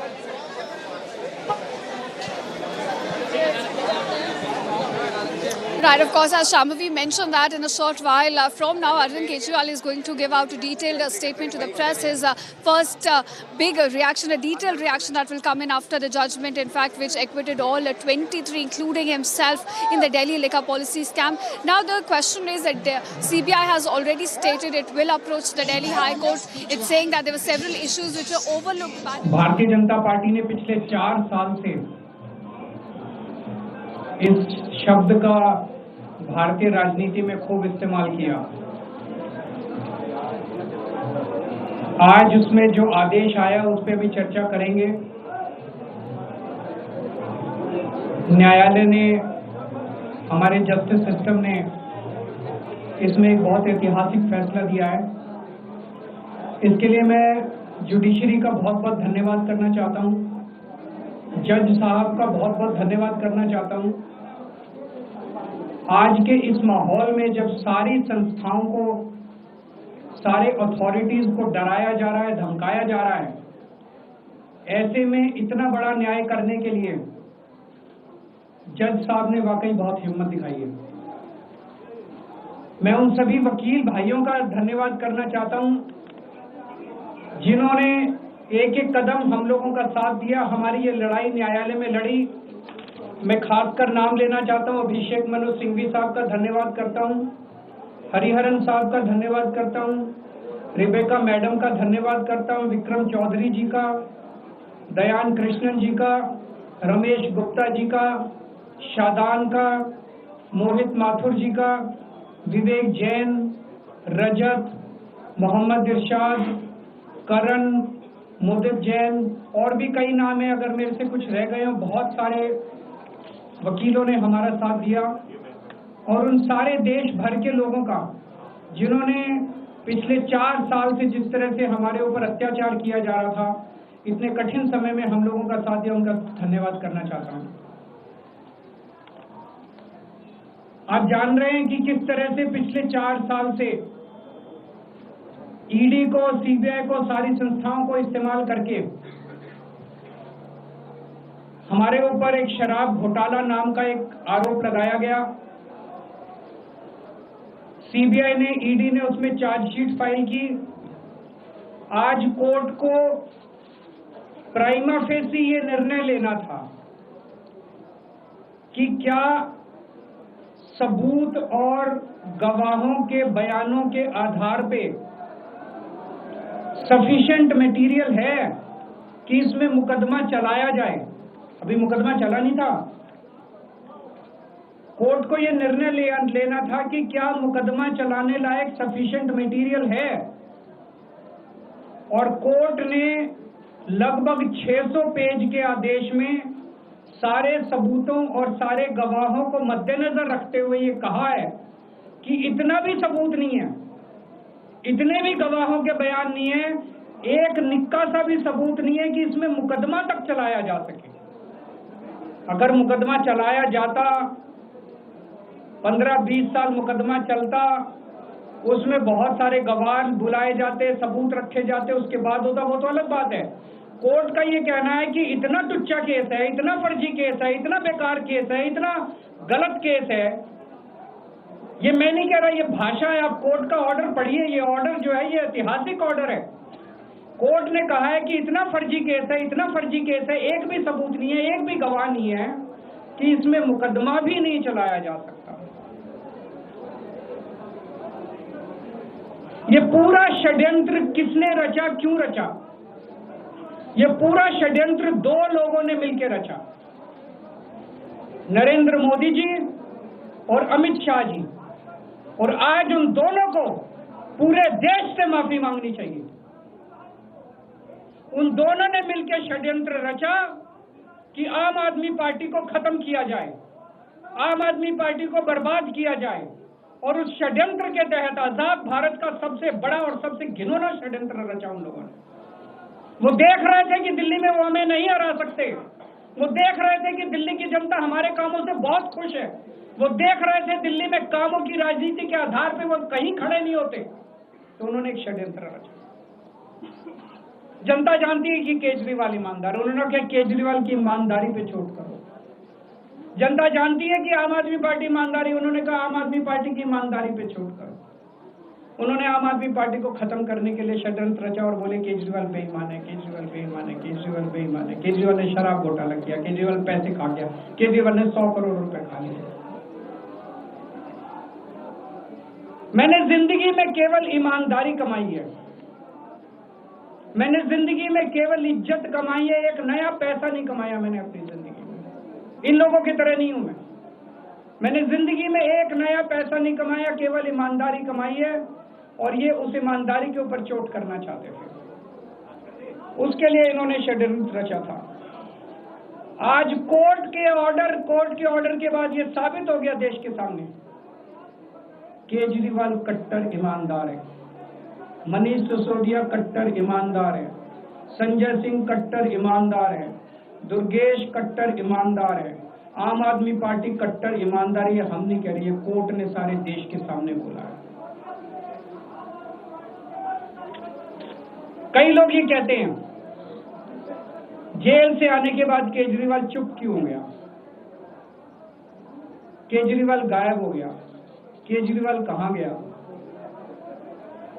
मैं कोई नेता नहीं हूं, मैं कोई politician नहीं हूं। Politician को फर्क नहीं पड़ता, उनको 4 गाली दे दो, मोटी चमड़ी होती है उनकी। मेरे को, मैंने जिंदगी में केवल ईमानदारी कमाई है। मेरे को जब कोई बेईमान बोलता है मुझे फर्क पड़ता है। मेरे को जब जेल भेजा जाता है, मेरे परिवार के ऊपर ताने मारे जाते हैं, मेरे को फर्क पड़ता है। केजरीवाल को फर्क पड़ता है। इसलिए मैंने तय किया था कि जब सारे देश के सामने मैं निर्दोष साबित हो जाऊंगा तब तक मैं चुप रहूंगा। आज मेरे दिल से बहुत बड़ा बोझ उतर गया। मैं मोदी जी को कहना चाहता हूं, मोदी जी, आपने हमारे ऊपर इतने केस कर लिए, आपने ईडी छोड़ दी, आपने सीबीआई छोड़ दी, आपने पुलिस छोड़ दी, आपने इनकम टैक्स छोड़ दिया हमारे पीछे, आपने जेल भेज दिया हमारे 5 सबसे बड़े नेताओं को। आम आदमी पर एक समय ऐसा था जब आम आदमी पार्टी के सबसे टॉप के 5 नेता जेल में थे एक साथ। उसके बाद भी केजरीवाल का कुछ नहीं बिगाड़ सके। अब तो एक ही तरीका बचा है मोदी जी केजरीवाल से निपटने का। केजरीवाल का कत्ल करवाना पड़ेगा, केजरीवाल की हत्या करवानी पड़ेगी। उसके अलावा अब केजरीवाल आपसे संभलने वाला नहीं है। अब आपके बस का नहीं है केजरीवाल, आपने सब कुछ करके देख लिया। अब केजरीवाल का कत्ल ही करवाना पड़ेगा। और एक तरीका है, मैं पहले भी बोल चुका, लेकिन वो मोदी जी के बस का नहीं है। मैंने 500 स्कूल बनवाए दिल्ली में, आप 5000 स्कूल बनाओ। मैंने दिल्ली की सड़कें अच्छी करी, आप पूरे देश की सड़कें ठीक कर दो। देखो केजरीवाल को कोई पूछेगा ही नहीं। केजरीवाल ने 200 मोहल्ला क्लिनिक बनाया, 20,000 मोहल्ला क्लिनिक बनाओ। आप तो देश के प्रधानमंत्री हो, अरे अच्छे काम करो ना। वो नहीं होता मोदी जी, वो मोदी जी से नहीं होता। मैं उनको कहना चाहता हूं, प्रधानमंत्री जी, केवल सत्ता की जो प्रधानमंत्री मोदी जी की और अमित शाह जी की सत्ता की हवस है, ये उसका नतीजा है जो ये षड्यंत्र रचा गया। और इस षड्यंत्र का मैं बहुत छोटा हूं, हमारे परिवार ने बहुत भुगत भोग की है। मैं जेल गया, मेरी माँ बीमार रहती है बहुत ज्यादा, उसको अस्पताल में एडमिट कराना पड़ा। बहुत रोई मेरी माँ, बहुत रोई। इनकी पत्नी मनीष सिसोदिया जी की पत्नी, उनको मल्टीपल स्क्लेरोसिस डिजीज है, सब लोग जानते हैं। जब सुप्रीम कोर्ट में केस चल रहा था, संजीव खन्ना जी ने कहा कि बहुत गंदी बीमारी है, उनके नीचे का पूरा पोर्शन काम नहीं करता और धीरे धीरे बीमारी बढ़ती जा रही है। हमारे परिवार ने बहुत भुगता है, लेकिन वो इम्पोर्टेंट नहीं है, हम इम्पोर्टेंट नहीं है, हमारा परिवार भी इम्पोर्टेंट नहीं है। लेकिन मोदी जी और अमित शाह जी के षड्यंत्र का खामियाजा जो दिल्ली भुगत रही है, दिल्ली के 3 करोड़ लोग भुगत रहे हैं, उसकी भरपाई कौन करेगा? आज दिल्ली में कहीं चले जाओ, सारी सड़कें टूटी पड़ी हैं, अस्पतालों में दवाइयां मिलनी बंद हो गई हैं, मोहल्ला क्लिनिक बंद किए जा रहे हैं, स्कूलों का बुरा हाल हो रहा है। पूरे दिल्ली में पोल्यूशन इतना ज्यादा कभी दिल्ली की जनता ने नहीं देखा था। यमुना का बहुत बुरा हाल हो गया। एक चीज बता दो तो दिल्ली में इन्होंने ठीक करी हो, पूरी दिल्ली का बेड़ा गर्क कर दिया। सबसे बड़ा खामियाजा मोदी जी और अमित शाह जी की सत्ता की हवस, उसका सबसे बड़ा खामियाजा दिल्ली के 3 करोड़ लोगों ने भुगता है। दिल्ली के लोगों से जाके पूछो। आज मैं चैलेंज करता हूं मोदी जी को, मोदी जी हिम्मत है दिल्ली में दोबारा चुनाव करा के दिखा दो, 10 से ज्यादा तुम्हारी सीट आ जाए, मैं राजनीति छोड़ दूंगा। तुम्हारी 10 से ज्यादा सीट आ जाए, मैं राजनीति छोड़ दूंगा। दिल्ली की जनता त्रस्त हो चुकी है तुम लोग।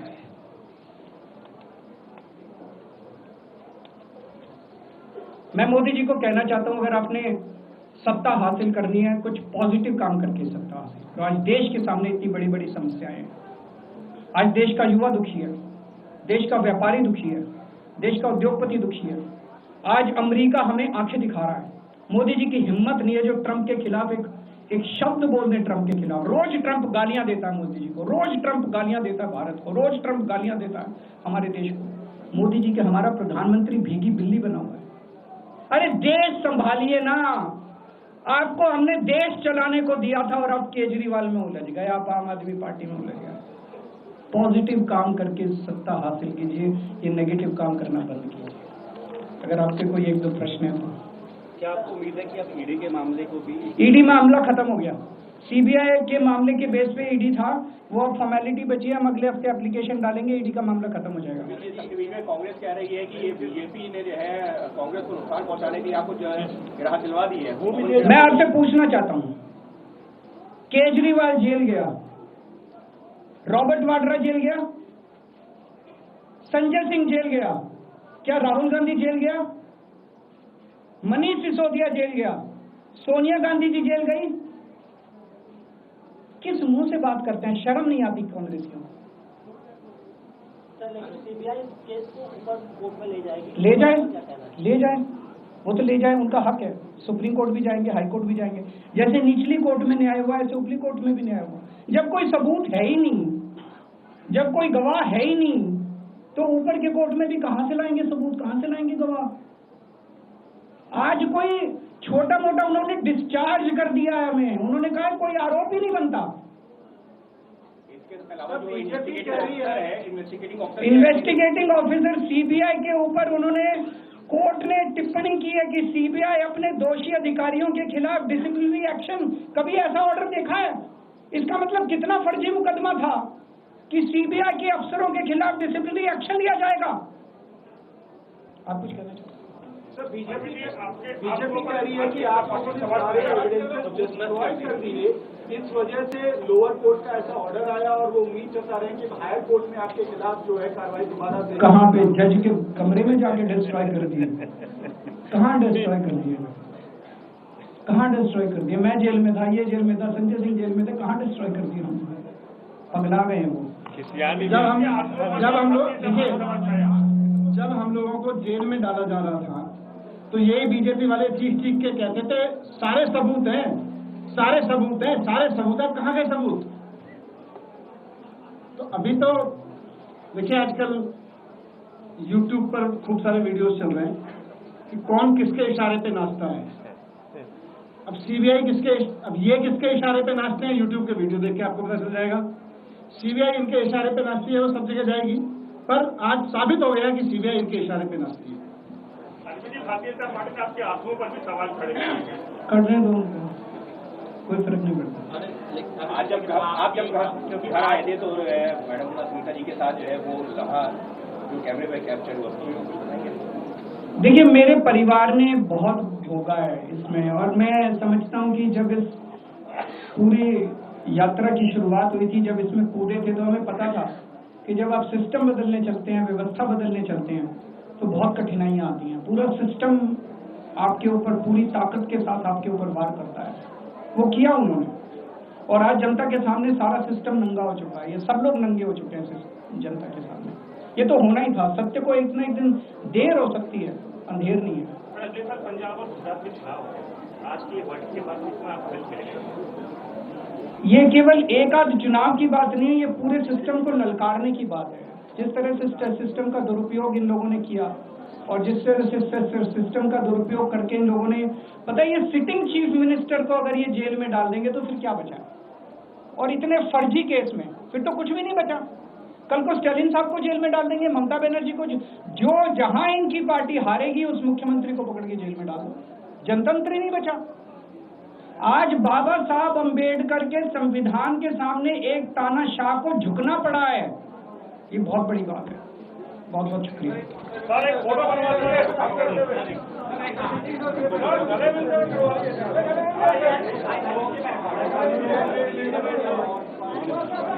सर, हटा दो ये please.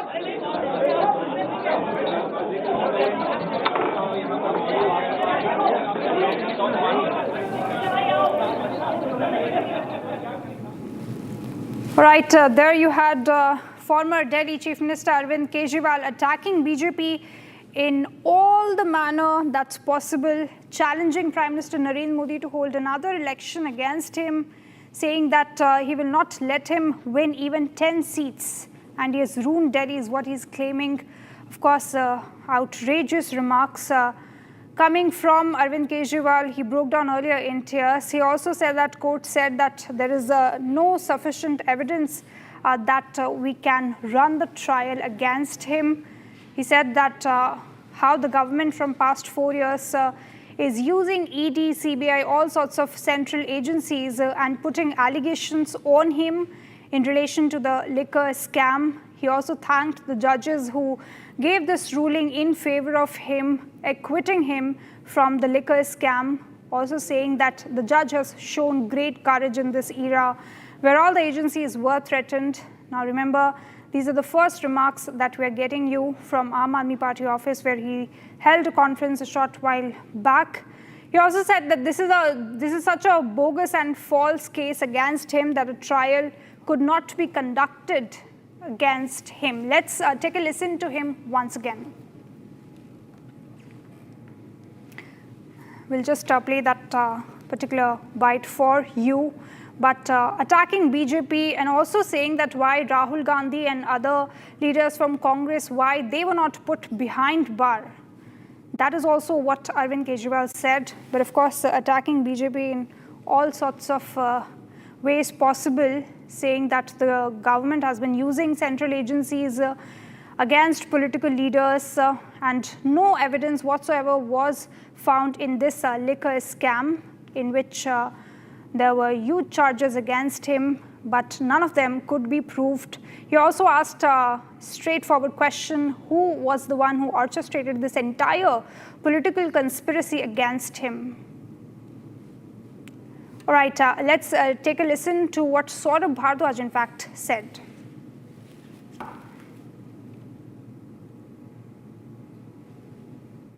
Saurabh Bhardwaj is present with Republic. Sir, CBI says it will appeal the trial court's order in the Delhi High Court. What do you have to say on that? I think the court, in its 500 plus pages of order, has discharged all the accused. And the court has said that the prosecution conspired to frame people in a case which never existed. So all that media trial which happened, the way Arvind Kejriwal was ridiculed, humiliated on most of the TV channels, I think it is a time when all these TV channels should pay back to Mr. Kejriwal by running this story of discharge at least for 1 month. Sir, CBI says several issues in the investigation were not looked at adequately by the court. What do you have to say on that? CBI has to say this. But when a court says that there should be a disciplinary proceeding against the IO, it is a big thing. Obviously, channels like Republic will find it very inconvenient. No, sir, it's not inconvenient for us. What the court has reported, we're just saying that. No. I think channels like Republic TV were part of an overall narrative which was created by BJP. You helped BJP. Sir, no, Republic does not help any political party. That this was the CBI would put out the allegations against the Aam Aadmi Party leaders that there were kickbacks which were received by the party members, and which is what we reported as well. And now the judgment has come, which is what we're reporting and getting your reaction. So you don't have to report it. You have to run this story for 1 month. You have to call guests for 1 month. You have to do debates for 1 month. We're also getting your reaction on the judgment today, right? That you have to do, otherwise people will not watch your channel. That's not how it works, sir. That is not how it works.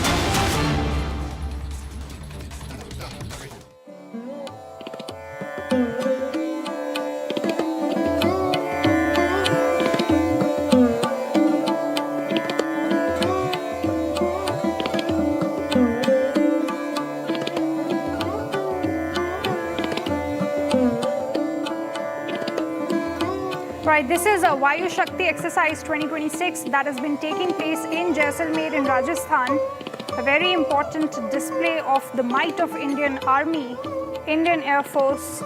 We have already seen President Draupadi Murmu taking a sortie in light combat helicopter Prachand early in the morning, and now she is going to witness Vayu Shakti exercise 2026. We are getting you live visuals from that particular exercise. The chief guest for today's event is Honorable President of India, Srimati Draupadi Murmu.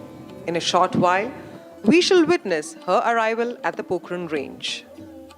The President will be received by Chief of the Air Staff, Air Chief Marshal A.P. Singh, and Air Marshal Tejinder Singh, Air Officer Commanding-in-Chief, Southwestern Air Command. During the beginning and end of the event, national song and national anthem will be sung.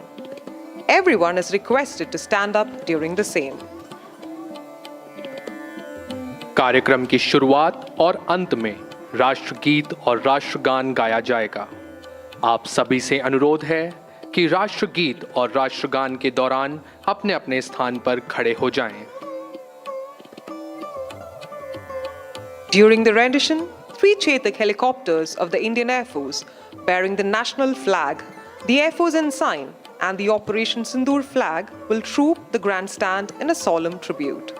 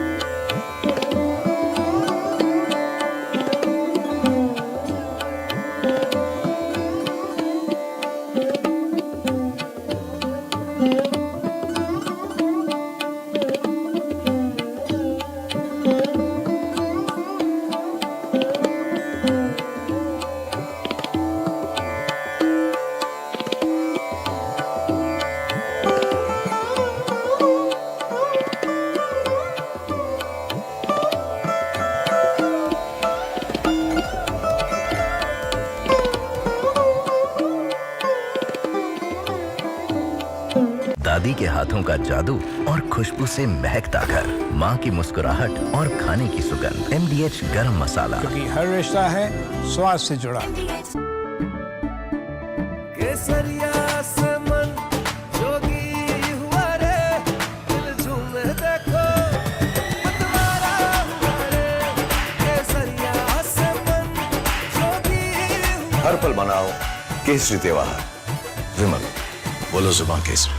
Are pure suji pasta, उबालो मिलाओ और खाओ, 8 minute में तैयार। क्या taste है सबका राजा R pure masala.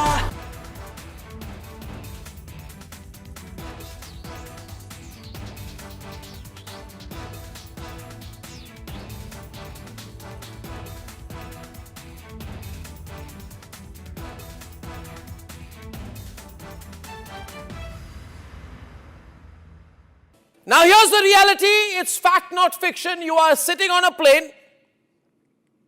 You're boarding the plane in the national capital of India for Leh at 6:08 in the morning. It's a SpiceJet plane. 6 minutes into the take, against the backdrop of daybreak and a beautiful sunrise, you suddenly look to your right towards the wings and you see the flames of fire on the wall.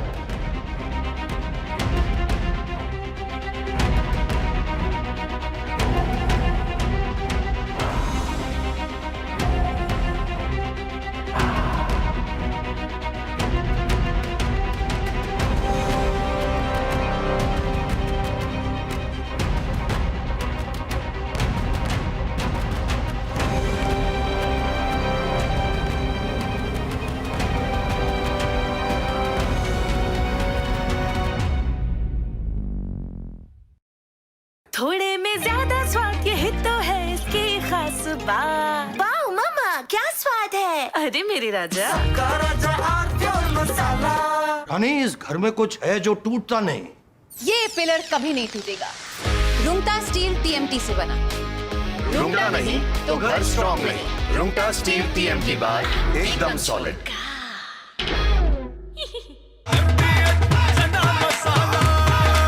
अब छोलिया हो या लोबिया, सफेद चने या काले चने, सब कुछ मजेदार बने। Now here's the reality, it's fact not fiction. You are sitting on a plane. You're boarding the plane in the national capital of India for Leh at 6:08 in the morning. It's a SpiceJet plane.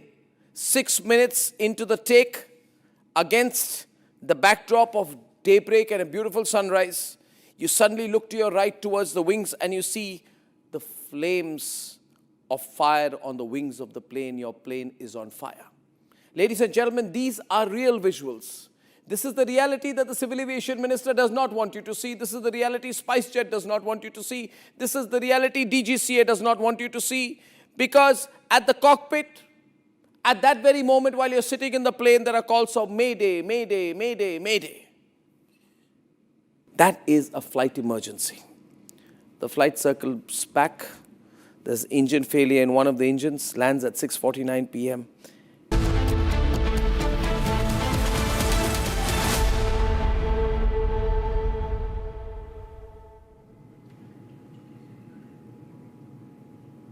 All right, in a big news that we are getting at this point in time, Kerala High Court Division Bench lifts a stay on release of Kerala Story 2. Bench of Justices S.A. Dharmadhikari and P.V. Balakrishnan stayed the interim order passed by Justice Benchu Kurian Thomas, which had stayed earlier the release for 15 days. So this is a big win for the movie makers, as now the stay, which was there for 15 days, has now been lifted by Kerala High Court. Big win for the movie makers.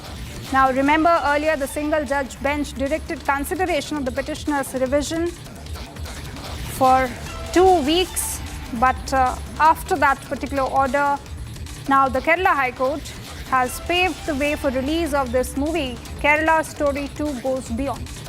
Now the division bench of Justice Shushruth Arvind Dharmadhikari and Justice P.V. Balakrishnan stayed that earlier order.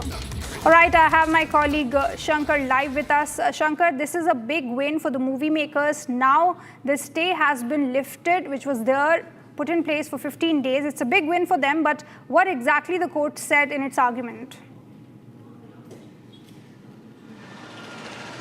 Yes, on Thursday, the single bench of the Kerala High Court stayed the release of the movie for 15 days. It was an interim stay, and on the same day night, in an extraordinary move, the High Court Division Bench accepted the plea filed by the producers seeking to consider their part in an urgent basis, and the court accepted the plea, and at around 7 p.m. on Thursday night, the court convened with all the parties for a hearing. And the session lasted for more than 3 hours, and the court posted the matter for verdict on Friday today, and the much awaited verdict came just some minutes back, in which the court stayed, the court revoked the interim stay against the movie, which was passed by the single bench, by stating that the very provision on the basis of which the movie was, the screening of the movie, the release of the movie was stayed, is no more exist, and the order was released on the basis of a provision of a law which does not exist, and it cannot be accepted. And it also accepted the versions, almost all the versions of the producer's side, by stating that the court cannot interfere in a matter that affects freedom of speech and expression. And the court also raised a question that exposing an issue, exposing an evil practice that exists in any religion, what is wrong in that. The court questioned the very basis of the point which was raised by the producer's side, and also asked why the petitioners who demanded to ban or stay the release of the movie failed to file a PIL instead of the writ petitions filed, and they admitted their mistakes openly in the court, and the producer said he was duty bound to expose such evil practices, even if it happens in Christianity or Hinduism or any other religion. He is duty bound to expose that, and that doesn't mean that he is denigrating a state or a religion. He is just trying to expose an evil practice that exists in one religion, and it is being practiced by only a section of people in that particular region. The movie does not blame a state or a religion completely in any part of the movie, and the order was granted without even hearing their part properly, and the court completely accepted the pleas which were raised by the producer side, and revoked the stay order which was passed by the single bench. The court also found that the teaser of the movie was examined by the court clearly and also found that the three main characters in the story are from different states. One from Kerala, another from Rajasthan, and the third one is from Madhya Pradesh. And the story and the second part of the story cannot be renamed in the nation's name or in any other name, because it's a continuation of the first part of the movie. And the petitioners at some point demanded to rename the movie instead of having the title Kerala in it, and to have a different name for the movie. But the producer side said it's a continuation of the first part of the movie, Kerala Story 1, and it says it even in the title itself. The movie says it goes beyond. It goes beyond from the state of Kerala to other places, because of the evil practices, the radicalization and forced religious conversion and IS recruitment, and such practices which were in fact really existed in some part of Kerala, and it has been spreading to other parts of the country as well. So the producer told before the court that he has only good intentions and he wants to expose such evil practices that exist in the society, and that is the reason why he did the movie. And he finally pleaded before the court that the movie was supposed to be released today in over 1,500 theaters, and there are over 300 distributors for that. If the movie is stayed at the last moment, he has to face a huge financial burden, and his life will be totally collapsed because of this, and the people who are associated with the movie will also be fully down if a stay is granted, if the screening is stopped in the last moment. The court also questioned the very authenticity of the interest of the petitioners by asking the questions that. All right, Shankar, thank you so much for getting us all of these latest details from this very big development. Now, shifting our focus to Tamil Nadu.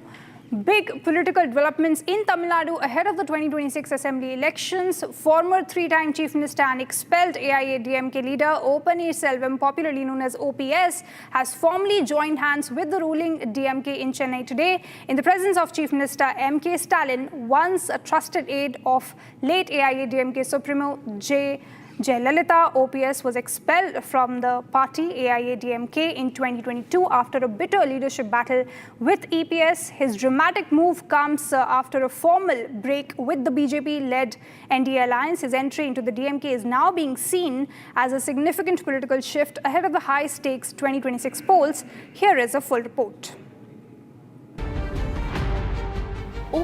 Selvam, a three-time chief minister of Tamil Nadu and a long-time loyalist of late AIADMK Supremo J. Jayalalitha. He stepped in as chief minister during key political crisis and was once considered a trusted face of the AIADMK. But in 2022, OPS was expelled from the AIADMK after an intense leadership battle with Party General Secretary Edappadi K. Palaniswamy. The dispute centered around amendments to party bylaws and control over the organization. Since then, OPS attempted reconciliation, explored alliances, and repositioned himself politically. OPS then aligned his group with the BJP-led National Democratic Alliance ahead of the 2024 Lok Sabha elections. However, tensions within the alliance grew, and OPS formally quit the NDA last year.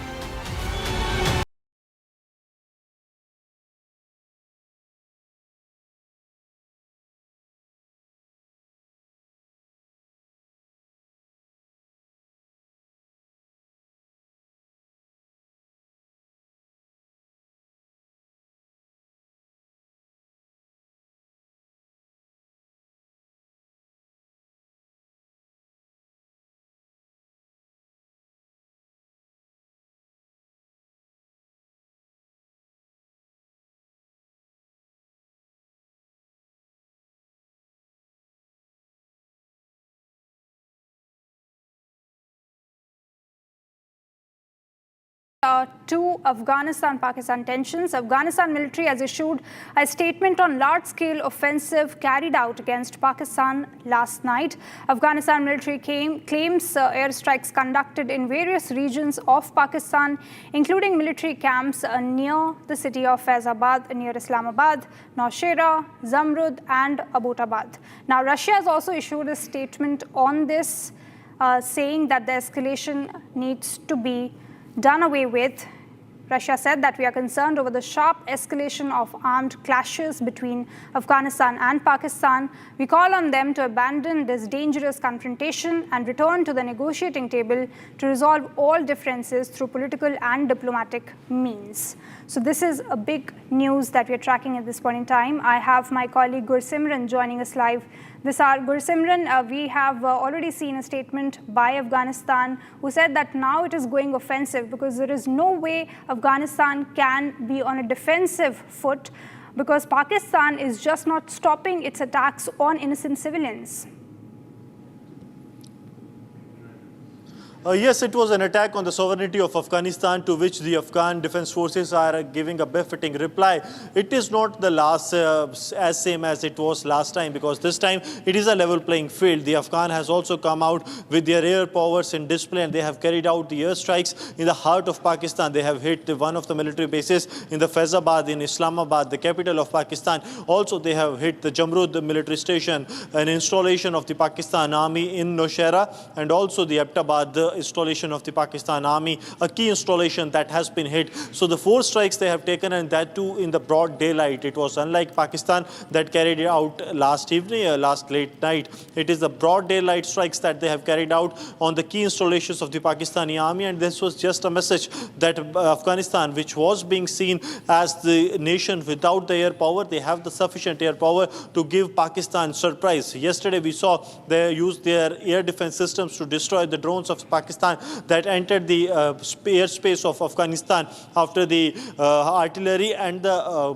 post-to-post firing that took place. So now it is very clear that the things are not going to go calm, but as usual, the Pakistan is going to run to its sakas to help for the ceasefire or to hold the negotiation like it done last time when it was in a warlike situation with Afghanistan. It went to Doha, it went to Istanbul to hold talks, and then it was decided that there will be a lull along the Durand line. Now again the similar situation has risen out where Pakistan is suffering heavy casualties. More than 50 Pakistani soldiers have been killed. Over 20 of their posts have been captured by the Afghan defense forces.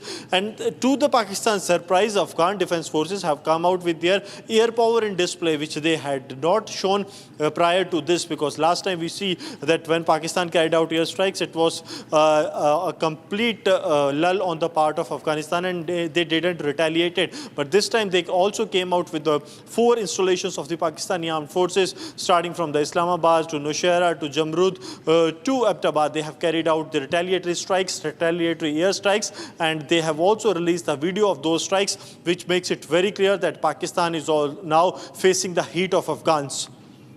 Absolutely, Gursimran, and also we know the reports how Afghanistan has captured several Pakistani soldiers. So they have Pakistani soldiers as a bargaining chip. So Pakistan cannot go all out on Afghanistan.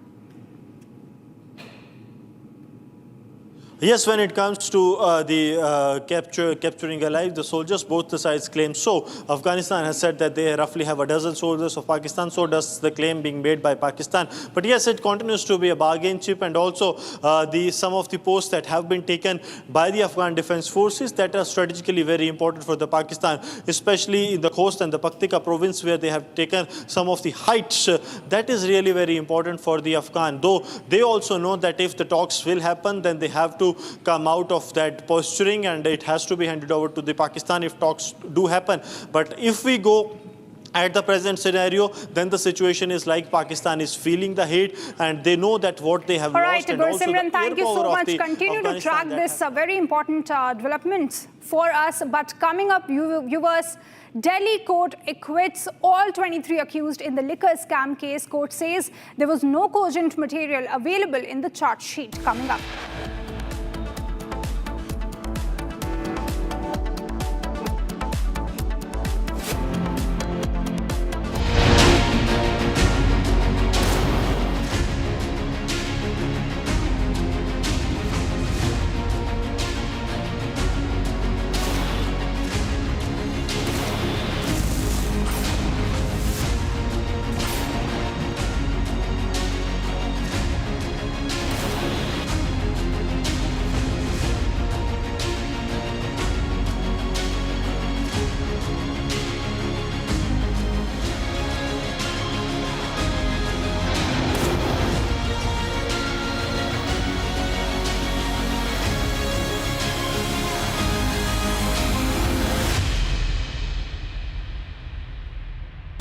Secret recipe MDH का जीरा SIP जल जीरा मसाला। SIP SIP जीरा SIP MDH का जीरा SIP MDH का जीरा SIP.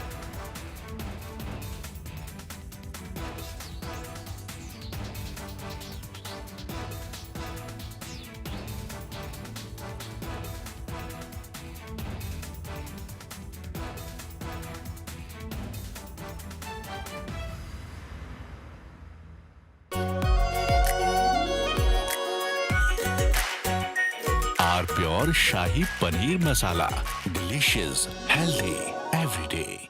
Now here's the reality. It's fact, not fiction. You are sitting on a plane. You're boarding the plane in the national capital of India for Leh at 6:08 in the morning. It's a SpiceJet plane.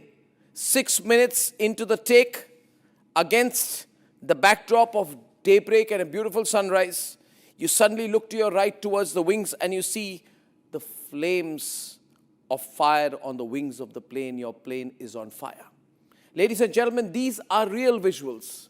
This is the reality that the Civil Aviation Minister does not want you to see. This is the reality SpiceJet does not want you to see. This is the reality DGCA does not want you to see.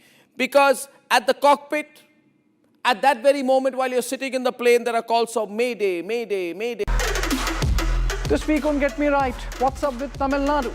From the discovery of Iron Age to reward for deciphering the Indus script, from the language row to delimitation controversy, MK Stalin and the DMK seem to be in an overdrive to build some narrative. What's the plan? We discuss. Also, Chinese tycoon Jack Ma, banished by the communist state 5 years ago, made a surprise appearance this week, and that too with Xi Jinping. What's cooking in Beijing on the tech front? I read the tea leaves for you. Join this weekend's audience. Pure suji pasta उबालो मिलाओ और खाओ 8 minute में तैयार। क्या taste है सबका राजा हार्डकोर मसाला। केसरिया से मन जोगी हुआ रे दिल झूमे देखो मतवारा हुआ रे केसरिया से मन जोगी हर पल मनाओ केसरी त्योहार। विमल बोलो जुबान केसरी। MDH की हल्दी मिर्ची धनिया करे कमाल। ये रंग दे, ये खुशबू दे, ये तीखा, ये कम पड़े। क्या निराला MDH masala. Now here's the reality. It's fact, not fiction. You are sitting on a plane. You're boarding the plane in the national capital of India for Leh at 6:08 in the morning. It's a SpiceJet plane. 6 minutes into the take, against the backdrop of daybreak and a beautiful sunrise, you suddenly look to your right towards the wings and you see the flames of fire on the wings of the plane. Your plane is on fire. Ladies and gentlemen, these are real visuals. This is the reality that the Civil Aviation Minister does not want you to see. This is the reality SpiceJet does not want you to see. This is the reality DGCA does not want you to see. Because at the cockpit, at that very moment while you're sitting in the plane, there are calls of Mayday, Mayday, Mayday, Mayday. That is a flight emergency. The flight circles back. There's engine failure in one of the engines, lands at 6:49 p.m. Ladies and gentlemen, and as you get off the plane, you realize this is the same SpiceJet. This is the same SpiceJet that does not have the money to pay the Bangladesh government, which is why it had been, I don't know the present situation, not allowed to fly in Bangladeshi airspace. They're out of money. Who is the owner of SpiceJet? This is the same. From Asia's largest news headquarters, setting the agenda for Bharat.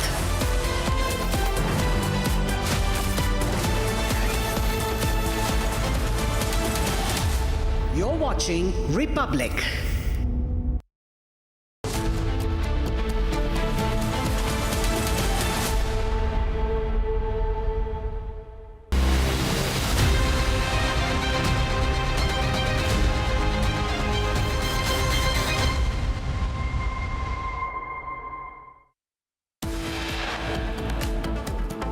Right, let's take a look at the headlines at this hour. Kejriwal acquitted in a big relief to Aam Aadmi Party. Former Delhi Chief Minister Arvind Kejriwal acquitted in the liquor scam case.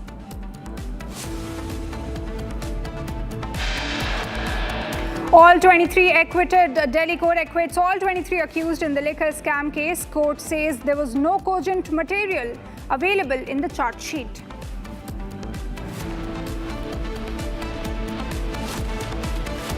Court also wraps CBI, saying that the agency's voluminous charge sheet has many lacunas not supported by any witness or statement.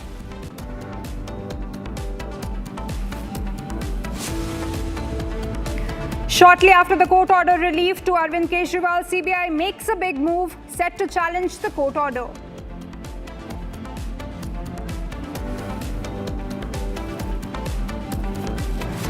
After 10 hours of questioning yesterday in money laundering case, Anil Ambani skips ED summons today.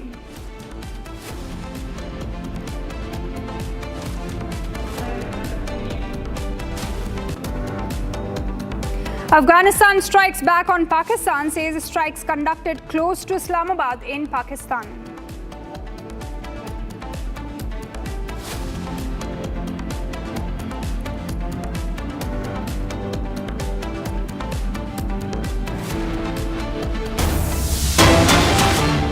In a big news that you're tracking at this point in time, the court has reserved its decision in the Shankaracharya sexual abuse case. So it's a big breaking that we are tracking at this point in time.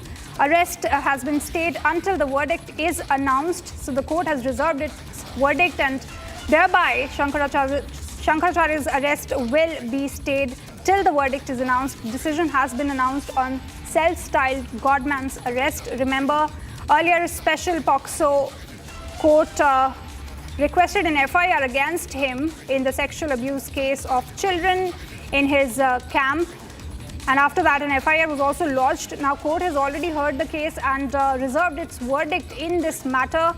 Now his arrest will only be made once the verdict is against him, but as of now the court has reserved its verdict. Shankaracharya भी इस वक्त अब अपने पीठ पर जो है वो मौजूद हैं। यहाँ पर मौजूद तमाम उनके अनुयायी जो हैं उनमें खुशी की लहर है। फैसला जो है वो इनके पक्ष में आया है, इस पर क्या कहना है आपका? फैसला पक्ष में आया है, क्या कहना है आपका? कितने खुश हैं आप लोग? बहुत खुश हैं, यहाँ से ज्यादा खुशी और क्या हो सकती है। दादाजी क्या कहना है आपका? अब तो फैसला पक्ष में आया है। भैया फैसला गलत था, फैसला पक्ष में आया, हम लोग को बहुत खुशी है और सत्य की जीत होती है, हमेशा सत्य की जीत होती है। आप लोग सुबह से इंतजार कर रहे थे? लोग भक्त हैं, सुबह से इंतजार कर रहे थे, अभी फैसला आया तो हम लोग बहुत खुश हैं। देखिए यहाँ पर हम थोड़ा सा आगे जाने की भी कोशिश करेंगे, क्योंकि अब मुक्तेश्वरानंद जो है वो इस वक्त अपने पीठ पर मौजूद हैं। आप ये तस्वीर देख सकते हैं, यहाँ पर जो है वो मीडिया वालों का जमावड़ा है। आप ये तस्वीर देख सकते हैं।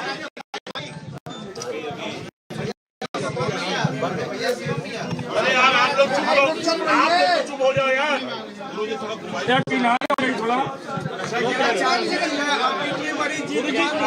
जानकारी मिली है उसके बारे में बता दीजिए हम लोगों को। शांत हो यार, शांत रहिए। एक मिनट भैया चुप हो जाओ। अभी हमारे अधिवक्ता पीएन मिश्रा जी से बात हुई है, उन्होंने बताया। All right, so the stay has been granted for now on the arrest of Shankaracharya Swami Avi Mukteshwaranand Saraswati in the alleged sexual harassment case. Now the Allahabad High Court has reserved its judgment.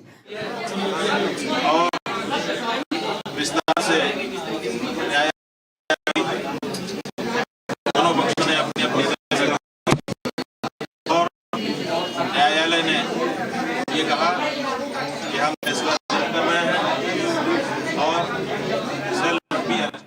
Now the arrest is stayed until further order. The Allahabad High Court has already reserved its verdict in the matter of alleged sexual harassment case against Shankaracharya. So an FIR was registered against him and the court heard the matter. Now remember, Shankaracharya has leveled all sorts of allegations against the ruling party, BJP, saying that they are running a false propaganda against him and he is the one who is true Sanatani. We've already seen the Magh Mela controversy earlier where he was not allowed to take a dip in the river.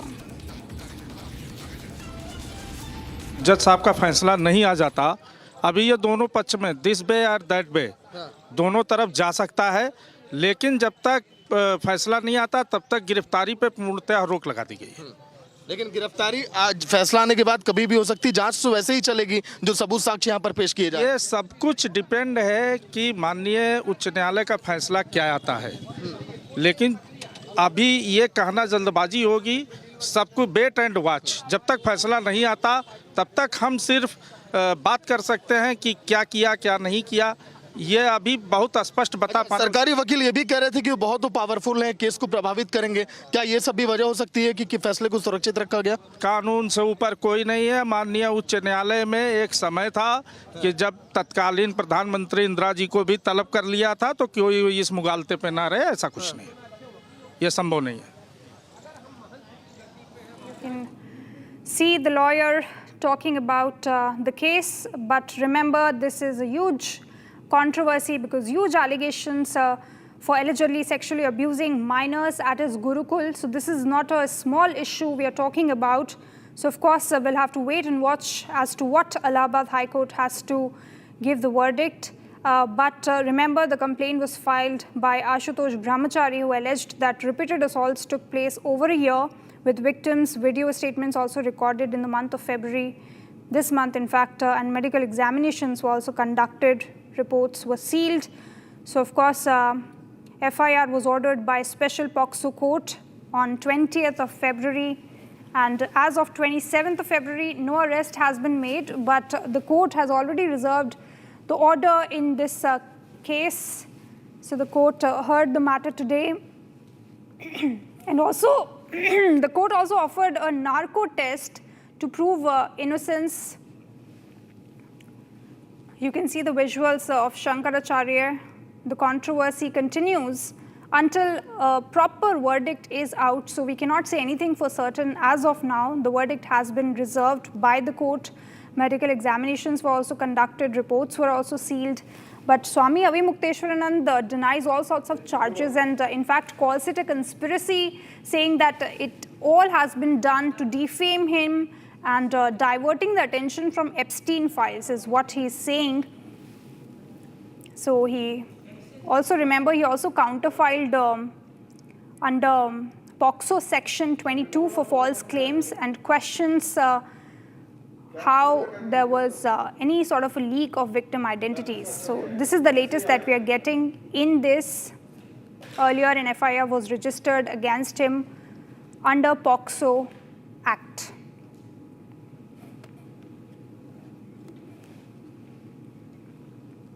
All right, moving on to another story. Aam Aadmi Party chief Arvind Kejriwal held a news briefing hours after Delhi High Court acquitted him in excise policy case. Now, Kejriwal accused BJP of using central agencies to target him. He even added that it was an attempt to finish off his party. Kejriwal also said that Delhi has worsened under BJP government. Take a listen.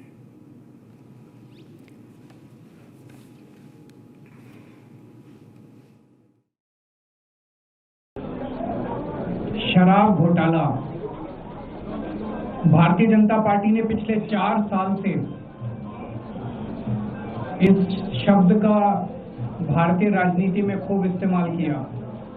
आप जान रहे हैं कि किस तरह से पिछले 4 साल से ईडी को, सीबीआई को, सारी संस्थाओं को इस्तेमाल करके हमारे ऊपर एक शराब घोटाला नाम का एक आरोप लगाया गया। सीबीआई ने, ईडी ने उसमें चार्जशीट फाइल की। आज कोर्ट को प्राइमा फेसी ये निर्णय लेना था कि क्या सबूत और गवाहों के बयानों के आधार पे सफिशिएंट मटेरियल है कि इसमें मुकदमा चलाया जाए। अभी मुकदमा चला नहीं था। कोर्ट को यह निर्णय लेना था कि क्या मुकदमा चलाने लायक सफिशिएंट मटेरियल है, और कोर्ट ने लगभग 600 पेज के आदेश में सारे सबूतों और सारे गवाहों को मद्देनजर रखते हुए ये कहा है कि इतना भी सबूत नहीं है, इतने भी गवाहों के बयान नहीं है, एक निक्का सा भी सबूत नहीं है कि इसमें मुकदमा तक चलाया जा सके। अगर मुकदमा चलाया जाता, 15-20 साल मुकदमा चलता, उसमें बहुत सारे गवाह बुलाए जाते, सबूत रखे जाते, उसके बाद होता, वो तो अलग बात है। कोर्ट का ये कहना है कि इतना टुच्चा केस है, इतना फर्जी केस है, इतना बेकार केस है, इतना गलत केस है। ये मैं नहीं कह रहा, ये भाषा है। आप कोर्ट का ऑर्डर पढ़िए, ये ऑर्डर जो है ये ऐतिहासिक ऑर्डर है। कोर्ट ने कहा है कि इतना फर्जी केस है, इतना फर्जी केस है, एक भी सबूत नहीं है, एक भी गवाह नहीं है कि इसमें मुकदमा भी नहीं चलाया जा सकता। ये पूरा षड्यंत्र किसने रचा, क्यों रचा? ये पूरा षड्यंत्र दो लोगों ने मिलकर रचा, नरेंद्र मोदी जी और अमित शाह जी। और आज उन दोनों को पूरे देश से माफी मांगनी चाहिए। उन दोनों ने मिलकर षड्यंत्र रचा कि आम आदमी पार्टी को खत्म किया जाए, आम आदमी पार्टी को बर्बाद किया जाए। और उस षड्यंत्र के तहत आजाद भारत का सबसे बड़ा और सबसे घिनौना षड्यंत्र रचा उन लोगों ने। वो देख रहे थे कि दिल्ली में वो हमें नहीं हरा सकते, वो देख रहे थे कि दिल्ली की जनता हमारे कामों से बहुत खुश है, वो देख रहे थे दिल्ली में कामों की राजनीति के आधार पर वो कहीं खड़े नहीं होते, तो उन्होंने एक षड्यंत्र रचा। जनता जानती है कि केजरीवाल ईमानदार, उन्होंने कहा केजरीवाल की ईमानदारी पे चोट करो। All right, shifting our focus, Afghanistan has launched a broad retaliatory military campaign against Pakistan late last night, initiating coordinated assaults across 6 border sectors. Now, the action followed Pakistani airstrikes on 22nd of February, which Afghan officials say killed 17 civilians and struck residential neighborhoods and religious schools. In fact, according to Afghanistan's Ministry of Defense, its forces employed mortars, artillery, tanks, and multiple rocket launch systems to hit Pakistani military targets. Afghan units reportedly crossed the border, demolishing 19 military outposts and 2 camps, killing more than 55 Pakistani soldiers and wounding several others. Now, Afghan forces also claimed to have seized 2 Pakistani positions, capturing weapons and military equipment during the advance. So this is big news that we're tracking. Further developments will continue to track in this story because the tensions continue to simmer between both the countries. Now remember, last year also in the month of October, we saw same sort of an escalation. All right, so we have all of these visuals coming in from Afghanistan. All right, so these are the visuals that you can see how Pakistan, in fact, attacked. All right, so these are the visuals that we're getting where Afghanistan has struck Pakistani military bases. So these are the latest visuals that we're getting you where Afghanistan has claimed that it has, in fact, crossed over the border and hit several military bases in Pakistan. In the border areas we're talking about, you can see the visuals on your screen, how there is a crowd there, how Afghanistan is now claiming that it has struck multiple Pakistani military bases near Faizabad, Nashik, Jamrud and Abbottabad bases. You can see the debris over there after these strikes that were carried out by Afghanistan. So these are the claims by Afghanistan that it has hit several military bases in Pakistan near Faizabad, Nashik, Jamrud, Abbottabad bases. These are the bases that were in fact hit by Afghanistan in Pakistan. What are the bases we are talking about? Nashik, Jamrud, Abbottabad. These are the bases in Pakistan that were hit by Afghanistan on Friday. So this comes after escalating tensions between both the countries, Pakistan and Afghanistan. You can see the visuals on your screen. Tensions continue to simmer between both the neighboring nations. Of course, after Pakistan's initial strike earlier, you can see the visuals. All right, so you have the visuals. These are the first visuals that we are getting you. You can see the debris after this strike. Multiple people gathered there after strike. In this particular strike, how many casualties we cannot ascertain, but as of now, 55 Pakistani military men have been killed and many more captured after Afghanistan carried out launched strikes in Pakistan after, of course, initiation provoke Pakistan's provokement earlier. So these are the visuals that we are getting you, the latest between Afghanistan and Pakistan conflict that is continuing to brew in the region. Now, of course, we have... all right, I have my colleague Shravan joining us from newsroom. Shravan, these are the visuals that we are getting. A huge loss for Pakistan. Multiple military bases, in fact, have been attacked by Afghanistan. A huge loss. What sort of latest information that we are getting? Well, in fact, Hina, let me take our viewers through the entire sequence of events as to when the military operation began and why this is turning out to be a major embarrassment for the Pakistani army. Yet again, you have Pakistani outposts being completely obliterated by the Afghanistan army. There was a lot of speculation by many that whether at all Afghanistan army will be able to hold their fort, because keeping in mind that did they really have the state-of-the-art weaponry system? It now turns out that in the last 4 months, the kind of training that has been given to the Afghanistan army and the fact that they have also been using all the weapons that were basically left behind by the United States of America has actually been used to the hilt at this stage, resulting in a situation that at least 19 outposts, Pakistani outposts, have been completely destroyed. Not just that, there are also now videos basically emerging of Pakistani soldiers. In fact, their batch numbers are also out now in the open, where they're essentially claiming that the Pakistani army, just like what they've done in the past, like in Kargil, for that matter in Balochistan, they haven't taken their soldiers back. Now that's the kind of damage that has been inflicted upon the Pakistani army at this stage. Importantly, Pakistan basically claims that they've also carried out strikes in Afghanistan. In fact, this was in, for that matter, we are being told that this was in Kabul and various other places where these strikes have actually taken place. And they say that over a dozen Afghanistan army personnel were basically killed in the operation that was carried out, the midnight operation. Now, after the airstrikes that were carried out, it was around 5:30 India time, is when 8 to 9 sectors in Pakistan were once again attacked by the Afghanistan army. In fact, as we speak, there are images now coming in from Afghanistan almost after the Friday prayers. People are out on the streets where they're celebrating what they're calling a defeat of the Pakistani army. In fact, those images have just come in during the namaz. We are being told that there are people who are sloganeering against the Pakistani army. So that's the current situation as we speak now. It's undoubtedly a big win for the Pakistanis. In fact, a short while back, you've had Afghan Defense Ministry speaking to reporters in Kabul, where they're saying that Pakistan is essentially begging for a ceasefire. Now, that's a claim that has been made by Afghanistan, but quite typical of what you have seen as far as the Pakistani army is concerned. During Operation Sindoor, it was the same, when they had dialed the DGMO, hoping that there would be a ceasefire. And now, as far as Afghanistan is concerned, that's the same, perhaps the same pattern that has been adopted by them. Absolutely, Shivam. We are seeing that Afghanistan is begging Pakistan. Pakistan is Wing Commander, I'm told, Wing Commander Praful Bakshi is also joining us on this broadcast.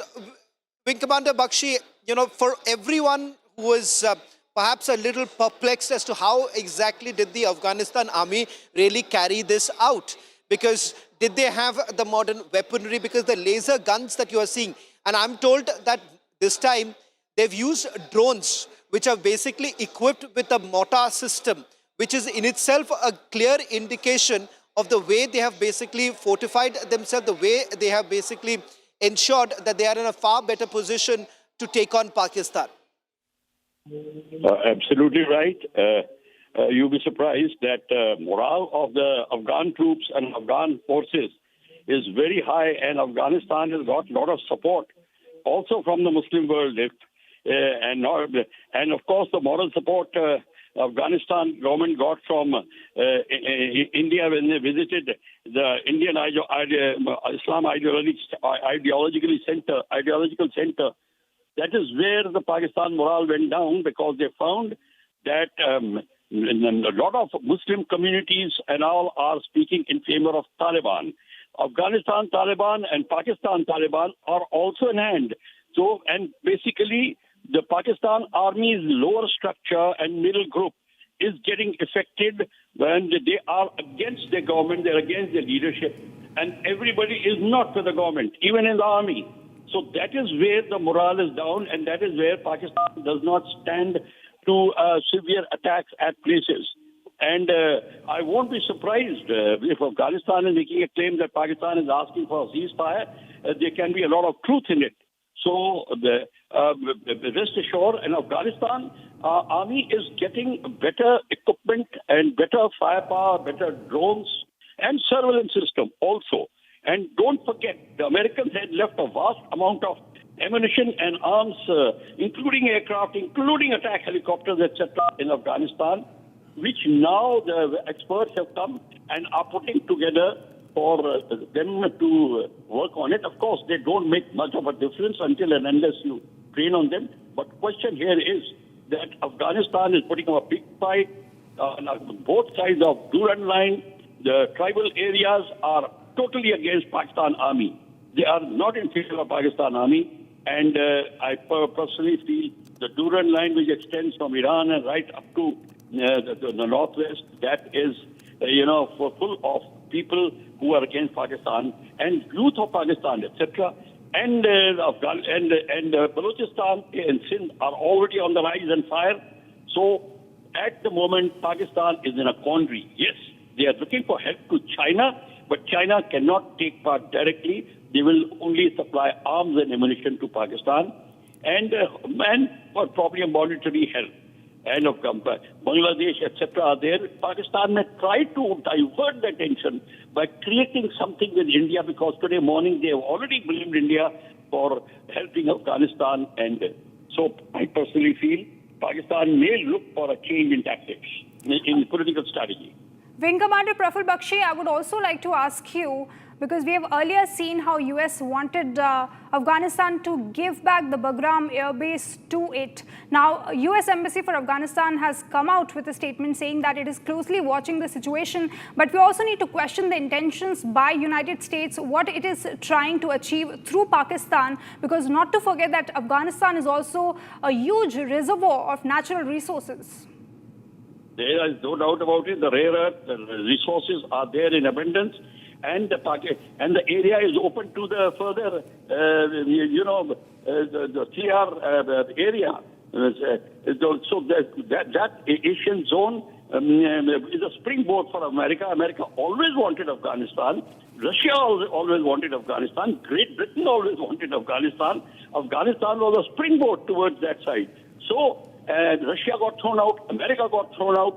So still America is now wanting, and the Bagram Air Base is a very strategically important base which America would like to possess.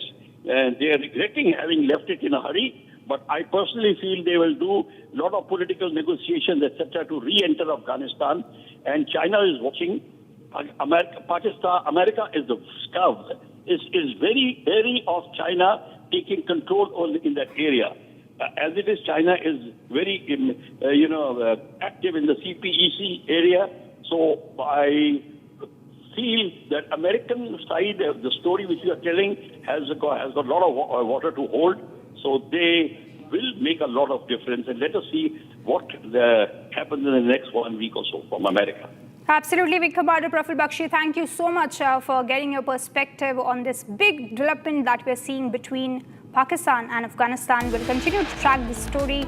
Coming up, Afghanistan strikes Pakistan military bases in a big escalation between both the nations.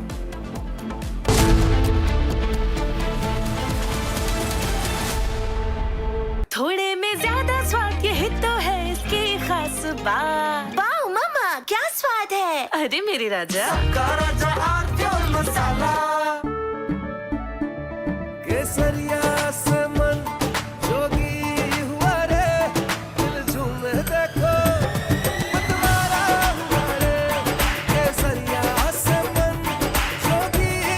हर पल मनाओ केसरी त्योहार। विमल, बोलो जुबान केसरी। आधे bowl दही में 4 चम्मच MDH चटनी पुदीना मसाला डाला, स्टर करो, पुदीना चटनी तैयार। MDH चटनी पुदीना मसाला। MDH।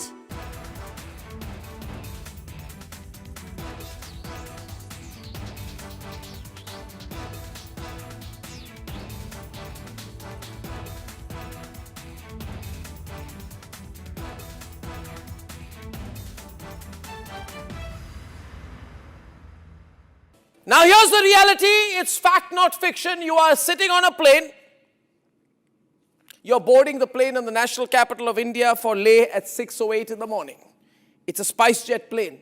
6 minutes into the take, against the backdrop of daybreak and a beautiful sunrise, you suddenly look to your right towards the wings and you see the flames of fire on the wings of the plane. Your plane is on fire.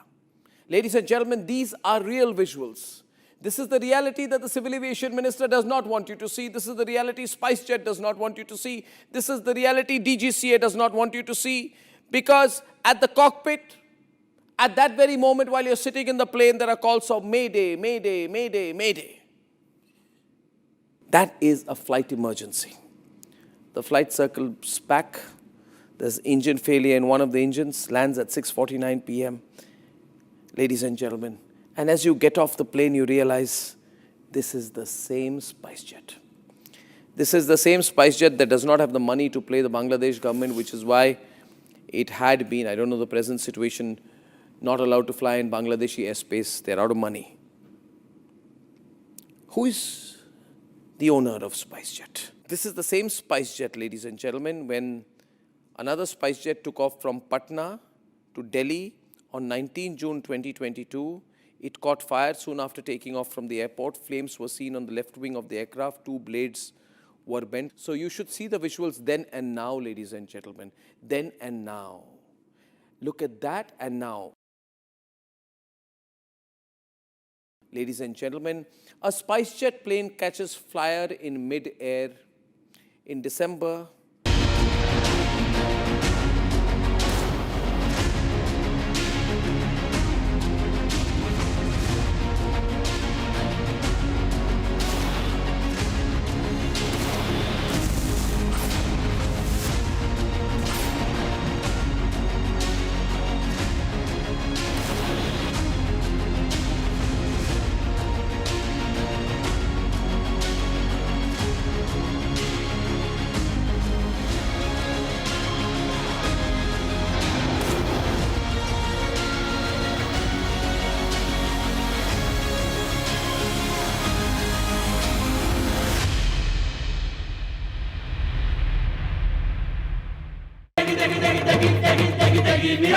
MDH की देगी मीरज, देगी मिर्च का तड़का, अंग अंग फड़का। MDH की देगी Miraj.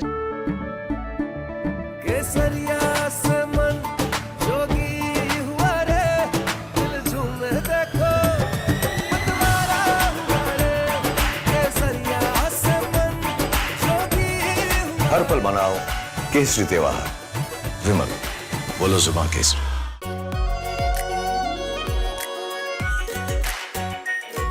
Pure Shahi Paneer Masala. Delicious, healthy, every day. Now here's the reality. It's fact, not fiction. You are sitting on a plane. You're boarding the plane in the national capital of India for Leh at 6:08 in the morning.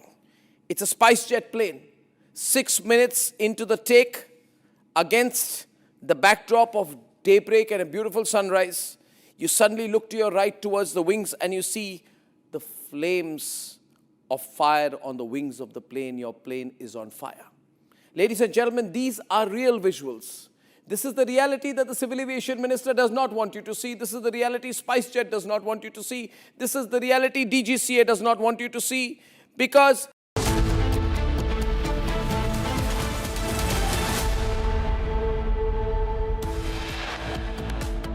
Court ने लगभग 600 page के आदेश में सारे सबूतों और सारे गवाहों को मद्देनजर रखते हुए ये कहा है कि इतना भी सबूत नहीं है, इतने भी गवाहों के बयान नहीं है, एक निक्का सा भी सबूत नहीं है कि इसमें मुकदमा तक चलाया जा सके।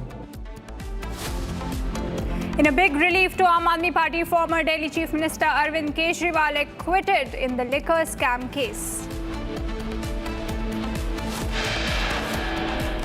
Delhi court acquits all 23 accused in the liquor scam case. Court says there was no cogent material available in the charge sheet.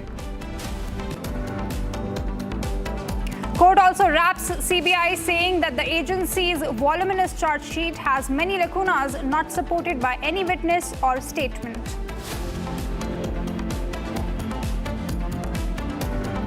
Shortly after the court order relief to Arvind Kejriwal, CBI makes a move set to challenge the court order.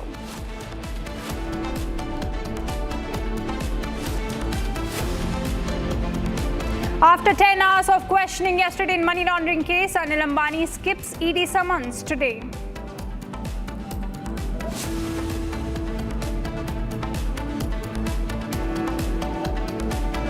Afghanistan strikes back on Pakistan, says strikes conducted close to Islamabad in Pakistan.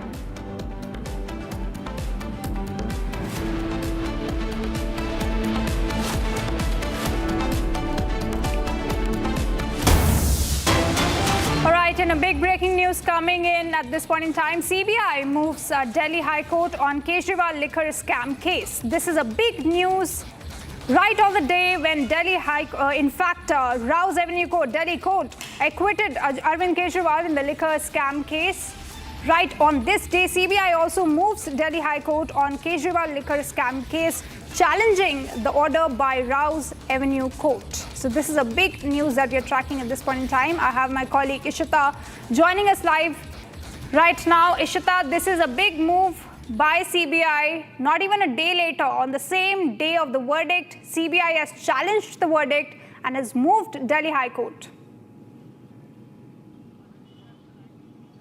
Right, of course, we were anticipating this move by the CBI. In fact, it had pointed out that during the trial court investigation, there were several issues which were overlooked or not looked adequately by the trial court. Therefore, they, in fact, will be moving against this order to Delhi High Court now to challenge the acquittal that's now been given by the trial court to 23 who were accused in the Delhi liquor policy scam, including the Aam Aadmi Party Supremo Arvind Kejriwal, the Deputy Chief Minister of Delhi, former, in fact, Manish Sisodia, along with 21 others. All these people have been given a clean sheet by the trial court, but the CBI maintains that there is a definitive case against these people, that there were irregularities and fraudulent practices which in fact were carried out by the Aam Aadmi Party leaders in the Delhi policy scam, and therefore they will be now moving ahead, one step ahead, the Delhi High Court challenging the acquittal that's now been given by the trial court just this morning, Hina. Absolutely, Ishita, and we also heard BJP press conference where Manoj Tiwari also levelled allegations. All right, let's listen into what Arvind Kejriwal had to say.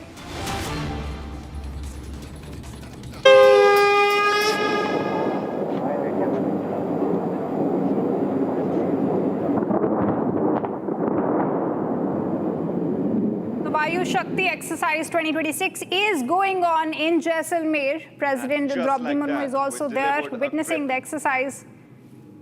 While operating from our own airspace.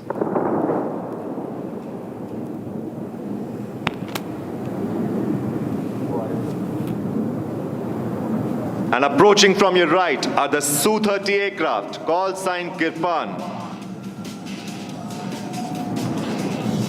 They will target a terrorist camp which is located 12 o'clock. Bombs gone.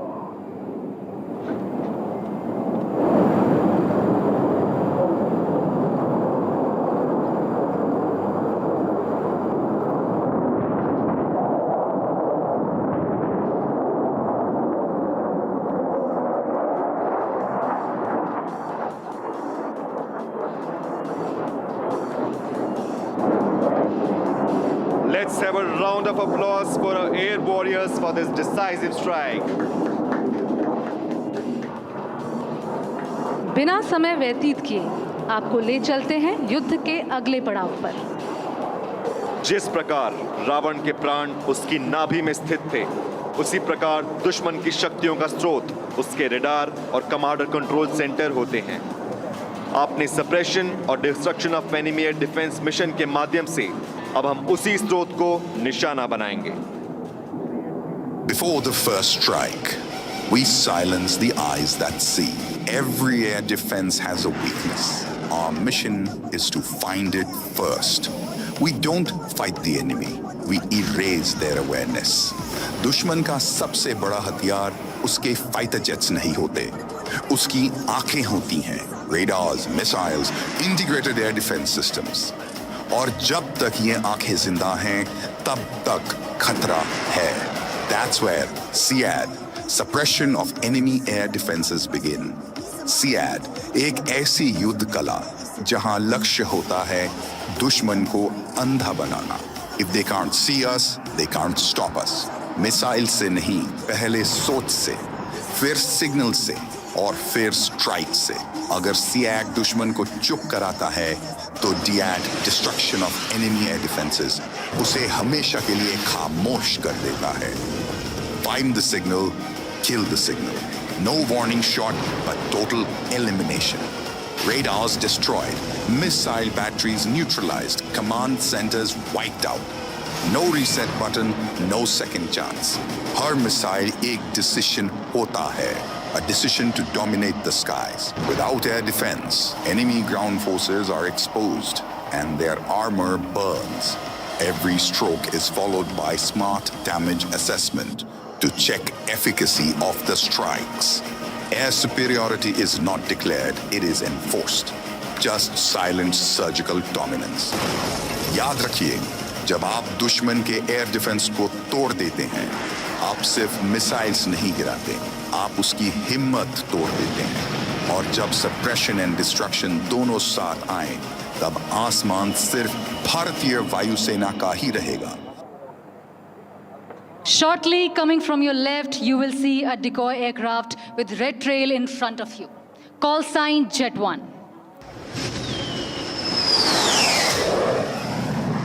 This decoy is employed as a credible aerial threat, compelling the enemy to switch on an exposed radar position. The moment the radar emits and reveals its position, our indigenous loitering munition call sign Chandrahas locks on to the source and strike with precision, neutralizing the radar cover.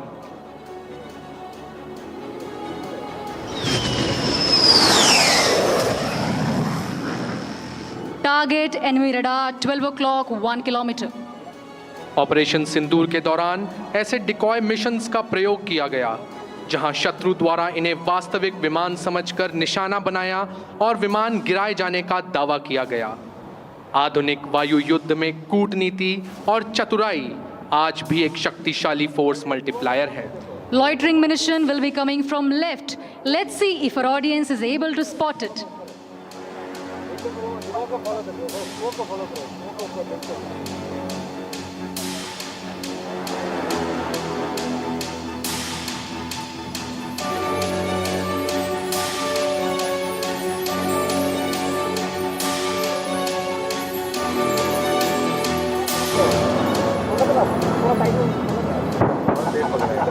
What a hit! And these loitering munition were successfully used during Operation Sindoor to attack critical targets behind the enemy line. Foiling loitering munition, fighter will enter into the battlefield from your left. Call sign Urumi.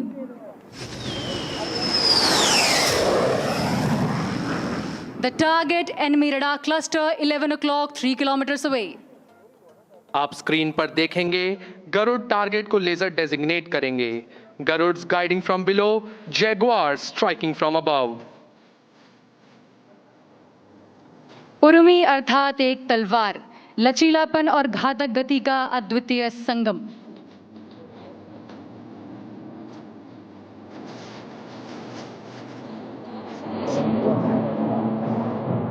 Bomb has been released from your left.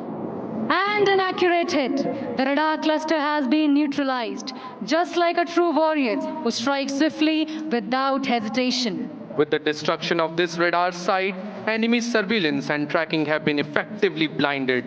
This creates an operational window allowing our forces to penetrate deep with reduced detection and execute strike with surprise and precision.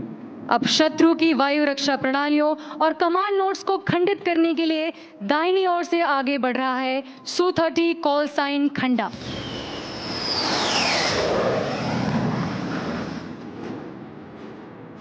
Target enemy command and control node 1 o'clock 2 kilometers. आकाशे परितः वायुः तत्र सदा Vijayam ध्रियते। High above on your right, Su-30 heading towards the target. Su-30 is now rolling in the dive.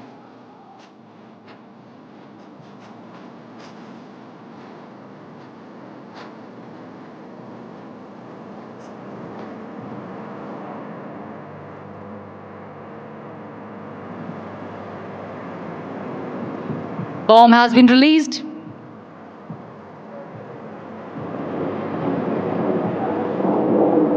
You can see that bomb has missed the target. In case of actual operation, this contingency and many other variables like technical malfunction, excessive winds are taken into account. Coming up next are two Jaguars from your left carrying 1,000-pound retarder bombs, call sign Parshu. Target enemy bunker located to your left, 11 o'clock, 2.5 kilometers away.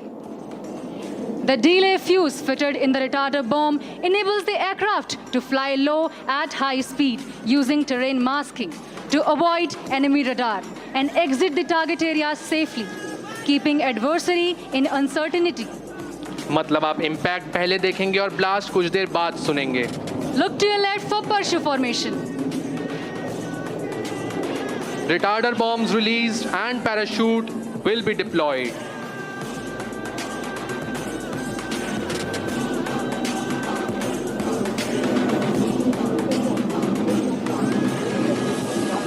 अरे बम फट गया क्या? कोई आवाज नहीं आई. धैर्य रखिए श्रीमान, धैर्य रखिए.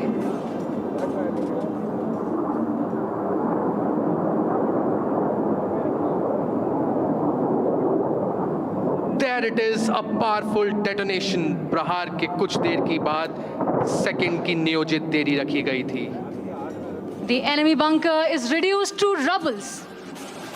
जहां शक्ति वहां सुरक्षा, जहां साहस वहां विजय. On receipt of real-time intelligence indicating the mobilization of enemy ground forces, ALH Mark 4 is entering the battle space from your right. अपार घातकता का शस्त्र तबर formation.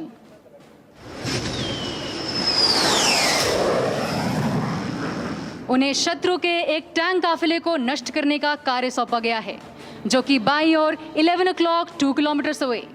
They will be firing 70 mm armor-piercing rockets specialized to penetrate protective steel of tank. Look to your right, our attack helicopters are cleared to penetrate closer to the border under controlled airspace.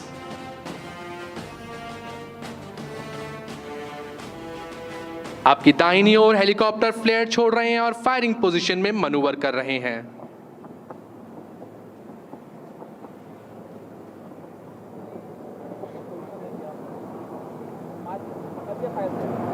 Rockets released.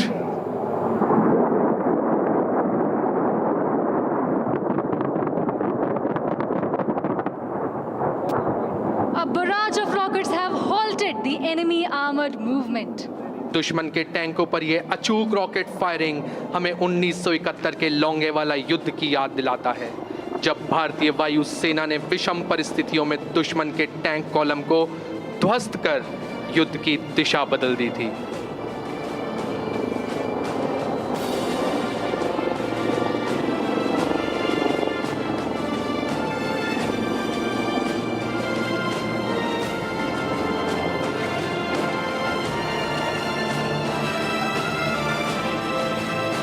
अब कार्रवाई में शामिल हो रहा है स्वदेशी रूप से डिजाइन और विकसित लाइट कॉम्बैट हेलीकॉप्टर प्रचंड, जो आत्मनिर्भरता की दिशा में भारत की यात्रा का एक महत्वपूर्ण अध्याय है.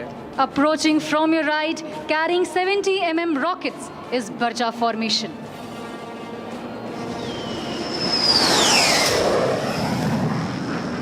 They have been tasked to engage enemy arming and refueling point, located to your left, 11 o'clock 2 kilometers away. Prachand is known for its agility and modern targeting system.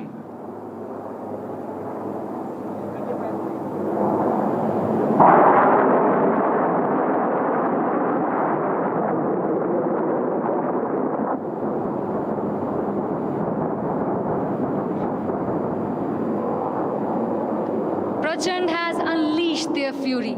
48 rockets slammed into the target. Enemy arming and refueling point has been neutralized. एक बार जोरदार तालियां हो जाए हमारे जाबाज pilots के लिए. सरफरोशी की तमन्ना अब हमारे दिल में है. देखना है जोर कितना बाजुएं कातिल में है. वक्त आने दे बता देंगे तुझे ए आसमां, हम अभी से क्या बताएं क्या हमारे दिल में है। सावधान, शत्रु अब प्रतिशोध की कार्रवाई शुरू कर चुका है। दूर क्षितिज पर गतिविधि तेज हो रही है, परंतु उसकी हर हरकत पर हमारी निगरानी है। अब आपके सामने दुश्मन के नापाक इरादों पर हमारा घातक वार दिखाया जाएगा। जब हम दुश्मन को सजा देते हैं तो वो तिलमिला उठता है। Enemy retaliation is a counter-attack by enemy after our strike. Enemy responds to save face. इसे कहते हैं पलटवार, अपनी खोई हुई इज्जत बचाने की एक नाकाम कोशिश। But he doesn't know he is entering a अभेद्य चक्रव्यूह of Indian Air Force layered defenses. Integrated air defense system से हमारी आंखें हर तरफ है। ना कोई बच पाएगा, ना कोई छिप पाएगा। 300 किलोमीटर दूर S-400 के लिए वो बस अगला निशाना है।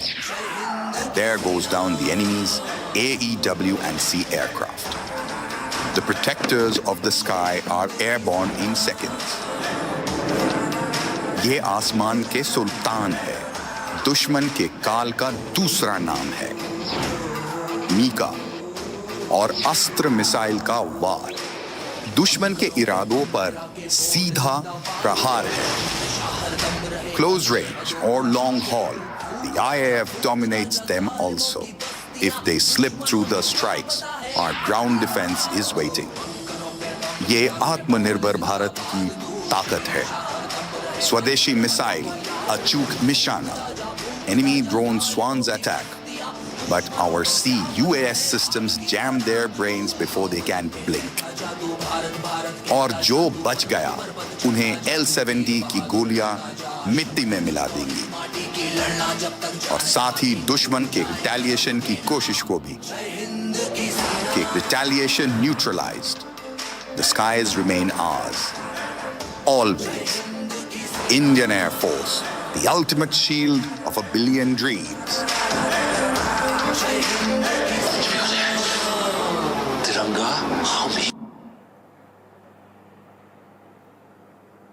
भारत की संतुलित और संयमित प्रतिक्रिया के बावजूद शत्रु टकराव पर अड़ा हुआ है। A Su-30 MKI, call sign Kirach.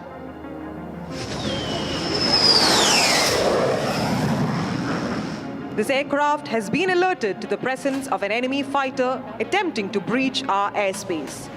Su-30 will be taking an air-to-air shot by its R-73 missile on a practice aerial target which will be coming from your left.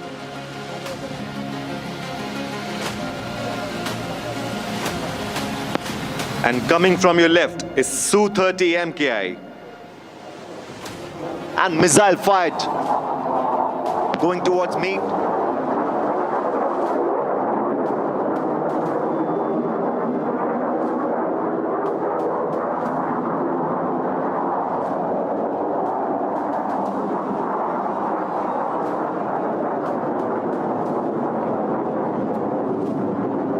Due to presence of proximity fuse, the enemy aircraft simulated by practice aerial target has been neutralized. This was a display of rapid operational readiness point deployment, as our fighters were launched immediately to intercept and eliminate hostile aircraft attempting to breach our airspace.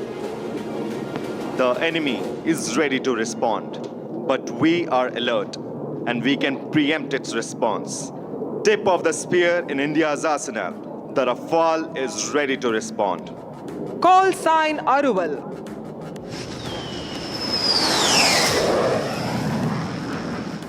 Our air superiority fighter Rafale, while on combat air patrol, has detected an enemy fighter scrambling for an offensive mission.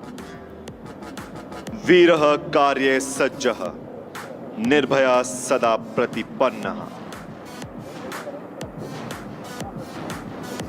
The Rafale will now demonstrate the formidable Mika air-to-air missile, state-of-the-art fire-and-forget weapon, designed for both close combat and medium-range engagements.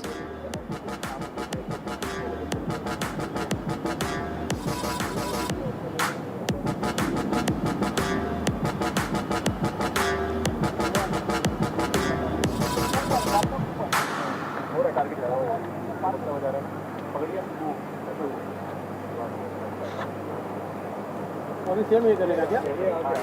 हाँ? वो धुआं छोड़ रहा है। वही पकड़ो।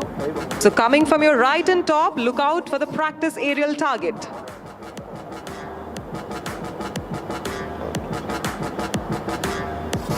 दिख रहा है क्या मीट? ये रफाल को स्पॉट कराते हैं. Okay. Please look to your left. You now see the Rafale rapidly cruising in to intercept the simulated enemy aircraft. Rafale will be taking an air-to-air shot. Missiles gone. And that's a direct hit. Please put your hands together for Arwal. Watch as Rafale pitches up in reheat, flares and carries out a victory roll.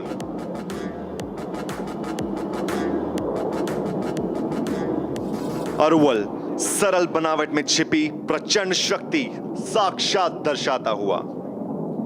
There's nothing like some good air-to-air combat, yes? Well, if you second this thought, you are in for a treat.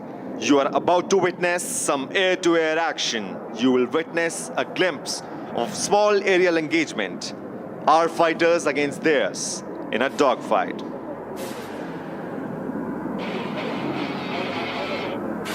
The intruders have been detected by our integrated air surveillance and radar network. And coming from your right are the simulated enemy aircraft simulated by Jaguars, call sign Zulfikar. And coming from behind, Su-30 is committed for a simulated attack, call sign Phala.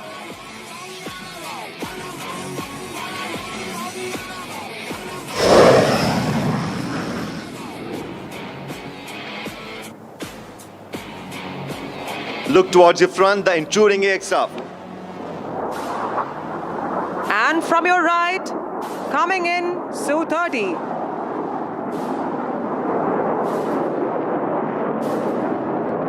And the enemy aircraft have been hit.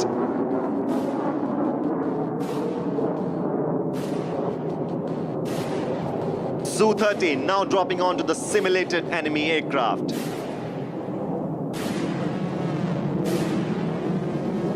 Look at that, Su-30 now escorting the enemies back to hell from whence they came. This sequence exemplifies a textbook combat air patrol engagement. Early detection, rapid interception, controlled escalation, and complete command of the airspace. Watch the Su-30 pitch up and reheat.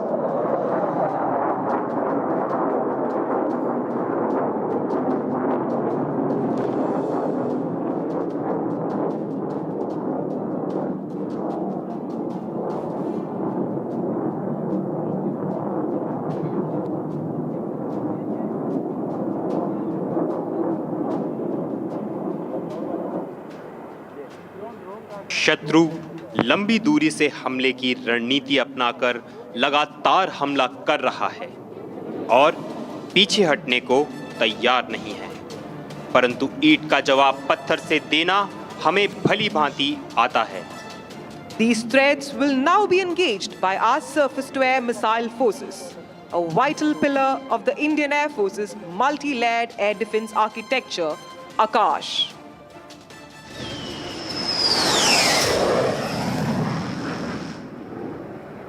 For today's demonstration, the enemy aircraft will be simulated by a practice aerial target with red trail and will be visible on your right.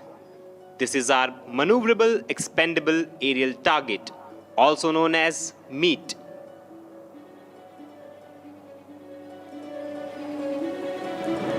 Akash missile system Bharat द्वारा स्वदेशी रूप से विकसित मध्यम दूरी की सतह से वायु में वार करने वाली मोबाइल मिसाइल प्रणाली है. So now, ladies and gentlemen, watch closely as the Akash system to your 12 o'clock on ground will now execute a salvo launch, firing 2 missiles in rapid succession to ensure a high probability of target destruction of the practice aerial target, which will be approaching from your right. Keep looking straight ahead and brace yourself for the launch.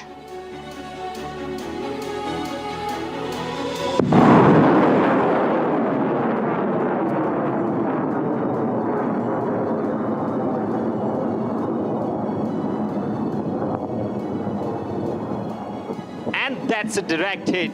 Just a single launch was enough to take down the enemy. It's a huge round of applause for our Akash system.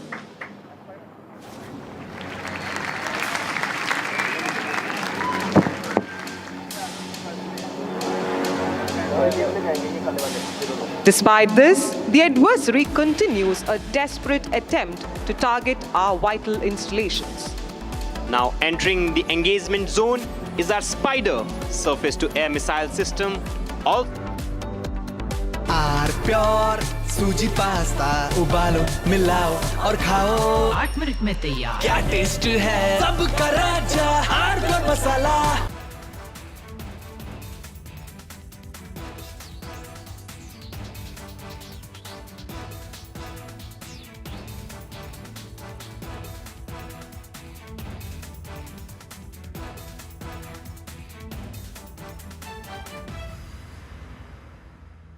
दादी के हाथों का जादू और खुशबू से महकता घर, माँ की मुस्कुराहट और खाने की सुगंध। MDH गरम मसाला, क्योंकि हर रिश्ता है स्वाद से जुड़ा। Now here's the reality. It's fact, not fiction. You are sitting on a plane. You're boarding the plane in the national capital of India for Leh at 6:08 in the morning. It's a SpiceJet plane. 6 minutes into the take, against the backdrop of daybreak and a beautiful sunrise, you suddenly look to your right towards the wings and you see the flames of fire on the wings of the plane. Your plane is on fire. Ladies and gentlemen, these are real visuals. This is the reality that the Civil Aviation Minister does not want you to see. This is the reality SpiceJet does not want you to see. This is the reality DGCA does not want you to see.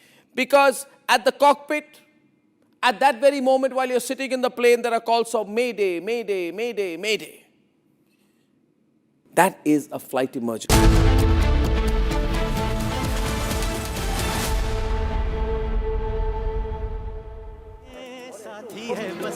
Requesting your attention towards your left, watch L-70 guns in action. अब तो हमें साथी है बस इतना ही कहना अब जो भी हो शोला बन के पत्थर है पुराना अब जो भी हो बादल बन के पर्वत पर है जाना And that's a direct hit. Let's hear it for Indian Defence Services. United in purpose, unstoppable in spirit. इतिहास साक्षी है कि किसी भी युद्ध में जब राष्ट्र शक्ति के संवाहक एकजुट होकर कार्य करते हैं तो दुश्मन का विध्वंस होना सुनिश्चित है और यही युद्ध का सिद्धांत भी है। Introducing you to coordinated air operations, opening fire at multiple fronts, no pause, no pullbacks, क्योंकि ये वो भारत है जो दुश्मन के घर में घुस के मारता है।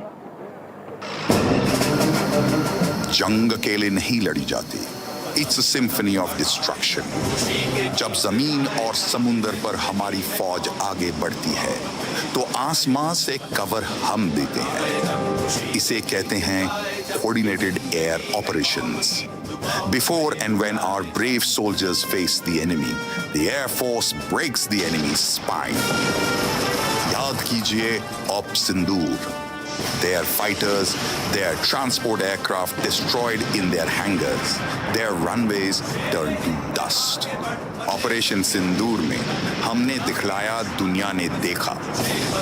Defense analysis ने माना और reports ने कहा that over the enemy skies, the Indian Air Force held total dominance. Our aircraft will rain fire on the enemy bridges, command centers, and crush their logistics nodes. इसे कहते हैं air interdiction. जब दुश्मन हमारे जवानों और समुद्री जहाज की तरफ बढ़ते हैं, तो हम बनते हैं उनकी aerial shield. Before the enemy can reach the border, we break their bridges, burn their fuel, and choke their supplies. Battlefield airstrike means delivering firepower just inches ahead of our troops. Satik Nishana, Suraksha Hamara Vada. और सिर्फ आग नहीं, हम ताकत भी पहुंचाते हैं। हमारे जहाज समुंदर से पहाड़ों तक हथियार पहुंचाकर दुश्मन के खेल को खत्म करते हैं। One target, one strike. धरती, अंबर, सागर साथ, विजय रहेगी उनके हाथ। This is the fury of coordinated air operations.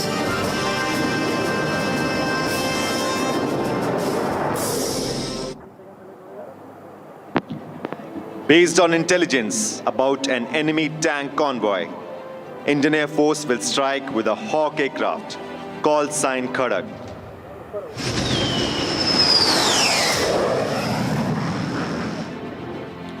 Hawks, armed with rocket box to destroy the target, is located to 1 o'clock at 2 kilometers.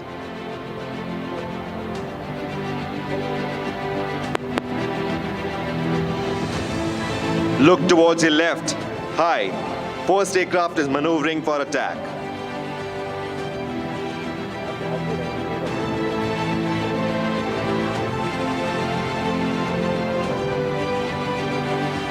And the second aircraft trailing behind number 1. Look towards your left, 9 o'clock high. Number 1 in dive.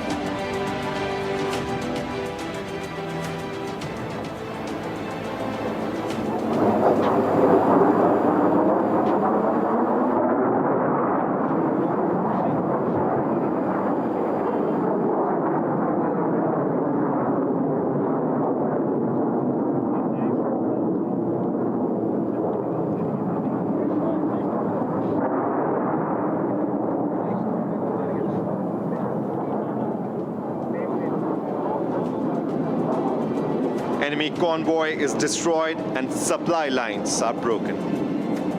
Upon analysis of our ISR missions, Indian Air Force has identified a vital logistics hub that needs to be targeted.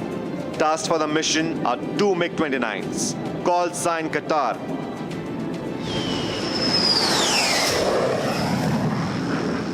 Armed with 500 kg bombs, they will be coming from left and shall be destroying the target simulated in front of you at 2 kilometers. Look towards your left, high, 11 o'clock. The formation is rolling in for a dive.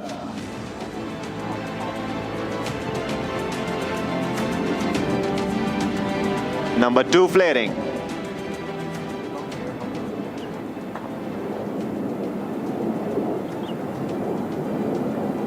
Bombs gone.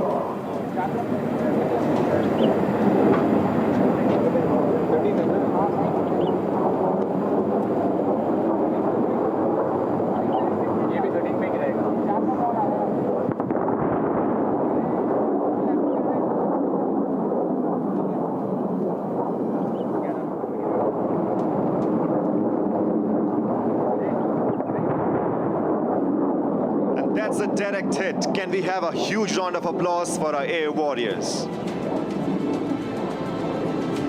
हमारा अगला लक्ष्य दुश्मन का fuel dump. Formation of 2 Mirages called Sign Talwar.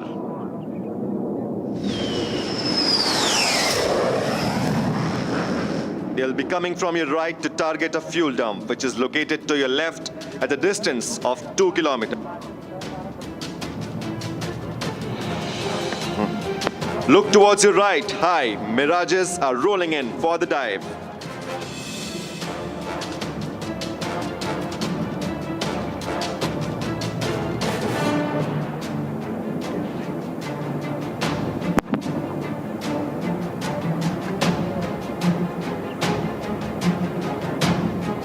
Bombs gone.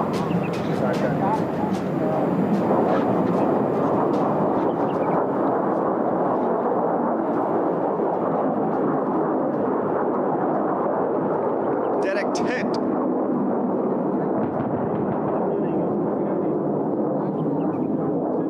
Number 2, bombs gone.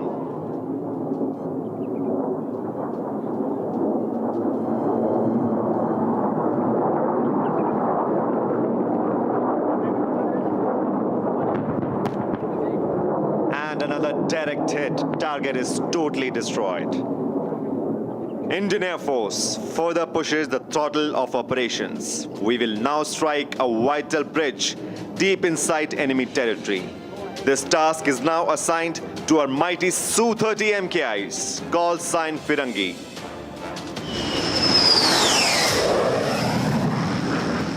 Su-30s will be coming from your left and target the bridge which is located to your 1 o'clock at a distance of 3 kilometers.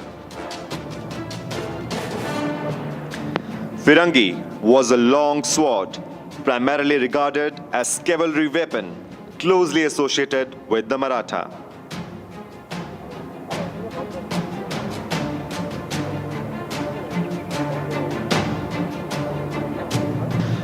Look towards your left. High. The Firangi formation is maneuvering for attack.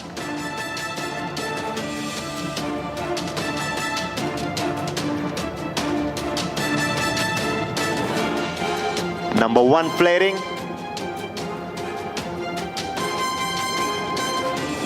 And bombs gone.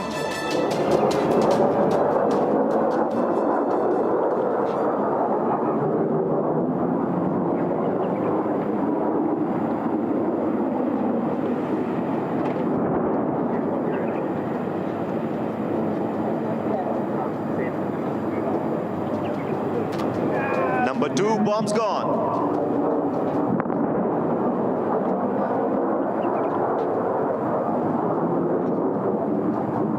And that's a good hit.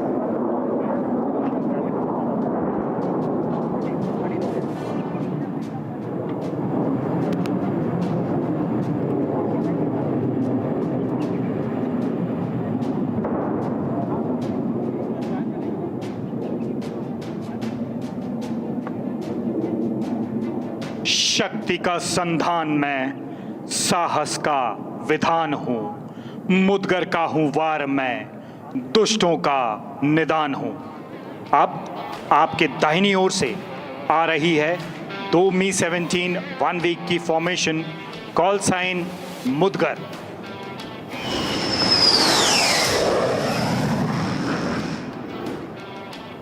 ये formation दुश्मन के operation room, जो युद्ध संचालन का एक प्रमुख केंद्र है, को 80 mm रॉकेट की बौछार से ध्वस्त करेगी। Operation room is simulated in front of you at 2 kilometers.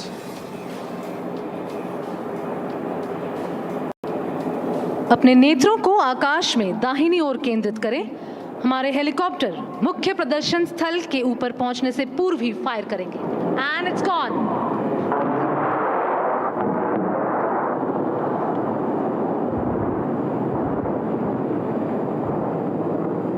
Target decimated. तालियों की गर्जना से अभिनंदन कीजिए हमारी मुदगर फॉर्मेशन का।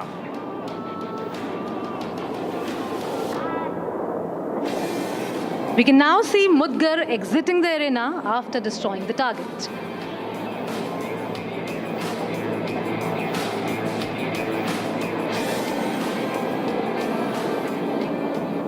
मातृभूमि का रक्षक मैं, महाकाल का मैं अंश हूँ, शत्रु समूल नष्ट हो, मैं पूर्ण विध्वंस हूँ, मैं पूर्ण विध्वंस हूँ। Be ready for fire and fury as Apache, swift, lethal and unstoppable, India's predator in the skies, approach the battlefield from your right. Call sign Mopla.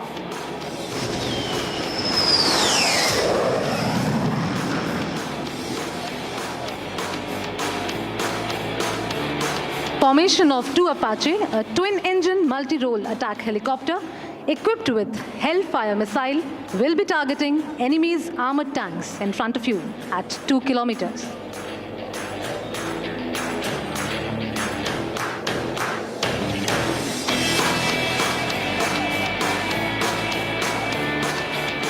हमारा अगला जंगी विमान ऑपरेशन सफेद सागर के पहले हवाई चरण में एक अहम भूमिका निभा चुका है।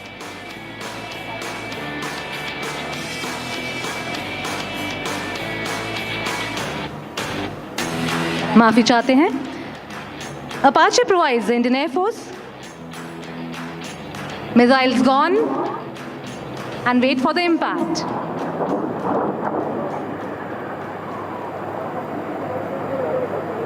Direct hit. इसी के साथ दुश्मन के टैंक्स के काफिले को नष्ट कर दिया गया है। आपकी तालियों की गूंज हमारे हवाई जहाज़ों के कॉकपिट तक पहुंचनी चाहिए।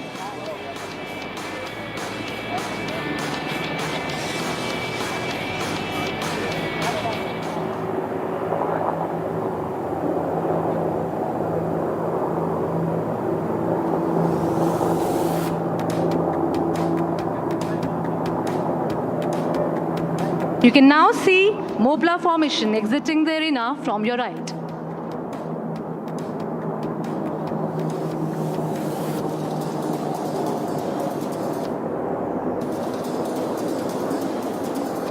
संयम को दुर्बलता समझ कर रहा तू घात है। यहाँ शौर्य है भुजाओं में, धमनियों में बह रहा प्रताप है। सिंह तुम उठो लड़ो, कर तेघ का वार तू, शत्रु खंड खंड हो, ऐसा कर प्रहार तू। शत्रु खंड खंड हो, ऐसा कर प्रहार तू। We have few more enemy tanks which are providing facile resistance. So our next mission is destruction of these tanks. The mission has been assigned to Mi-17 V5, flying in from your right, call sign Teg, and it fires.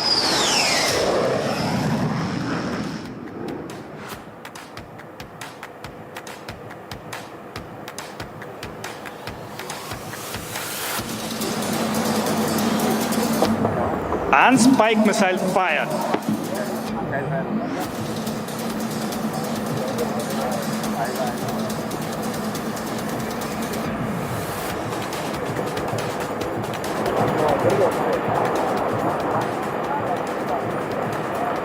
इसी के साथ तेग ने target को विनष्ट कर दिया है।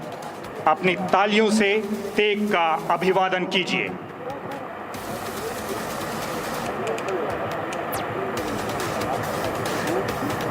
Now the Indian Air Force will target the communication node of the enemy. That attack has an immediate crippling effect. Post that, enemy can be rendered isolated, confused, and unable to coordinate. To achieve this, 2 Su-30 MKIs are being tasked. Call sign Shul.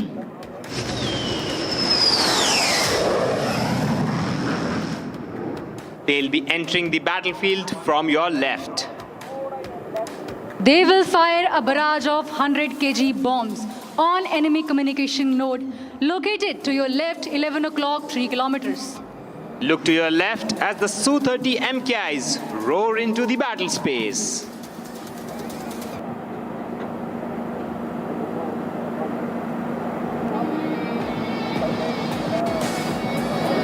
A total of 44 bombs away.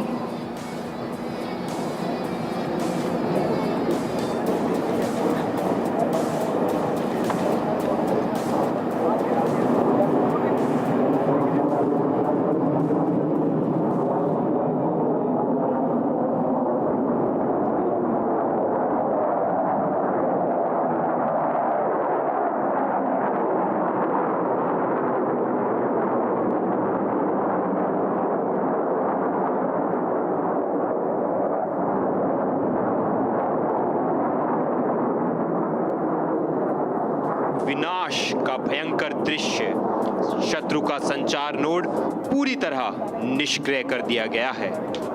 When the job is to induct artillery by the most rapid means into the battle, there is nothing better than the Chinook. Now look to your right, the Herculean task of underslung operation by a 2 Chinook helicopter call sign Vijay.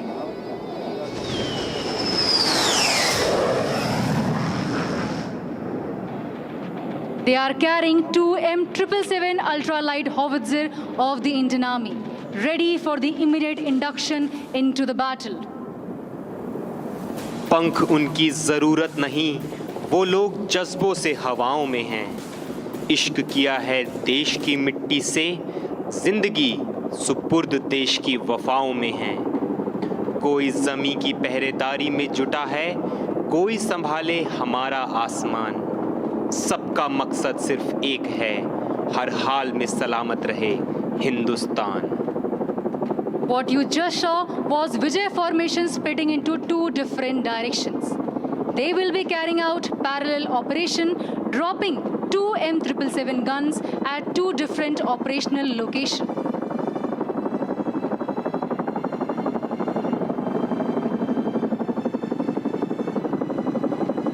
Now approaching from your right, 2 o'clock, Mi-17 upgrade helicopter, call sign Ankush.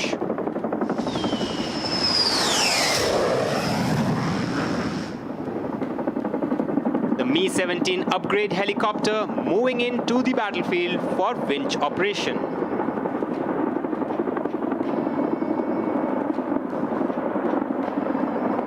To hover is an art and these pilots are artists. आप देख पा रहे हैं कैसे हमारे सामने हमारे helicopters एक जगह पर पोजीशन मेंटेन कर रहे हैं।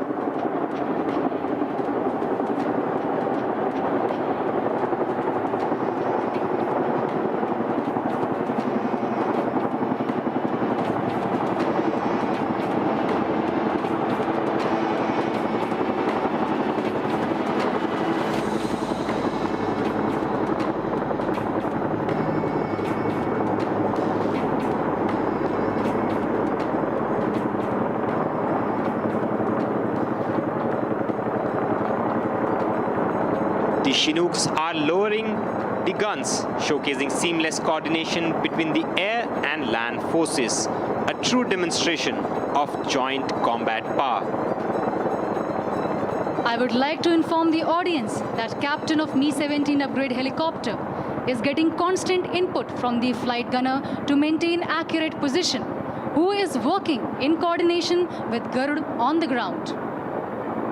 During rescue operations such as this, the helicopter carries Garuds to the affected location, who get down and help the survivor to wear harness. They also provide ground signals to helicopter to start winching up. Since it is a peacetime operation, hence for safety reasons, today instead of a survivor, a dummy will be used.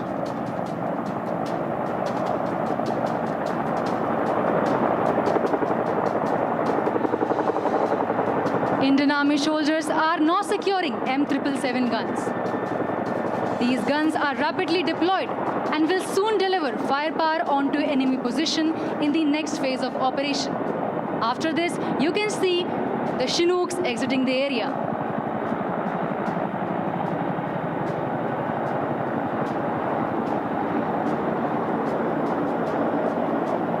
अब Mi-17 upgrade helicopter की तरफ अपने निगाहें करें। देखिए कैसे घायल सैनिक को सावधानी से धीरे धीरे सुरक्षित उठाया जा रहा है।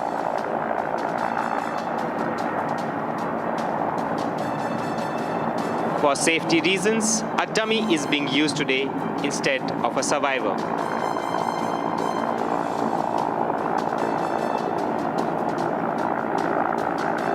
आपदा की घड़ी में जब हर रास्ता बंद हो जाता है, तब भारतीय वायुसेना के हेलीकॉप्टर आसमान से उम्मीद बनकर उतरते हैं। तेज हवाओं, खराब मौसम और कठिन परिस्थितियों की परवाह किए बिना वायुसेना के साहसी पायलट और कर्मी अपनी जान जोखिम में डालकर फंसे हुए लोगों तक पहुंचते हैं। Please look towards your right high for the approaching like a divine sword of Lord Vishnu, C-130 aircraft call sign Nandak.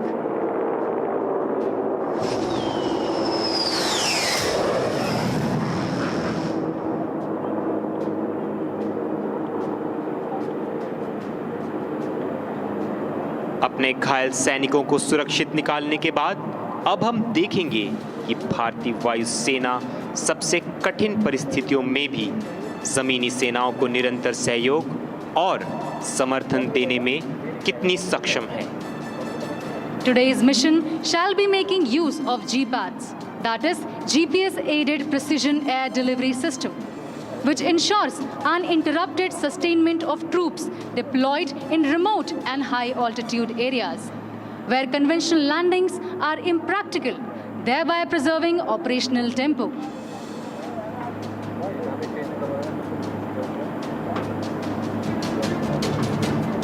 Please shift your eyes above the advanced landing ground, where the supplies dropped by C-130J are descending towards the predefined coordinates via the G-pads.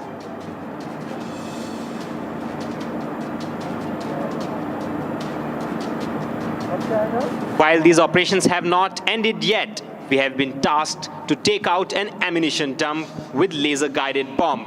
Hence, it's time for the Jaguar. Call sign Kukri.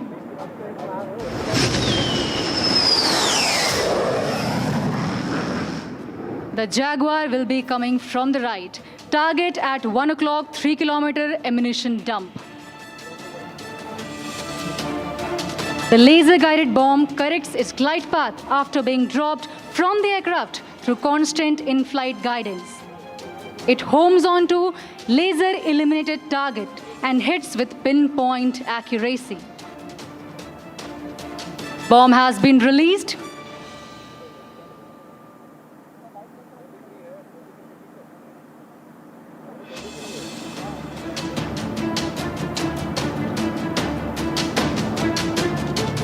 Keep looking at the target to your right, 1 o'clock, approximately 3 kilometers. The ammunition dump.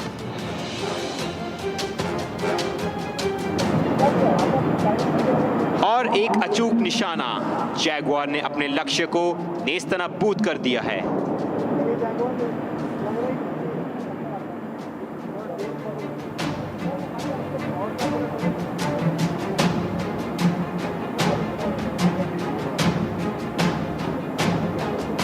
Also notice the two vehicles coming from your left and right, occupied by Durand, who will be securing the area as well as the supplies.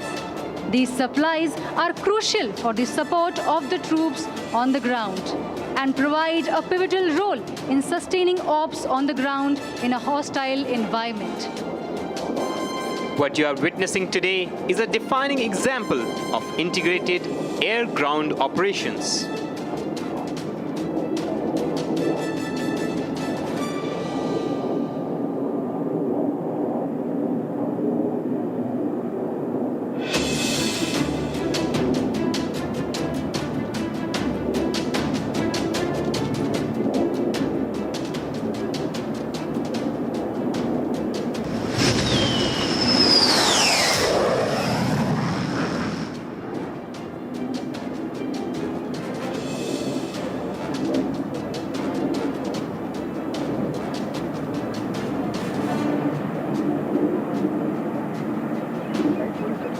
Now that skies are secure, all target destroyed. What else is left now?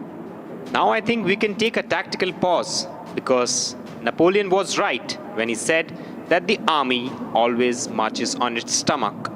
I think he meant for Air Force too. Ladies and gentlemen, we request everyone to kindly take a break for amenities and refreshment and be seated by 1850. To keep you entertained during the break, we have Firebot and UXOR display planned along with the Air Force band. आप सभी से विनम्र अनुरोध है कि अल्प विश्राम लेकर जलपान और आवश्यक सुविधाओं का लाभ उठाएं तथा शाम 6:50 तक अपना स्थान ग्रहण कर लें.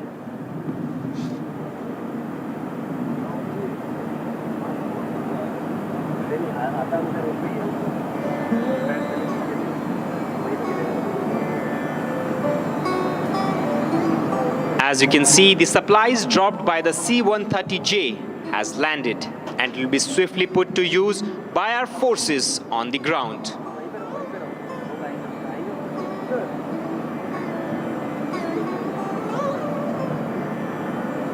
While you all are enjoying the beautiful sunset and refreshments, let me take your kind attention towards the left side of the grandstand. On ground, we have firefighting robot, FF bot. They have been recently introduced in the Indian Air Force to enhance the firefighting capabilities. It is an indigenous and advanced firefighting system intended for deployment in high-risk environment to support fire services during emergency response operations. The FF boards are capable of carrying out operations where fire crew becomes ineffective due to extreme heat and poisonous atmosphere. They shall now carry out a live fire mitigation drill.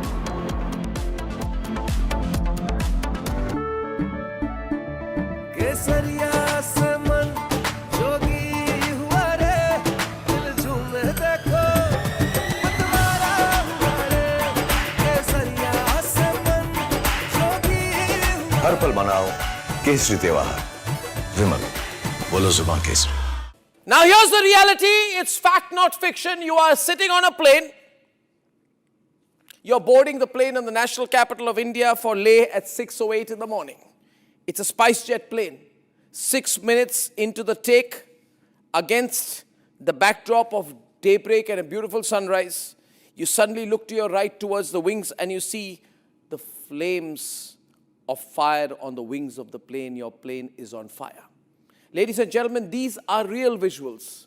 This is the reality that the Civil Aviation Minister does not want you to see. This is the reality SpiceJet does not want you to see. This is the reality DGCA does not want you to see. Because at the cockpit, at that very moment while you're sitting in the plane, there are calls of Mayday, Mayday, Mayday, Mayday. That is a flight emergency.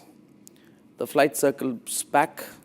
There's engine failure in one of the engines, lands at 6:49 p.m. Ladies and gentlemen, and as you get off the plane, you realize this is the same SpiceJet. This is the same SpiceJet that does not have the money to pay the Bangladesh government, which is why it had been, I don't know the present situation, not allowed to fly in Bangladeshi airspace. They're out of money. Who is the owner of SpiceJet? This is the same SpiceJet, ladies and gentlemen, when another SpiceJet took off from Patna to Delhi on 19 June 2022. It caught fire soon after taking off from the airport. Flames were seen on the left wing of the aircraft. 2 blades were bent. So you should see the visuals then and now, ladies and gentlemen. Then and now. Look at that and now. Ladies and gentlemen, a SpiceJet plane catches fire in mid-air in December. Ladies and gentlemen, I think this is 19 June 2022 and then now. And you are flying at your peril in this country. The government couldn't care less. SpiceJet is a near bankrupt airline. There is a nice duopoly going on between Air India and Indigo. The politicians fly chartered planes anyway. But I want to remind them, 2nd July 2022, another SpiceJet plane forced to make an emergency landing in Delhi after the crew noticed smoke in the cabin at an altitude exceeding 5,000 feet. Same SpiceJet. But I don't think the Civil Aviation Minister is angry with SpiceJet. It is just part of the problem. The Civil Aviation Minister will be angry with Republic, not with SpiceJet, not with Indigo, not with Air India. The Civil Aviation Minister, busy talking to the French about what planes they will be buying, is doing bigger stuff. He doesn't care about airlines in this country. On 12th September 2025...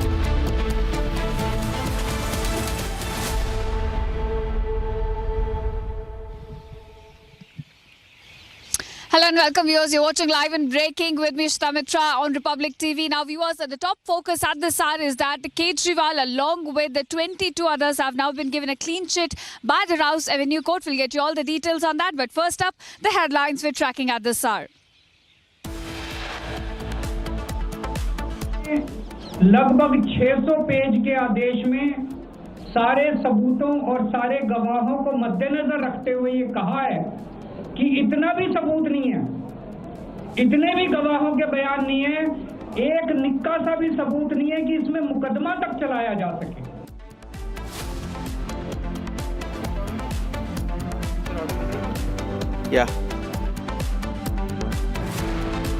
Arvind Kejriwal in excise policy case.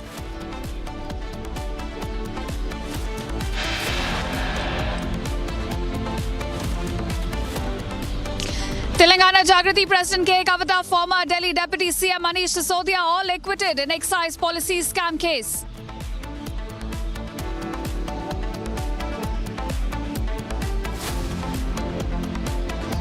CBI moves the Delhi High Court challenging court's order discharging Kejriwal, Sisodia and 21 others.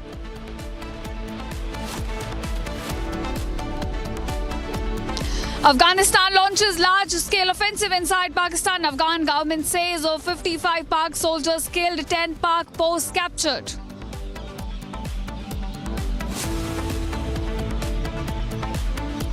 Afghan government claims airstrikes in various regions of Pakistan. Military camp in Islamabad now Shera targeted.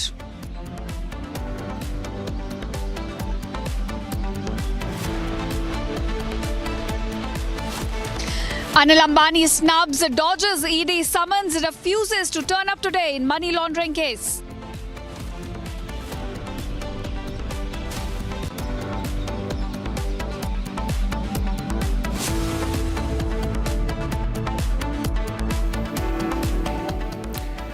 Thank you for staying with us here on Republic TV. Ladies and gentlemen, it's been a very, very newsy day.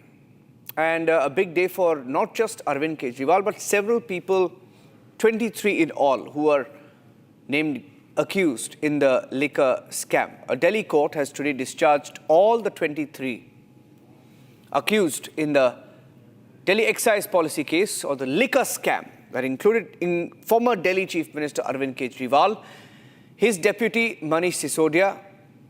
Other notable political figures who were accused included Jagruti President K. Kavitha. She was a former BRS leader. She too has been acquitted in the liquor scam. Arvind Kejriwal spoke this evening, moments after the verdict was delivered. His first reaction to the media, he said it proves that we have always been honest. He broke down while speaking to the media. Here's what Arvind Kejriwal said this morning. जिस तरह से शराब घोटाला कर रही थी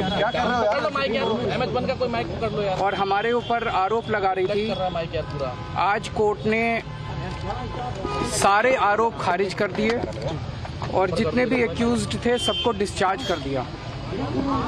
हम हमेशा कहते थे सत्य की जीत होती है, हमें भारतीय न्याय प्रणाली पे भरोसा है। मैं जज साहब का बहुत बहुत शुक्रिया अदा करता हूं जिन्होंने हमारे साथ न्याय किया, सत्य की जीत हुई। मैं हमेशा कहता था कि भगवान हमारे साथ है। मोदी जी ने और अमित शाह जी ने मिल के आजाद भारत का सबसे बड़ा राजनीतिक षड्यंत्र रचा। आम आदमी पार्टी को खत्म करने के लिए आम आदमी पार्टी के सबसे बड़े 5 नेताओं को जेल में डाल दिया गया। यहाँ तक कि सिटिंग चीफ मिनिस्टर, जो आज तक भारत के इतिहास में कभी नहीं हुआ, सिटिंग चीफ मिनिस्टर को उसके घर से घसीटकर जेल में डाला गया और 6 महीने तक जेल में रखा गया। हमारे उप मुख्यमंत्री मनीष सिसोदिया जी, उनको लगभग 2 साल तक जेल में रखा गया। पूरा का पूरा फर्जी केस था। हमारे ऊपर कीचड़ फेंका गया। 24 घंटे टीवी चैनलों के ऊपर डिबेट चलते थे, खबरें दिखाई जाती थी केजरीवाल भ्रष्ट है, केजरीवाल भ्रष्ट है।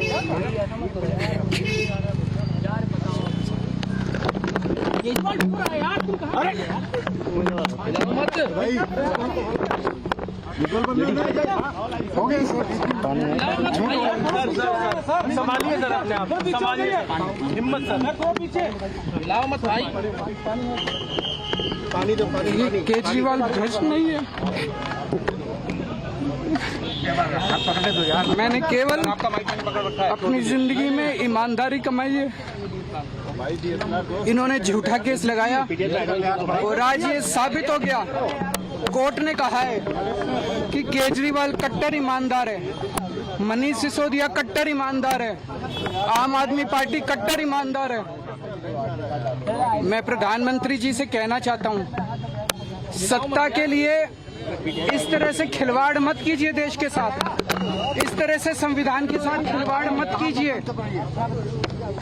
आपको सत्ता चाहिए, अच्छे काम कीजिए।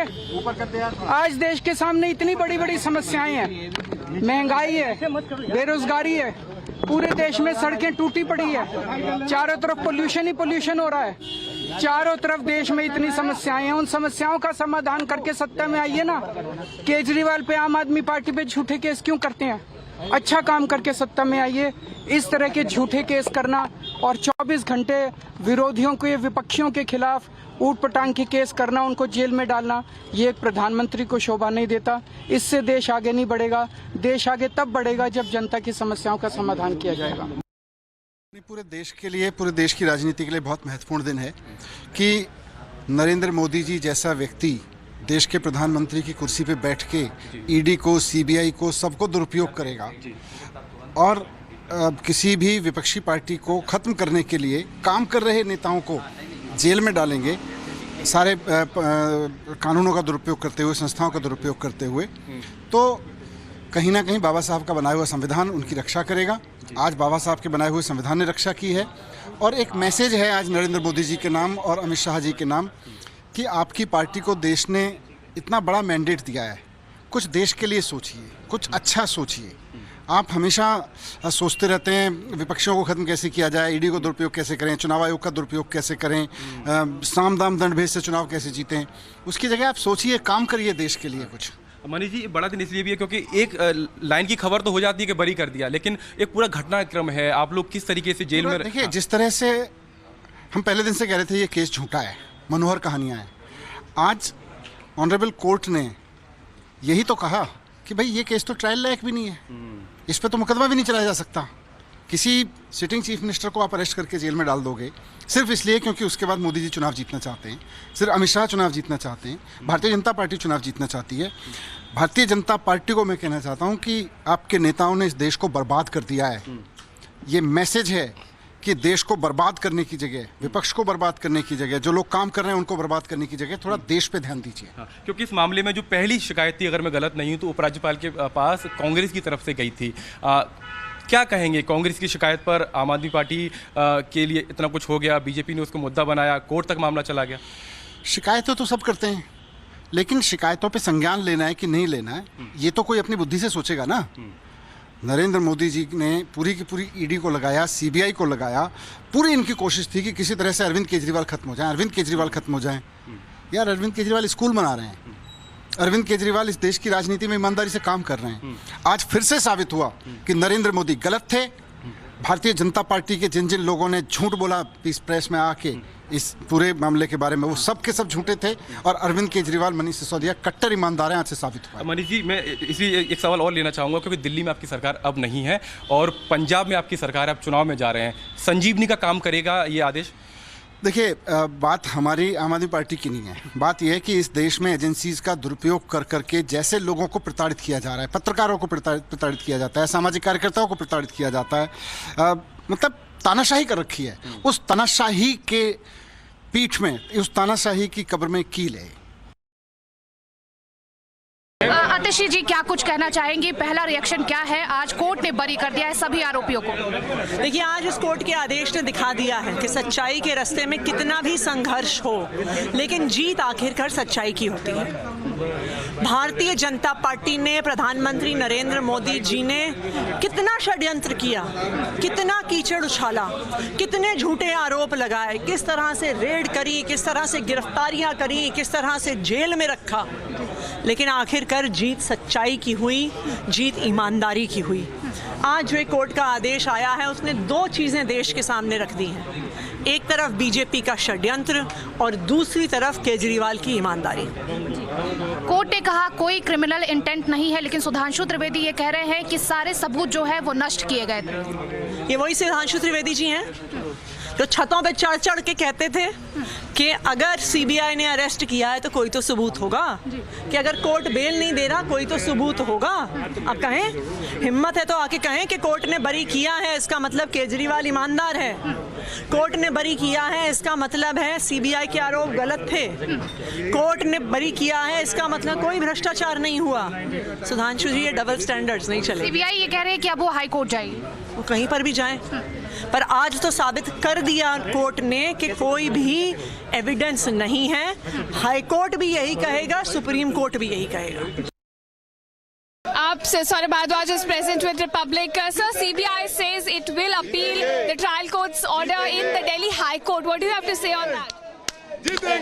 I think the court, in its 500 plus pages of order, has discharged all the accused.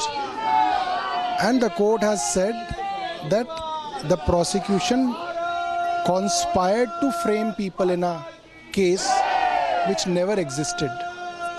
So all that media trial which happened, the way Arvind Kejriwal was ridiculed, humiliated on most of the TV channels, I think it is a time when all these TV channels should pay back to Mr. Kejriwal by running this story of discharge at least for 1 month. So CBI says several issues in the investigation were not looked at adequately by the court. What do you have to say on that? CBI has to say this.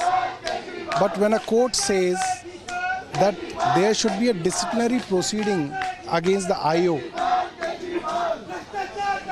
it is a big thing.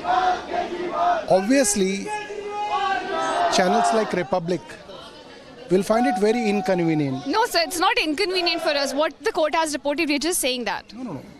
I think channels like Republic TV were part of an overall narrative which was created by BJP. You helped BJP. Sir, no, Republic does not help any political party. That this was the CBI would put out the allegations against the Aam Aadmi Party leaders that there were kickbacks which were received by the party members, and which is what we reported as well. And now the judgment has come, which is what we're reporting and getting your reaction. So you don't have to report it. You have to run this story for 1 month. You have to call guests for 1 month. You have to do debates for 1 month. We're also getting your reaction on the judgment today, right? That you have to do, otherwise people will not watch your channel. That's not how it works, sir. That is not how it works, sir. We're getting your reaction on the judgment. What do you have to say on that? I have to say that now Republic TV should run a narrative for at least 1 month. Should do debates. Sir, Republic will decide what it has to run or what it has not to run. You will not decide. You have already decided. You run a narrative for the... We do not run a narrative. We're getting your reaction on what CBI has said. CBI says that there were investigation lapses which were not looked into by the trial court. They will now appeal the judgment. Your reaction on that? My reaction is, as far as CBI officers are guilty, channels like Republic and Times Now are also guilty of running a false narrative for BJP. So you do understand the case is not, this is not the end of the legal battle. The CBI says it will go into the higher court, Delhi High Court, appeal the trial court's judgment. I know that's your narrative now. That is your next narrative.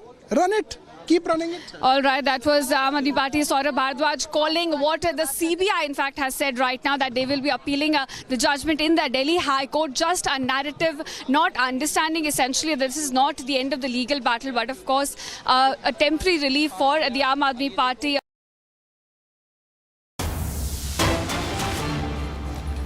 We're getting in some breaking news now on the situation between Afghanistan and Pakistan, Russia and China. Different countries beginning to react to the situation between Afghanistan and Pakistan. UK has urged its citizens not to go close to the Afghanistan-Pakistan border while asking both nations to de-escalate. Russia and China have also responded, asking for the countries to de-escalate immediately to stop the war.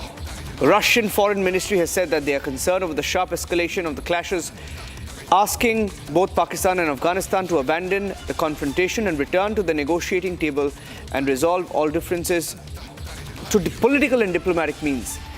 And China has said it is deeply concerned over the escalation of the conflict, saying it is saddened by the casualties. China asking both sides to exercise restraint, resolve differences, disputes through dialogue and negotiation, and end the fighting ASAP. Breaking news. In fact, we had some pictures come in. Afghanistan claimed that it had struck at least 4 Pakistani bases. We had pictures that came in of the drone strikes a few minutes back. We'll put out those pictures as well. Those were the pictures that were put out by the Afghanistan Foreign Ministry and the Afghanistan Defense Forces. Gursimran joining us. Gursimran, what both sides, claiming different numbers of the casualties. What is being reported officially from both sides? See, if you speak of the numbers that have come from the Pakistan side, they have said that they have suffered 12 losses and 27 has been injured in the ongoing confrontation. While the numbers that have been given by the Afghanistan side, they say that more than 50 Pakistani soldiers have been killed. While the vice versa number Pakistan claims is somewhere close to 72, that they claim that they have inflicted casualties, fatal casualties to the Afghanistan side. But one thing is very clear from the roughly an hour-long press conference that has been done by the DGI SPR, that Pakistan has completely taken aback by this attack that has been carried out by the Afghan Defence Forces. Reason being that Pakistan was only of the view that it will be only limited to the border strikes. But apart from the border strikes, the way the Afghans have used their air defence to thwart the drones attack of the Pakistan and also carrying out major air strikes in the 4 areas that includes the capital of Pakistan, Islamabad, Jamrud, Nowshera and also Abbottabad, the way they have carried out this attack. It is very clear that now Afghanistan has the air strikes capability also with them, and their air defense is capable enough to thwart any attack of the Pakistan, which makes it really very difficult for the Pakistan in days to come. And that's why what it seems that the China, their friend, has come for the negotiation, asking both the sides to hold the truce and to go for the talks to take place. We'll be continuing with this coverage right after this short break on Republic TV.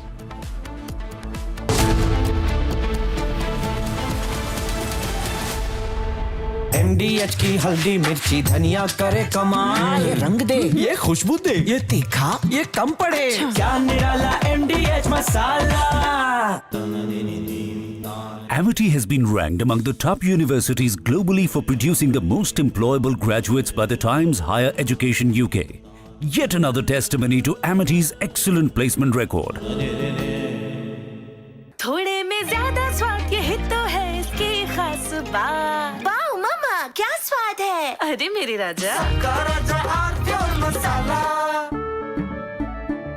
केसरिया से मन जोगी हुआ रे, दिल झूमे देखो मतवारा हुआ रे, केसरिया से मन जोगी हुआ। हर पल मनाओ केसरी त्योहार। विमल, बोलो जुबान केसरी। ये है सीक्रेट रेसिपी MDH का जीरा सिप जल जीरा मसाला। सिप सिप जीरा सिप जीरा सिप MDH का जल जीरा सिप जीरा सिप MDH का जल जीरा SIP.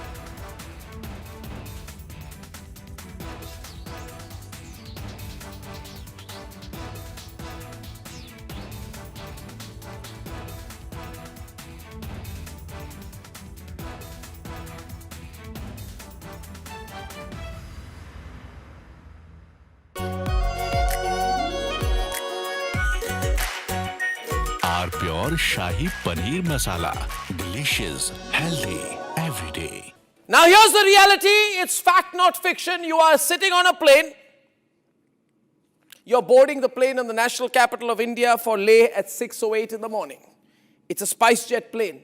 6 minutes into the take, against the backdrop of daybreak and a beautiful sunrise, you suddenly look to your right towards the wings and you see the flames of fire on the wings of the plane. Your plane is on fire.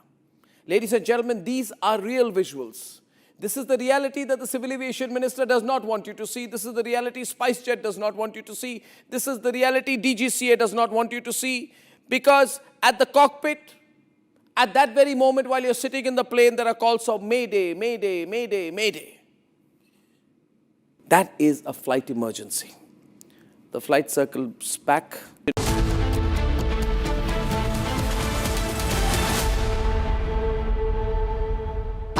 Pure suji pasta उबालो मिलाओ और खाओ 8 minute में तैयार। क्या taste है सबका राजा आर प्योर मसाला।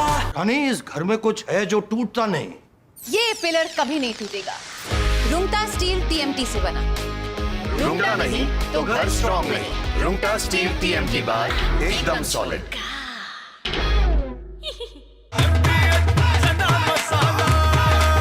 अब छोलिया हो या लोबिया, सफेद चने या काले चने, सब कुछ मजेदार बने। केसरिया से मन जोगी हुआ रे, दिल झूमे देखो मतवारा हुआ रे, केसरिया से मन जोगी हुआ। हर पल मनाओ केसरी त्योहार। विमल, बोलो जुबान केसरी। थोड़े में ज्यादा स्वाद यही तो है इसकी खास बात। वाओ मामा क्या स्वाद है। अरे मेरे राजा Now here's the reality. It's fact, not fiction. You are sitting on a plane. You're boarding the plane in the national capital of India for Leh at 6:08 in the morning. It's a SpiceJet plane. 6 minutes into the take, against the backdrop of daybreak and a beautiful sunrise, you suddenly look to your right towards the wings and you see the flames of fire on the wings of the plane. Your plane is on fire. Ladies and gentlemen, these are real visuals. This is the reality that the Civil Aviation Minister does not want you to see. This is the reality SpiceJet does not want you to see. This is the reality DGCA does not want you to see. Because at the cockpit, at that very moment while you're sitting in the plane, there are calls of Mayday, Mayday, Mayday, Mayday. That is a flight emergency. The flight circles back. There's engine failure in one of the engines, lands at 6:49 p.m. Ladies and gentlemen, and as you get off the plane, you realize this is the same SpiceJet. This is the same SpiceJet that does not have the money to pay the Bangladesh government, which is why it had been, I don't know the present situation, not allowed to fly in Bangladeshi airspace. They're out of money. Who is the owner of SpiceJet? This is the same SpiceJet, ladies and gentlemen, when another SpiceJet took off from Patna to Delhi on 19 June 2022. It caught fire soon after taking off from the airport. Flames were seen on the left wing of the aircraft. 2 blades were bent. So you should see the visuals then and now, ladies and gentlemen. Then and now. Look at that and now. Ladies and gentlemen, a SpiceJet plane catches fire in mid-air in December. Ladies and gentlemen, I think this is 19 June 2022 and then now.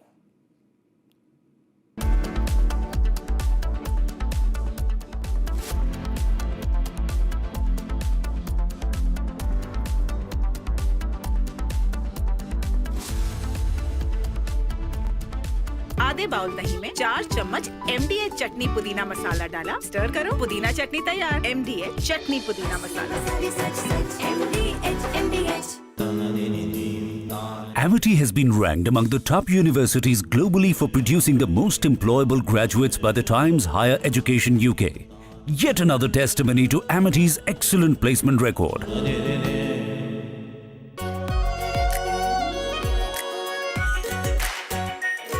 Pure shahi paneer masala, delicious, healthy everyday.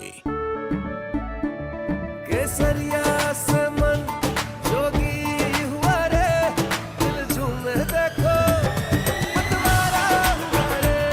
केसरिया से मन जोगी हुआ। हर पल मनाओ केसरी त्योहार। विमल, बोलो जुबान Kesari. MDH की देगी मिर्च, देगी मिर्च का तड़का, अंग अंग फड़का। MDH की देगी मिर्च।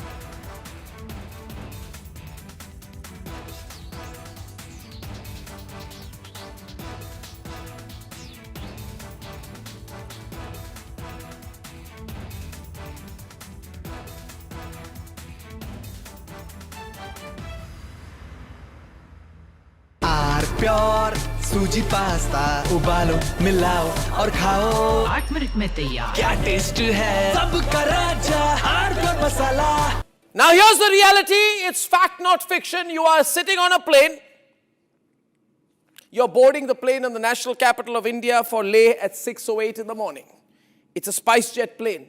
6 minutes into the take, against the backdrop of daybreak and a beautiful sunrise, you suddenly look to your right towards the wings and you see the flames of fire on the wings of the plane. Your plane is on fire. Ladies and gentlemen, these are real visuals. This is the reality that the Civil Aviation Minister does not want you to see. This is the reality SpiceJet does not want you to see. This is the reality DGCA does not want you to see.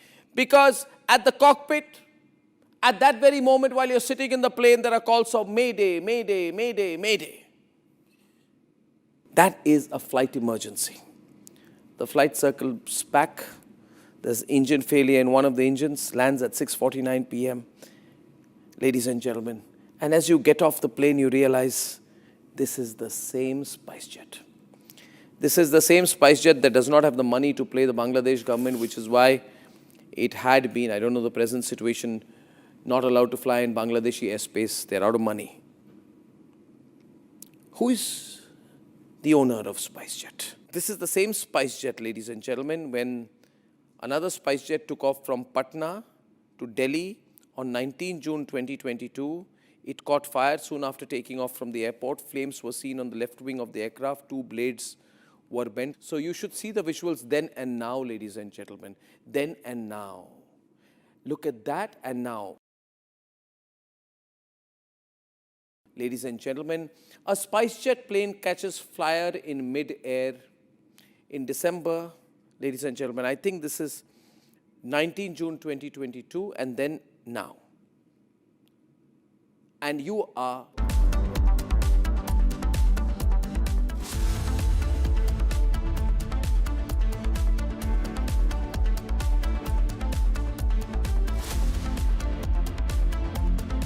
थोड़े में ज्यादा स्वाद यही तो है इसकी खास बात। वाओ मामा, क्या स्वाद है? अरे मेरे राजा,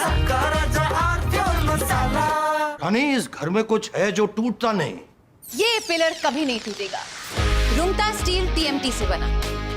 रुंगटा नहीं तो घर स्ट्रॉन्ग नहीं। रुंगटा स्टील TMT बार एकदम सॉलिड। दादी के हाथों का जादू और खुशबू से महकता घर, माँ की मुस्कुराहट और खाने की सुगंध। MDH गरम मसाला, क्योंकि हर रिश्ता है स्वाद से जुड़ा। केसरिया से मन जोगी हुआ रे, दिल झूमे देखो मतवारा हुआ रे। केसरिया से मन जोगी हुआ। हर पल मनाओ केसरी त्योहार। विमल, बोलो जुबान Kesari.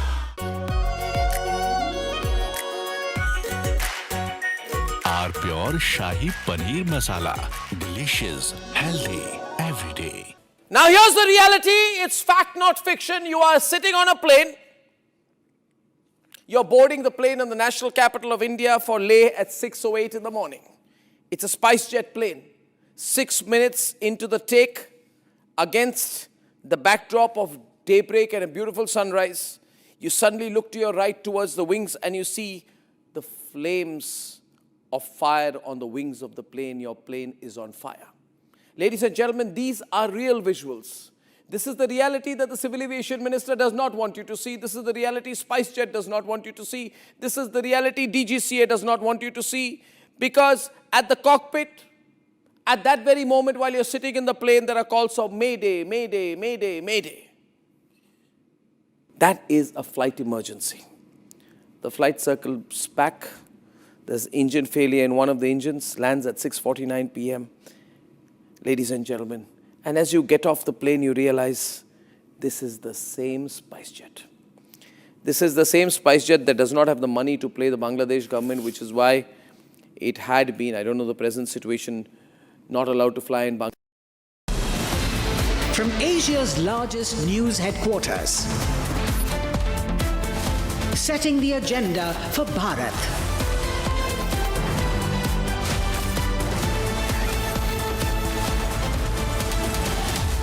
You're watching Republic.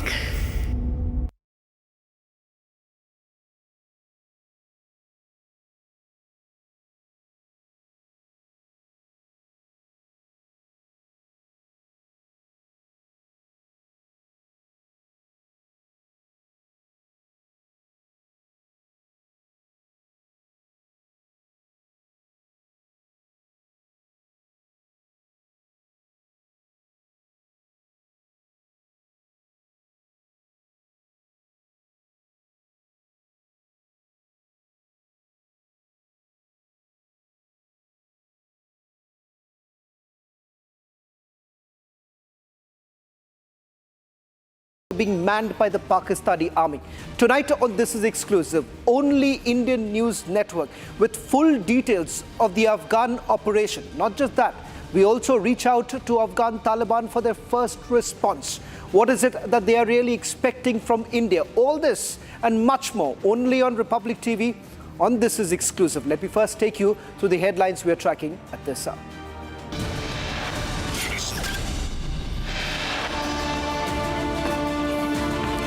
Afghanistan strikes back on Pakistan, says strikes conducted close to Islamabad and Pakistan.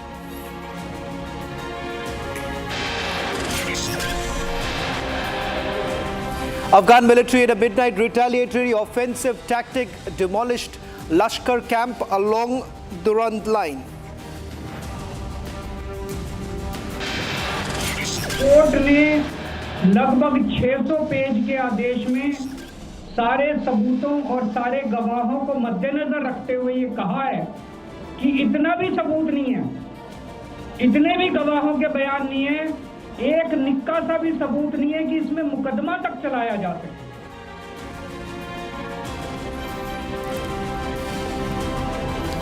In a big relief to Aam Aadmi Party, former Delhi Chief Minister Arvind Kejriwal gets a massive relief from the Rouse Avenue court. Arvind Kejriwal and all accused in the liquor scam have now been discharged.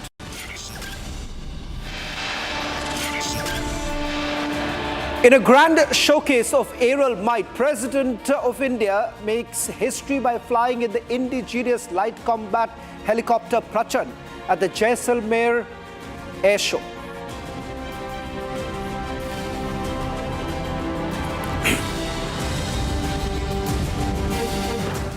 Tensions along the Afghanistan-Pakistan border have dramatically escalated after Afghanistan launched a large-scale retaliatory military campaign late last night. The action comes days after Pakistani airstrikes on 22nd of February, which Afghan officials claim killed 17 civilians and hit residential areas and religious schools. According to Afghanistan's defense ministry, coordinated assaults were launched across 8 sectors along the Durand line between 9 o'clock in the evening and 1 o'clock in the morning, that is India time. The cross-border offensive was led by Afghanistan's 203 Mansouri Corps and 201 Khalid bin Walid Corps, with the Afghan Chief of Staff Muhammad Fasiuddin Fisrat reportedly supervising the operations overnight. Both sides presenting sharply conflicting casualty figures and battlefield claims. The situation along the Afghanistan-Pakistan frontier remains volatile and fast evolving. Over the next couple of minutes, I'm going to take you through the full details of the operation that was carried out by Afghanistan, why it is extremely significant, because this time, unlike what we saw in October, reports essentially suggesting that the Afghanistan army basically crossed over. 19 posts have been destroyed and about 55 Pakistani soldiers have been killed. We're going to take you through the details in a short while from now, but this is a quick report for putting this into perspective as to what really happened in the last 24 hours.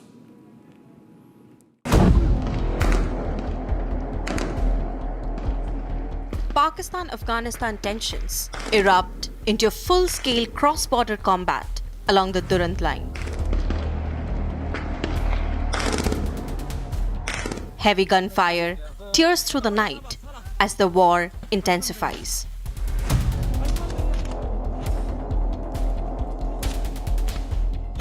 Just past midnight, Afghan forces deploy artillery systems in a coordinated offensive tactic.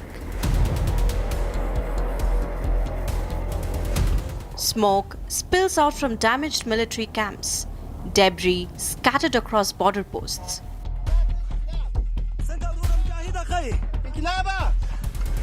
The escalation follows notorious Pakistani military activity along the Durand line. In response, Afghan units demolished 19 outposts and 2 military camps. Over 55 Pakistani soldiers were killed, with several others wounded. The 4-hour operation from 9 p.m. to 1 a.m. IST targeted multiple sectors. Afghan officials claim that a drone strike destroyed a joint facility in Surghar, Khyber district used by Lashkar-e-Toiba. The cross-border offensive was led by Afghanistan's 203 Mansoori Corps. Pakistan responded with artillery, rockets and drone strikes under Operation Ghazab-Lil-Haq. Pakistan resumed airstrikes on facilities in Kabul, Kandahar and Paktika. By 5:30 a.m. IST, Afghan forces launched fresh offensive along the Spin Boldak Chaman and Helmand Baramcha axis. As war intensifies, it is needed to be seen how other stakeholders will act in this offensive rollover.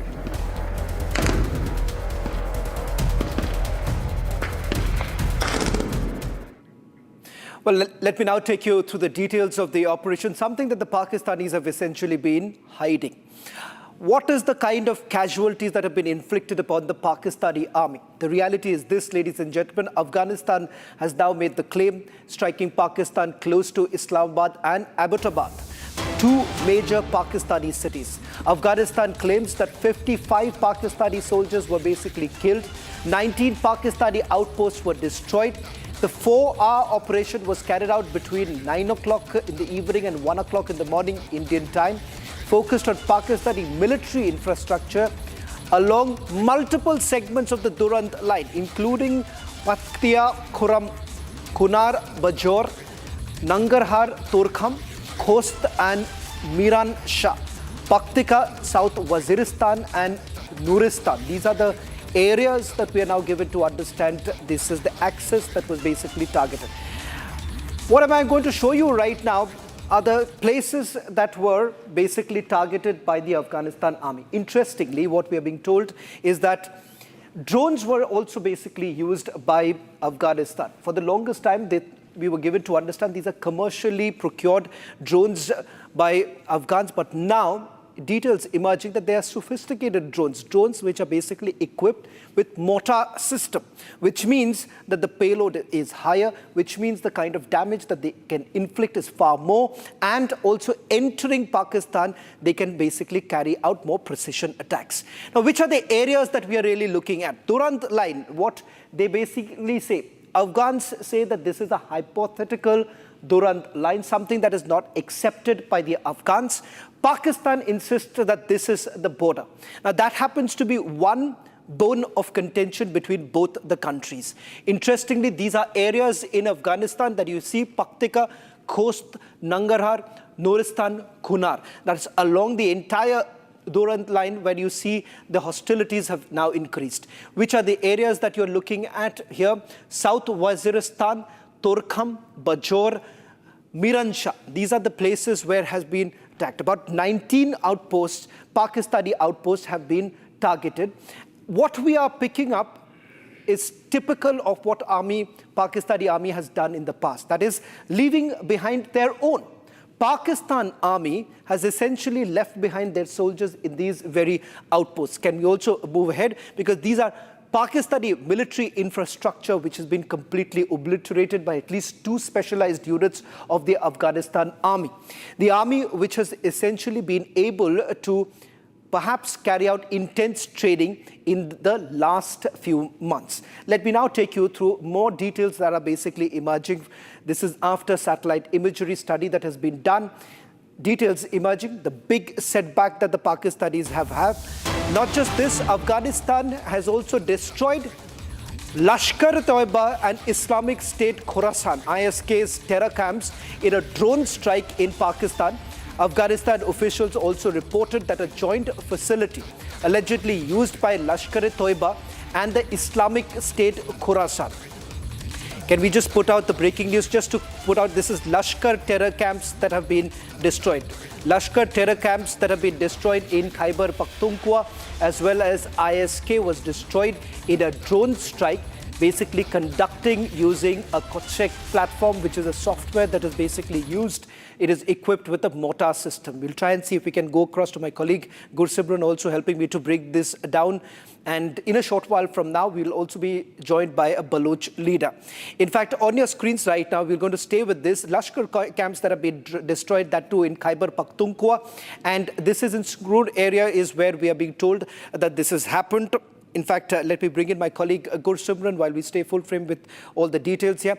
Gursimran, I'm told that Lashkar-e-Toiba and ISK, Islamic State Khorasan's camps have been targeted by the Afghanistan army.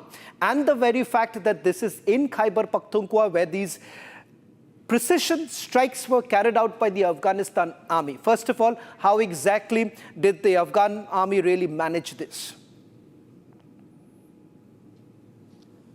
Sishawan, it was very clear from the last briefing that of 2025 when Zabiullah Mujahid held a press briefing and said that we are well aware of how Islamabad is being used as the training camp for the Islamic State Khorasan. And he said that from there the fighters are trained and then sent to the Khyber Pakhtunkhwa, then to enter the Afghanistan to carry out the strikes inside Afghanistan. So he was very clear that they know the heart of the Pakistan is being used to train these rebels and these terrorists of IS, Islamic State's Khorasan, and they said that we will hit them, and this time they have proved it to be. Along with ISK, it was the Lashkar-e-Toiba terror launch pads that are being operated. Now as we speak, there are multiple strikes that have taken place, at least 4 locations is what the Afghanistan has come out with the details, including in Islamabad, including the one in the Abbottabad, and also in Nowshera and Jangrod. These are the 4 places that they have it, including the terror facilities that are being used by the Pakistan. But this also has pushed Pakistan on completely back foot, reason being that the airstrikes that they have carried out using the drones, their air power they have shown, and also their air defense system that thwarted multiple attacks from the Pakistani side since yesterday night. So that is why we saw a rattled press conference also by the DGISPR in which Pakistan has admitted that they have so far lost 12 soldiers. Yeah. This in is fact, what the numbers they have come out in open, and they have also claimed.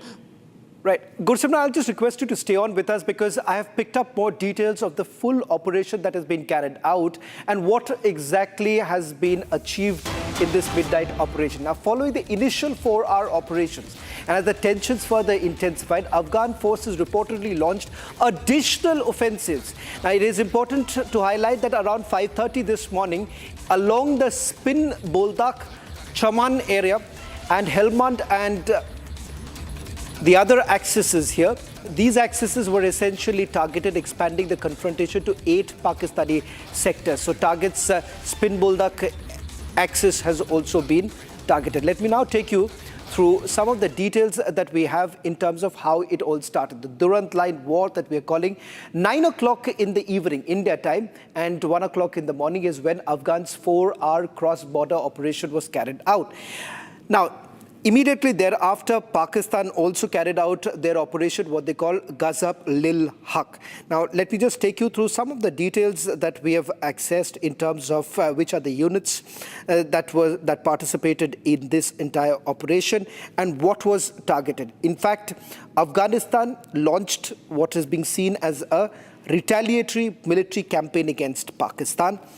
Now, between 9 p.m. and 1 o'clock in the morning, they basically focused on Pakistani military infrastructure along multiple segments of the Durand line, which includes Khoram Axis, Kunar, Bajor, Nangarhar, Torkham, Khost, Miransha, Paktika, South Waziristan and Nuristan Dir areas. Now, Afghan officials also reported that a joint facility that was used by Lashkar-e-Toiba as well as Islamic State Khorasan, as I just pointed out a short while ago, they were also targeted. Now, this cross-border offensive was actually led by Afghanistan's 203 Mansouri Corps and 201 Khalid bin Walid Corps, and Afghanistan's Chief of Staff, Mohammad Fishuddin Firsat, was the one who was basically taking charge of it. Now, Operation Ghazab Lil Haq is what Pakistanis say that they